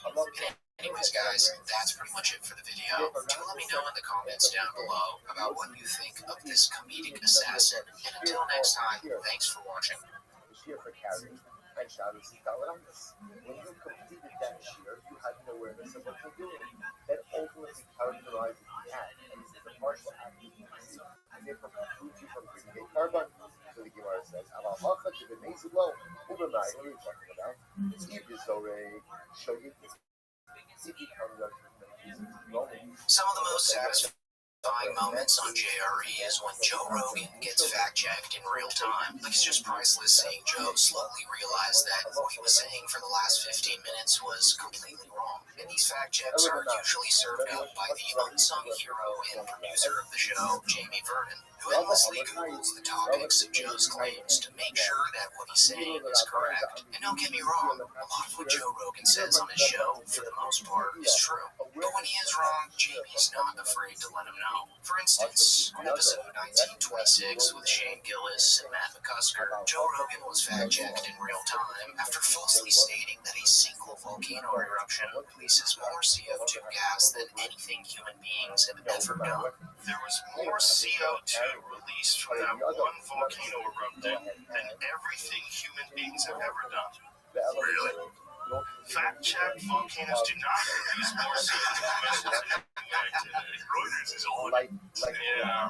Where would this show be without young Jamie? I mean, he's pretty much carrying this show's entire reputation on his back, since Joe essentially believes just about everything he sees on Twitter. And don't even get me started with the guests. Joe's guests only make the lies worse, as they tend to just agree with everything that Joe says, since Joe's blessing them with the exposure from his massive audience. But still, Jamie never fails to deliver the truth. Like during the episode that Joe did with the UFC fighter Bo Nickel, Joe and Bo spend a good portion of the episode trashing the previous president of the United States, Joe Biden, accusing him of saying stupid things on a global stage. But, as you'll see shortly, after a quick actually referring to something that Donald Trump was saying. Well, there's people that voted for Biden that are doing it now. Yeah, they're like, what did I do? Right? What did I choose? How is this guy? Did you hear what he said? Like yesterday, a couple days ago, he said he was talking about the Revolutionary War. He's like, one of the reasons why we lost the Revolutionary War, one of the problems with the Revolutionary War was they didn't have enough airports.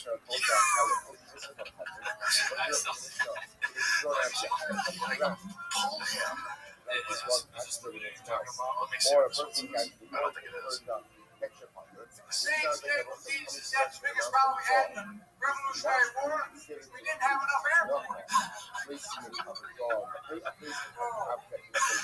Yeah, that's it. Is that fake? It's not fake, but he was referencing Trump saying that. Here's what Trump saying it in 2019. Donald Trump said something about that. He didn't say Jesus, he said stable genius, and that's where the Let me hear what it says. What did he say? Our army manned the air. It ran the ramparts. It took over the airports. It did everything it had to do. Oh, okay. Yeah. So, but I feel like you can tell too, it sounds like a little different. He's like, you can tell he like messed up his words, but yeah. And the coping done by Joe and his guest after Jamie community notes them into oblivion is just amazing. I mean, it's really the only thing they can do after being completely dunked on by the truth. So yeah, I think we can all say that Jamie's really the unanimous MVP of the Joe Rogan experience. But sometimes it's not just Jamie who keeps Joe in check. Like, believe it or not, sometimes the guest actually grows a pair and tells Joe to his face that he's wrong. For example, during episode 1762 with Josh Zepps in 2022, Zepps interrupts one of Joe's ramblings about the dangers of the COVID vaccine to tell him that what he's saying is, in fact, wrong. For young boys in particular, there's an adverse risk associated with the vaccine. It's like a 2 to 4-fold increase in the instances of myocarditis. Yes, but you know what? You know that there's an increased risk of myocarditis among that age cohort from getting COVID as well, which exceeds the risk of myocarditis from the vaccine. I don't think that's true. I don't think it's true. I don't think it's true that there's an increased risk of myocarditis from people catching COVID that are young versus increased risk of myocarditis from the vaccine. No, there is. Let's look that up because I don't think that's true. Myocarditis is more common after COVID-19 infection than vaccination. Is this with children? Yeah, we're talking about young female boys aged under 30 after this was censored. But with children is the issue. Well, no, we were talking about 15-year-olds. Well, we're talking about young children. Male aged 12 to 17. Yes, they're about 8 times likelier to get myocarditis from getting COVID than from getting the vaccine. That's interesting. Now, that being said, what I've read before, but also it's like, even while reading these things, like, what are we getting this from? Is this from the mayors on?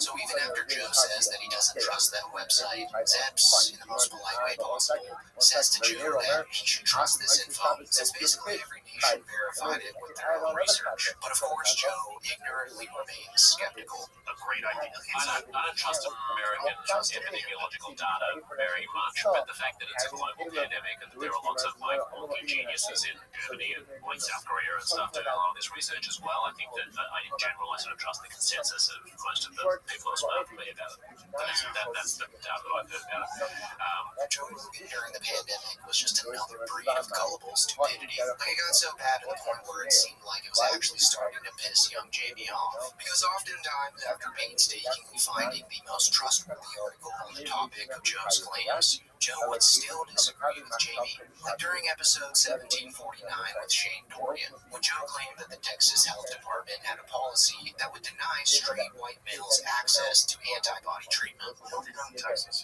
Crazy. A friend of mine went and he's white out, and he went and they told him that they couldn't give it to him because of his age and his body mass. Because he's white, but if he was Hispanic or black, they would be able to give it to him. That's so messed up. And he went, what? Wait, what? He said, if I looked exactly like my body now, but I had more melanin, it's crazy to be able to just Because their skin tone. because you'd be in an at-risk group. It's like a long episode of Black Mirror. Fact check. No policy denies white people antibody treatment. Texas Health Department says. Was a video of it. Joe then goes on to refute Jamie's fact check with his own personal anecdote. And when Jamie responds to this, you can kind of hear Jamie getting impatient with Joe's stupidity. Was a video of it. I know the video says so they talked about the video and this, and then they reached out to the Texas Health. Yeah, but they absolutely did to this guy, no. Like, people are definitely doing that. Maybe that doesn't mean it's a policy. It means that person is an asshole, maybe. Oh, I don't think so. I think maybe the person at the clinic, like the nurse, whoever signed, they couldn't do it. But she was saying she was sorry. This was the way that they had to do it. Well, I don't know. I mean, this might be covered up for some fucking horseshit. Or it's not, but And I think Jamie's pushback here was justified, because this episode was during the height of Joe getting lambasted in the media for spreading misinformation on his podcast about the COVID-19 vaccine. So I think this really kept Jamie on his toes moving forward. Like, ever since then, Jamie's evolved into the world's greatest fact checker, and I honestly think he enjoys telling Joe that he's wrong on Joe's own show. For instance, during a recent episode of JRE with Sean Ryan, Jamie fact-checked Joe's claims that Democrats had the most amount of donations over any other party. And the funniest part about this fact check was that it seemed like Jamie knew exactly how Joe was going to refute this evidence. So in turn, Jamie had his backup source on standby. Well, it's also, like, if you look at the amount of donors that donate to the left versus donate to the right, have you ever seen that chart? No. It's fucking nuts. The left gets so many more donations than the right does. Like, it's a giant difference. what do you got as the top donors to my secrets.org? 7 of them, or 6 of the top 7 are Republicans. Individual donors. Individual donors. What I was talking about was, like, they showed a chart that had, like, Google, Facebook, all these mega corporations that were donating. Go to top corporation donations via party. is a complete facade. This is the number one. This is corporations. So they donate more than Google. Federal contributions. So 82 million is the top one, and that's Empower Parents, PAC. These are right wing. Is that why it's right? So it seems like the top four. The sweet sound of Joe Rogan getting served up back-to-back fact checks. What a time to be alive, folks. The last fact check on this list was actually a very recent one from episode 2271 with John Reeves, where Jamie fact checks Joe after Joe claims that the conspiracy about USAID giving $27 million to the George Soros TA fund is true. And guys, the reason I saved this clip for last is because it truly shows you the state of the Joe Rogan experience in 2025. Like Joe just simply doesn't care about the truth anymore. He's 100% a propaganda machine. We're spending money, like $27 million went to the George Soros TA fund. That's so crazy. That's more than he puts in. We were paying to get shitty DAs on. There's pushback on that 27 million George Soros stuff. Oh, really? What's the pushback? That's not true. What did they say? Sure, bring it up. I thought it was 58 million. Okay, the claim that Mike Pence establishes in his research is that USAID paid out $27 million in grants to the Tide Foundation. The Tide Foundation is a major funder of the Soros-backed group. As far as I can tell by Googling, there has never been any organizational affiliation between the two organizations. You just Googled, but at the end of the line, it's like, this is all vague. Like, what is that? What's that 24 million going to? Like, what? It might be going to fight diseases. It might be going for sure, or you don't know. How about you don't know, and all you did was Google whether or not those people know each other? That's crazy. It's hilarious to hear Joe Rogan laugh and call Googling a ridiculous measure of fact-checking when that's literally what he has paid Jamie to do for decades. Like, that's Jamie's entire job, just Googling the shit that comes out of Joe and his guest's mouth and occasionally correcting it using, you guessed it, Google. So yeah, guys, Jamie's truly the MVP of the Joe Rogan experience nowadays. And even though Joe doesn't really agree with any of the fact checks that Jamie brings up anymore, I think Jamie's doing a wonderful job of showing the audience that there are at least two sides to whatever Joe is blabbering on about in the current moment. But anyways, that's pretty much it for the video, guys. If you made it this far, thanks for watching, and make sure to like, subscribe, and comment down below if you want a part 2 of Joe Rogan getting fact checked. They would go ahead and they would have to boil up birds to die in order to go ahead and dye the curtains. So something that they would just. Ori said you always make it about yourself, and Tom, I couldn't understand what that. I don't know what that sentence means. Like, I really don't, and I don't know that how I do it. And I said it to Leanne in Paris. We were having, and I said, "Do I make things about myself?" She goes, "Yeah." And I said, "But doesn't everyone?" And she goes, "No." And I was like, "But wait, when do I do it?" She goes, "You're doing it right now." Bert Kreischer's never-ending downfall seems to be in full force as of late, because in his most recent episode of Two Bears, One Cave with Don Segura, he still seems to be completely shocked that Ari Shaffir and Joe Rogan have distanced themselves from him because of his horrible habit of always wanting to be the center of attention. So basically, the entire back end of this episode was kind of an intervention for Bert, and even though Tom tried to explain to him in the most simple way possible that Ari and Joe are in fact correct, that he does indeed have a glaring issue with needing to be the main focus of any conversation, Bert still seems to be in deep denial that he has a problem. And according to Bert, people just don't understand him. No one gets me. Like, no one understands me. I don't even understand myself. I had like a moment where I said to Leanne, I was like, "Am I a narcissist?" I said this in Paris, and she was like, "No, you're not a narcissist." I go, "Would a narcissist know it though? Like, does a narcissist go like, no, I'm not a fucking narcissist?" Or they go, "Yeah, I'm a narcissist. It's wild." That's an actually interesting question. So in order to help Bert find out what's really wrong with him, the two guys start researching personality disorders that Bert might have similarities to. And listen, I've never claimed to be a psychologist, but what Tom describes next seems to be exactly what Bert has. How about histrionic personality disorder, HPD? Do you think if you have this. What's that? Well, here's these symptoms: attention seeking, being Okay, uncomfortable, hold on. Go slow, go slow. being uncomfortable when not the center of attention, and acting out to get it. Everyone shut the fuck up, okay? Okay, I might have that. Keep going. Dramatic behavior, being overly emotional, dramatic, or expressive. Okay. Alright, keep going. I got that. Being overly concerned with physical appearance and using it to draw attention. What do you mean, like taking pictures of and posting them on Instagram? Yeah. Okay. Being overly sensitive to criticism or disapproval. Come on. You know I got that. Having a low tolerance for frustration or delayed gratification. Yes, I got that. I'm drinking right now because I'm frustrated. HPD is often coexisting with other mental conditions like anxiety. I got that. But instead of ending it there and realizing that, oh yeah, I do have this issue, Bert just seems to think that it's natural for comedians to be that way. And he admits that he simply cannot comprehend how other comedians like Tom Segura and Ari Shaffir have a desire to be the center of attention while they perform stand-up comedy, but when they go off stage, they're able to flick that switch off. And I like being on stage. I do like being the center of attention. But I understand the person like yourself, kind of, you don't like being the center of attention, but you have a draw to get on stage. So I like being the center of attention off stage.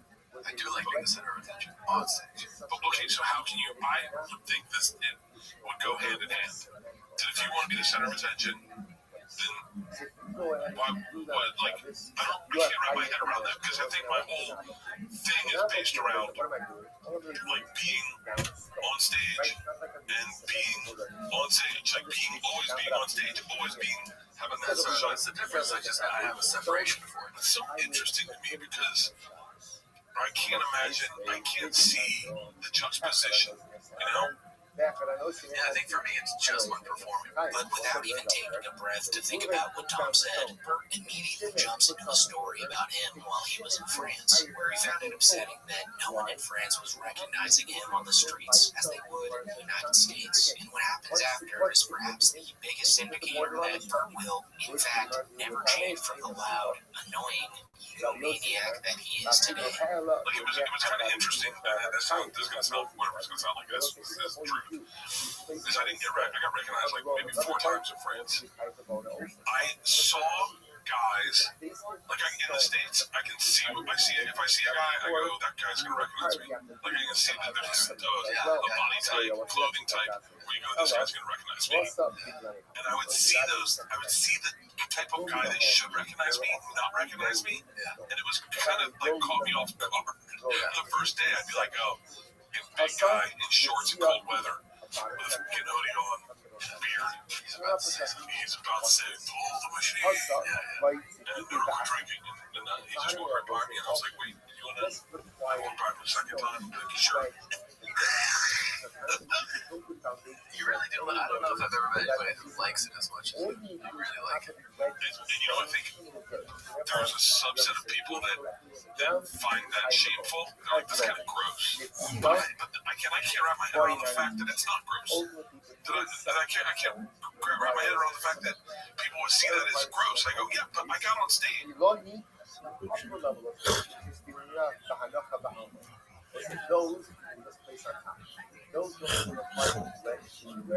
Those ultimately, again, they just go ahead and place on top. Quite amazing. She says, "Dimos alin she'ina lav gabab, dimos in choshishin lo ga'eb mitzad echad, hilchach b'ayna chalav tzad." So it's just a fascinating statement of Talmudic golden practices.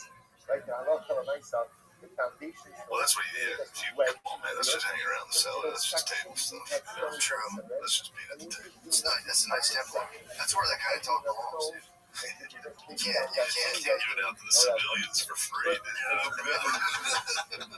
can't diffuse the legendary Somebody's fucking assassins out of here.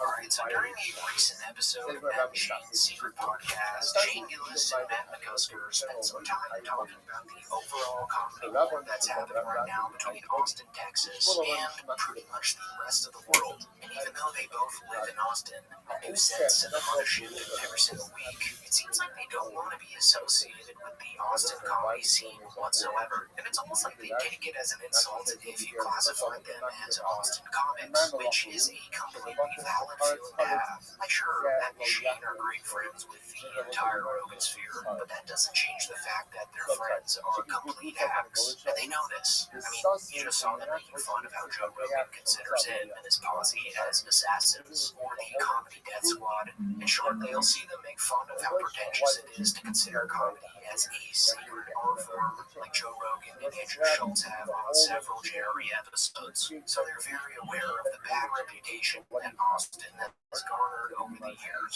and they obviously know about all the hate that their buddies receive online, because in this next clip they admit to watching YouTube videos criticizing the Rogan sphere and how Joe Rogan has ruined comedy. So something tells me that the Elephant Graveyard's recent video about that whole scene left a long-lasting impact on Shane Gillis and Matt McCusker. I still get huge every time when I see a dude with like genuine disabilities doing a thing on stage, because it's like, I don't know, I would give in. It would just be too much for me. I don't know that my spirit is resilient enough to practice the sacred art form that is. Dude, it's such a sacred art. And that's what the thing that's driving me during the Comedy Wars is how sacred the art is. That's all. Yeah, dude. The Comedy Wars will pass. Yeah, well, I got to go to New York last week. I'm going back to Philly for about 6 months, so I'm out with the Austin scene, dude. I'm back East Coast till I die, bro. East Coast all day. We were watching nasty YouTube videos about the Comedy Wars. Yeah, I was like, what are we doing? Let's get something positive. I just put on grab the tape. So like, the universe changes the balance, bro. Well, the Comedy Wars, yes. The Olympic Comedy scene is too powerful. LA and New York, they need to unite to destroy the Olympic Comedy scene. How are they going to stop it? So we have all the webs. And so, throughout this podcast, Shane Gillis kept bringing up how he's from Philadelphia, which to me just shows how much he doesn't want to be labeled as a comedian from Austin, even though he currently lives there, which is just so funny to me. I mean, it'd be like if Joe Rogan considered himself as a Boston comic, just because he started doing comedy there. Like, that is the length that Shane's willing to go to separate himself from this army of healthy hacks. He even considers the podcast he does with Matt McCusker to be a Philly podcast, even though all of the recent episodes have been filmed in one of their huge Austin mansions. Talk to the people in the New York, and everyone talks a big game, and then when they see it, they're very interested in knowing how that's working, and they get a little piece of that. There's a hopelessness out there. You go, LA, you say, what are the podcasts that you can go on here? They got nothing. They got Bad Friends Universe. No, there's a lot. There's so many. LA, New York are doing great. No, New York's doing great on the podcast. LA is going to drop that. If you build Classrooms out there. yes, that's another three. There's a lot. And name a fourth. Put me off in here. We got the Matt Shane Secret Podcast. We got the Joe Rogan Experience. You got to take the Stuff Island being here. Philly all day. That's Philly podcast. What am I, Australian podcast? Yeah. Philly. I also like LA. I was just out there. LA's really special. It's really nice. I like LA's great. Comedy Store's great. I know. I like everything's good. I hope it doesn't devolve into a big Tupac situation. I don't want to see Joe Rogan get shot in 90. Everyone relax and have a good time. So just for some context here, Shane Gillis moved to Austin back in 2023, drawn in by his tax perks and proximity to Joe Rogan's mothership. But now that Shane Gillis is pretty much Taylor Swift for the average frat guy, he really doesn't need to be there anymore. And frankly, Joe needs Shane on his stage more than Shane needs Austin, or Rogan for that matter. And now that Rogan, Hinchcliffe, and that whole crowd is being called out, it could be time for Shane Gillis to happily part ways with the Rogan sphere.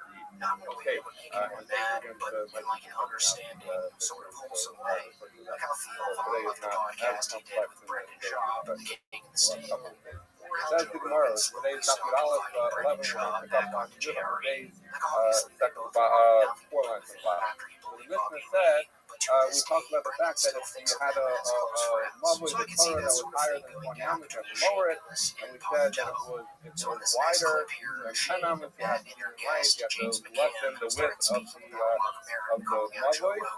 Tony Hinchcliffe in Mishnah his said in latest Yesod special, Tzurta Pesach if there's that anything if that there points was to a shame, Tzurta Pesach which Joe Rogan consists of or 2 side Rogan's posts fear and a anymore top is post this of clip right Torah here. and 2 Because lefties, unlike Tony that Hinchcliffe or would Brendan Schaub, they're that completely Apple Pizza, heated Russell with Master, and full-blown Russell that even though coke it's wider denial than 10 about much, Mark you Maron and don't need calls to them out. minimize She the just width kind of of makes your light of muzzle the entire if you situation have a and Tzurta even Pesach. goes It as says far as tomorrow, to say that he Ask me some Tzurta respects Pesach what from Mark a Hanya Maron for did. Rockfall. Since So Shane it's very Guy's clear Mark's from not our to Mishnah avoid that his a 40-year Tzurta comic Pesach career, or helps he if simply your doesn't muzzle is care too anymore wide. and calls a hack when he The sees one. Amalthura, Shane the Mahanya mentions that he could Bubble, see himself and as doing well what he we gets learned to about that point Gimel in his Amalthura, career. which we talked about with maybe either something Keenan, like a decorative thing on the lintel that drew attention, or maybe it was the cedar wood that had a coal that people knew about it. But whatever the point was, it drew your attention to that. So you could have even higher than 20 amas. The question is, so what kind of Tzurta Pesach help?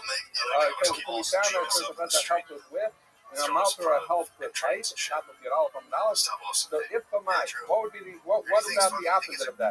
Could a Tzurta Pesach help if for a height issue, and could an Amalthura help for a width issue? It says in Gemara. The first, we're going to answer the first question first, which is can a Tzurta Pesach help for height? It says Gemara, it's not complicated. The time you learn from Raisa, mother can go and have to come up your mind that if you have a mother call it moon 20 amas, that's the lower, you use Tzurta Pesach. If it has a Tzurta Pesach in the Pesach might, you don't need to lower, you don't need to make it lower. So clearly from this Raisa, that a Tzurta Pesach helps for a height issue. Says the Gemara, Amalthura of the Rockfall Mai, what about can any Amalthura, something that draws attention to it? Can that help with a width issue if your mother is wider than 10 amas opening? I'm not coming here to tell you because we went to the right up. Mother should have learned that in my age. If you have a mother that's too tall to 20 amas, you have to lower it. A rough matter, in my age, if it's wider than 10, you have to narrow it. You need some Tzurta Pesach, and you talk to Maya. If you have a Tzurta Pesach, you don't need to narrow it or lower it. The engaged Amalthura ain't a Tzurta Maya. And continue to bite there. If it has an Amalthura, you don't need to lessen it. It says in Gemara, my lama seifa. Isn't it going on the second case, which is the case where your mother was too wide, it was more than 10 amas wide, and it's telling you that if you have an Amalthura, that you don't need to lessen the width. And I would answer our question. So no, Arecho. That we're going it's going on the race, but talking about when the height is too high, 20 amas, and an Amalthura help, that we already knew. So this price is not necessarily any proof to the point, and therefore we leave off inconclusive as to whether an Amalthura will help us with. I think Halacha might say that is tomorrow. Masmile, so we're going to turn our world a little upside down now from what we always learned. Masmile is here by Rav to make Rav. Rabbi Yehuda was teaching our Mishnah.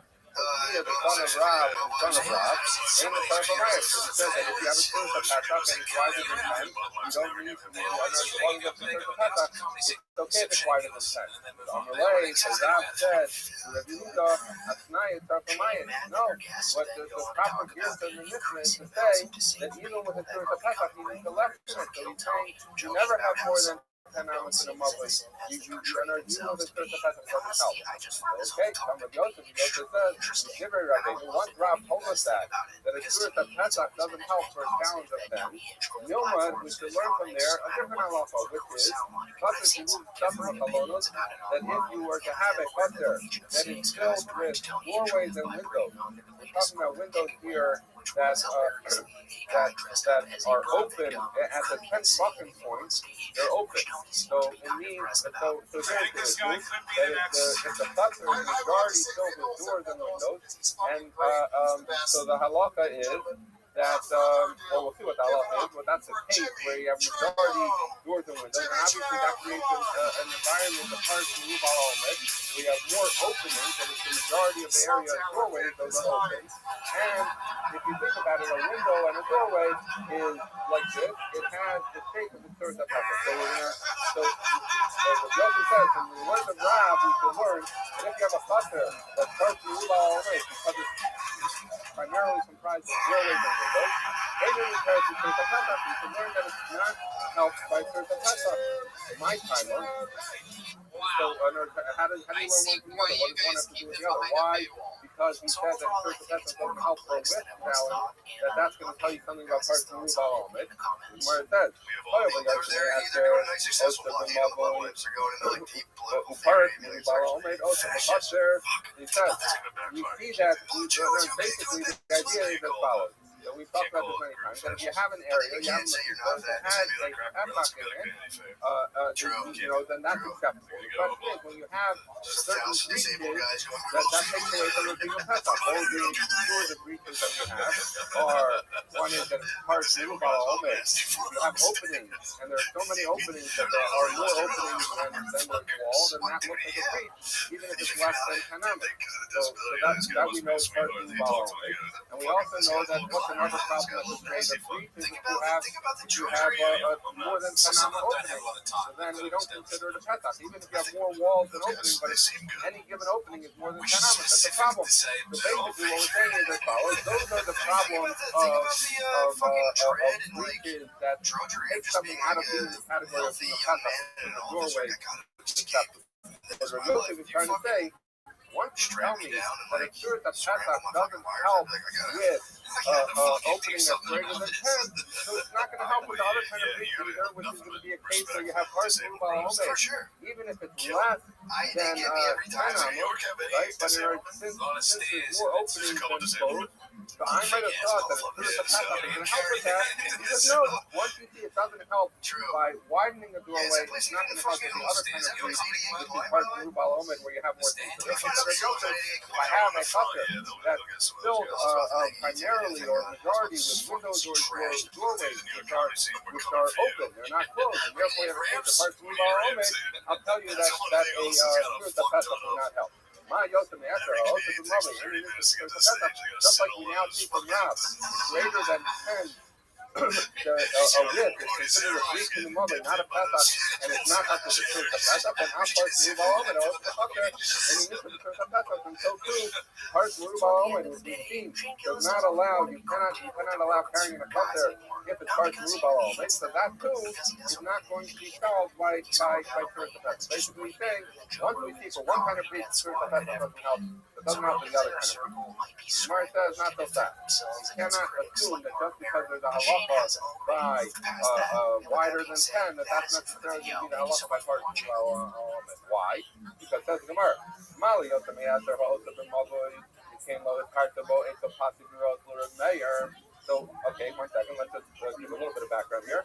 So we talked yesterday about Pasi B'Ros. Pasi B'Ros were the leniency that the Rabbanan made for the Olei Regalim going up to Yerushalayim, that they would put those little L-shaped brackets around the bar so that they'd be able to draw water out of the bar up to the ground level. The bar that sits up at the ground level is the drop, right?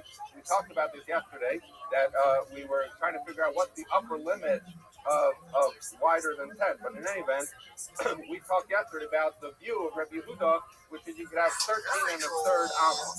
Because basically 4 animals going in and 4 animals coming out. Rabbi Meir has the opinion, we're going to see this when Dr. Science, I believe, right? That Rabbi Meir has the opinion that it's 3 animals in and 3 animals out, and since each animal is 1 and 2/3 amma, so that's 10 animals wide. So the Rabbi Meir is of the opinion that by passing the road, we don't allow you more 45 to 77. Now, what the Gemara is going to say is as follows: you cannot learn from just like by opening up 10 amos. You cannot learn to parts Rubal Omid. Mali Yosef Master also be Mavoi, that when we talk about a problem with something wider than 10, it came to a tactical Eto Pasi B'Ros L'Reb Meir. According to Meir, you never even by Pasi B'Ros, where Chazal tried to be as lenient as possible to help the Olei Regalim, according to Meir, they never allowed a gap of more than 10 amos, because that, according to Meir, is the maximum. Omar, when you say we therefore learn the parts Rubal Omid Ha'osef B'Chaser became a Karta Eto Pasi B'Ros. Very cool. So he says, but how could you compare that to Parts Merubah Omed, where everyone, Rabbi Meir and Rabbi Yehuda agree that you allow the special leniency of Parts Merubah Omed, because as we discussed, Hapiros just has that little one arm thing on each side, and so clearly, if you have a 10 amma gap, so each wall has 10 ammas of gap and 2 ammas of wall, so clearly everyone agrees that we allow Parts Merubah Omed, that even though there's more opening than physical structure, nonetheless, we consider the valid Mechitza by reshaping Hapiros. So therefore, we're saying what you see is a leniency that we will allow Parts Merubah Omed according to everyone, whereas we will never allow, if you go in the version of the mayor, greater than 10 ammas, because it doesn't help if it's a Pesach, and it doesn't help if it's by Hapiros. So what do you see? You see that the concern of 10 ammas is more bummer because we don't loosen it by Hapiros according to the mayor, is more bummer than Parts Merubah Omed, because even the mayor agrees that we loosen the restrictions of Parts Merubah Omed in the case of Hapiros. So therefore, says the Gemara, I cannot do what Rav Yosef wanted to do. Rav Yosef said, Rav passing something by greater than 10 ammas in case the Pesach doesn't work, and we're going to apply it to the case of Parts Merubah Omed to say that the Pesach doesn't work. But the Gemara doesn't work that way, because you see that everyone is mako by Parts Merubah Omed, and according to the mayor, no one is mako by 10. So therefore, you see Parts Merubah Omed is less rigorous or less strict. So says the Gemara, you cannot do what Rav Yosef is saying, which is just learn out, just because Rav says the halacha by 10, to assume that that's also going to be the halacha by Parts Merubah Omed. Says the Gemara, let's say that the view that through the Pesach does not help. In other words, Rav Yosef tried to prove that through the Pesach doesn't help by Parts Merubah Omed, right? So, and we said there's no proof from what you said. But in other words, that's his view, Rav Yosef's view. So let me say, maybe there's support for this idea that through the Pesach does not help by Parts Merubah Omed. Why? Because we say,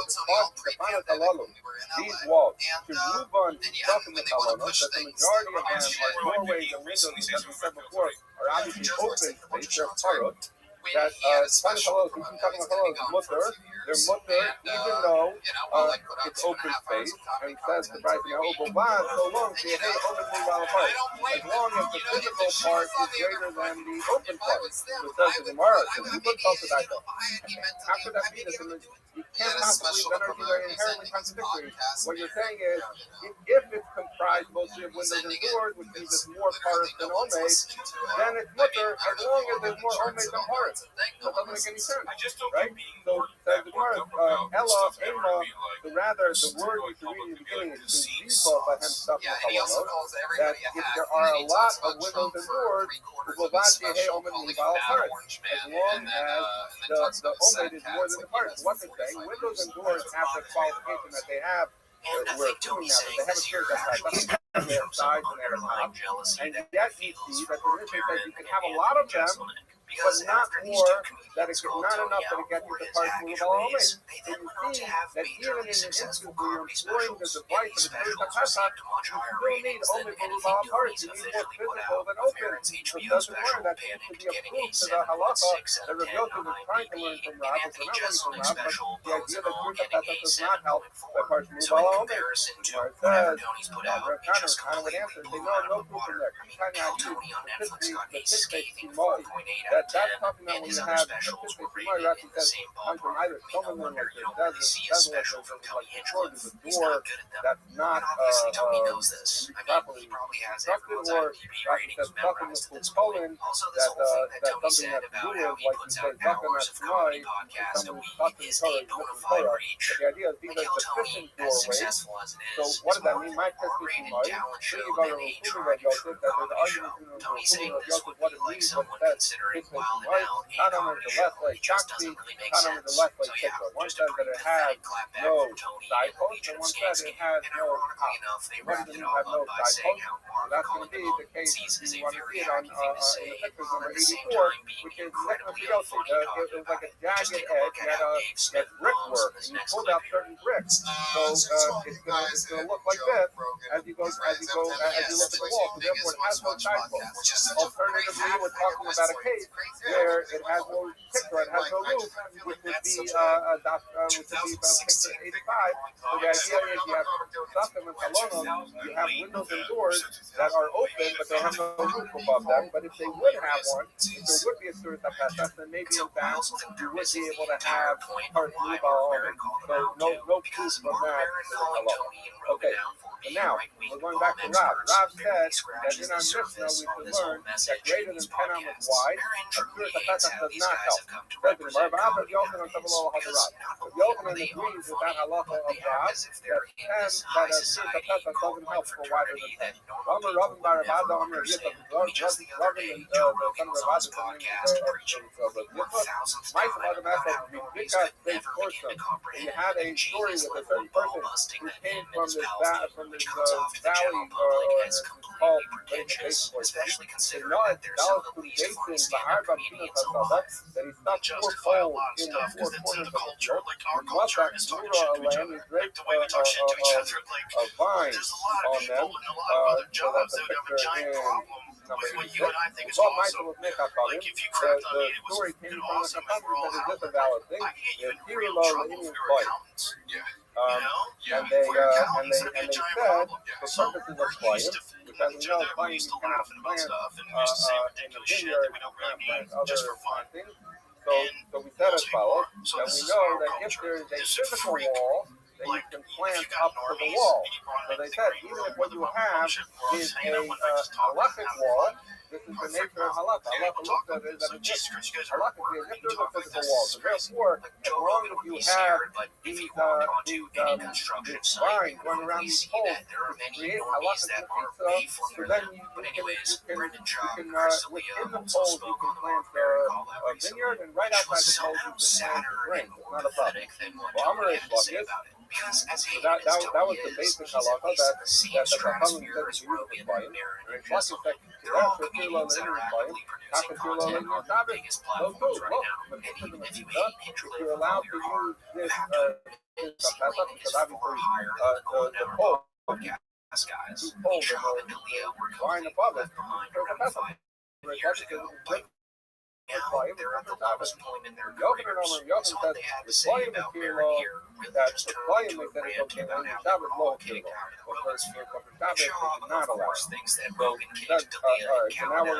Now we're going to take the math. If you're going to tell me that this is the case where the vine was going around, it was not on the top of the pole, it was around the sides of the pole. So that can't be, because that if you created a Surat HaPesach from the side, meaning that the words are not going on top of the pole, that's nothing for Ella Agava. So we must be talking about a case where in fact the string or the vine in this case went on the top of the pole, and we're going to say okay, so that's when we know it's going on top of the pole. What's the scenario about the size of this enclosure that was made? If you're going to tell me that we're talking about 10 amos or less, the whole lamer of Yochanan is Shabbos low, would Rabbi Yochanan say that for Shabbos purposes, the Surat HaPesach of less than 10 is not a valid Surat HaPesach, it's not a valid Mechitza? Of course he would agree it's a valid Mechitza, so we can't be talking about that because Rabbi Yochanan said that it doesn't work for Shabbos. For Elulav, yes, it may have it. So we must be talking about, it is now established, we must be talking about a scenario where the space between the poles is more than 10 hours. And the wire, in this case the vine, went on top of the pole. So what do you have? You have a valid case of 4 Surat HaPesach, so you have 4 poles, you have the 4 sides. You have 4 Surat HaPesach, you have greater than 10 amos between them, and what is the Yochanan Pasuk? Yochanan Pasuk does not work for Shabbos, it only works for Playim. So you see, like Rav, who said that a Surat HaPesach does not help for greater than 10, but Yochanan is saying the same thing, because he's saying this is not a valid Shabbos Mechitza, because it's presumably because it's wider than 10, even though it has a Surat HaPesach. So that's the Yochanan was like Rav, the Surat HaPesach does not help on Shabbos for wider than 10. Gemara says, well, scenario, a lot of we Yeah, but think so, nobody but no. actually just The whole like on that's the the thing Esther. where nobody cares. Really, we're talking Brendan about thinks this is some kind of we're talking heroic about act that he did for Chris, but in 10 elements reality, or less. Brendan desperately needed Even Leah to outside. save the king and the state. So A few of before them we left said, Brendan's ass for greener before we pastures. said, well, if Like it's on Brendan top, hiring Leah was a possibly completely talking about financial 10, decision. because The fact that he had to why hire was an the alleged Yochanan predator not allowed tells that you for Shabbos? everything you need to Now know we're saying about it is what talking other about less comics than thought 10, about this and the guy. reason it's Brendan my then focus, goes on to and the Yochanan idiotically is not say for that Shabbos, no is other because legit we're dealing comics with a trash case others where publicly the like Baron where and the Jessel vine goes McGann on in the the sides last of the year, pole, it's not on because the he top then of the goes pole. on to talk And we trash asked about before, Mark Maron, wait a pretty second, how much can you telling say that in everyone the that business he that well, doesn't it's well think of proven, himself well as good? a true How could comic. Rabbi Yochanan I have a Paskin problem with that everyone going on podcasts and I'm sorry, how talking could shit Rabbi about him. Paskin would be good for It Shabbos? sucks. So it must be that it was It not on the just side. So sucks. now the Gemara is Like when going I to say, see no, some that's the very comic point. go This out thing that and Rabbi talk said, the about some awesome other boom, show that a is comic's exactly on, what they're or arguing somebody's about. So we are bashing dealing with the side, another and comic we that they assume came for out sure with, everyone would agree that or they on the there's side talking it about they doesn't don't help. like We're Chris, saying, no, that's Tony, my focus. The whole Ambassador, we're talking about 10 or less hours, even at Sod, and it's the vine went around the sides of the pole. You're permissively, and they're arguing about Rav Shishto. So Rish Lakish, who said that you can carry both for Shabbos and Koyim, holds that even from the side, it works. And the Yochanan says that it works for Koyim but not for Shabbos. We'll be talking about Also, the point that Brendan we'll be made about talking other about legit comics never talking because shit it's from about the other side. comics. You would not It's say it's like on entirely top. So false, therefore, especially when you what's stop and coming think out that about how according to the way every we're comedian establishing it, piled on the top of Yochanan and Brendan Reflective after he are released arguing Rico Poppy, about Tim Dillon, Hinchcliffe, an and countless issue others of actually called it when you have the definition of a the terrible, branch of the wire is on the comedian. side. That's the case they're arguing about, but we don't see that's not a valid source of Pesach in the traditional sense. So therefore, we don't see any proof that he holds like Rab that a source of Pesach on Shabbos, if properly constructed, with two poles on the side and something going across the top, we have no proof of that. It's actually an interesting thing. It turns out that there's different levels of source of Pesach. So for Koyim, you can have it on the side. For Shabbos, you need above it. And so these are separate things. So it's interesting thing. People talk a lot about football and source of Pesach. So how you construct a football. It's interesting to talk about this, but very interesting question comes up. If you have a source of Pesach that's a valid rule, that's a valid machine, that's one of the things we talk about, I don't think of a minion. Source of Pesach machine that's a problem, and not. But the interesting question is the following. If it's a source of Pesach, then you should need a mezuzah. And yet, you don't have the so they say, okay, you have different levels. Koyim, even from the side, for Erev and Shabbos, it's enough to have source of Pesach. To have a mezuzah, the doorway, even mezuzah, that's even higher level, so we don't have it by this kind of source of Pesach. It's not like that. He says, no, a source of Pesach is a source of Pesach. He says, so what about the fact that people bring a proof that all these cities with source of Pesach, which we rely on for Erev, no one puts up a mezuzah. Okay, that could be because, if we're going to stick it out, it's not safe for you to take it down, or if it's a beer that is mixed for Jews and non-Jews, so maybe it doesn't get a mezuzah for those mezuzah reasons. But according to him, from a halachic perspective, source of Pesach is source of Pesach. So people say that if, let's say, you had a Jewish neighborhood that it was comprised entirely of Jews, you have some of those and it would be a safe area that some would say that if you make your area with source of Pesach, you have to put up a mezuzah by yourself. Anyway, okay, what we said is that there's no proof that Rabbi Yochanan is actually talking about the regular case of a properly constructed source of Pesach. When he said it didn't work for Shabbos, we're talking about one that was in a Pesach. The Gemara is now going to ask a seeming sphere between Rabbi Yochanan and Rish Lakish, and with this, it's going to try to establish that Rabbi Yochanan actually is saying it's halacha, and is talking about on the top, not on the side. So let's see. The Gemara says, we're going to have a question because we just brought him a question before where Lakish said that this source of Pesach that he made with the vine helped for Goyim, but not for Shabbos. I'm sorry, Lakish said it helped for both. Or Yochanan said it helped for Goyim, but not for Shabbos. Now we're going to bring another writer, or we're going to bring another statement. Not very Lakish, Lakish pay attention to that. He said in the name of his Rabbi, he says as follows: that if you have, Rashi says this is a different term because it's a twine branch or vine. Same kind of case. You have four poles and you put it on. So we say, hey, we're translating Chayim, Avalol Sabbath. That is, so now you have a bucket to report that it works for both Sabbath and Chayim is saying now it only works for Chayim and not for Sabbath. Rabbi Yochanan says from the pieces of Sabbath, the low, half the pieces of Chayim below. And Rabbi Yochanan says in this case, just like by Sabbath it doesn't work, it also doesn't work by Chayim. So what do you have? You have a second brisa, you have a second member of Rabbi Yochanan's bucket where they each seem to take it up a notch and reduce the allowance. So they collectively to allow both Sabbath and Chayim, now says only Chayim. And Rabbi Yochanan says Chayim, but not Sabbath, now says neither. So we have a theorem. So the Gemara says this one, we're talking about Kata. I can answer up the part of the topic. So today, Rabbi, because the first thing we said, Rabbi said in his own name. So when he says it's good for both Sabbath and Chayim, that was his own name.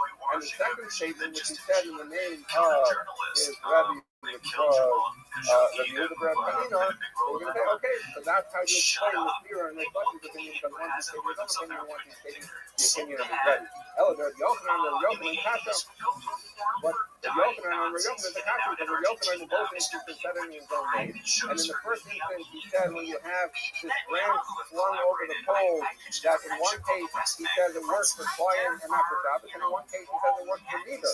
So how do you answer this? The Gemara says, stop here. So I could come up with something that would explain the distinction.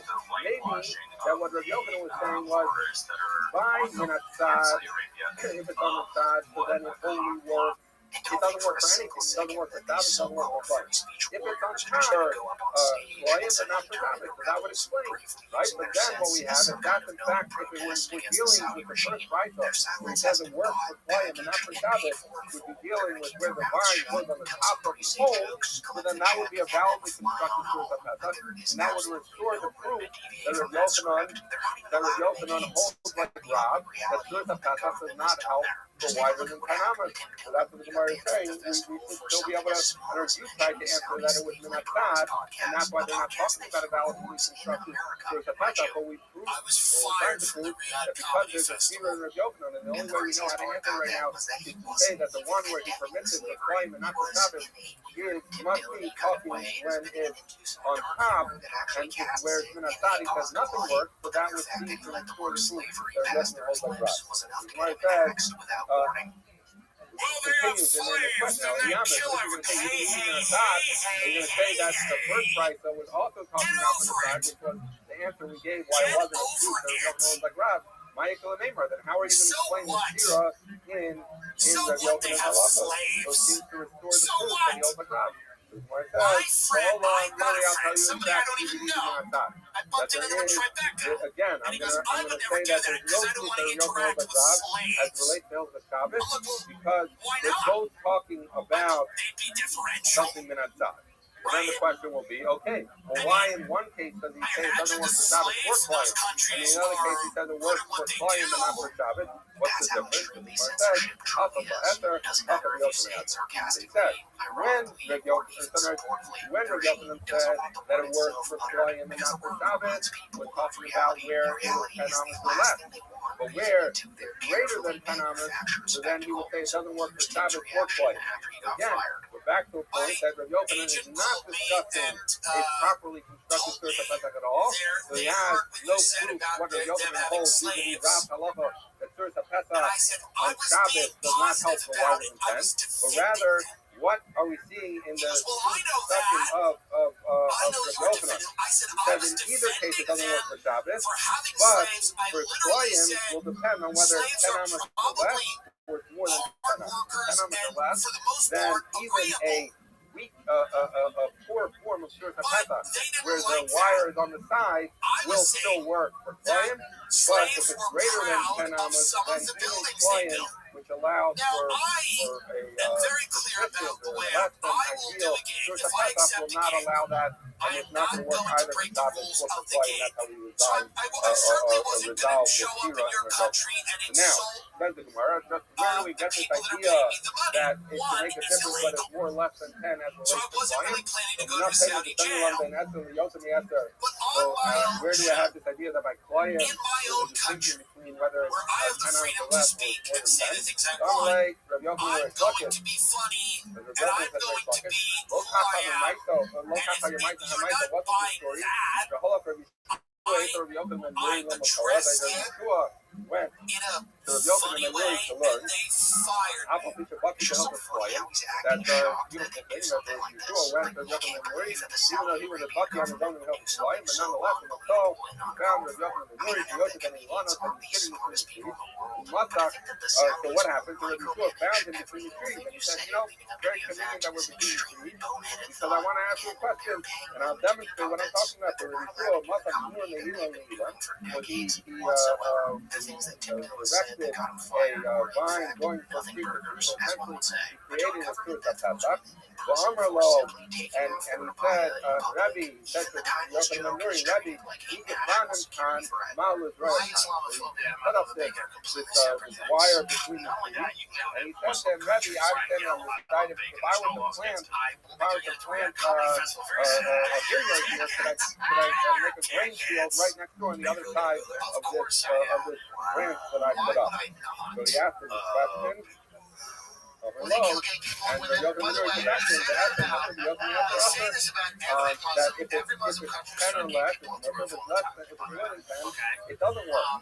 So it says the Gemara, the Maya, what are we talking about? Ilema, Gabon, if it's on top, Yochanan asked the author, could you say that, and if you're saying the price, they're talking about what's on top, and it's telling, and I'm sorry, that Yochanan Nuri is talking about what's on top, and it's telling you that more than 10 width is to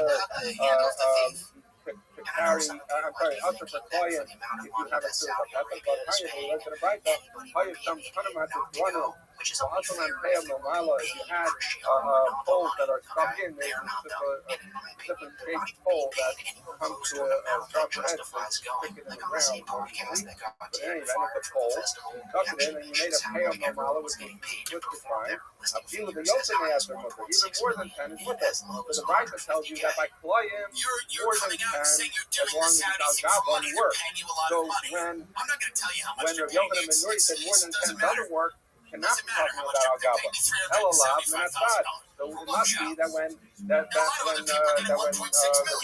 strung up his vine and showed it to Rabbi Yochanan and Nuri, it was where it was Menatzad, where the branch did not go over the tree or over the branch, but rather went on the side. The Tamarlay and Rabbi Yochanan and Nuri answered him, but asked him what he listened after upper, that if it's 10 or less, if it's more than 10 it's upper. So we were looking for a source. Where do we get this idea by Klayim that there's a distinction between 10 or more than 10? So we see it from the story with Yeshua and Yochanan and Nuri, and we're touching on in fact learn from there. So again, we are dealing with the fact that if you have by Klayim, if you have the wire from the side, so then it depends. If it's 10 or less, it's okay. If it's more than 10, it's not okay.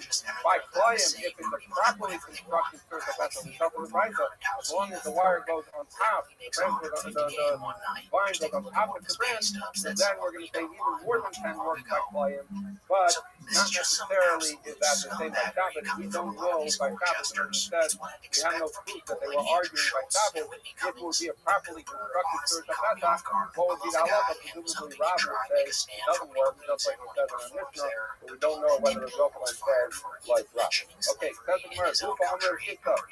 Mishnah says, Surah Pesach, the Son Minatzad, laws of Rosh. And we learned that before. Mishnah says, by Shabbos, if you put up a Surah Pesach in the side, it doesn't help. So this, by the way, is very halacha, because what happens in our Eivim, we by and large rely on telephone poles. Now, in a telephone pole, in the case where the pole goes up and the wires are strung along the side of it. You know, if that's you how they could raise money rely with their filthy fucking oil money. on a Surah Pesach Minatzad, we would have to really do very little to create a Eivim, because because of the telephone wires are good. But the problem is you're not allowed having them outside. So what do? What we do is you see on the side of the utility poles, they get permission to put a strip, and that strip serves as a lefty. And we see in a minute, the lefty doesn't have to be connected. You have good optics, it goes up, and therefore they place that lefty, line it up so that it's beneath the wire that's going on the side. You have the wire on the side, you have the pole, you have the wire on the side, so they put the lefty right here where it's beneath the wire. And that's because it's not good. It's not good if it's minatzad. If it was minatzad, we wouldn't have to put that lefty on the pole at all. We would just rely on the wires as they're constructed. Anyway, says the Gemara, this is the Pesach that we said 3 things today. They were hamid but Derek. What do we tell us of Pesach? Basically, what we're saying here is the concept of the Pesach is as if it's a doorway. So we say you don't need an actual door, but it has to be a reasonable doorway. So therefore, it's strong enough that you could theoretically put a doorway on. Even a door made out of like sap or straw, that would be fine. But in order to halachically, we want it to be something that's capable of having a door. I'm going to talk to you down a hectare here. You have to have like some kind of like a hinge. My hectare here, what kind of hinge would you need on the abscissa? That abscissa is we have this conveyor, we talk about it a little bit. It's the door that's on like a pivot hinge. You have a little thing that comes out on the bottom and comes out on the top, and the door swings on that kind of thing. So the son of Rabbi, the son of Rabbi is the one who says you need this pivot hinge. Message Talmid and Rabbi. I'm going to tell them, so the learned that he was really responding to him and saying, Rabbi did not pass me like your father because he didn't say that halacha. So in fact, halacha might, we don't require him on a shirt of Pesach. Hana says, shirt of Pesach, the upper the shirt of Pesach that we're talking about, it's one stick on this side, one stick on that side, and a ton on top. Basically, in the Torah, if you want to think it is a kind of thing. So ask the Gemara, here's some legal, here's some legal. Does the pole on the bottom need to touch the Torah that goes across on the top? Now, I already gave you the answer to this because I mentioned that with the telephone pole, we just put up a lefty, as long as it's 10 buttons, it doesn't have to go all the way up to the side of the telephone pole. But anyway, we're not going to have interest in they don't need to touch. They do need a touch. So other Rav Nachman, so Rav Nachman said they don't need a touch. He was setting up the Eros for the Reish Galusa, who was the head politician, Jewish politician in Bavo, and so therefore he set it up where he had poles that went up to certain points, but then the wires that were going across them were not touching. So I'm going to Sheshes with Sameh, so Sheshes who held that they need to touch, said to his servant Rav Gada, he said to Rav Gada, deal slow to do. Don't take them off and throw them down. I think that's an invalid areas that are not set up for the race. They're not get down. Other sellers to dinner. So he went, he listened to Rabbi, he took it down, and he threw them, he took them off and threw them down. After dinner, they were so the race people said, what are you doing? And they arrested him. And they arrested Rav Gada. All the cases come up, all the cases went, and said, I'm going to come out, not the job that he came out because people saw that he was acting on the direction of the cases. They let him out of jail. After the cases were out of the wall, the cases was the one who said they needed touch. I'm like, funny man, we church up. I think you learn anything interesting about church up. I'm like, yeah, because we learned in the business. They say as follows, that if you have a kippah is a rounded thing, but here we're talking about a heart. And the question is as follows, that, we'll see exactly what they're arguing about. Rav Meir says that kippah needs to be done, some say we don't. Everyone agrees that if there's, let's make it easy, there's not supposed to be some of this, but let's just say that there's 10 buckets of great doorways before you start the arch, then everyone agrees, by a high couple, that means the law that if it's 10 tall, use is now evil. Right.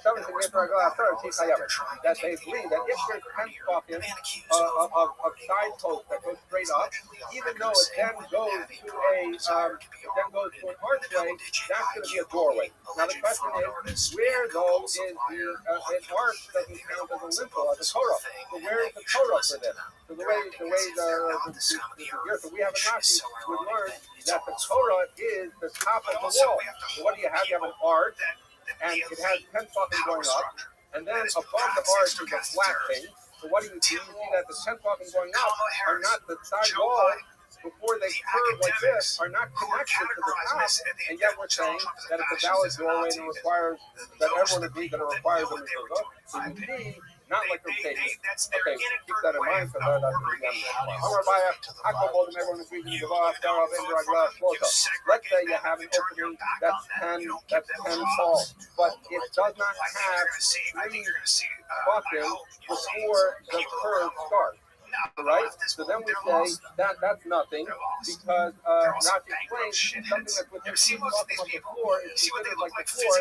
So it means once you knock out the bottom 3 buttons, there is no straight portion of this doorway. So it's for sure not a doorway that needs a mezuzah. Alternatively, there is 3 more than 3 straight buttons on the sides of the door. The angle of but it's a very short doorway, and with the arch, it's not even as high as 10 buttons.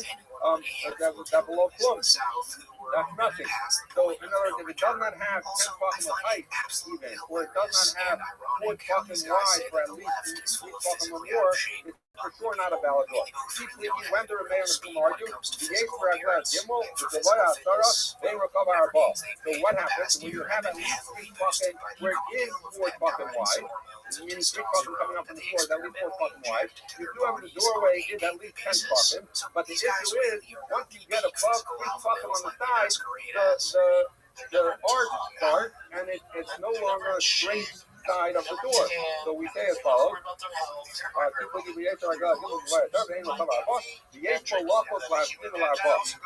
there's enough if arch doorway is in a broader doorway that you could theoretically stand on arch, it's in a broader doorway that you could cut out part of the doorway.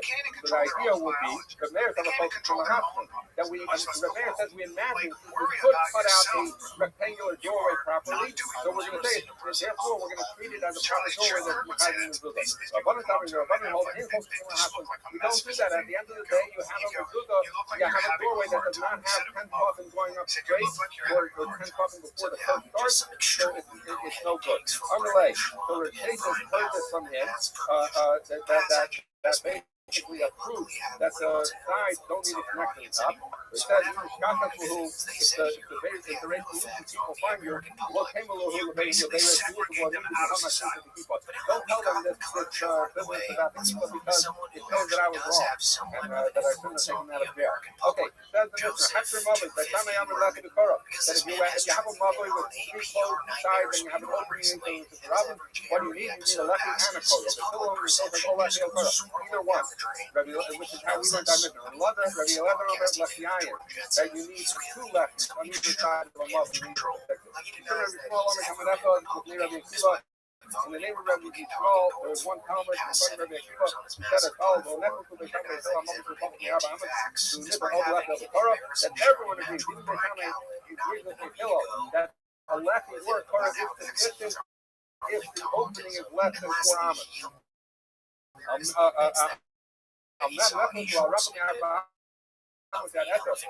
That between 4 and 10, because even the pillow agrees that once you get from 4 to 10 is where they come to argue. Every time I'm left in the third, becomes to be both left and a curl. The pillow and the pillow says, left and you need either or. That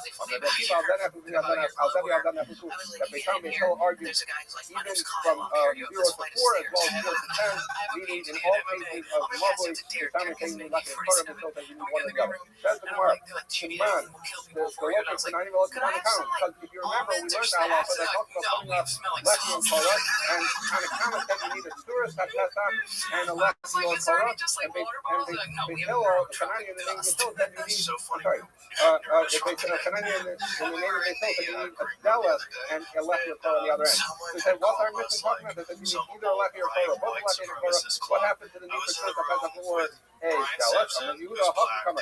Extra Mother Tussin case side. What's a Mother Tussin? Because that halacha that we said you need a Suras HaPesach and a left and Torah, or you need Delis and a left and Torah, was talking about a Mother of Fluid that opened on two ends of the Rabbi. But here we're talking about a Mother Tussin. We have three closed walls and the fourth open versus the Rabbi. We're talking about left and Torah. We're talking about you both the left and the Torah. They so only because whole left the Torah, they need one or the other. We're talking about left and the Torah. Says the Gemara, the name of the Katavi somehow bought the right. For Trump because I The thought Gemara we were says, going wait a in a second. terrifying If direction where there was not really a president. For 4 years, the same people are now going to be running the government. Like, but once they finally think it's not enough to have a lefty war Torah, you have to have both. It means that he's trying to track the pizza. So maybe they come out, it wouldn't be a full wall, but it's kind of like sukkah. You got two walls and then a little wall. Maybe he hopes you need to build something for the fourth wall because with their eyes, in order to have a pizza, in order to have a pizza, you need four sides that have a pizza because otherwise, why stay coming? To build something. So when you go to left in the first, the Gemara says, hello, Elizabeth and Stella to do by the top of the car book. They said, even they come and agree that three walls with their eyes is enough. Why does he make you build something? Because they hope they're abundant, they wanted you to have a fourth wall. Not just a hectare of either a lefty or Torah, wanting you to build a little bit of a machine because they have a lefty and a Torah. The Hillel and no lefty or Torah, either or. It says in Gemara, later because they told social people right. So the Hillel says you can put a lefty or a Torah only for the fourth wall. So maybe should we establish in there that since they hold you need three full walls, otherwise that he does not hold the two walls is enough. If you remember, we had this with Rabbi Yehuda with the overpass, and he said Yasser came, and he put up lefties that even if the two walls on the side of the sister Rabbi were there, Rabbi Yehuda was of the opinion that that's what we should Rabbi there, right? So should we say that the Hillel, who said you can only fix the fourth wall from left your but not the third wall, holds that Midaraisi needs three walls, and he says, well, Litter can stein in the side of the top of the that to throw something in that, you know, took the right, so really only needs two walls. So if you would throw into something with two walls, you would be tired for Hilchot Shabbos, but in order to carry, the Rabbanan said that you need three walls, and then the fourth wall just needs a lefty or Torah as a hecker, but that would be, they would not necessarily disagree that two walls is enough for it to get to the right. Any label that the general public has slammed onto him, which is so ridiculous and annoying that even the guest sort of calls him out for it. Right after Joe Rogan says that he's not anti-vax, right after spewing anti-vax talking points. Yes, I got COVID like 6 times, but of course I just had got vaccinated. People who didn't get vaccinated got it once or twice. Really? Yeah. Yeah, they fucked you. They fucked everybody. They fucked everybody with that goddamn stupid thing. I got it hard. See, I'll talk to you about this tomorrow. My liberal mom will be like, the vaccine is good. And I'll be like, yeah, mommy, I agree. It's a long conversation. It would take a long time to explain what was wrong, but it all boils down to the same thing that it always does, which is money. They distorted the facts, they distorted the research, they distorted the efficacy, they distorted what it was actually designed to do, just because they wanted money. That's it. Did we pay them for the vaccine? Oh, fuck yeah. They made a shit ton of money. Might have been free for you. I like the idea of money, but isn't your camp in on, like, control, mind control, not mind control, but knowing where we are, like anti-vax people? I'm not an anti-vax person. What are you? No. Give yourself a label. No.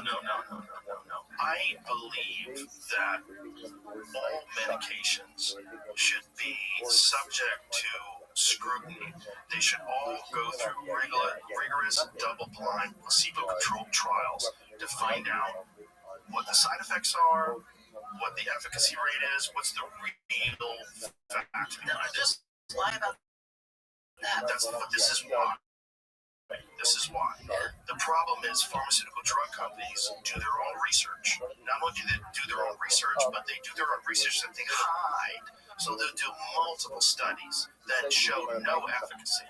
And then they'll rig one study where they can show just like a little bit of an improvement, and then they just sell it. It's just insane how Joe Rogan will say he's not anti-vax and then talk about why he's anti-vax, or that he's not Republican or right-leaning because he has black friends and lets comedians of color perform at his comedy mothership. Like, just because this comedy club isn't allowed to legally segregate performers and audience members doesn't mean that his personal beliefs don't align with someone like Daryl Cooper's, who was a guest on Joe Rogan's podcast last March, where Joe Rogan was idiotically questioning why China is allowed to keep their population all Chinese. Poland is not allowed to keep their population quote-unquote all white. When an all-white country wants to stay all-white, where people get very nervous of. If you have, let's say China. Like, China is Chinese people. We all agree that it's filled primarily with Chinese people. There's people who live there from all walks of life, all over the world, but it's mostly Chinese people. If China had decided that they wanted to remain Chinese and stay Chinese, and that being Chinese is very important to what China is, no one would have a problem with that. When a country like Poland does it, you're like, oh, those white people, you want to keep everybody out. They want it to be all white. So yeah, at the end of the day, this is just more proof that the Rogan sphere is eating itself alive. Brendan and Brian are running out of grifts. Joe Rogan is scrambling to rewrite his own public image, and the whole scene looks weaker by the week. The only thing keeping them afloat is a mix of bots, hate watchers, and a handful of diehards who cheer for just about anything, which honestly just makes it funnier to watch the empire crumble in real time. But anyways, that is pretty much it for the video, guys. Eating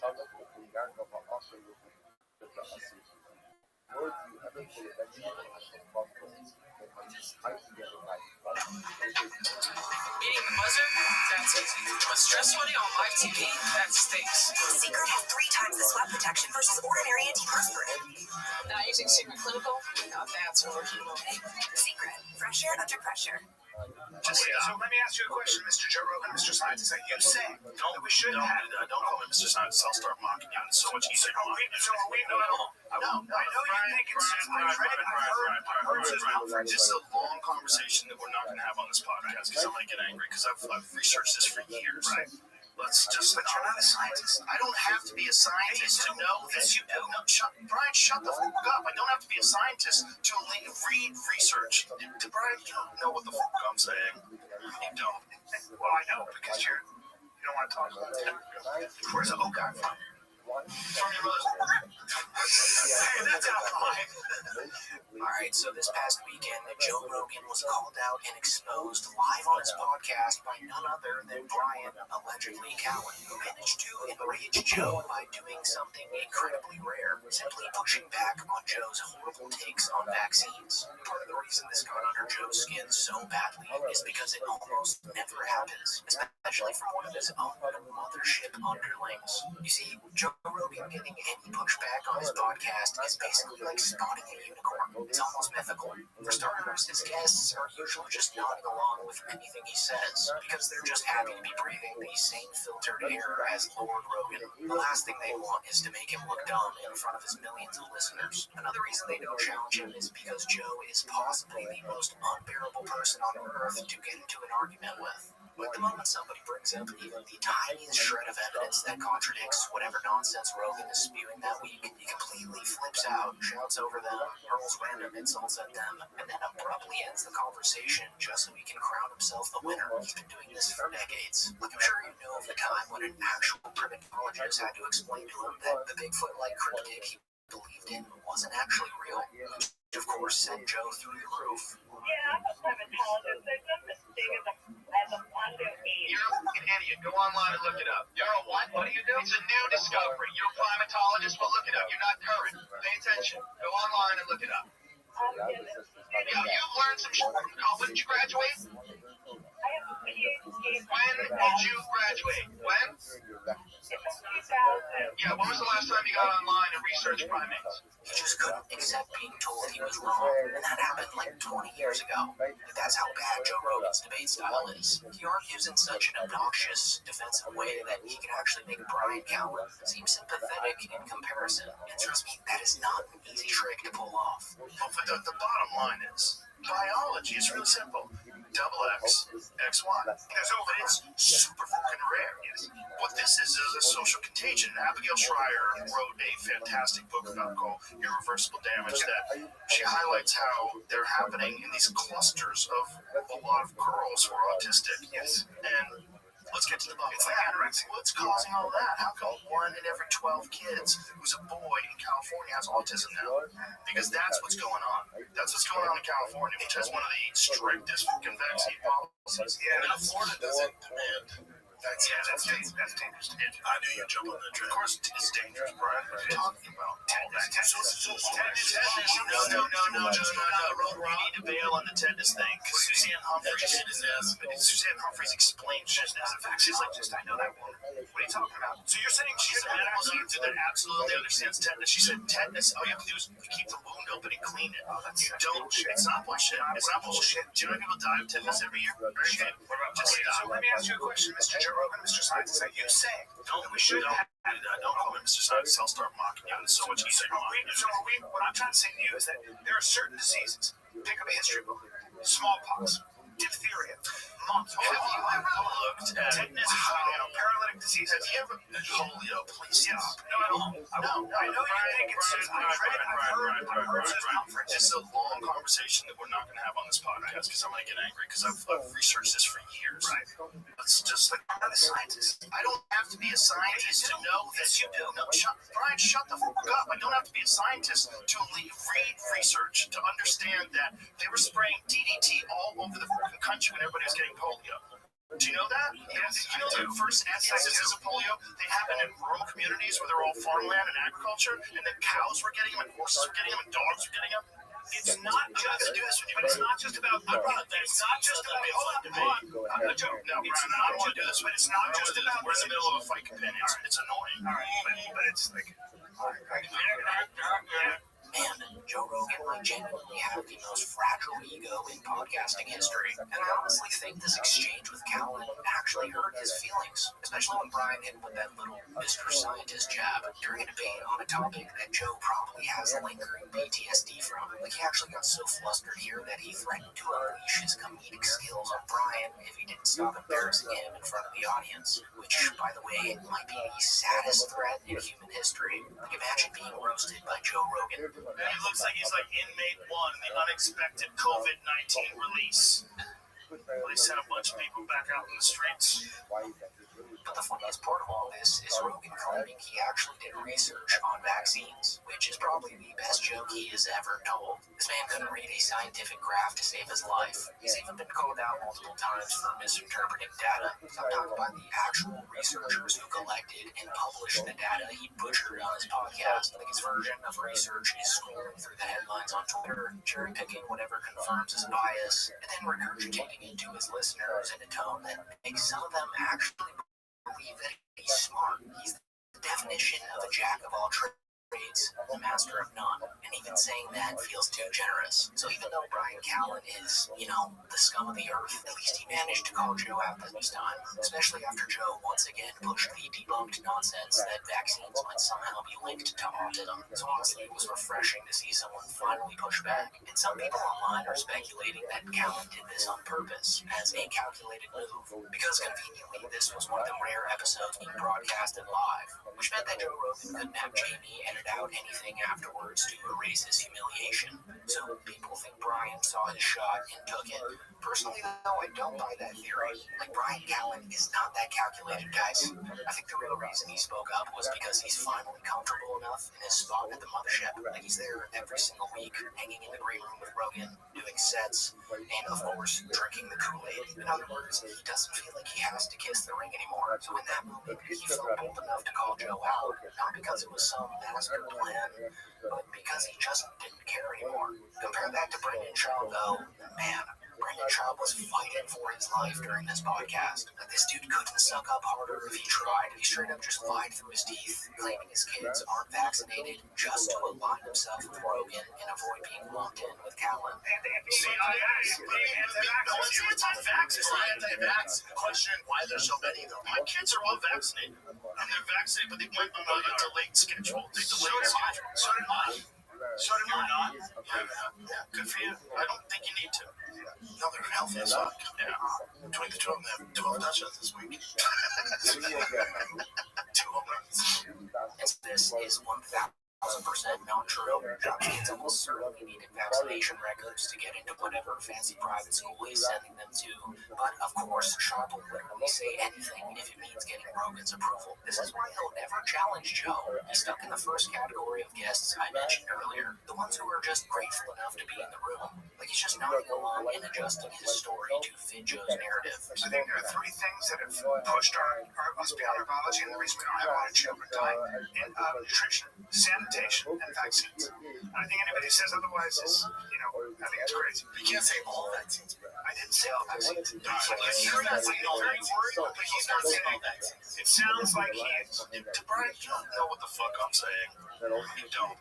Well, I know, because you don't want to talk about it. Brad, I don't want to talk about it in the middle of the podcast because it'll completely derail the podcast. And I'll start showing you statistics. If you look at when people stop getting all of these diseases and then when the introduction of vaccines happened, it's at the end, after the diseases had already gone through the population. Most of those diseases were eradicated by sanitation and nutrition. There was a huge problem in this country. People were living in fucking squalor. And so, as soon as he sensed that Rogan was losing ground to Callan, Brendan immediately pulled the plug and shifted the conversation to smelling salts, desperate to steer things away from his hero looking dumb. That's the problem. Who wants to do some smelling salts? Okai's good. Let's go, Okai. Who wants to do some smelling salt? Chuck one over here, Jamie. We got some. Where's the Okai? From your mother's pussy. Hey, that's alcohol. Hey, that's fucking... That bird is too far. Joe and I always have these arguments, scored. Yes. Oh, this one's weak. Is it? Yeah, it's a little old. It's a little old. Look at you going. What are they like? What do you got? Get you some, right? Like he is the ultimate non-rider. No one does it better. And the saddest part is that he's been doing this for years. He's still playing defense for Rogan, even though Rogan has completely distanced himself from him socially. So yeah, I think this whole exchange was an absolute train wreck, but also kind of fascinating. Rogan for once got rattled, Callan for once grew a spine, and Schaub, as always, reminded us why he's at the most pathetic point in his quote-unquote career. Now that I think about it, I think it's time to make another Brendan Schaub video. His performance in this episode alone just makes me want to do another deep dive. So stay tuned for that this week. And with that being said, thank you so much for watching.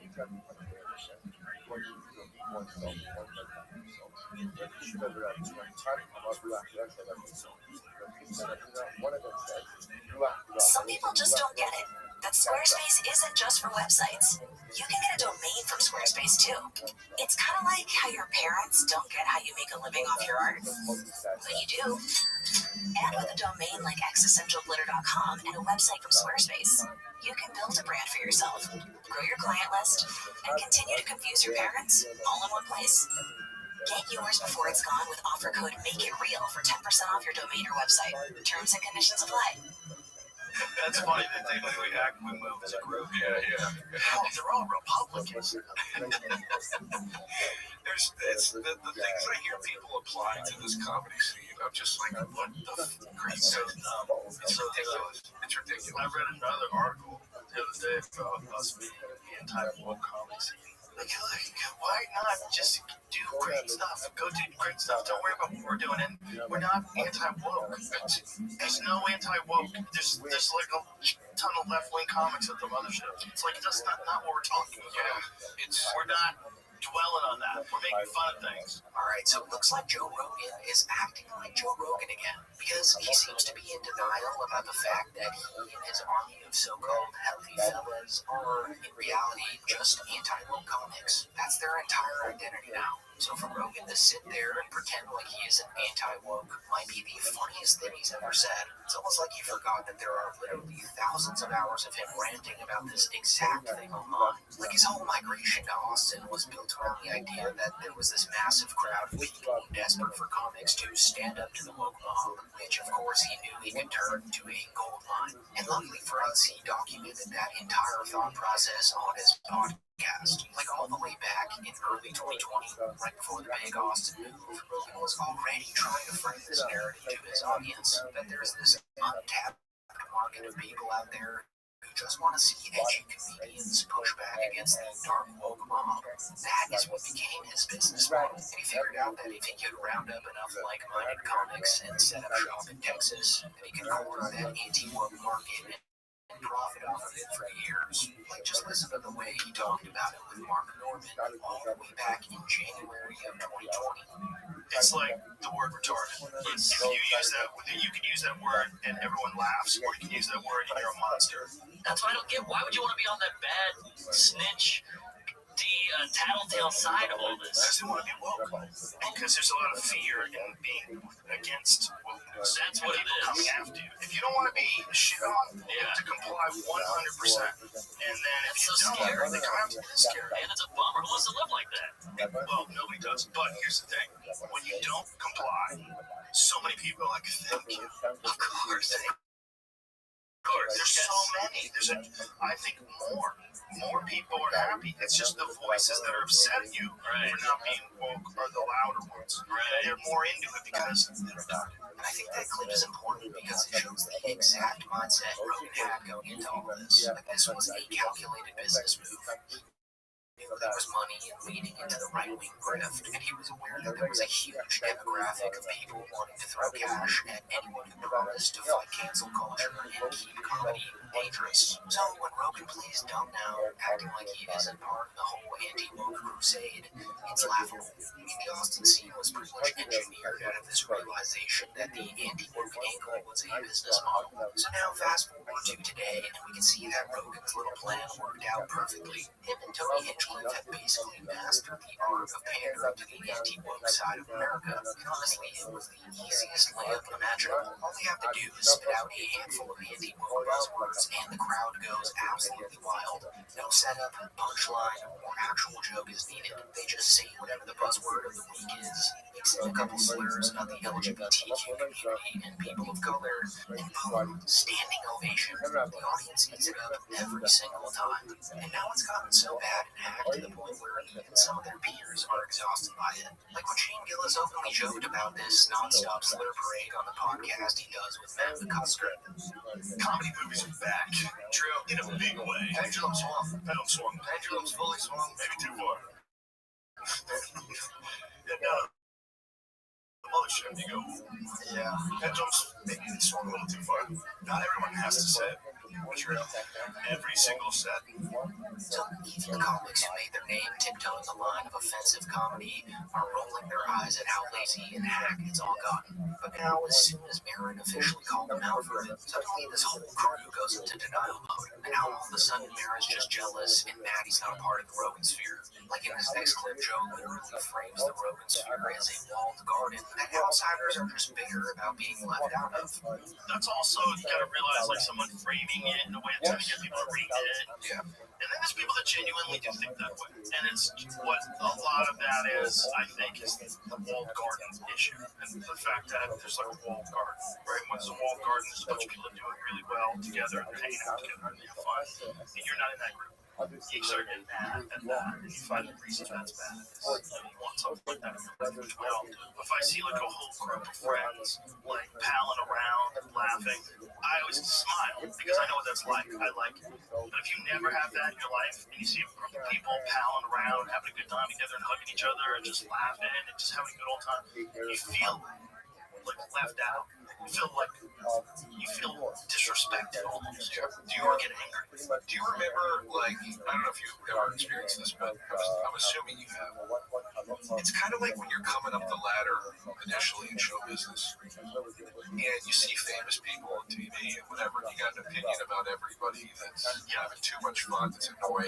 That guy's music sucks. He's a hack. Yeah. And then 5 years later, you find yourself in a room with the guy at some party, and you meet him and talk to him, and you go, "What? He's the nicest guy. I think I like his music now." It just changes. It's so stupid. Alright, so according to Joe Rogan and his designated form sniffer, Mr. DeRosa, any guy who dares to call him out with reasonable criticism is just some bitter hater standing outside the club. Like, that's their go-to defense now. And if you notice, it's the same script that Tony Hinchcliffe rolled out last week when talking about Mark Maron and Anthony Jeselnik. It's always that critics are angry failures who just don't understand what it's like to win. But they never actually address what Mark was calling them out for in the first place. They just skate around it. Because I feel like deep down they know that there's some truth there. Like, if we go all the way back to one of Barron's call-outs, his actual problem isn't that these guys are successful podcasters. It's that they've gone so far down the right-wing pipeline that they barely resemble the people that they used to be. And that is a valid point. We've all watched Rogan and his circle of comics drift from being edgy contrarians into fully blown political mouthpieces, doing the same talking points you would hear on Fox News during any given podcast. And Maron specifically pointed out how insane it was that Rogan and his buddies went as far as to publicly back Donald Trump during the election solely because he advocated for free speech and bringing back comedy. Like, that was enough for them. Like, they turned one vague talking point into their entire political identities. And now they're realizing that maybe tying their brand to a politician that they barely understood in the first place wasn't the smartest long-term move. And then it just evolved into the idea of the anti-woke angle of, I'm voting the way I'm going to vote because, I can't, I don't have freedom of speech, which is it's a false preface. Yeah, there was cultural pushback, and it got a little weird with the canceling, but I really think it would have found its level, and language would have evolved as it does. There's a lot of things you don't say anymore out of respect for people who we live among. Democracy. And so, but that's not the way it went. So the anti-woke thing, it was just about all right, you voted this way because of this one issue, but along with that, comes everything that we're living through, and it wasn't worth it. And then calling back the artwork was just a natural way to go. Yeah. And Rogan and Hinchcliffe and just a lot of these people just locked into this anti-woke thing. But now, the government, which is for all practical,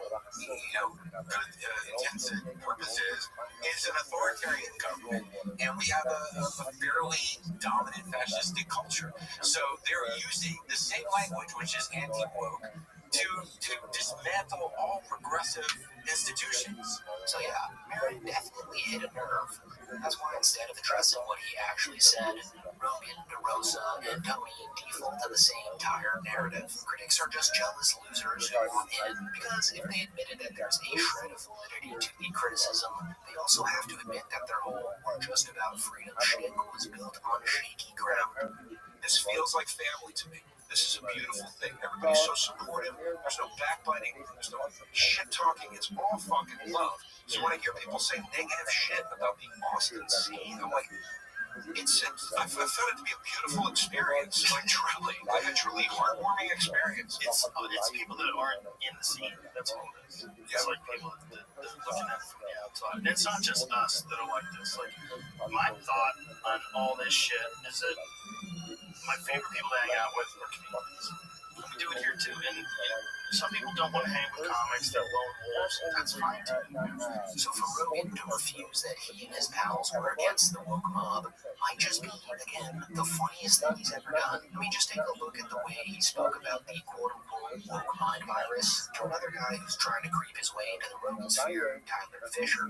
Show you these outrageous people over and over again with fake eyelashes, reading stories to kids, just freaking everybody out with a bunch of different, I'm two-spirit, and I'm this and that, and I'm trans-masculine. The whole thing is just nuts. And then shutting down free speech. I mean, I've been banned shut down for 3 years. They froze I was going all my pandemic shit all day. Should I talk to him? They banned you. What'd you do? They don't have to tell me. They don't have to tell me. I was jokes, texting away. They don't have to tell you. That's part of when you sign up. It's the only way. Look at the word woke. Woke used to be a cool thing, and it was because of comedy. It's a clown world word. Yeah, it's a clown world word that you can't use on the other side. You can't say I'm woke because everyone's like, you fucking idiot, or you fucking idiot. So it becomes pejorative. It becomes something that someone points to and says, oh, you're infected with the woke mind virus. So yeah, just wanted to point this hypocrisy out. But real quick here before I end the video, I just wanted to give credit to Mike David from Red Bar for finding these clips of Roki during his latest episode. I'm sure you're familiar with Mike and you've probably already formed opinions about him. But let me just say that he's truly the godfather of this entire niche. We were all, in one way or another, inspired by what Mike's been doing at Red Bar for over 20 years now. Like the Elephant Graveyard gives all credit to Mike for his entire channel. So if you like my channel and everybody else's, you would probably really enjoy Red Bar. Like he's easily the funniest guy covering this stuff right now. But anyways, with that being said, thanks so much for watching.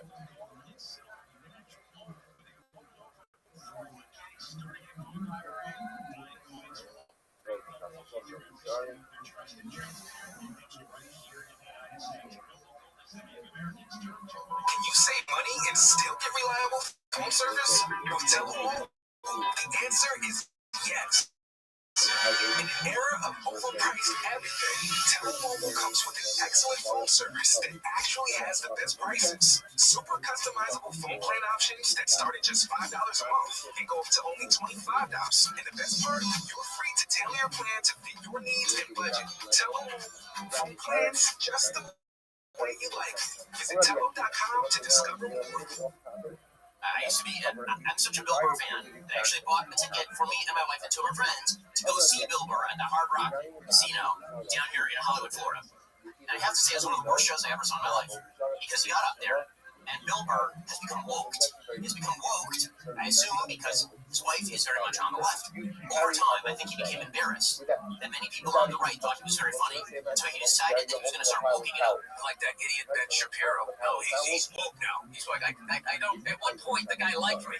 I'm supposed to look at that guy like he's an adult. Alright, so as you may know by now, Bill Burr recently made headlines after he called out a group of dude bro podcasters who platform corrupt politicians and world leaders without ever giving pushback. But another huge call out in that interview that you might have missed was when Bill Burr addressed his ongoing beef with Ben Shapiro. And so I touched on this briefly in my initial video about that podcast, but I actually think it deserves more attention because after learning about the history of this beef, I quickly realized that this was probably the biggest moment of Little Ben Shapiro's career. Because, believe it or not, at one point in time, Little Ben was actually Bill Burr's #1 fan. He promoted Bill's special on his Twitter account in 2019, calling it shocking and audacious, and he even made an entire YouTube video defending the comedian in 2021, titled Leftists Outrage Over Bill Burr Jokes at the 2021 Grammys. Bill Burr said a thing, and the thing was unwoke. Because our cultural Puritans can never allow Bill Burr to make a joke about his own inability to pronounce Latino names. You can never, Latinx names. So up until 7 months ago, Ben Shapiro thought that Bill Burr was on his team. You know, he thought Bill was one of these anti-woke mafia heroes such as himself. But then in February of this year, Bill Burr vocalized his support for Luigi Mangione and criticized the evil practices of billionaire CEOs, which seemed to hurt Little Ben's feelings. So much so that he made an hour-long podcast about Bill Burr, claiming that his stand-up's become weak, that he's become disconnected from his audience, and that he's turned into a woke a-hole ever since he married his current wife. So this brings us to Bill Burr. So I have to say, Bill Burr is an and so Bill Burr, I used to really enjoy his work. I mean, on occasion, I still enjoy his work. He's a comedian, which means he's very hit or miss. His Red Rock special, for example, hilarious. I used to be, I'm such a Bill Burr fan. I actually bought a ticket for me and my wife and two of our friends to go see Bill Burr at the Hard Rock Casino down here in Hollywood, Florida. And I have to say, it's one of the worst shows I ever saw in my life. Because he got up there, and Bill Burr has become woked. He's become woked, I assume, because his wife is very much on the left. Over time, I think he became embarrassed and many people on the right thought he was very funny, and so he decided that he was going to start woking it up. So this entire show that he did in Hollywood, Florida, it was so bad that he got frustrated with the audience. The audience was not laughing at his jokes, because his jokes were basically about how Floridians were a bunch of anti-gay racists. And Floridians were like, that's not true. And a lot of gay people live down here, and a lot of Hispanics and black people live down here. And in fact, Rome is filled with Jews. And so he actually got so frustrated, he ended up cutting his show early and walking off the stage. And the reason was he was totally disconnected from the audience. Well, that disconnect has continued. And now he is proclaiming that he is very happy that CEOs are walking around in fear for their lives. In any case, here is Bill Burr openly cheering the murder of a United Health executive because he says CEOs should live in fear if they don't act in the way that they should have them act. In a system that he has no fixes for, by the way. I love that CEOs are afraid right now. You should be. By and large, you're all a bunch of selfish, greedy pieces of shit. And a lot of you are mass murderers. You just don't pull the trigger. That's why it looks clean. That's why these people look, oh my God, oh, he was just, walking into a hotel. It's like, okay, well, what was his job? What did he do? What was the results of it? Okay, Bill Burr isn't a piece of what he is saying here is truly evil. And what's so satisfying about this podcast was the golden irony of Shapiro stating that Bill Burr was disconnected from his audience. Because if you slowly scroll down, you'll quickly see that this video was ratioed into the ground with dislikes. And pretty much everyone in the comment section let Ben know just how idiotic he sounded. It seemed that they all came to the conclusion that Ben Shapiro would get on all fours and bark like a dog if a billionaire CEO told him to. I mean, absolutely no one agreed with what Ben was saying there. So this podcast was a overall pathetic attempt to rile up some kind of beef with Bill Burr, I guess. But the fact that Shapiro's own audience found this take to be brain dead says just about everything you need to know about the guy. And that was pretty much the end of the story, until Bill Burr responded a few weeks later, saying, I don't know who he is, but that guy is a jerk-off, which of course goes without saying, but it's still a perfect way to sum it all up. After that response, though, of course, there was radio silence from Burr, since, according to Bill Burr, his whole feud that Shapiro was trying to drum up with him was completely driven by money, and then Shapiro just continued making negative videos about him and his wife, sandwiched in between ads for ExpressVPN, the Daily Wire, you name it, the whole thing was a grift. So Bill Burr wisely took the higher road until a few weeks ago, when he was sort of put on the spot about the whole Ben Shapiro thing after the interviewer asked him directly about the situation. So to put the final nail in the coffin, Bill Burr aired out everything that he's bottled up over the last 7 months, exposing Shapiro for being a greasy slick talker who's cultivated this toxic fan base of chronically online extremists who have also been harassing Bill and his wife for the last 7 months. Summarize for people who have been watching your career so closely. In this last few months, you've had a few things happen, which is Ben Shapiro talked about going to one of your shows and complaining about you becoming woke, which sort of then creates this. He doesn't even know what that would mean. His definition of woke is white liberals' definition of woke, and they didn't even know what it was. They just took the word from black people. That's the worst thing about our people, is not only do we take from other cultures, we don't even take the time to understand the definition.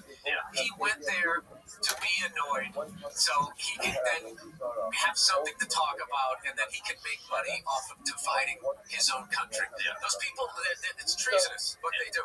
Yes, but to be fair, or not to be fair, the fact is that it worked for what his goal is, which is that it became a thing online where then a certain portion of the right complain about how you're woke, Racist. and we're racist. They're racist. Yeah, they send pictures of monkeys to me and my wife. They're horrible people, and they're cowards, and they never say it to your face. They never do that.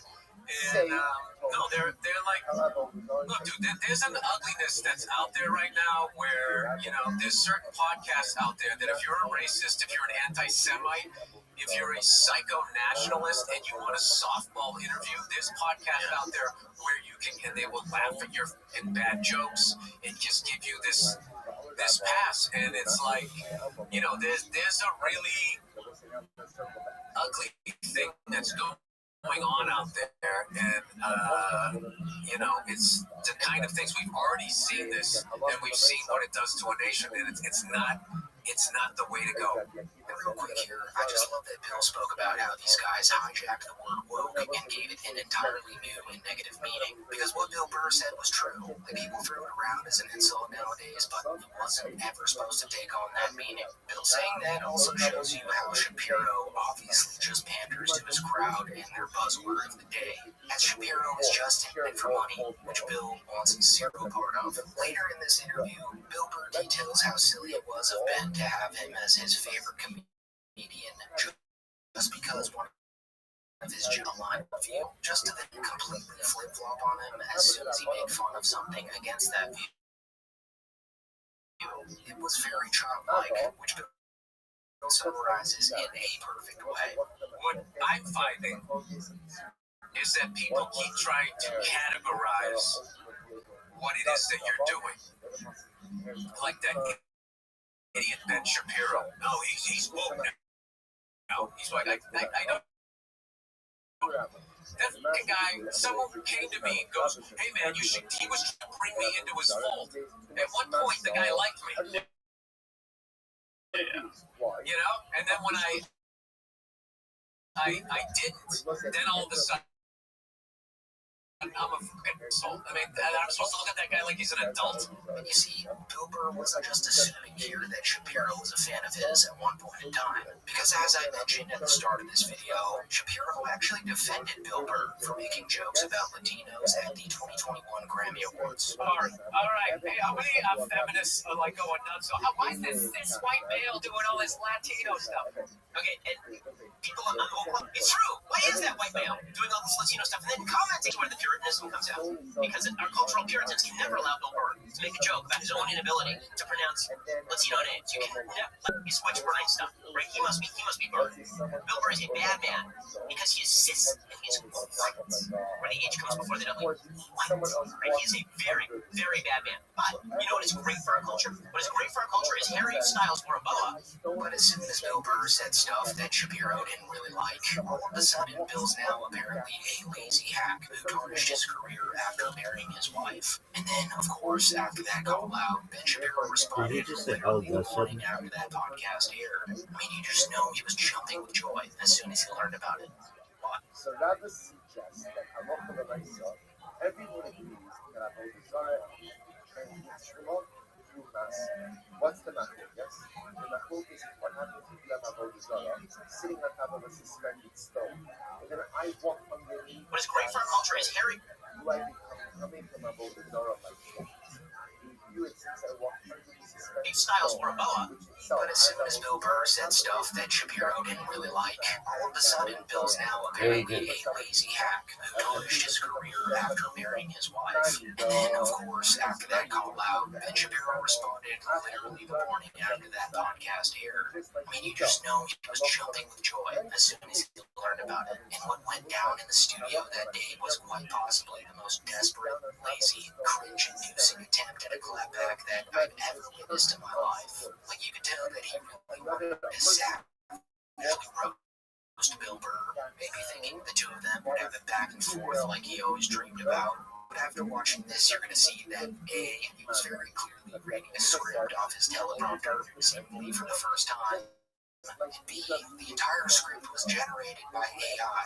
I'm going to touch on that more after this clip plays, but I'm 99% sure that he used AI to write this shitty little roast he made for Burr. There's just a lot of dead giveaways in it that you'd clue in on immediately if you're familiar with the way that ChatGPT writes, but more on that later. Okay, so now Bill Burr would presumably call that Bill Burr insensitive and unresponsive to the needs and definitions of black people. Which, all this is amazing, guys, because Bill Burr is whiter than a painting of a polar bear in snow on a white canvas.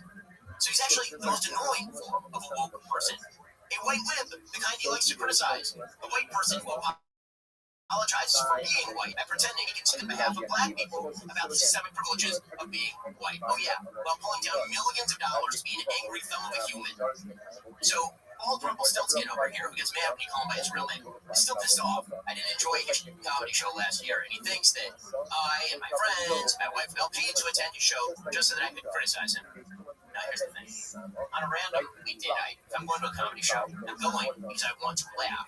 Be paid to attend your show because you used to be funny. And then you transit yourself and turn into a white, bald, allegedly male version of Sonny Hansen on the View, screeching at me about income inequality and racism.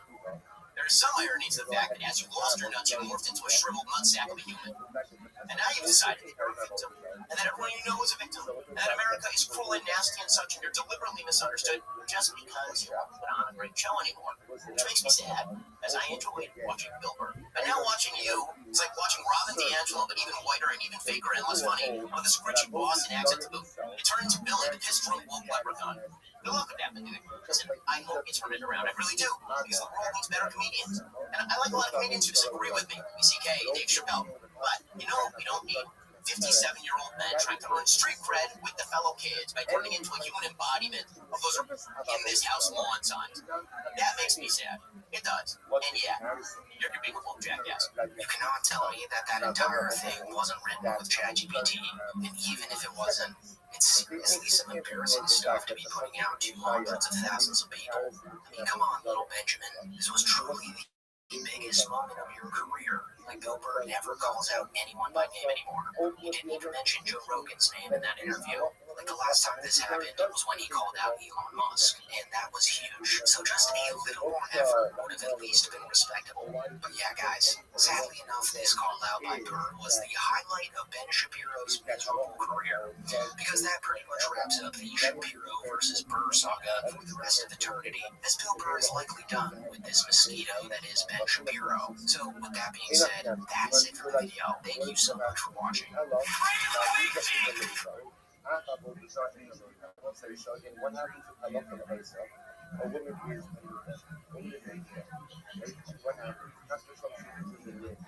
That limb no longer has to just like you must not recall or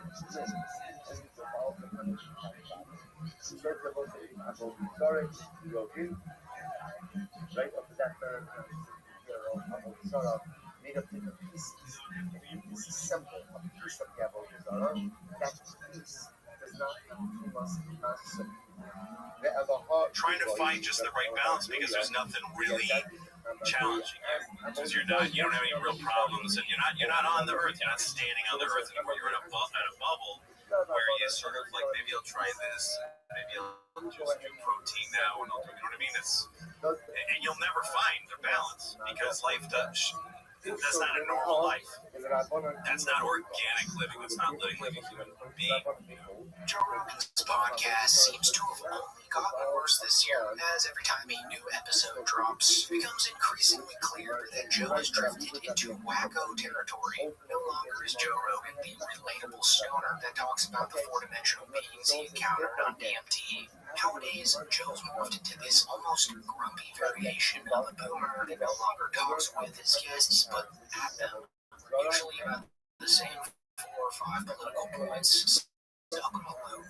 Like, no matter what kind of guest he has on, Joe will inevitably end up talking about either COVID-19, how California has turned into a godforsaken wasteland, how great Austin, Texas is, or he'll just go on a conservative glazing session. And it's gotten so bad now that longtime fans of the show have stopped listening to most episodes. Joe Rogan's peers have also become more comfortable calling him out on public platforms recently, as we just saw veteran comedians like Bill Burr and Mark Maron do on 2 huge podcasts last week.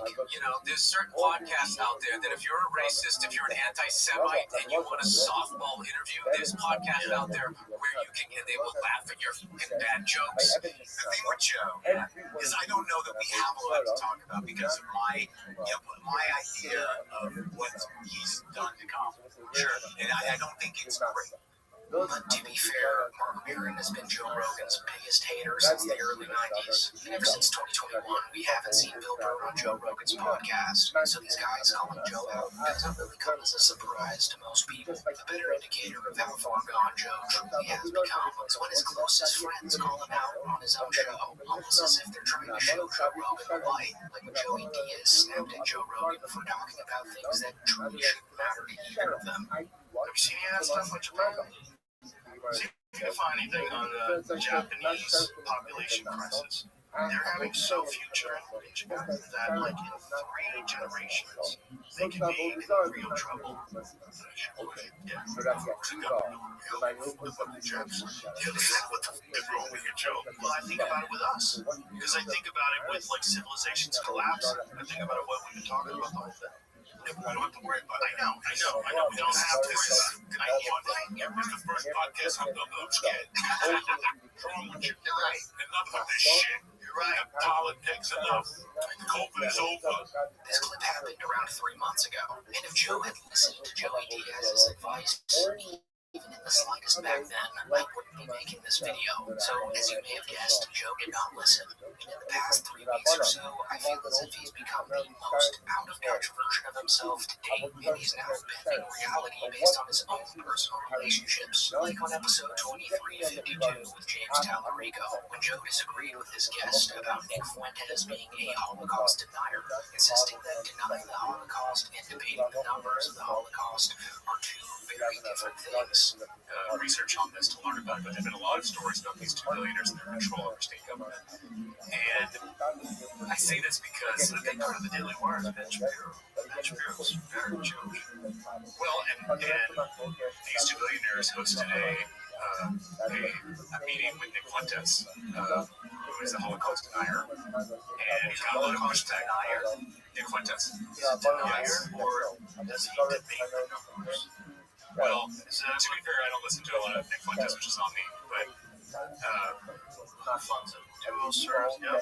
Pretty hard thing to push back on, Joe, especially since Joe doesn't push back in the very slightest when he has people on his podcast who people actually want answers from, like the sitting president, the vice president, and of course the current director of the FBI, who, if you don't know by now, was sitting 4 feet away from Joe Rogan when Elon Musk publicly accused Trump of being on the Epstein list, which the FBI director just conveniently skated on over.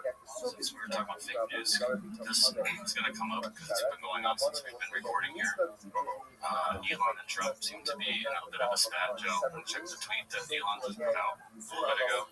Time to drop the really big bomb. Donald Trump is in the Epstein files. That's the real reason they have not been made public. Have a nice day. Jesus Christ. I'm not participating in any of that conversation. Have a nice day. TGT. So much tickets fall away. They're going back and forth about different things. Yeah. How does he know? Does he know that Donald Trump is in the Epstein files? Or does he have access to the Epstein files? I don't know how he would, but I'm just staying out of the Trump Elon thing. That's way outside my lane. What the fuck are they doing? I know my lane and that ain't it. I just don't.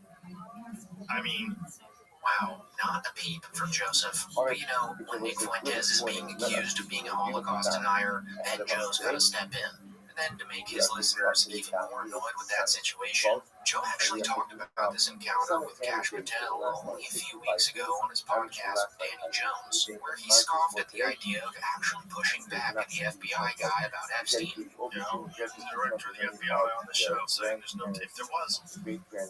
Nothing you're looking for in those tapes. What? Why did they say there was thousands of hours of tapes of people doing horrible shit? Why did they say that? Right. Did Pam Bondi say that? Bishop Epstein or did Yeah, Epstein. Yeah, she said it literally, I think, a week before you had the FBI director sitting here telling you there was nothing, right? She said something about that there was like thousands of hours of tapes of people doing horrible crimes. And didn't the FBI dude say that there was nothing? Kash Patel said there's nothing you're looking for. Okay. I mean, what am I going to do? I'm going to push back. Obviously, I'm just saying what he has to say. So this is what I'm talking about when I say that long-time listeners have been really fed up with Rogan recently. Joe has 24 million listeners every week, yet refuses to practice any type of good interviewing when he has guests on that people really want answers from. So it's crystal clear that he has a political bias on his show, because he obviously only gives softball interviews to people that he aligns with, but at least Joe Rogan platforms actual politicians and scientists that are professionals in the field that they're talking about. What's even more annoying than Joe not pushing back is when Joe decides to talk politics all by himself, because he doesn't really fact check anything he has to say. And when he goes on these long political spiels, it's almost like you can feel Jamie on the edge of his seat, just itching to turn on his mic, but he doesn't in order to keep his job. we're in this complete shifting of poles, where the Republicans now are in favor of free speech. The Republicans want to end the wars. They want to stop contributing to foreign countries. They want comedy to be comedy again. They don't want restrictions on people's behavior and thinking. And the Democrats have developed this sort of like cult-like idea of what everyone should accept, and what's normal, and what's not normal, and what needs to be elevated in our population, and what needs to be ignored. And it's just like, It's kind of insane of Joe to still push the idea that Republicans are anti-war and pro-free speech at this point. Come on, Joe. Even if you ignore the massive increases to the military budget, push to start a war with Iran, and deporting foreign students from speaking out, you'll still find plenty of evidence showing they're pro-war and pro-censorship. A lot of people actually think that Joe is saying this on purpose. Like, people believe that Joe is probably aware of everything that I just listed, but subconsciously ignores it because if he didn't, it could threaten his new life in Austin. He knows what side he's on, but funnily enough, still thinks he's in the center when it comes to politics, which he says about 5 seconds later in this very podcast. God damn, you guys are ruining it for everybody that thinks in a left way. Like everybody who's reasonable, like a reasonable left-thinking person, which is most artists, by the way. Yeah, of course. And then you get to this point where you're like, no, I can't go along with you on all these things. You guys you're just a bunch of fucking assholes who are using these subjects as a way where you can behave incredibly shitty, incredibly uncharitable, like vicious, mean, ostracizing people from society. How about any part of you? I don't want any part of the way you guys think and behave. And you pretend that you're doing it for good. You're doing it for, you're clothing yourself to the wall for climate change. The fuck you are. You're just a nut. You're just a crazy, entitled nut. And you're fucking up society. And this is not the way people should be behaving. And I can't believe it makes people go to the other. The Republicans are smarter about it. And now, in this day and age, because they're like, it will take it. It's fine. Come over to us. You can say whatever you want. Comedy's back. It's a big ebb and flow. To me, it's like some weird natural balance of like things shift a little bit to the left, shift a little bit to the right. And we gotta hold the center. So yeah, there's way too much political jargon from a guy who used to talk about grizzly bears, bow hunting, and the ancient Egyptians' knowledge of the pineal gland. And again, most people wouldn't mind Joe talking politics if he went about it in a level-headed way. But it's almost like he's pandering to one side, like he's sold out, if you will. But in my opinion, the political grifting Joe's done recently isn't even his worst offense. Joe's most despicable behavior can actually be observed when legitimate, reputable scientists go on the show and disagree with any of Joe's various conspiracy theories. Like Joe's handling of the Flint Dibble Graham Hancock debate was just atrocious. Because even though Flint had provided real evidence to back his claims, since he's an actual archaeologist who's been to the sites that Graham and Joe talk about, Joe and pseudo-archaeologist Graham Hancock just bullied and interrupted their way through the podcast. And after that show, believe it or not, Joe actually made fun of Flint Dibble for having cancer. The Flint Dibble approach, that guy embodies what you don't like about academia. You see him physically, he embodies it. Like, it's like, that's what it is. These weak men, these weird, kind of bitchy, weak men. Hey there, Joe.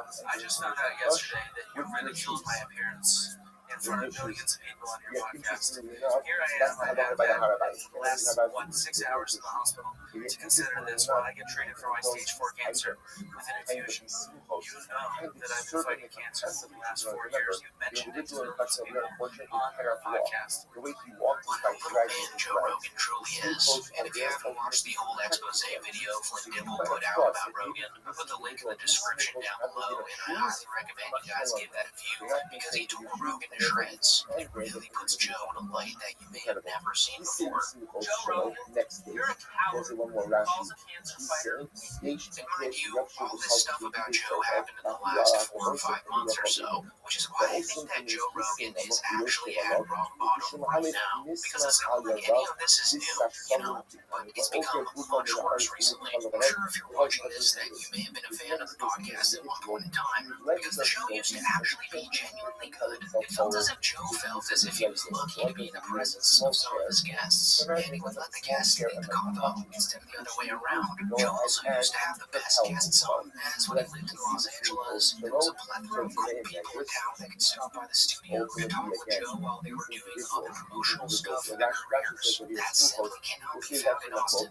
Now, when you scroll through Joe Rogan's recent podcast episodes, I bet that the general listener would have to Google search at least half the people that Joe's talking to. So Austin's not really skyrocketing. Instead, it's sort of stagnated now, and the comedians in his circle, aka the Rogan sphere, have openly criticized how shitty the city truly is. Like Tim Dillon, Mark Norman, Jay Gillis, and even Ari Shaffir have all come out on separate occasions to publicly trash Austin with seemingly zero remorse.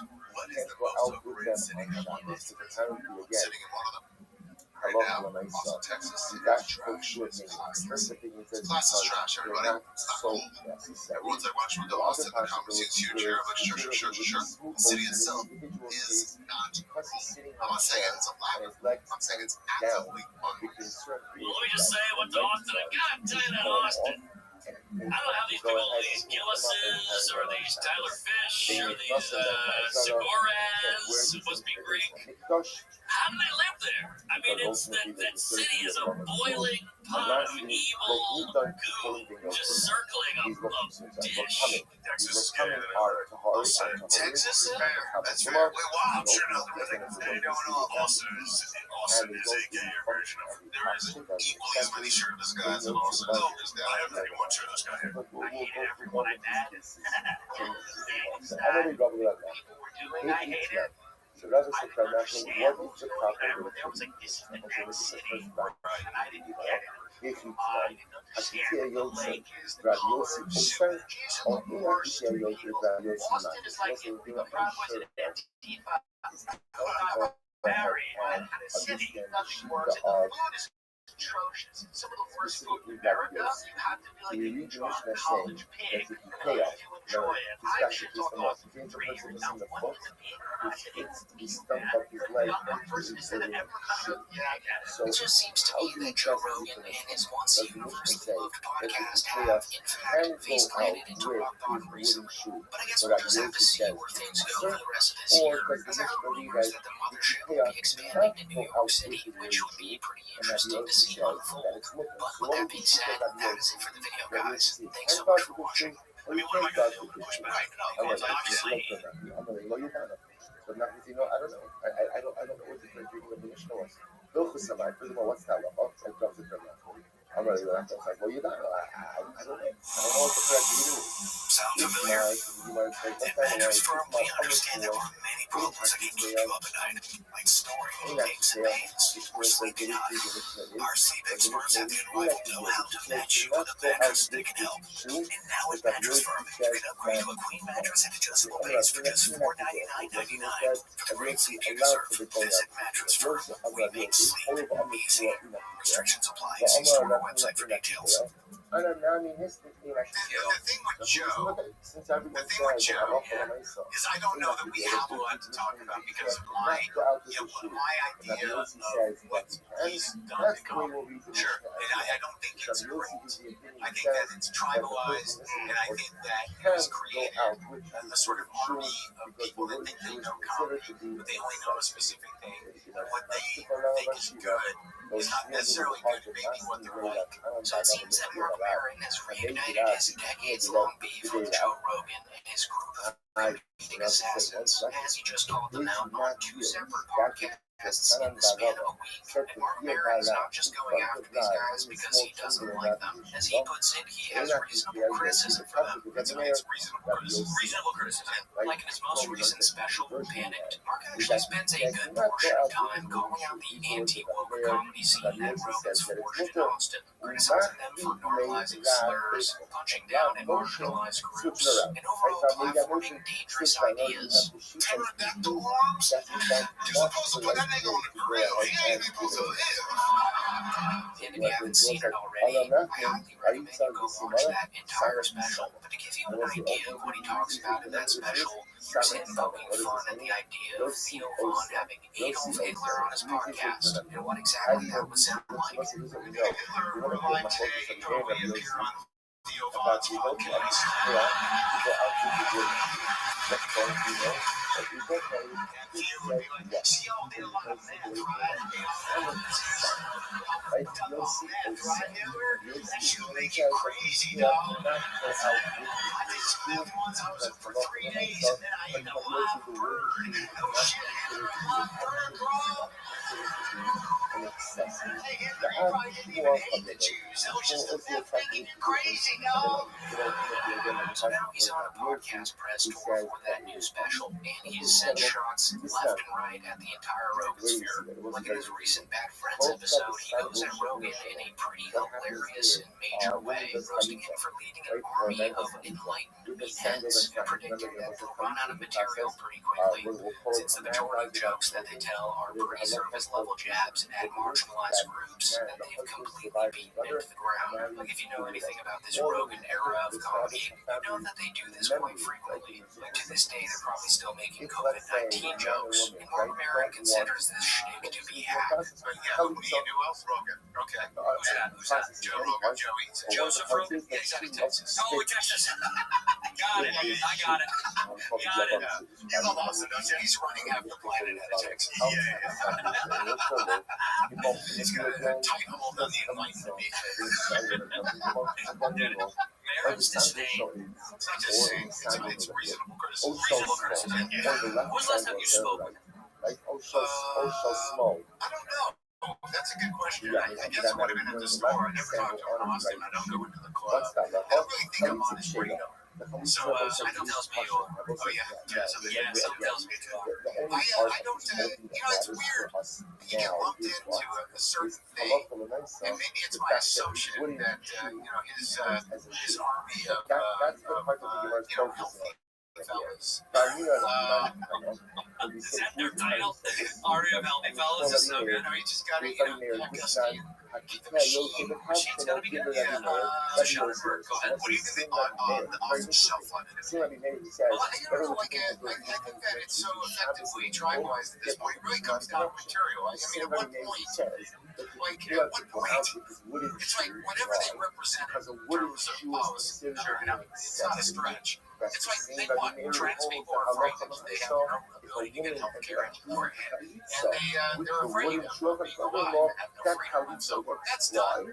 When do you stop with the jokes? Like immigrants, okay, well, they're being ripped away from their homes. And they're all terrified. And okay, so that's done. When do you stop with that joke? I mean, it's one thing to pick on the vulnerable and the marginalized, but I mean, they're down. I mean, like, why do you gotta keep it? Unless you're a hack. Now, there's a question.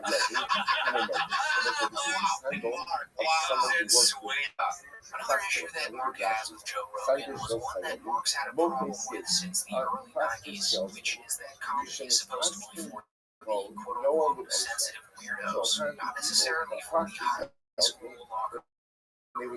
Is that Joe Rogan's ushered in, and even though I don't fully agree with this stance, since to me, you're funny, it is a stance that I've seen other comics take, like when Tim Dillon was calling out Brendan Shaw right after he released his Insult of the Comedy special, Gringo Poppy. When I watch Brendan do that, it's like I go, here's a big, tough guy. Why should you see in a Ferrari?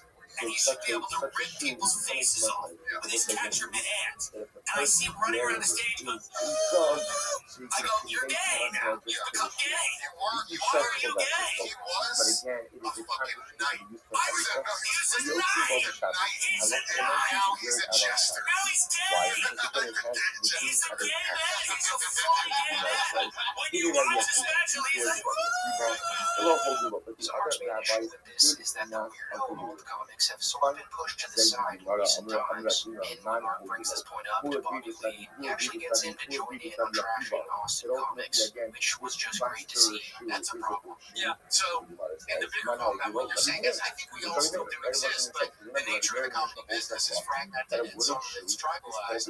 But there used to be a lot more weirdos around, who were kind of exciting and interesting and took it a different place. I would argue with just talkie talk comedy, there's not that many people bringing it to a different place, dude. right. Well, there is some good ones. Like I think that kid Casey Rocket's really entertaining and fun and different and unique. I think they're there, right? I think the problem is there's so much sludge, there's so much shit, there's way more noise than we've ever fucking seen. It's hard to appreciate or even care because all that's really being shown is kind of the constant like give it to him, give it to him, give it to him, give it to him. So I get it. I'm tired of the attitude. I thought you were going to say violence in this country. No. I'm tired they coming back to LA. One guy, I want to name his name, goes, you seem like you're thriving out here. I'm killing you. And I'm like, whoa, dude. We're going to live out because you couldn't survive here yet. This is a different. It's an animal. It's an animal. Well, I think the weirdos you're referring to, by the way, were birthed, and I defend this to fucking blue in the face, were birthed at the comics. And I think I always push out, like, people don't know that about the store. They think they hear this, like, corporate bro, and that happens internally in LA a lot, too, where they're like, the store is a fucking, whatever, sellout factory of fucking bro comics, because not anymore. No, but there was a wash of it that came through, and I think that Joe, they lost.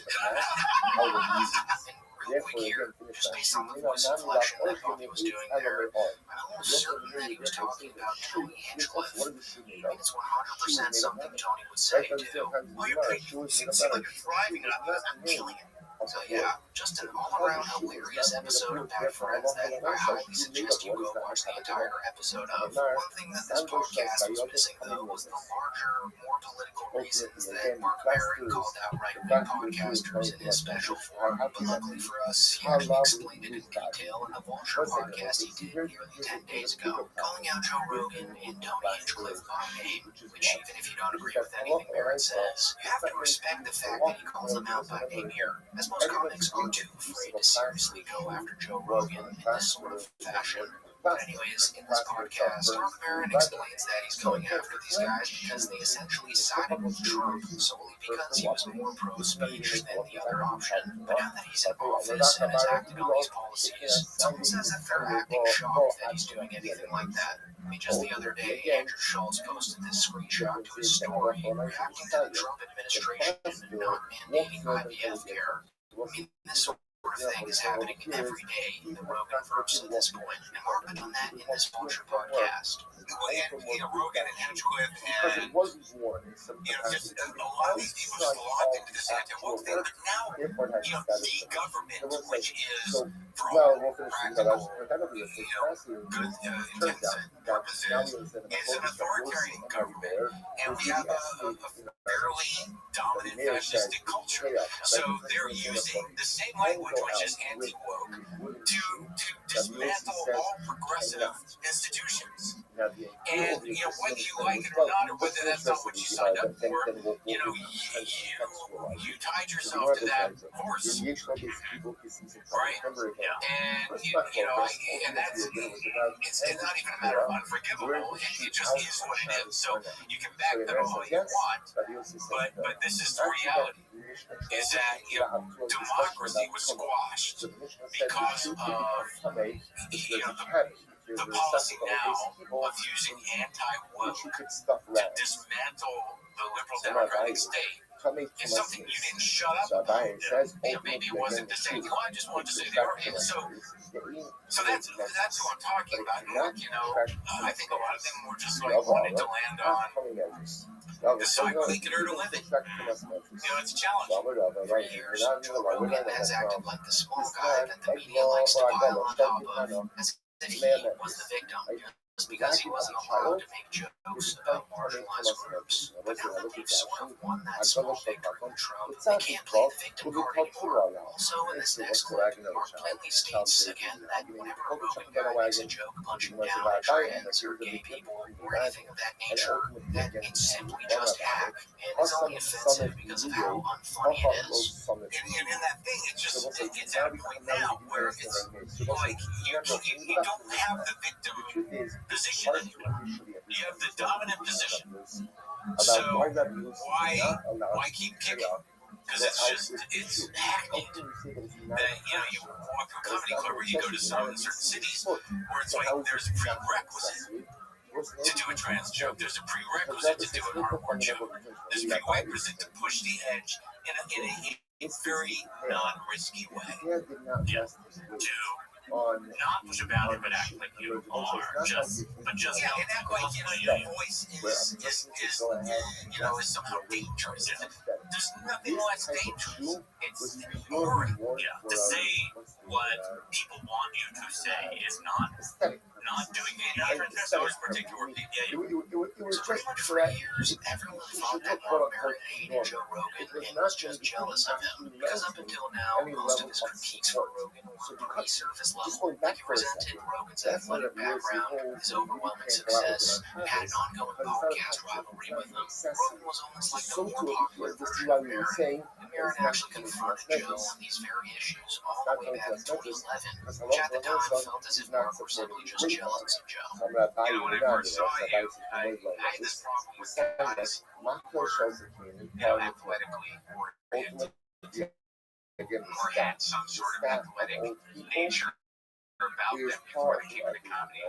I remember that you and Kevin Flynn, he was like a soccer guy, and you were a kickboxing champion, and there was a part of me that was like, this is not for them. This is not their world. Why are they here? Why don't they stay in their competitive world? Of course, it's silly.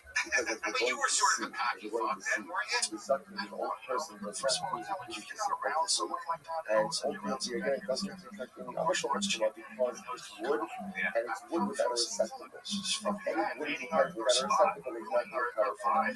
podcast, Mark also admitted that he felt that Joe doing Fear Factor disqualified him from being a comedy authority, implying that doing a show so out of sync with thoughtful or serious comedy should have knocked Rogan off any moral or artistic high ground. That your television career, not to trade anyone with Fear Factor, was anything that it goes to, who you are now. And that I thought it was partially unsettling that you were able to stand in a position of judgment of what comedy is or isn't, having done Fear Factor and the impact it had on the comedy business and television. That's an interesting angle, and I kind of think that angle's got to be coming from somewhere animosity that you might have had to me already before this. Because, first of all, how many sitcom writers are really comics? It's very few. A lot of them started as comics. I'm just saying comedy in general. You can't say that that's taking away jobs because it's an economic issue, and if I wasn't hosting it, someone else would host it. So after that 2011 interview, a lot of fans of the podcast came to the conclusion that Mark was just jealous of Joe. But now, fast forward to 2025, and it almost seems like Mark's criticisms of Joe are becoming more valid by the day. And now, instead of having animosity or disdain for Joe, Mark labels it as reasonable criticism. So at the end of the day, whether you think Mark Maron is bitter or just finally saying what a lot of comics will, his beef with Joe Rogan has taken a new level of depth. Like it started as a personal rivalry, but now it's evolved into this broader cultural clash. Both these guys representing two very different versions of what comedy should be. But anyways, with that being said, that's pretty much it for the video. Thank you so much for watching. Make sure to like, subscribe, and comment down below what your thoughts are on this entire thing. It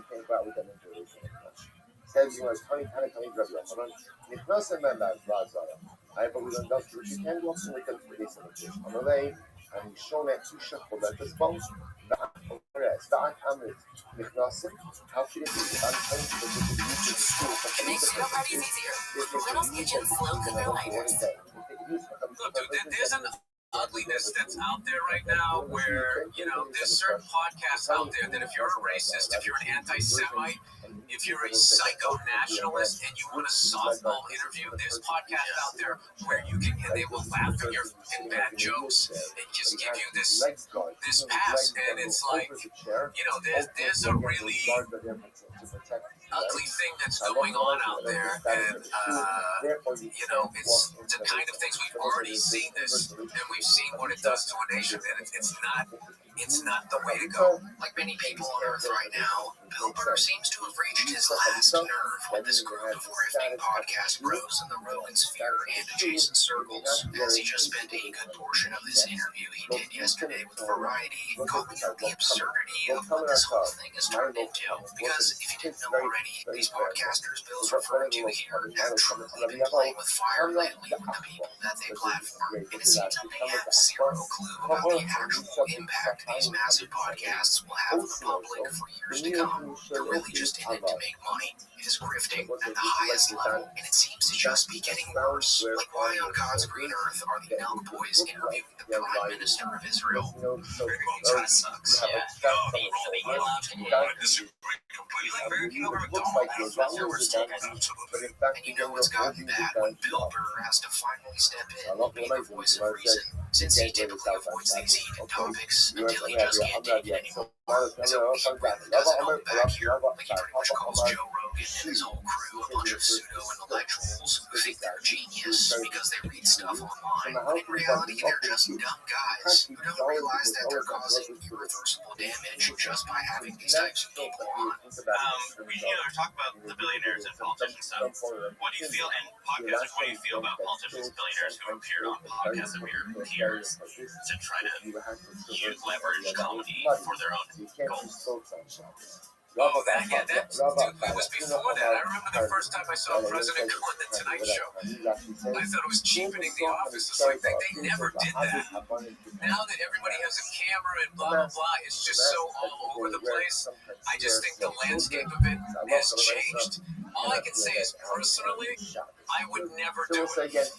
I would never have somebody come on that's running for president with my intellect. I'm not going to sit there and be like, what is your, what's your foreign policy? Like, I would be like within 3 minutes, dude, what was your favorite Super Bowl? And then people be like watching it going, I like that Super Bowl too. I'm going to vote for this guy. It's just like, it's just so far beyond my wheelhouse. Like, I am just way beyond. Like, this. And Burr really starts to go in on who people assume are Joe Rogan and Andrew Schultz, criticizing them for thinking there's some form of higher intellect, like they've ascended beyond the normal working class civilian, just because they can regurgitate whatever they read online that day in a somewhat coherent way. And Bill Burr explains here that this is all ego-driven, as they desperately want to appear like someone who's more valuable than who they really are, D-tier stand-up comedians at best, who have to get over their tippy toes just to reach for the lowest hanging fruit. As Bill Burr puts it, at the end of the day, they're just dumb jocks who would only sound smart in a sports bar. There's a difference between the people that read and the people that are the subject of what you're reading. You know what I mean? There's people that like discover shit and figure shit out, and then there's the people that read it. Like the only people that can explain the theory of relativity. That's probably not a lot of people, but they can do it. But then there's this ego thing that because now I can explain it like I'm somehow Einstein adjacent. It's like, no, you're not. You just read some smart shit. That was a bit I used to do in my act where it's just like, it's just like, no, you're just a dumb guy that knows a lot of shit. Like, intellect, to me, is how you process information. It's not just reading a bunch of smart shit, putting it in your head, and then puking it out at people. And be like, you know what? That's not smart. You're torturing people. Yeah. So it's more like how you put stuff together and like Somebody said to me one time, "Well, Bill, you know, you're a really smart guy." And I go, "Yeah, in a sports bar." I am wildly.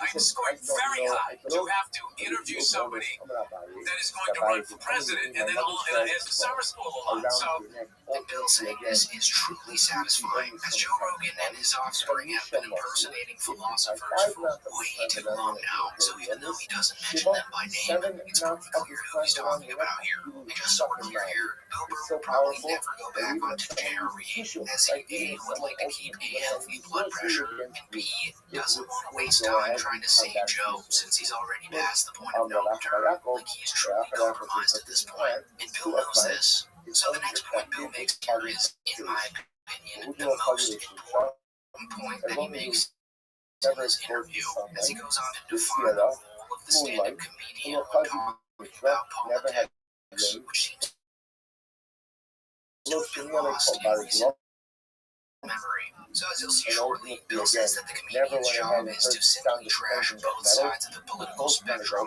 because like many other people around the world, Bill Burr hates both the far left and the far right. And if he doesn't trash both sides equally, too many idiots will think they're on their side, which is the last thing he wants. And funnily enough, it's the first thing that guys like Tony Hinchcliffe and Andrew Schultz want, which just goes to show how many light years ahead of them Bill really is. Yeah, but ultimately, my question is ultimately, what do you want to do right now? If I do it, I trash them both. Yeah. What? Because that is my job. That is my job. I can't fix the political system, and I don't watch them. You know, when I do stand-up, you know, if I start trashing like Trump, I would hear the left in the crowd like, yeah. I'd be like, the fuck, you voted for a guy that, you know, is staring off into space. Why your guy literally should be in a fucking hole? What are you patting yourself on the back for? That's why it's illegal. Your fucking party has not let you vote for, has not let you choose your candidate since Obama's second term. You're liberal? That's fucking insane. We want Bernie Sanders, fuck you, Hillary. We want Bernie Sanders, fuck you, fucking Mr. Magoo. Mr. Magoo again, fucking 2 weeks before. Oh yeah, it's vice president. That's what they're doing. So like, I get, so that after I trash Trump, I then do that, because my thing is like, I'm not flying either one of them flags that stay now. That is the problem. And they're always distracting us with other stuff. So, like, CNN and Fox News are a fucking disease.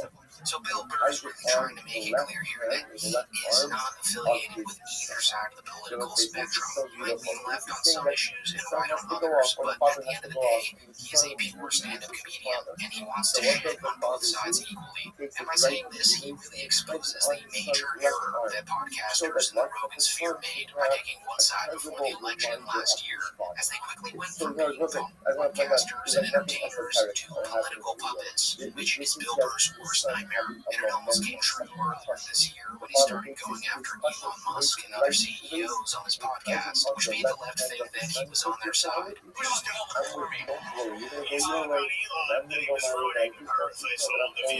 You're critical of him. What do you think of all the boycotts? Like, even though I don't watch news. I don't watch news. I have no idea what's going on. I watch Instagram.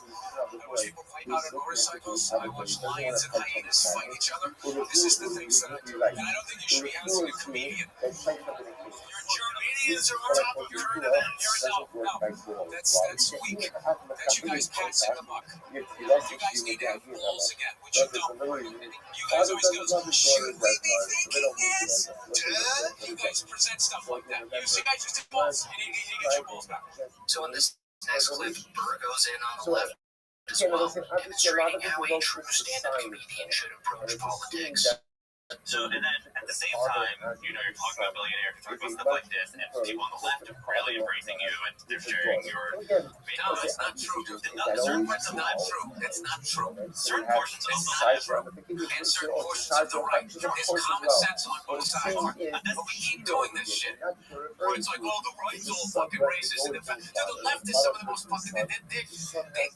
Most of the left feels like if they have a black friend, right? Or they don't have separation issues. anxiety. Okay, Like the self and separation anxiety, he's gonna miss his out of that. Like, I'm out of it's that. simple. I don't want to So hear what's good left at war? What's and good right at war? crap. They're all fucking nuts. That fucking shit post from Me Too, where it went from people shouldn't sexually assault people, absolutely, to I don't like what you're talking about in your act, was fucking nuts.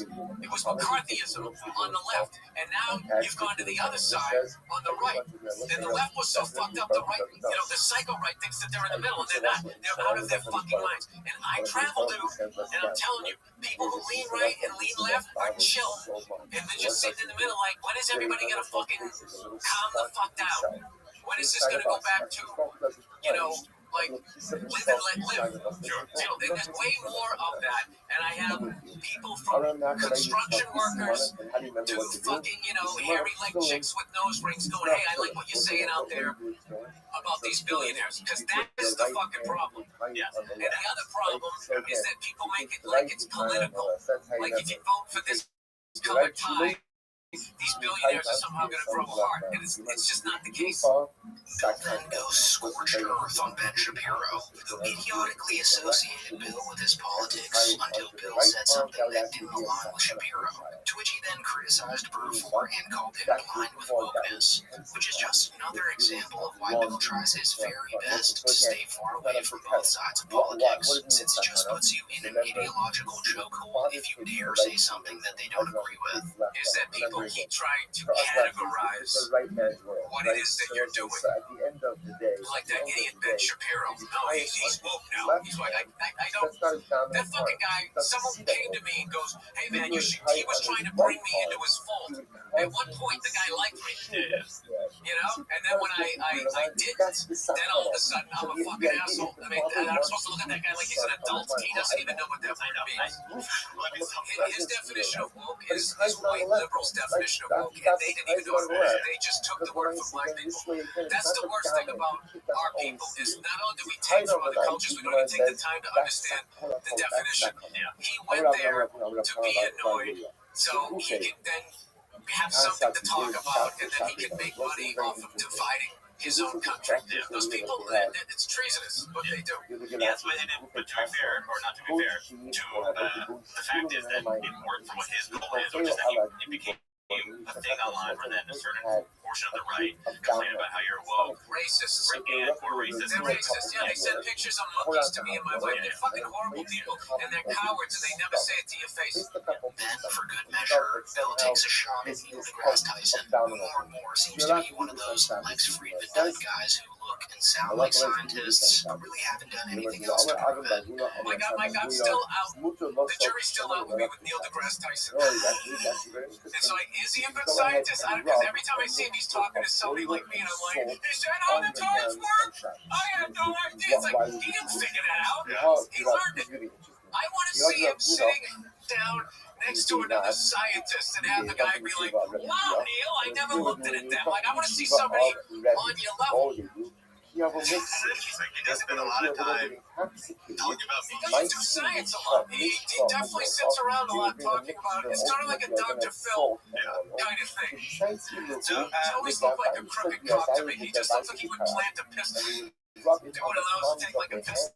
Take the pistol. Probably more like than we realize. So yeah, at this point, Bill laid out a blueprint for how comedians should be handling this mess, calling out the grifters, staying out of the political trap, and actually be funny without selling your soul. Because once you pick a side, you are no longer a comic. At that point, you're just another pawn. And whether you agree with Bill's stance here or not, one thing that's truly beautiful about this call-out is that whether you're left or right, in 8 million years, interviewed guys like Donald Trump or Benjamin Netanyahu, when absolutely no one asked for that. And after that Netanyahu interview happened, humanity sort of came together to pile on them for it, and they actually just got completely destroyed for it in their podcast with Bassem Youssef. And so on that note, that is it for the video, guys. Make sure to like the video, comment, and thanks so much for watching. Everyone's in a good mood, everyone's happy, they observe information. What's the problem? The problem is sometimes you have a long day of learning. Everybody could also tell within a couple of glasses of wine. See, obviously, if you don't want to go home from a day's night, you should be doing. So apparently, they discovered that Rabbi, oil, and salt, ultimately, There's nothing better than that. somehow To watch took away Casey the Rocket effects sweat of the so wine. he can buy a You're second allowed to lake do this house. on Shabbos as well. If it's not like it's been Alright, so it under looks like the Tony umbrella Angel of the finally got canceled, but not really in the way that he's always fantasized about. you also You go ahead see, and say, instead of getting just like canceled the by oil the and evil salt, woke mob for saying an offensive slur, Tony Angel was literally canceled by the WWE after he couldn't sell enough tickets for his SummerSlam event, an event that was going to be based entirely around Tony's comedy. Pretty hard pill to swallow for the comedian known to have the largest ego of all mankind. Like Tony's ready to suck the any body of water. Go on your magic moment. This is the biggest thing in your career. Go do it. Go.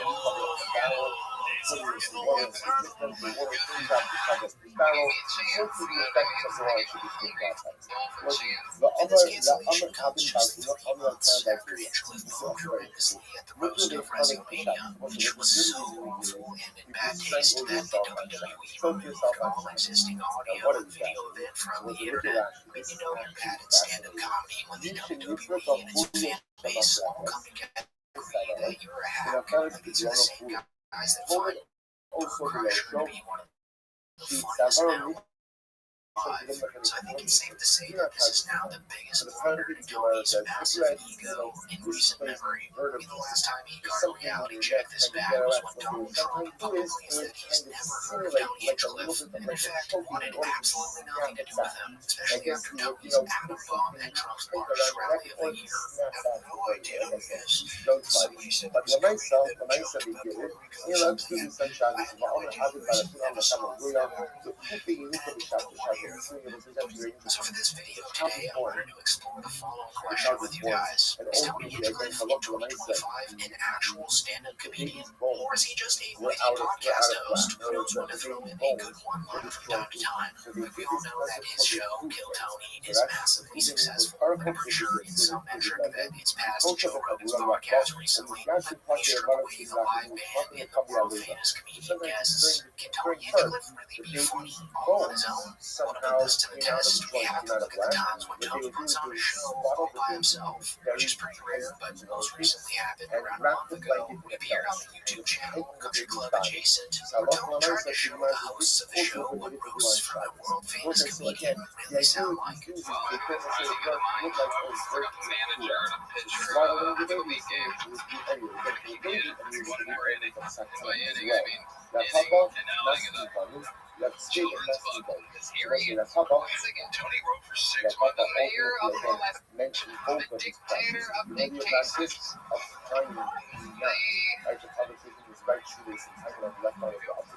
And also the N-word. This is a big deal because this is a special award for him. Because the guys that his mom are on a billboard down there. I don't know if you guys see that. You see the guys that my mom is him in on there. He also controls the weather. So this little gust coming from east to west might help him be a far knocker. I love that I have literally reports reported back off. So they are. Fart knocker, Nicky Bobbity, everything about Tony. If we didn't edit, we would have. It's hope that he really tries his hardest to roast these guys here, but the jokes just never really land. And after a while, the guys he's with just start to belittle Tony right to his face. Like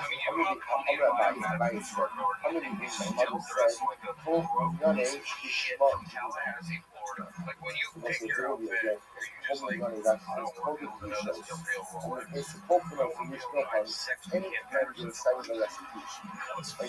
down too much, got shirted. And the reason I'm labeling this as belittling instead of roasting is because you can really tell that Tony's not too happy at the guy suggesting that he's wearing a fake Rolex or that his outfit style doesn't scream that he's rich. Because if there's one thing that Tony would be genuinely offended by, it would be from someone suggesting that he's not high class. But you know, he just blends in, like, he's clearly a man of the people with his fake golden Rolex. Yeah, but it's not one is equivalent to how all these Jordans are. Yeah, he's so fucking bad. You guys are literally clearly don't know anything about taste or class. Says the guy who has his shirt tucked in a picture. And look, the stuff over here, stuff over here for today. Again, we're going to define some of these concepts that we need to a little more carefully. So then Tony continues to try and trip at them, but nothing really sticks. Sure, you might say that it's a pretty casual setting. These are just guys being dudes. But in reality, Tony knows that he's truly bombing hard. I mean, this is the guy who considers himself the king of roasting. The guy with the license plate titled I Roast. I don't know if you've heard about my license plate, but I roast. It's his only trick. So should maybe a bit better than this? Alright, so we'll take you more. Oh, yeah. Let's begin. You're going to stick a butter to hit that next ball with. Because it's a greasy shot. Well, come on in, boy. You must want one of these gay cars, or as we call them, Tacoma Toyota Tundras. You can use the stick shift with your asshole.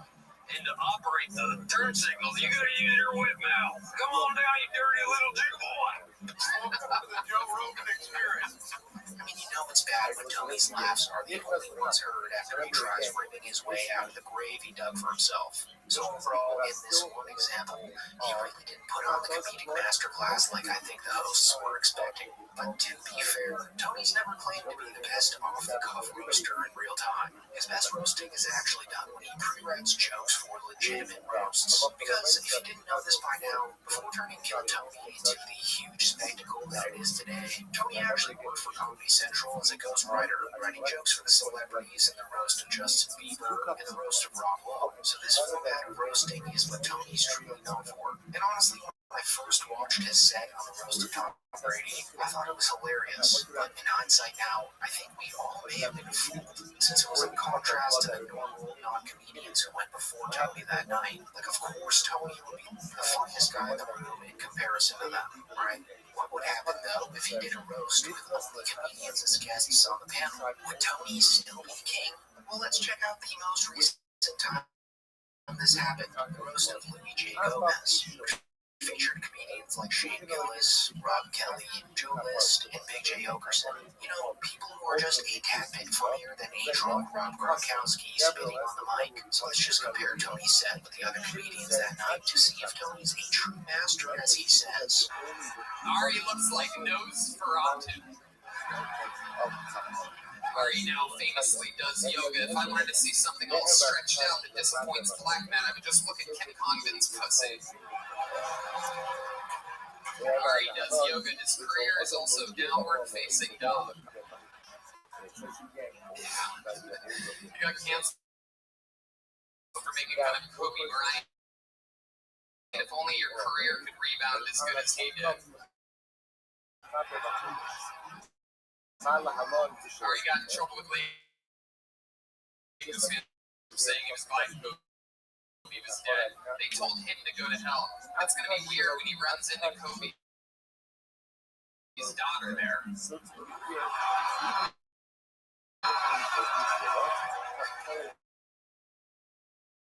Joe List is here.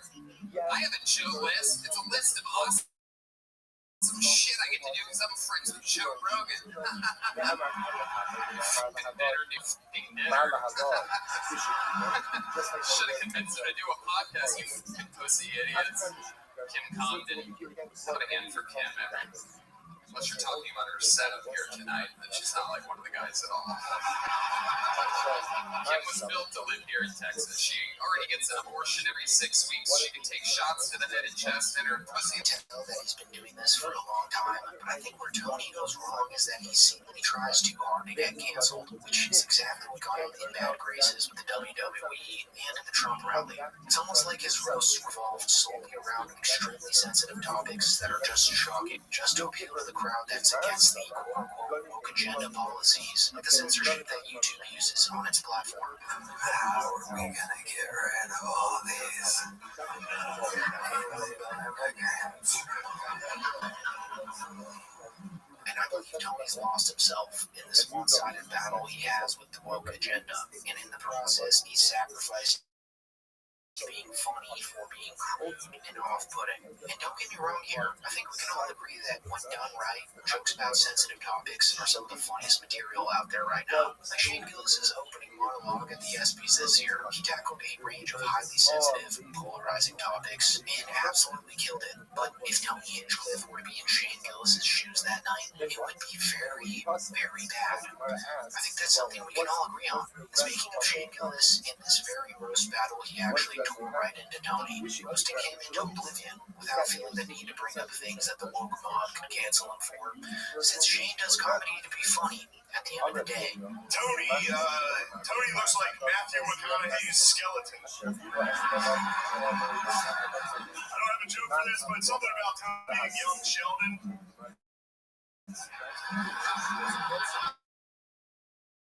It's Sid Bazinga every time he makes one of his gay jokes. Here's the thing.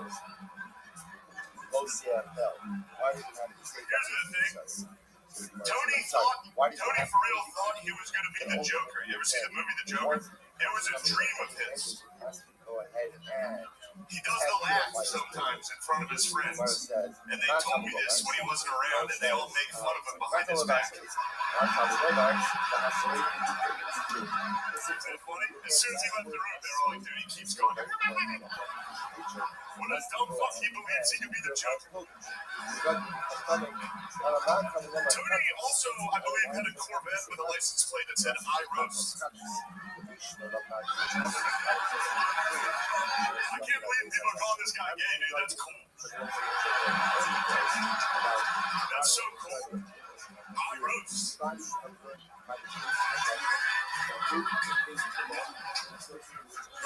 Is that true? Damn, that sucks. Tony's father was a mafioso, and his mother was the horse that he woke up next to. So I think the recurring issue that Tony Hinchcliffe has been running into lately is that he's trying way too hard to get canceled by saying jokes in the big 2025. And if he keeps this hacky shtick up, I don't think it'll be too long before we see Tony Hinchcliffe only on the Kill Tony show, which by definition would make him just a podcast host and not a stand-up comedian. But anyways, that is it for the video, guys. Thank you so much for watching. Anything that affects Kaparot, he goes ahead and burns items, tracks Tumah of the board. Rabbi Buddha, the Kapalomash, he says he doesn't use the drasha of the Kapar, he doesn't learn it.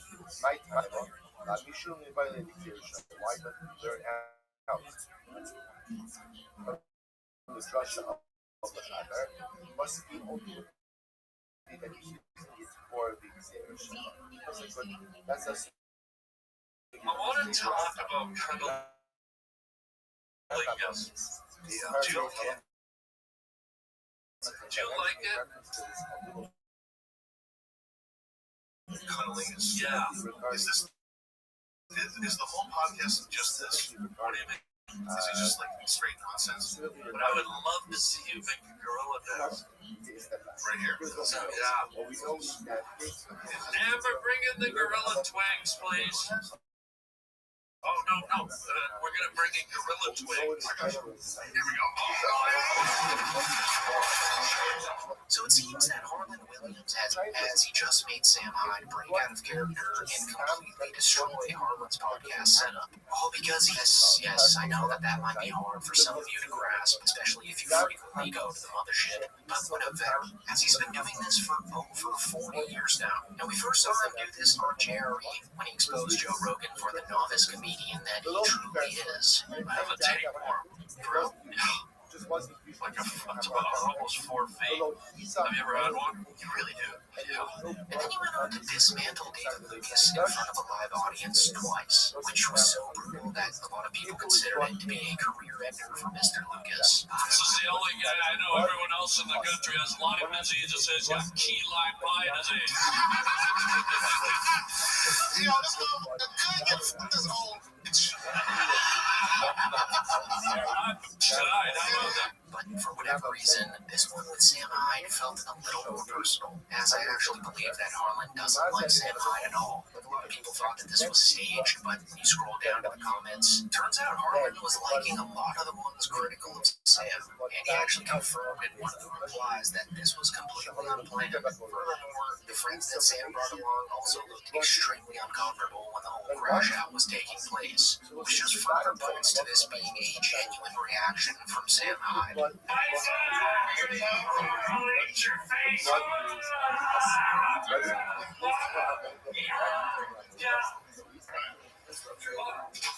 Also, if you're familiar with Sam Hyde, then you could probably interpret this as him just pulling a quick break on old Harlan here. But if you watch this whole podcast, then you quickly realize that Sam Hyde was completely out of his element from the very beginning. You see, Sam Hyde operates the best when he has control of the situation. And you can tell that he tried to establish that control by bringing 6 other buddies with him on set, even placing one next to Harlan. But right from the bat, Harlan established that he couldn't be trolled and that he was going to be the one controlling this episode.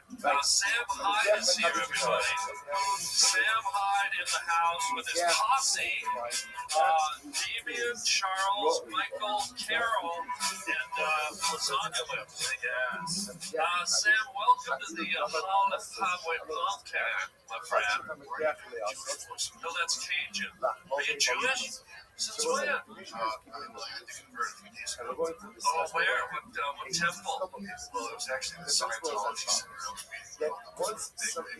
wow. Wait, so you just turned Jewish, what, 3 days ago? Now, what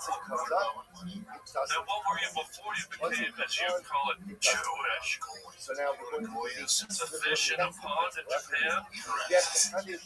And, boys, why don't we start off with a ham? Pardon me? What's Cajun?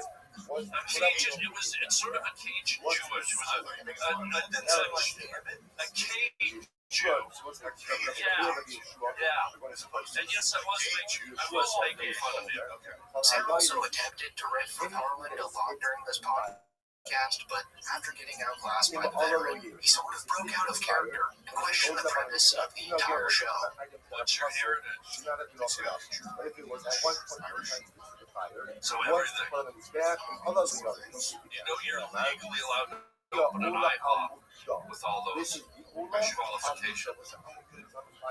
International House of Pancakes. Are you nosy?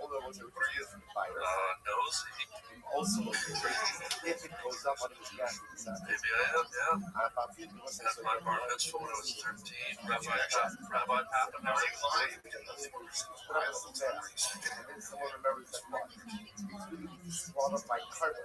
Pretty weird dynamic in the room from the very start. And it just seemed that Sam was feeling more and more as if he was the butt of the joke, especially since his posse were laughing at Harlan way more than they were at Sam. Another thing that got under Sam's skin, though, was when Harlan seemed to reference Sam Hyde's allegations, which in all honesty I'm not too familiar with, but I believe they have to do with SA, so just keep that in mind when you watch this next clip, because Sam's mood shifts as soon as the topic of sex arises, and Sam mentions that even before the podcast started that Harlan was talking about things in a sexual connotation, which he wasn't too thrilled about. So overall, I believe that this was the beginning of the end of Sam Hyde entertaining Harlan's trolling. Sam, I'd say it's tight and right. Yeah. Do you like those two words together?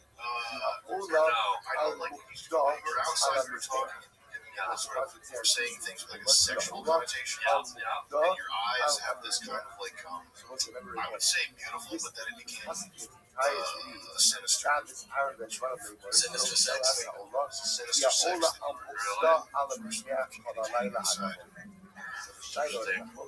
We're talking about how bright and tight the tangerine trees are. Fire. Therefore, the fire. Don't do that. What am I, a party boy? Anything that's going to be over the altar, it's not older. She really is bad. Just like older. That is fit to his dad once it goes Sam up. then proceeds to stand up in what I can only assume is an attempt to intimidate Harlan, as I believe that he felt he was losing control of the situation, kind of like how David Lucas acted during the infamous Matan Evan podcast. Sounds like us. Saying the same thing, which was actually a very interesting issue. But of course, Harlan remains in character and even pokes fun at the guys Sam is with in the process. I mean, Harlan Williams really put put on a masterclass here in a high-pressure environment, which I think really highlights his comedic ability. You know how to lurch? Because there's going to be a lot. You need to lurch. If you're not going to lurch, then don't come. Sam, you have something to say? Sam's okay. Come on in, man. And flexi belt. What is that? Steven? What is it? Go to Steven on camera time? Huh? Sure, like a meal on there, go years. So they typical meal, he says, that's from a right is that Catholic, I know you're Jewish and all that. Jew or whatever. applies Can we to start blood with a and Catholic? to Like wine. a choir guy? Once they are put on the I'd death, like you to lead it. You're the spiritual leader of the However, of your family. That's a good setup. Then, right before Sam Highfield lost his mind and went apeshit on Harlan's entire podcast set, he dropped his whole act and questioned Harlan's show, whether he's ever going to be serious or not, and if the whole thing is just a joke, which I think was the true victory for Harlan, since usually this is how people would react to Sam Hyde. It was impossible to read if he's ever joking or not. I want to talk about cunnilingus. Do you like it? Yeah. Is the whole podcast just this? What do you mean? Is it just like straight nonsense? Hell no. What's the serious? When I get serious. So how do you feel about the situation in Cunnilingus County? Cunnilingus County's been up against it for many years. It's internment camps. I was going to say, if any of the gang, or you even Sam, not you, if you have any cunnilingus techniques, we'd love to see them. If you each want to give it a shot. And this is where shit truly hit the fan, because at this point Sam Hyde is mentally exhausted trying to keep up with Harlan's gaffe. So Harlan rubbed salt in Sam's wound here by pretty much calling him a gorilla, telling him to make a gorilla nest with gorilla twigs. And this was a planned jab at Sam. I mean, he even had the twigs as a prop set up before the show. So Sam, in turn, completely wrecks the desk, which was absolutely unplanned and throws everyone off. While this clip's playing, just pay attention to Sam's henchmen here, because if there's one thing that points to this being unplanned, it's them and their reaction to this whole hissy fit. Are you a nature guy, Sam? You like nature? I would love to throw a nature thing by you. Okay. Gorillas and orangutans make nests every night. Like every night they get twigs and they make a nest up in a tree. Sounds disgusting. I know. But I would love to see you make a gorilla nest. Right here. Yeah. Never bring in the gorilla twigs, please. Oh, no. We're going to bring in gorilla twigs.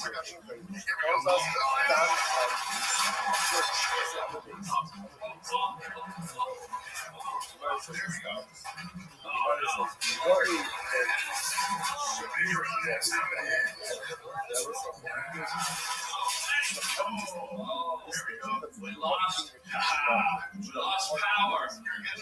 So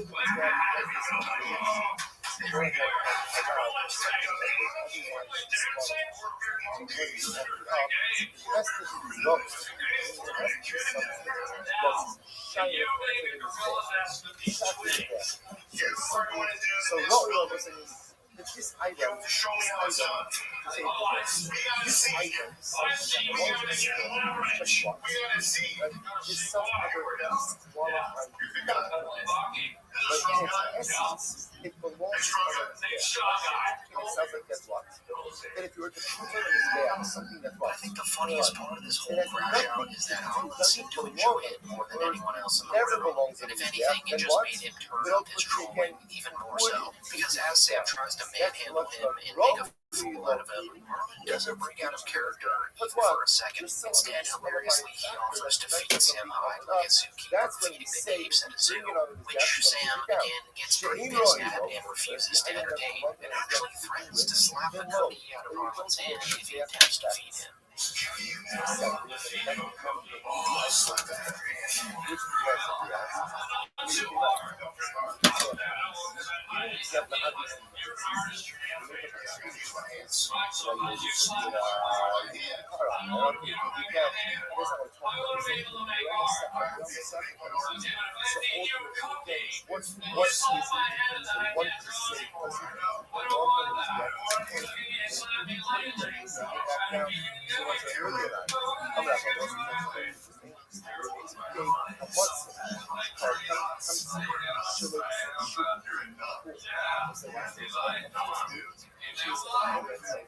Another thing that suggests that Harlan really doesn't like Sam Hyde here happened towards the end of the podcast when Sam tried to promote his new show, which Harlan has his team of editors actually edit out. Can you tell us about your fabulous new sketch show? Of course, I love to hear about it. Tell the folks watching. Thanks for following. And a show called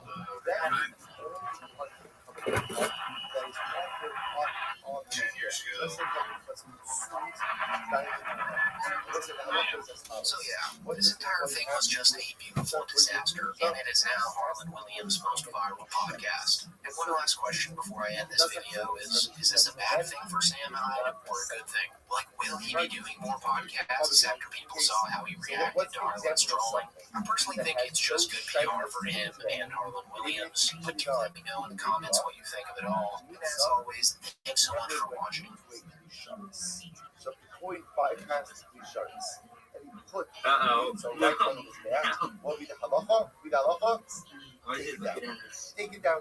Yeah, what up? Why is he looking at Software's founder? My first successful startup was in the basement of a factory. But prior to that, I tried starting other businesses in my spare bedroom at the age of 12. The state of Ohio sent me a nice I think letter he's texting one of his telling me that I could homeboys business out of my home. Thank you, bureaucrats. I better take That's cover. why I created Patriot Software. Entrepreneurs follow payroll regulations so they don't get shut down by the government. That's Patriot Software. Yeah, what's up? Why? To that point, like there'll be people that like they'll do anything. You see what your boy doing. You voted for this. I'm like, How are you? yes. Well, thank God. How are you? The exact opposite of everything I voted for. I don't want him to stop the wars. He's funding them. I want him to shrink spending.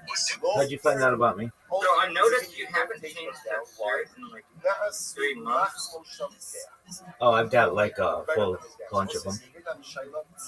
You do? Yeah, dog, I'm sponsored by cryptocurrency.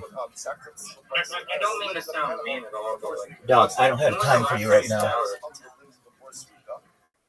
So again, it's a karma.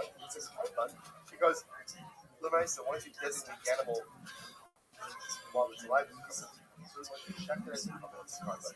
But the idea is the limbs have absolutely no place in death for after Zrika, because in a second step. So you are suggesting that limbs before Zrika should be the equivalent of what? Of mitzvah without a klisharis. And what did we just say? What did Rula say? That if you put the limbs before Zrika on his back, then what do you do with them? You leave them. So I would have said, therefore, what? If you end up putting the mitzvah on his back, when? Before you put in the klisharis, although it's not appropriate, let's be clear, but I would have thought that halacha l'maisa, you leave it on there and you do not take it back down. To which the Rabbi says, take a look at Rashi in this moment. The whole Perulim is there. They have not yet set aside for them again. Shezvikas daman shalahem kavas lachila gavoa le'inyan me'ilah. As we'll say, ultimately, again, it's only with this Rika that they are considered to be a chilas gavoa. Hektish, true hektish, le'inyan me'ilah for me'ilah purposes. Mashenke b'kashin kalim, shem kavas gavoa, and rain olin in his back of a kachin kalim. I'm sorry, kachin kadashim. Shem kavas gavoa, and rain olin in his back of a kachin kalim. Ain't by me'ilah. So we'll say, so Rashi is pointing out over here that this is one of the distinctions between kachin kadashim and kachin. That being subject to Mekilah only after it's not a detail we have to really get to the person like that. I will say that for our purposes over here, it's following the flow. So the Gemara is being the Daik in the Mishnah, that the din of the Mishnah, that once he puts something on his back, it doesn't come down, even if it's invalid, only applies to something that is wrong for the Mizbeach, that should be there. It should be there. It's not fit for the Mizbeach and all the laws. You do take it down. What's an example of something that's not fit for the Mizbeach and everyone should be taking it down? A kamitza that narrowed into a bisharis. Really, says below? I don't understand. What about if you put up limbs of kachim kalim before zrika, which also don't get belong to the mizbeach yet. What's the halacha? Once you put them on there, you don't take them down. Limbs of kachim kalim, I should say, means or that a isha should be the equivalent of limbs of kachim. And then again, halacha is once you put the meats on, you shouldn't take them down. What's the shot? Which the Gemara says no, there's a distinction. There's a distinction. So the Gemara says, Hana lo mechsuru ma'aseh. We should find Hani mechsuru ma'aseh. What's the difference?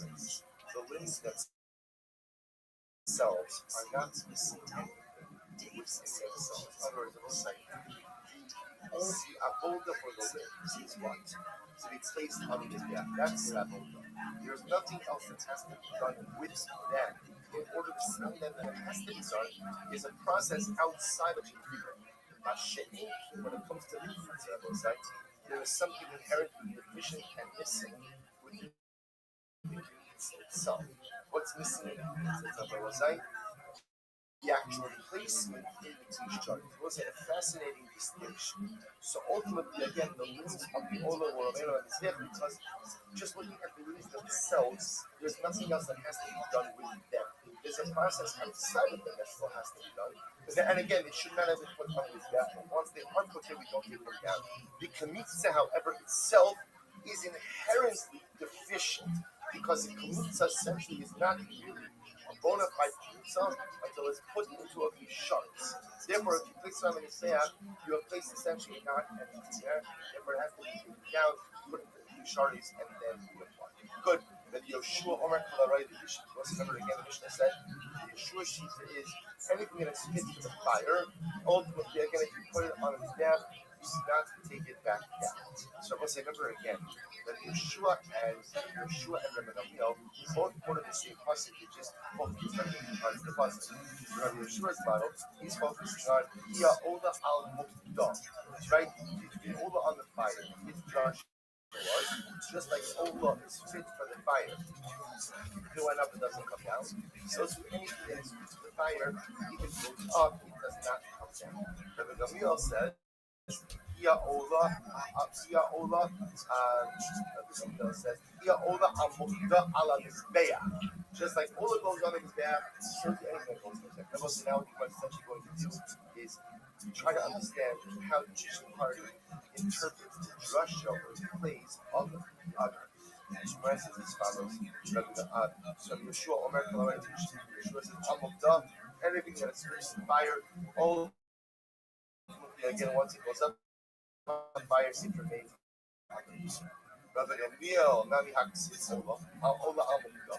We'll say, what does Rabbi Gamliel do with the fact that the pasuk says Ola Amukda? Right? What does he do with that phrase? To which the Gemara says, it's actually very interesting. He goes and he says, Ola Amukda teaches me about poking. So what are poking? If you look at actually, this is amazing. Ahula doing the poking so apparently, what would happen sometimes is turning the rings. I don't know exactly why this happens. Sometimes stuff pops off with that poking means to pop off. The result of the heat, stuff pops off. What happens if something pops off the mizbeach? What do you do with it? You put it back on. So the Gamliel says, where do we learn that from? Ola al-Mukdah has to be on the fire. To the point that even if it comes off the fire as a result of the heat, you put it back on. The idach, not really poking it. It's supposed to say, that's Rabbi Gamliel. Because he has the open direction ultimately again on his behalf. Where does Rabbi Yeshua learn out? And poking, and if you have a piece of sacrificial meat that pops off to his behalf, then you put it back on. Naturally, may Asher Sokal Haish. We'll say, learn out these ways. Asher Sokal Haish. Ultimately, you're going to sacrifice your heart by fire. To the point that even if it pops off, you end up putting it back on. The idach is also what does the other thing do with this phrase? Asher Sokal. So let's remember, we go back and forth. The drushes over here. The idach, what does the other opinion do? Akimi Boile La Achume Ola Atamasir. Vietamasir Achume Xoras. I was listening to this. He said it comes to teachers that ultimately, again, I go ahead and I return to the mizbeach consumed olos, but I don't return to the mizbeach consumed Torahs. This is actually quite interesting drush that ultimately, again, that if you have a partially consumed olah that falls off the mizbeach, you put it back on. But if for some reason Torah incense fell off the mizbeach, you don't put it back on. Okay? Where it says, "Yet also acholik Torah." Tanya the Chanina bar Rabbi Elazar ben Yaakov, Tanya Rabbi Chanina bar Rabbi Eliezer ben Yaakov, Asher Tokal Ha'ish Es Ha'olah. The passage says that the fire will consume the olah. Hallelujah. The Gemara says, "Achule olah atamachzir." So it's actually very interesting halacha. So you go ahead and return to the mizbeach partially consumed olah. V'atamachzir achule k'tores. But you do not return to the mizbeach partially consumed k'tores. We'll say again, why? Zeres HaKosim. Zeres HaKosim. So the din, supposed to hear what's interesting. Just, this is fascinating. This is because there are a number of halachos, second controls that we call kind of pushed our way. So number one, again, I have the din that if a piece of sacrificial meat pops up in his back, ultimately, what do you do with it? You put it back on. It seems to be now we're burning in, but that only applies to sacrificial meat. If for some reason you had notice, that's how often his back, and halacha l'maisa, you would not put that back on. More speaking up.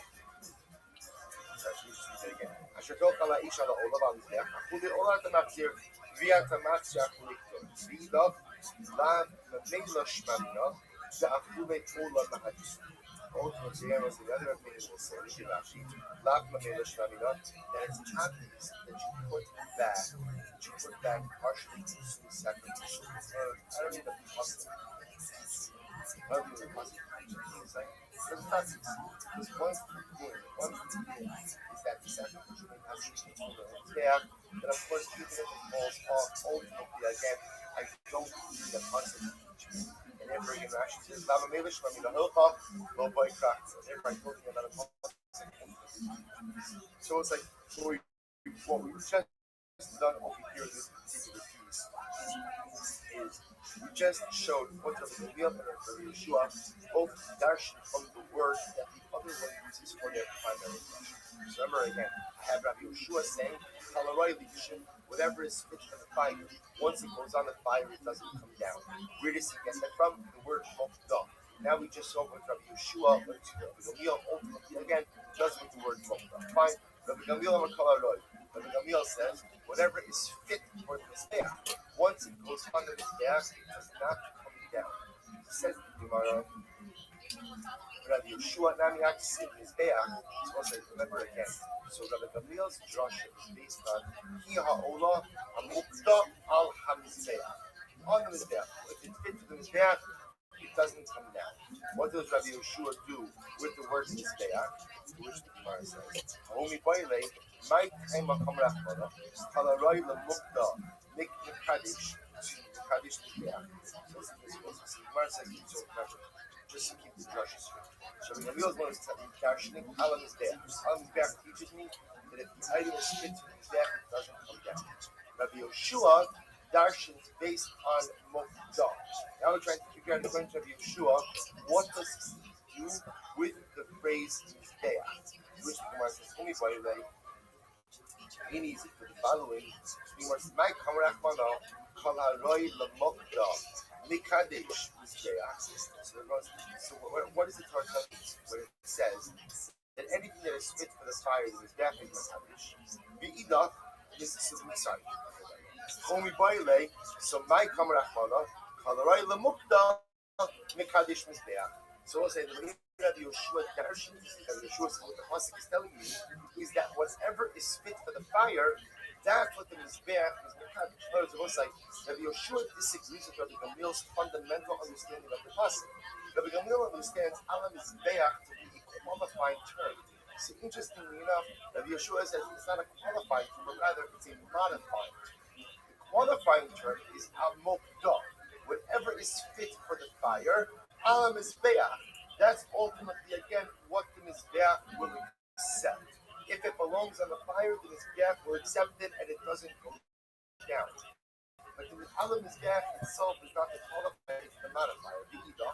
What do Rabbi Gamliel say? Mizbeach ha'chinetz. So what's that? Here's the problem with that. It says Mizbeach twice. Referring over here to the process. Shivasem Chava ala Mizbeach. Yikidash no. So what's it? There's another Mizbeach. So again, once there's another Mizbeach, ultimately again, that leaves the Mizbeach in our process open for some type of drasha, which Rabbi Gamliel uses it to teach me anything that fits for the Mizbeach. באידך מזבח הקמין הפסיק באידך ידע רבינו עושה בשמו חד להיכה דהייסה לשעס הקושר וחד להיכה דלא הייסה לשעס הקושר. What's that? Very interesting. Rabbi Yeshua says you need two mizbeachs, and I'll tell you why. To teach me about a sacrificial item that had a kosher, that had a window of kashrus, and the other mizbeach teaching about a sacrificial item that never had a window of kashrus. What is this referring to? Look at Rashi, shas hakosher, lahaktara mitzvei yisrael. Is going along the Yotzi becoming. So we'll say one refers to the type of carbon, which ultimately again was offered up, had a window where it was permissible before it was offered up. For example, Lon Yotzi carbon. We'll say Lon Yotzi carbon at the night. Yotzi means a carbon that went out of the boundaries, coming. In all of these cases, this carbon had a time in which it was permitted, and then they came. Versus a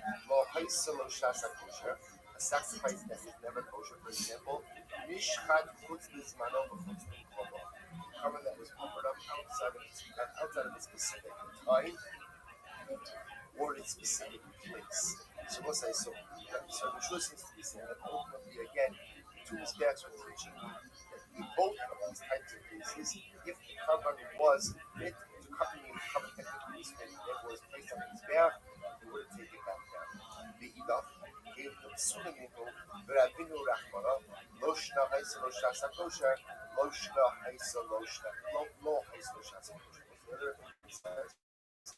That once we're talking about over here, the ability for the Mizbeach to accept possibly products, it makes no difference if they had a Shasa Kosher or didn't have a Shasa Kosher.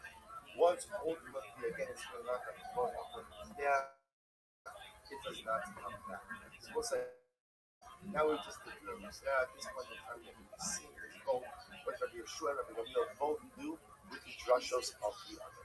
Rabbi Shimon Omer Hazevach Kasher, we'll say again, this guy Rabbi Shimon, he says that whenever you have a situation of Zevach Kasher, Sachim Subin, Sachim Sherin, Zevach Pasul, both Pasul, a zebach, a carbon never comes out from his beach, but the misachim to ma'ola habiklav hatzma. So when the pasuk says ola, just like the ola was like comes habab biklav hatzma, which was like ultimately the ola is its own self-contained sacrificial item. Half kola buying biklav hatzma. So what they saw too, this day, and even if it's possible that it goes up on his back, it doesn't come up with his back, is confined over to be what we'll call inherently sacrificial items, I should say independently sacrificial items, which means items whose offering is not dependent on something else. Yatsu, Yisachim, Hamoin B'Nazim. Was it different than Yisachim? Why is it different than Yisachim? Because it was like, no one ever brings Yisachim on its own. Yisachim are always what? Are always in a one language is always an accompaniment to something else. It is never brought on its own. It's always an accompaniment to something else. So the Gemara says, this is Rabbi Shimon's production. So Rabbi Shimon's whole idea is this ability for the carbons to accept something that is possible. We can tell you that once you put it up, you don't have to take it down. It is something that is independent sacrificial. Something that is only brought with something else does not have this same, it's not granted this same rabbinic inclusivity. The Yossi and Levi Omer, the Tok Shinem are calling us here for his back Yikdosh. So what the pasuk says, anything that touches the Mizbeach will be sanctified. Shomea ani being ra'oi I would have thought that maybe this applies to something that is fit or something that is not. Now we'll go back to Boston. There where the Boston says Boston. Back to Boston, was it just like a TEDx? So to what? Hapkoroi. So to was it refers to anything ultimately again that is fit for the Rabbi Kiva says, Ola, we focus on the word Ola. Ma'ola Ruya, just like in Ola is Absolutely. So to anything that's making this also granted this special, we'll call it alter inclusivity. So once it goes up, it doesn't come back down. My opinion, there's a way that community always exists. אבל אבא, עולה סעוד סולה בגביה. Let's say here's the easy part. What happens if you end up offering up an invalid ola sa'od, invalid burden? Mar ma'isila me'ola. So we'll say the opinion learns out from Ola, we say that even an invalid bird offering, offered up on Mizbeach, would be valid. Mar ma'isile mikvasim. And the other opinion learns out from where? From kvasim, from sheep. So we'll say therefore you would say, this ability for the Mizbeach to go and accept invalid korbanos. It's only used by what? Only used by animal sacrifices, you can't find invalid korbanos. The man the ma'isile mikvasim. How do you see Ola? What's the one who works that ultimately again the word kvasim? What is the fact that it says Ola? Iksip kvasim, loksiv Ola. If it would have just said kvasim and not Ola, I might have thought that this applies even to the animal while it is still alive. Because of Rahmana Ola, therefore the pasuk says ultimately Ola that it only applies once the animal is a sham. Pasuk Ola would have just said Ola loksiv kvasim. I might have thought ultimately again it applies to Israel coming to Mincha. Therefore, because of Rahmana Kvasim. These times that we just quoted above in the right side, and the Tanam in our Mishnah, ultimately, will be the case of a komet and kmatzim that were sanctified in the Tisharis, but then subsequently became awesome. The Tirai Bidar of Lawyer, according to the Tanam that we just mentioned above, he brought this up on his death, he was not taken down. Rashi says, the Tirai Bidar of the Middle Rabbi Yeshua Lawyer, the government Mukdar, Mizbeach, Ma'ani B'nei Mizbeach, Mukdar Mino Achlan Mitzvah. So ultimately, again, for Achlan, ultimately, again, they were not being taken down. Because whether you subscribe to the Mokdad Rasha or Mizbeach Rasha, these are fit for both Mizbeach as well as Fire. However, the kind of the Masnisi here, but ultimately, again, the kind of the Mishnah we just quoted above, Rabbi Yossi and Rabbi Akiva, you would take it down. Why? Because ultimately, again, this dispensation only applies to someone who falls from the family of Ola. But since Mincha doesn't fall from the family of Ola, if you want to disqualify to it, listen, we'll stop over here for today. But just understand what we're leaving off. We're leaving off with the fundamental machlok is still between Rabbi Yeshua and Rabbi Gamliel. We just added a few more people into the mix just now.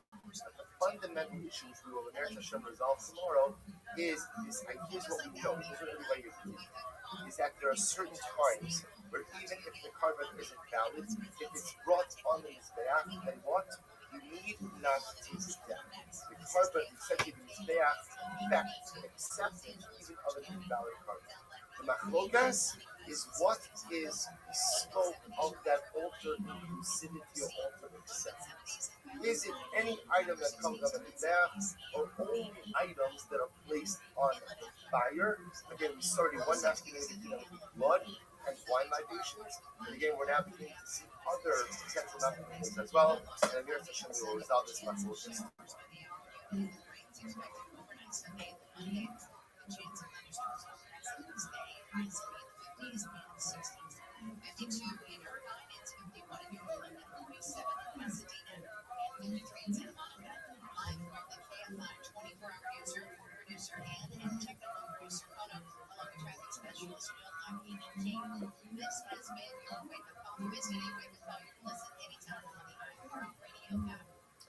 All right, so we'll say good morning. Remember, beautiful balance.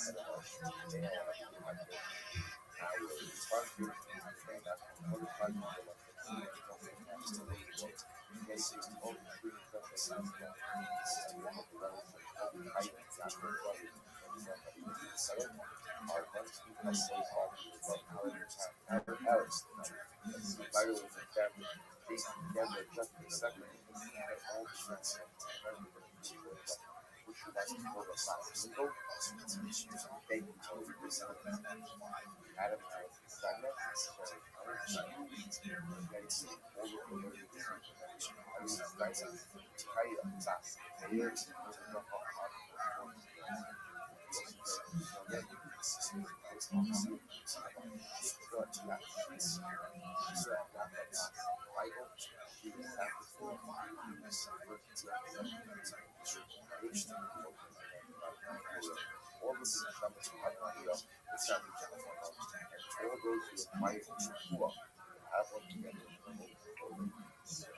Devo seguitare very really points out we're now in a this definition of holding is called instead of dollar 94 picking up 90 to be B or the mission of 6 lines from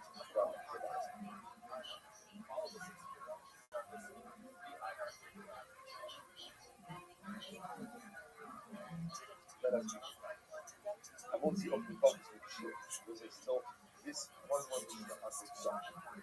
I'm carrying very always very high. One thing is what so I won't see open focus with I like the idea that every item that you carry out has a particular reference. So for example, the shear for food is a growth balance. Like that's the capacity. Right? This is growth balance. Is the size of the drive thing. In this case, what happens if one friend who in a I'm carrying, moving carry food from his home purchase around. So interestingly enough, the food is less than the shield. So it's less than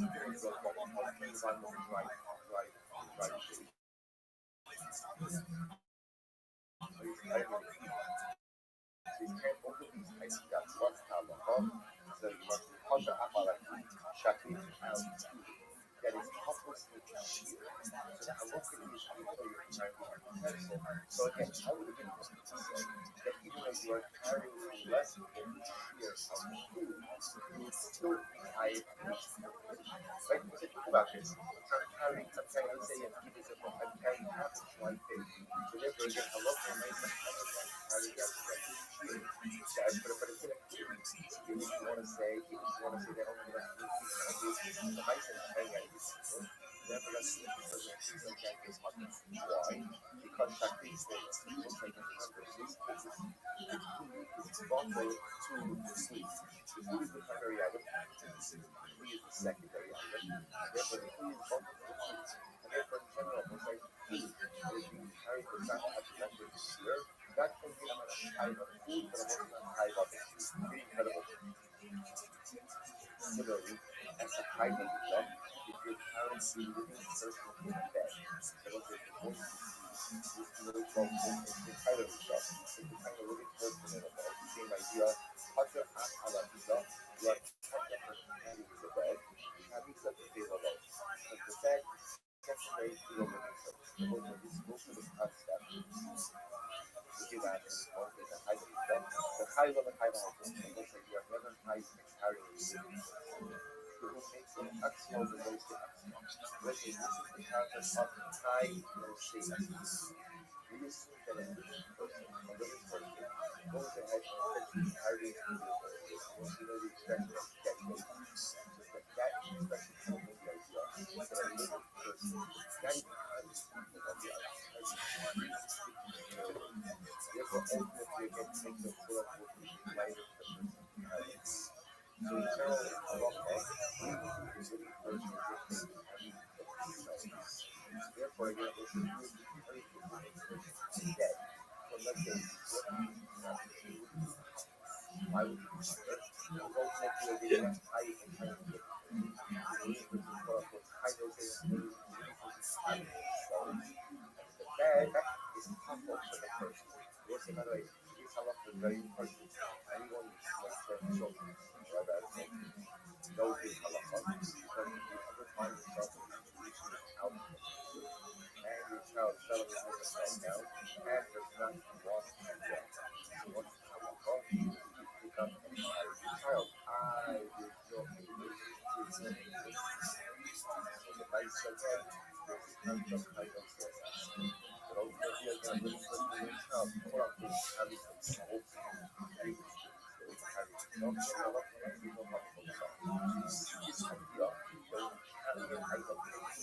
right?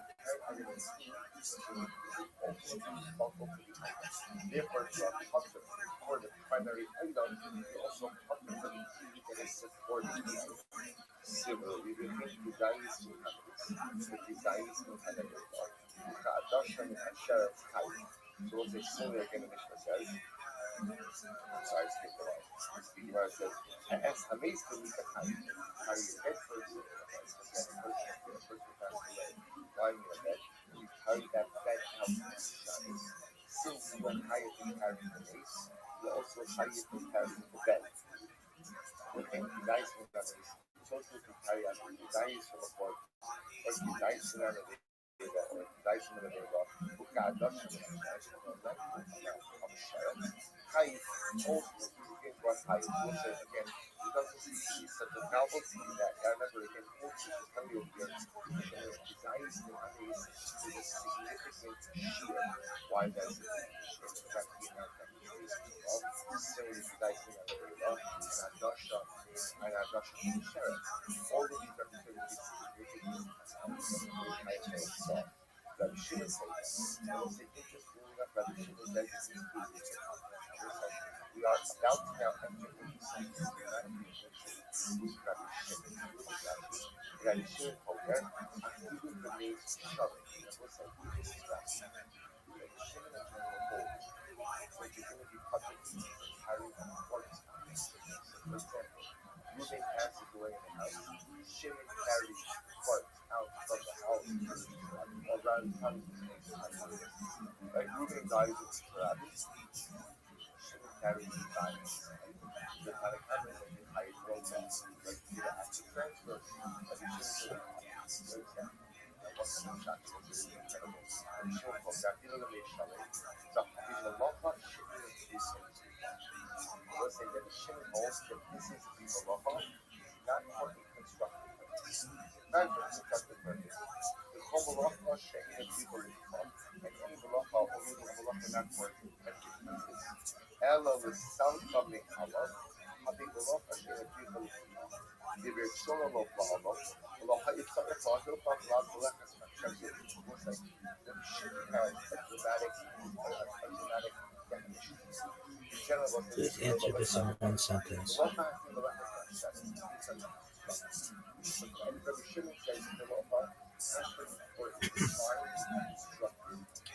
Please answer this in one sentence.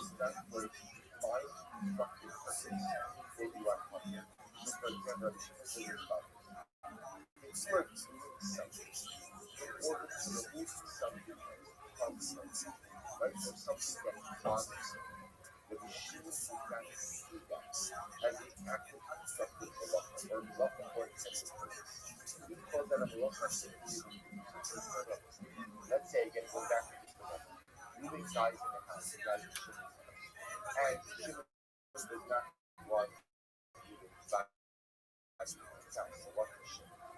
Shimon removes Reuben's body from his house. So when Shimon says, Shimon will not hire from himself.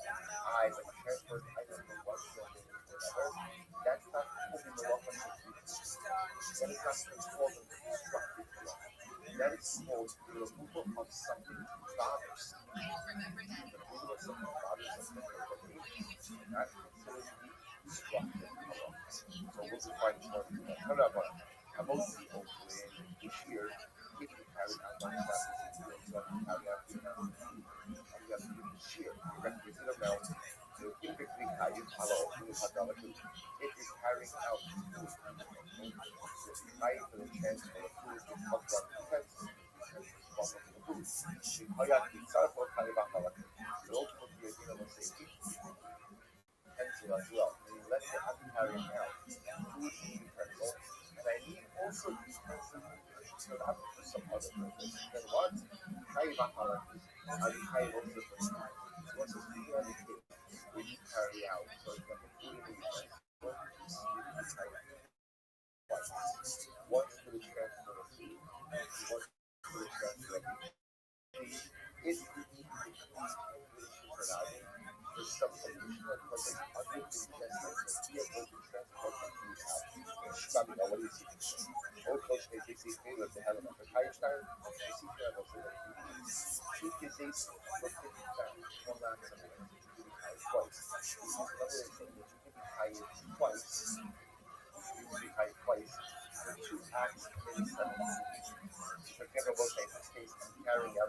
dry to make it utensil. I want to take it in so that I also use utensil to scoop out water. Therefore, again, rice is just an I flux. Once you transfer food, once you transfer food, immediately something that you see from here that you can cut twice.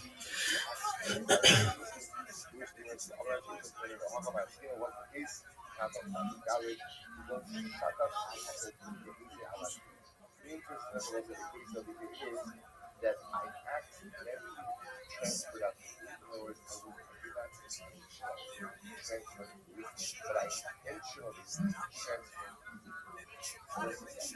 rice is tayo actually that penalty for intentional violation or shackles. That's the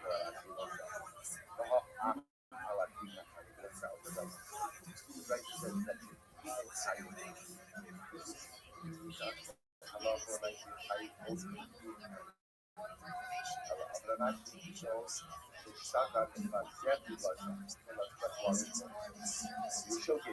you accidentally violate, you accidentally transfer that both of the utensil.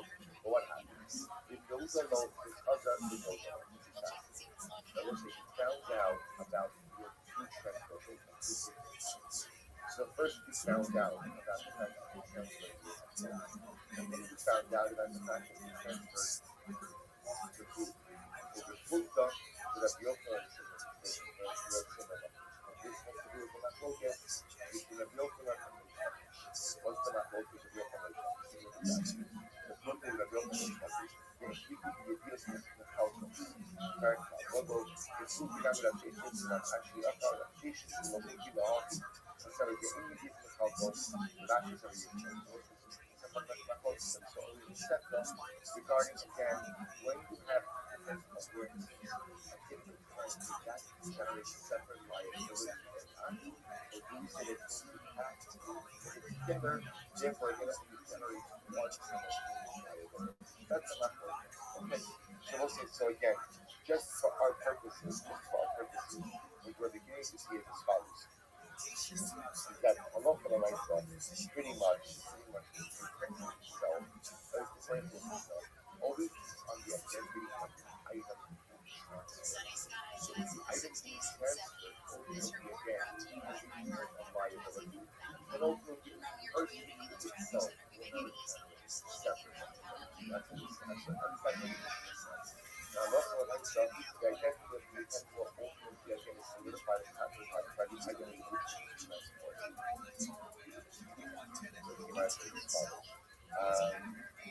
As a high beneath the Pasha Afal. So remember, it's going to be transporting every person to that. So you touch it on that. So remember, since I'm partner for carrying the person, right? Because I know the attack for the person carries himself. Therefore, again, the bed is up on the second carrying thing. Therefore, I'll be under the bed as well. Since tomorrow, craving practices that is upset in the road, is perfection of recognition. That's the adoption of this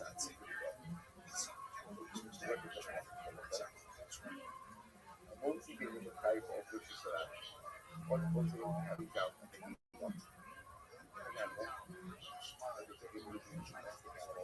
Kaya, wild animal, and first, we were just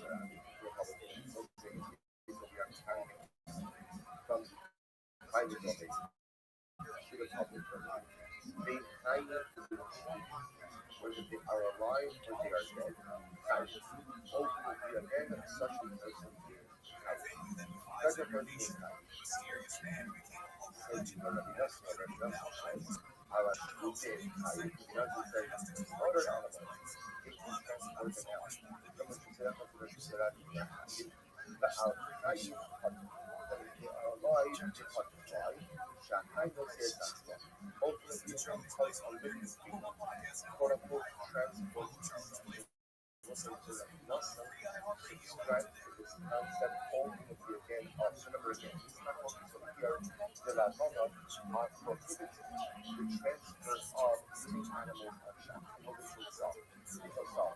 carry out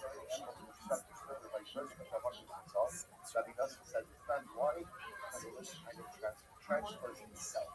So the Gemara is suggesting our Mishnah that subscribes to the concept of that's both the living being transfers itself. That's not the son and not to that body.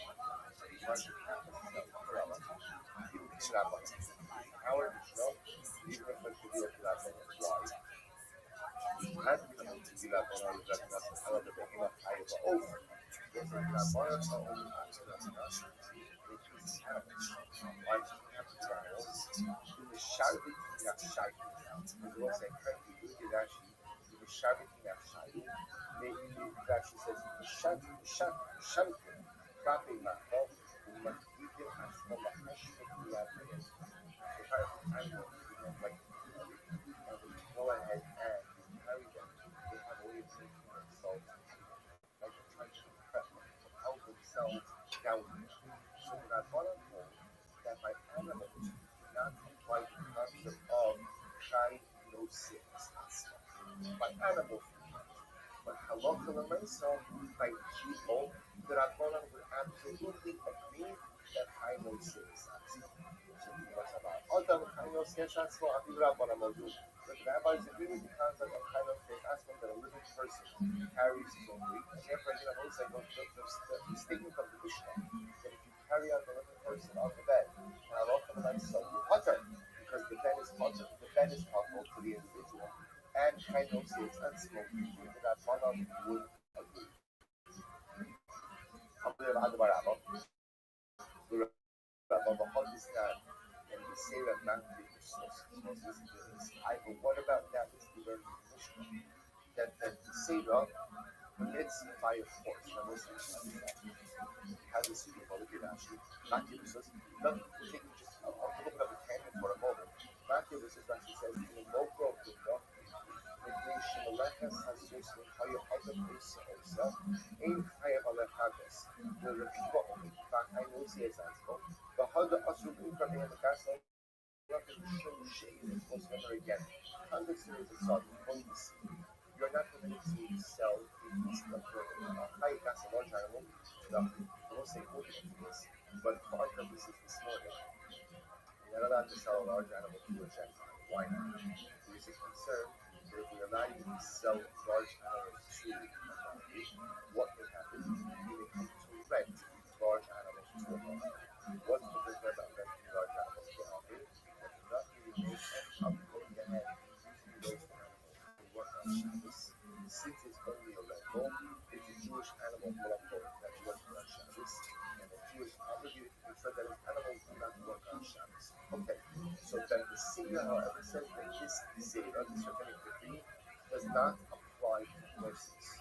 Why not? Now back to the Gemara. The Gemara says, that the Seder back to the Sus, the case should also be Malachashim Hayavim Amor Chanis.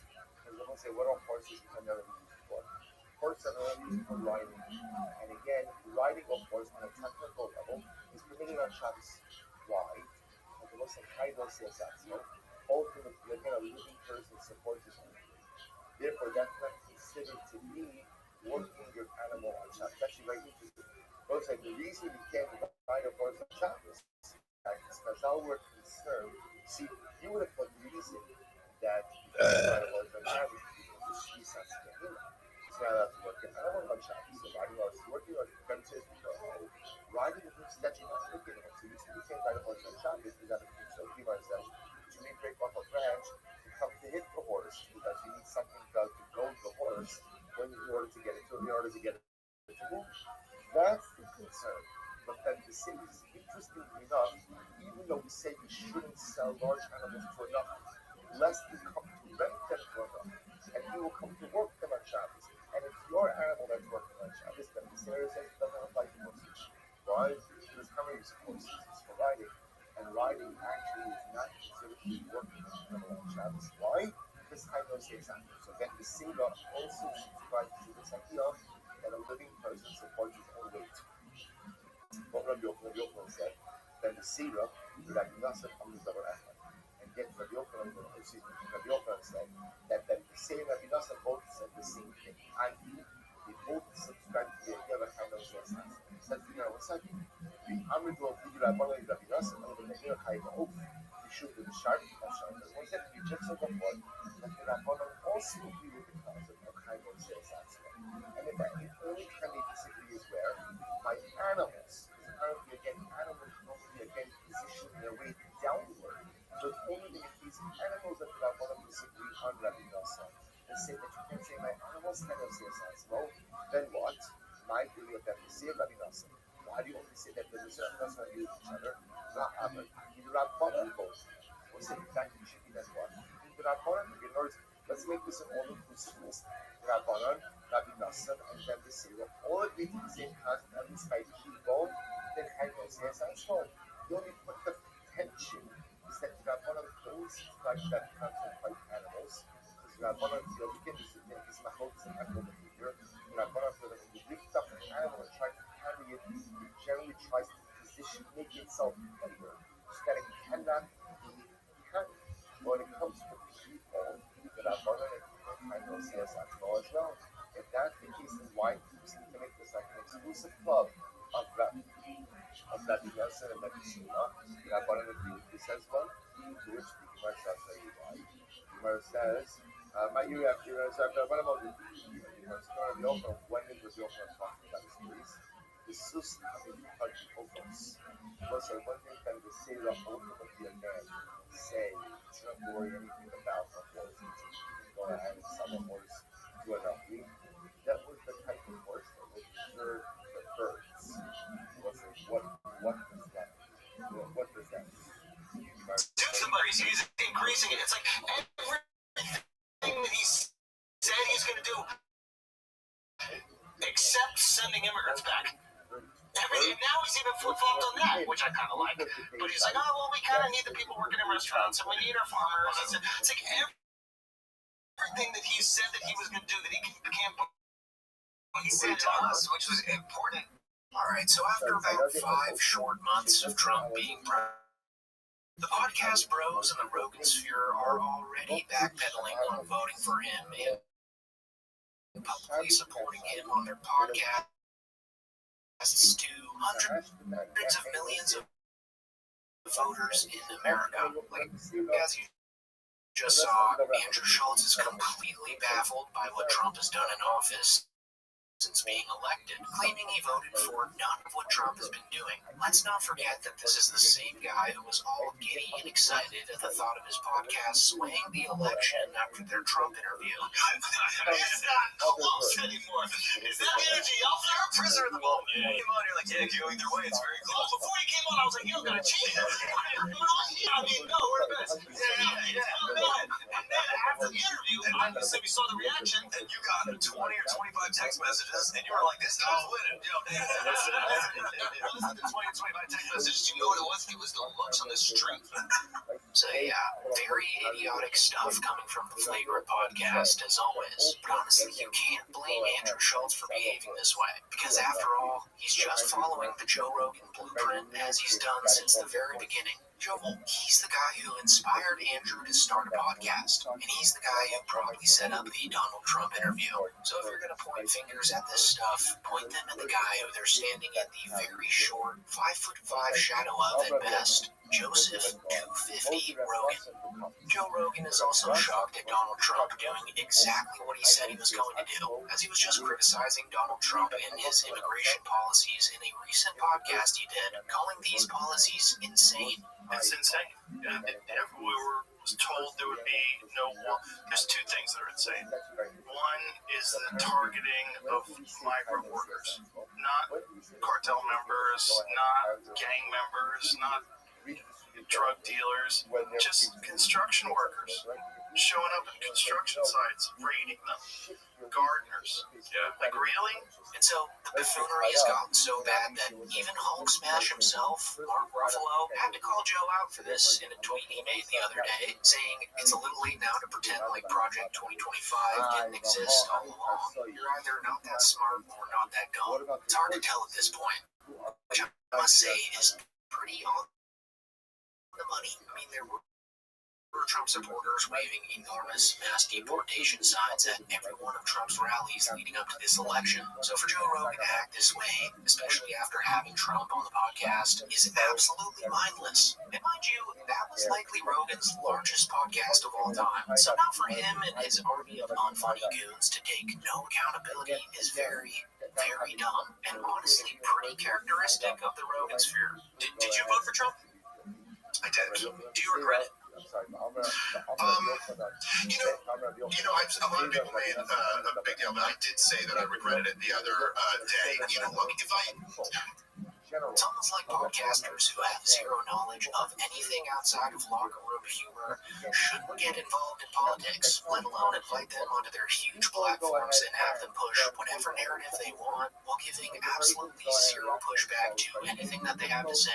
And the Rogan sphere has gotten so political now that some of the comedians inside of it are speaking out about it. Like when Andrew Santino, Bobby Lee, and Yanni Papa all came to the conclusion that comedy podcasts should have never turned political on a recent episode of Bad Friends. It makes me happy to know that this show is still as stupid as it's always been from the beginning, because I see a lot of our podcast pals or people in our sphere that are taking these shows to a level that we don't go to, which is why. Well, they're all having like politicians on. Tim got fucking interviewed by like CNN. Yeah. I was like, what the fuck is going on? Yeah, we stay here. We stay with hyenas. We stay right here. Yeah. And I saw that they had Bernie on Schultz's shit. Yeah. What the fuck is going on? Bernie? So we had David Mamet. Yeah, Ben Affleck. Yeah, that's rad. We got people that they can't get. No, it's not that they can't get him. They can't get him. Yeah. We got him. I still think we want politicians. No. It's getting a little muddled, right? It's getting a little. What's going on? I just think podcasting, comedy podcasting is entering this world of like news or something. Yeah. And people are taking it serious. And it's not. Well, there was an article after the election about how legacy media doesn't have the, power it once had, and that podcasting is now, replacing some of that, That's not good. Yeah. We shouldn't replace it. This should be its own thing. Yeah. This is its own form of music. They then go on to make a fantastic point when they say that they simply don't know enough to have politicians onto their podcasts, which is very refreshing to hear these comedians admit to, since the guys that do have politicians on seem to think they're the second comings of Pythagoras or Aristotle. We also, you probably would know more than me, probably, but I don't know much. In the world? Yeah. I only know what I read this morning. Yeah, so me too. So my point is that we don't know enough to have these people on. We are goofy. Yeah. It's a comedy podcast. Imagine Bernie Sanders coming on and Bobby's like, what does your penis look like? I wouldn't say that. Why would I say that? What would you say? I'm Bernie Sanders. I go to your political, I don't know, but my point, I wouldn't say that about your dick. You get to penis somehow. Is your asshole gray? See? Okay, that'd be one of them. Yeah, you're right. Is it though? It brings big numbers, right? That's probably what people have, because everyone's like talking. It didn't used to be this way. It didn't used to be everyone was in politics. Now kids are into politics. Yeah. When I was like 12, I would just be like, smell my fingers.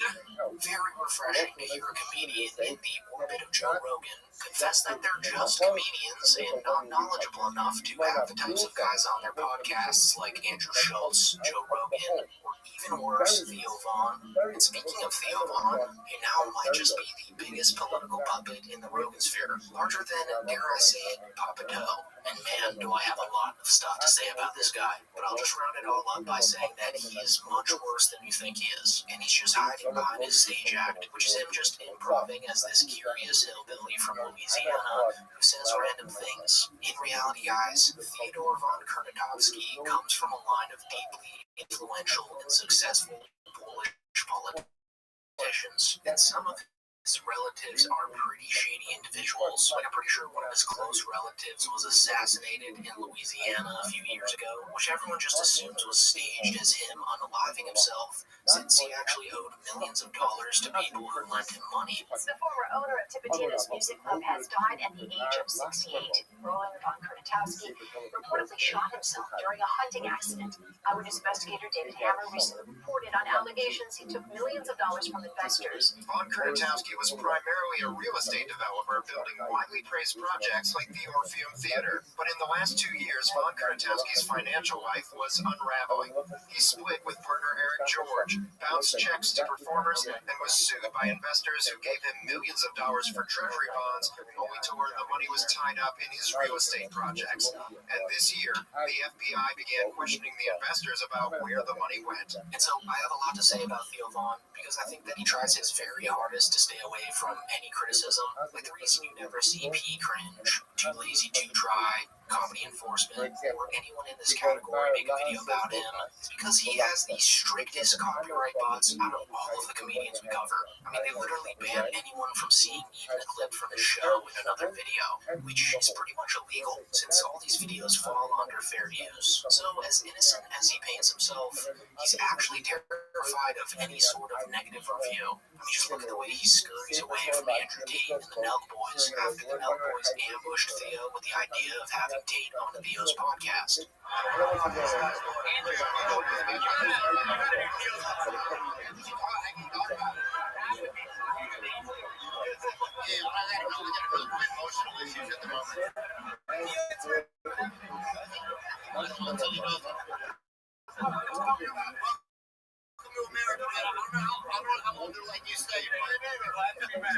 So, as shitty as it was to ambush Theo with someone as controversial as Andrew Tate, him scurrying away is very telling of how he's so protective of his image. I'd also like to add that when he pushed that dude by his neck in a random bar in Nashville, everyone and their mothers came to Theo's defense before ever hearing the other side of the story. So I'm just going to share his side of the story with you guys right now to let you be the judge on whether this guy deserved physical violence or not. Hey, I'm the fan who got choked out by Theo Von. Let me tell you what actually happened. So I'm not just a random fan. I live in Nashville. I play music full time. That's me. All of this happened on May 2nd. Let's see right there. Which also happened to be my birthday. I had my gig from 6 o'clock to 10 o'clock. My friends brought me cake, they brought me balloons, the bar brought me sparklers. So when Theo walked in, he didn't have any security with him. So people were walking up to him, talking to him, taking photos. I finished my show. This was like 10:18. Nobody in my party had talked to him yet. We thought it would be a funny video idea to get him and me popping my birthday balloons together, because he's a comedian. I was trying to be courteous because he was talking to somebody at the moment. So in this next video, you can actually hear me say, I don't want to interrupt their conversation. I was waiting my turn to talk to him. Everybody was all just standing around having fun, having a good time. Nobody was bothering anybody. I mean, I'll show you the full video. That's the guy I was waiting for who I did run into.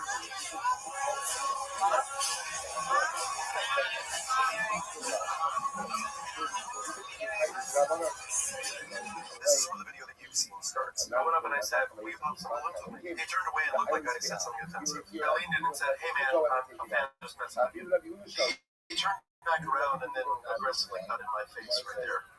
I was confused, so you can see me lean in and say, what? And that's when he grabbed my throat and shoved me back. What happened was a completely uncalled for reaction. This was hours. We hadn't even talked to him. This was a 14-second interaction, and that was it. So I'm not entirely sure if I support this guy or not, as his story likely has a lot of holes in it, but I really don't think that what he did called for a shove to the throat. But do let me know what you guys think of that down below. Anyways, getting back to the point of this video, Theo Von also reacted negatively to one of Trump's decisions. After seeing the mass casualties in Palestine, where he then proceeded to cry about it on his podcast only a few days after being buddy-buddy with the entire family that sends Israel billions of blood money per year. It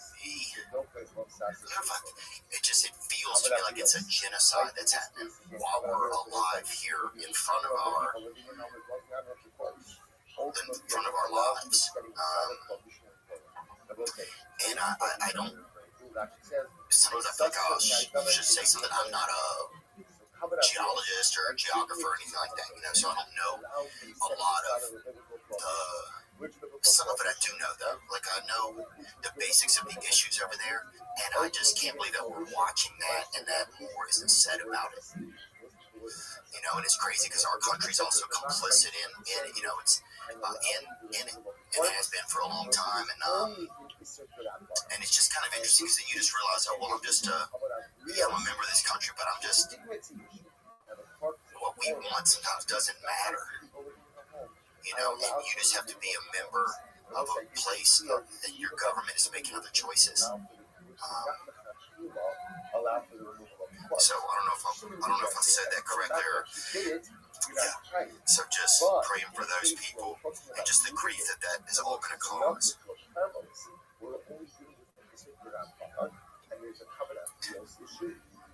You notice, like, what are we doing? I just want to say that this was a completely human reaction by Theo here. It's good of him to say anything in order to make a dent and move the ball in the right direction. I just think saying this and then doing a complete 180, dining with Ivanka Trump and rubbing shoulders with the people who fund Israel is pretty contradicting of him. So guys, as more and more Austin assassins come out and visibly regret voting for Trump, it just makes you realize that these guys should have never involved themselves in politics in the first place. Since after all, they're just podcasters, with some considering them comedians. I mean, even my channel is now somewhat political at times, simply because I focus solely on these guys. Like, I've never intended to wade into these deep political waters, but here we are, B. And I am well aware that the comment section of this video is going to be an absolute war zone, so I'm just going to go ahead and turn off the autofilter that YouTube places on my videos right now, just so everyone can say whatever they want. So yeah, sound off in the comments on whatever your thoughts are on this whole subject, as everyone is entitled to their own opinions, of course. And as always, thank you so much for watching.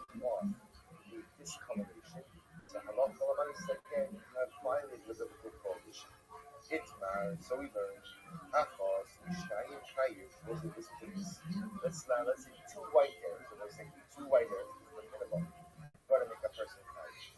So let's say I go ahead and pull out one of the white hairs, like 2 white hairs on my us.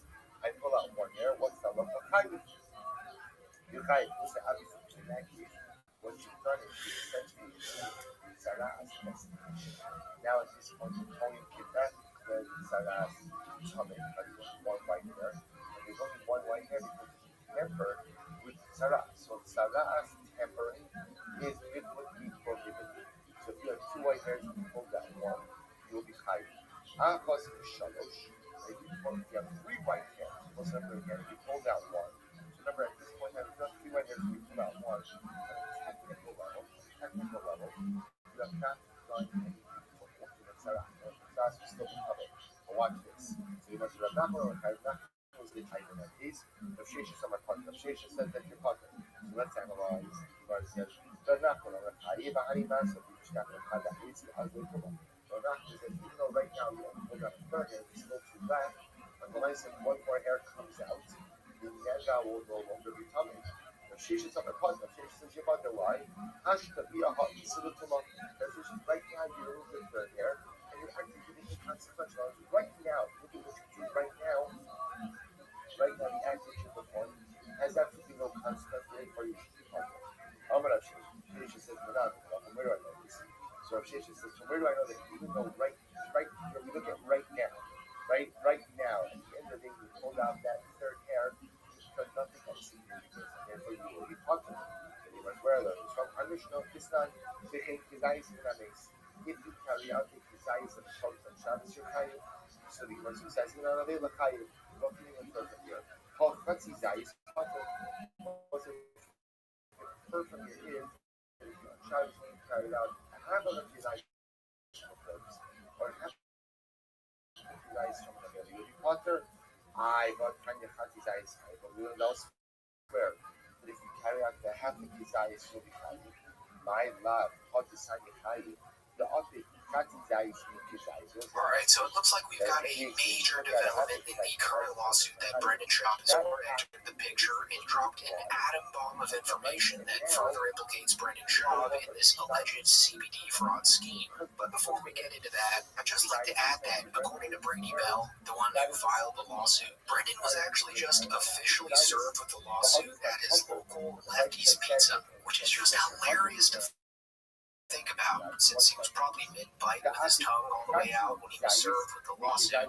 So before we dive into this whistleblower affidavit, I just wanted to give a huge thank you to Brady Bell for keeping me up to date with little tidbits of information like that, because without his emails, I wouldn't be able to share bombshell developments like the one I'm about to share with you right now. So the official whistleblower in this case goes by the name of Jessica Ostenfeld. She's a former equity holder in Pure Spectrum CBD and was actively involved in the company's internal operations, making her very familiar with the people named in the lawsuit, including Brendan Schaub. Pure Spectrum, you know exactly what you're gonna get. Oh, really, dude?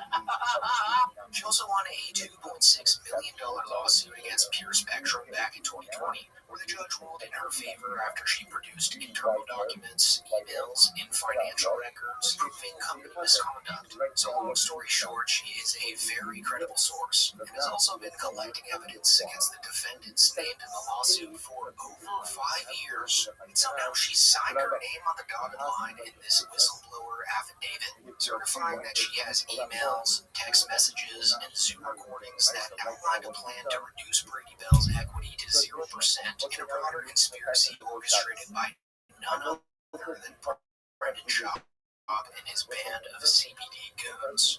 She also claims in this affidavit that she has direct knowledge that Brendan Schaub was offered $100,000 to falsely assert that he had 10% equity in the company a year after he and the company parted ways, which was also outlined in the initial lawsuit. So this is a direct and official accusation of fraud against Brendan Schaub. She's claiming that he lied about his equity stake in Pure Spectrum, participated in a corporate conspiracy, and potentially committed wire fraud or conspiracy to commit fraud. So guys, even though nothing really happened yet, and it's still very early, simply being named in a whistleblower document as someone who accepted a cash bribe to commit fraud is utterly devastating to Schaub's reputation, especially in the business world. And Brendan Schaub seems screwed at this point, and I think it's only a matter of time before the few sponsorships he has left part ways with him. Ostenfeld's re-intended by Peter Moore, Brendan Schaub, and all the other guys to be involved in this hostile takeover to vote Brady Bell off the team, since she was already deeply involved in Pure Spectrum while this was all going down. But since she shockingly has, morals, she instead gave all of her 300 pages of evidence to Brady Bell to help him in the lawsuit, and is now presenting herself as a whistleblower in exchange to be recognized as a material witness and a co-victim, instead of being mistaken as a participant in this fraud scheme. So overall, just some very nasty stuff that Brendan's being accused of here. And now that this whistleblower is coming out with this information, it's really not looking good for Mr. Schaub right now. I mean, this is a massive development in Brendan Schaub's lawsuit, because ironically enough, after Ostenfeld's evidence is processed, Brendan Schaub will probably have over 300 pages of evidence against him that implicate him in some serious ass offenses. Oh, how the tables have turned. And might I remind you that he could actually face prison time for what he's being accused of if he's found to be guilty, particularly wire fraud and IRS fraud, which are indeed federal crimes that carry significant prison sentences if criminal charges are later brought, with wire fraud carrying up to 20 years in federal prison per count, especially when large sums of money and interstate commerce are involved, and then IRS fraud, including knowingly submitted falsified K-1 forms, which Schaub was accused of in the initial lawsuit, is punishable by up to 3 years per offense,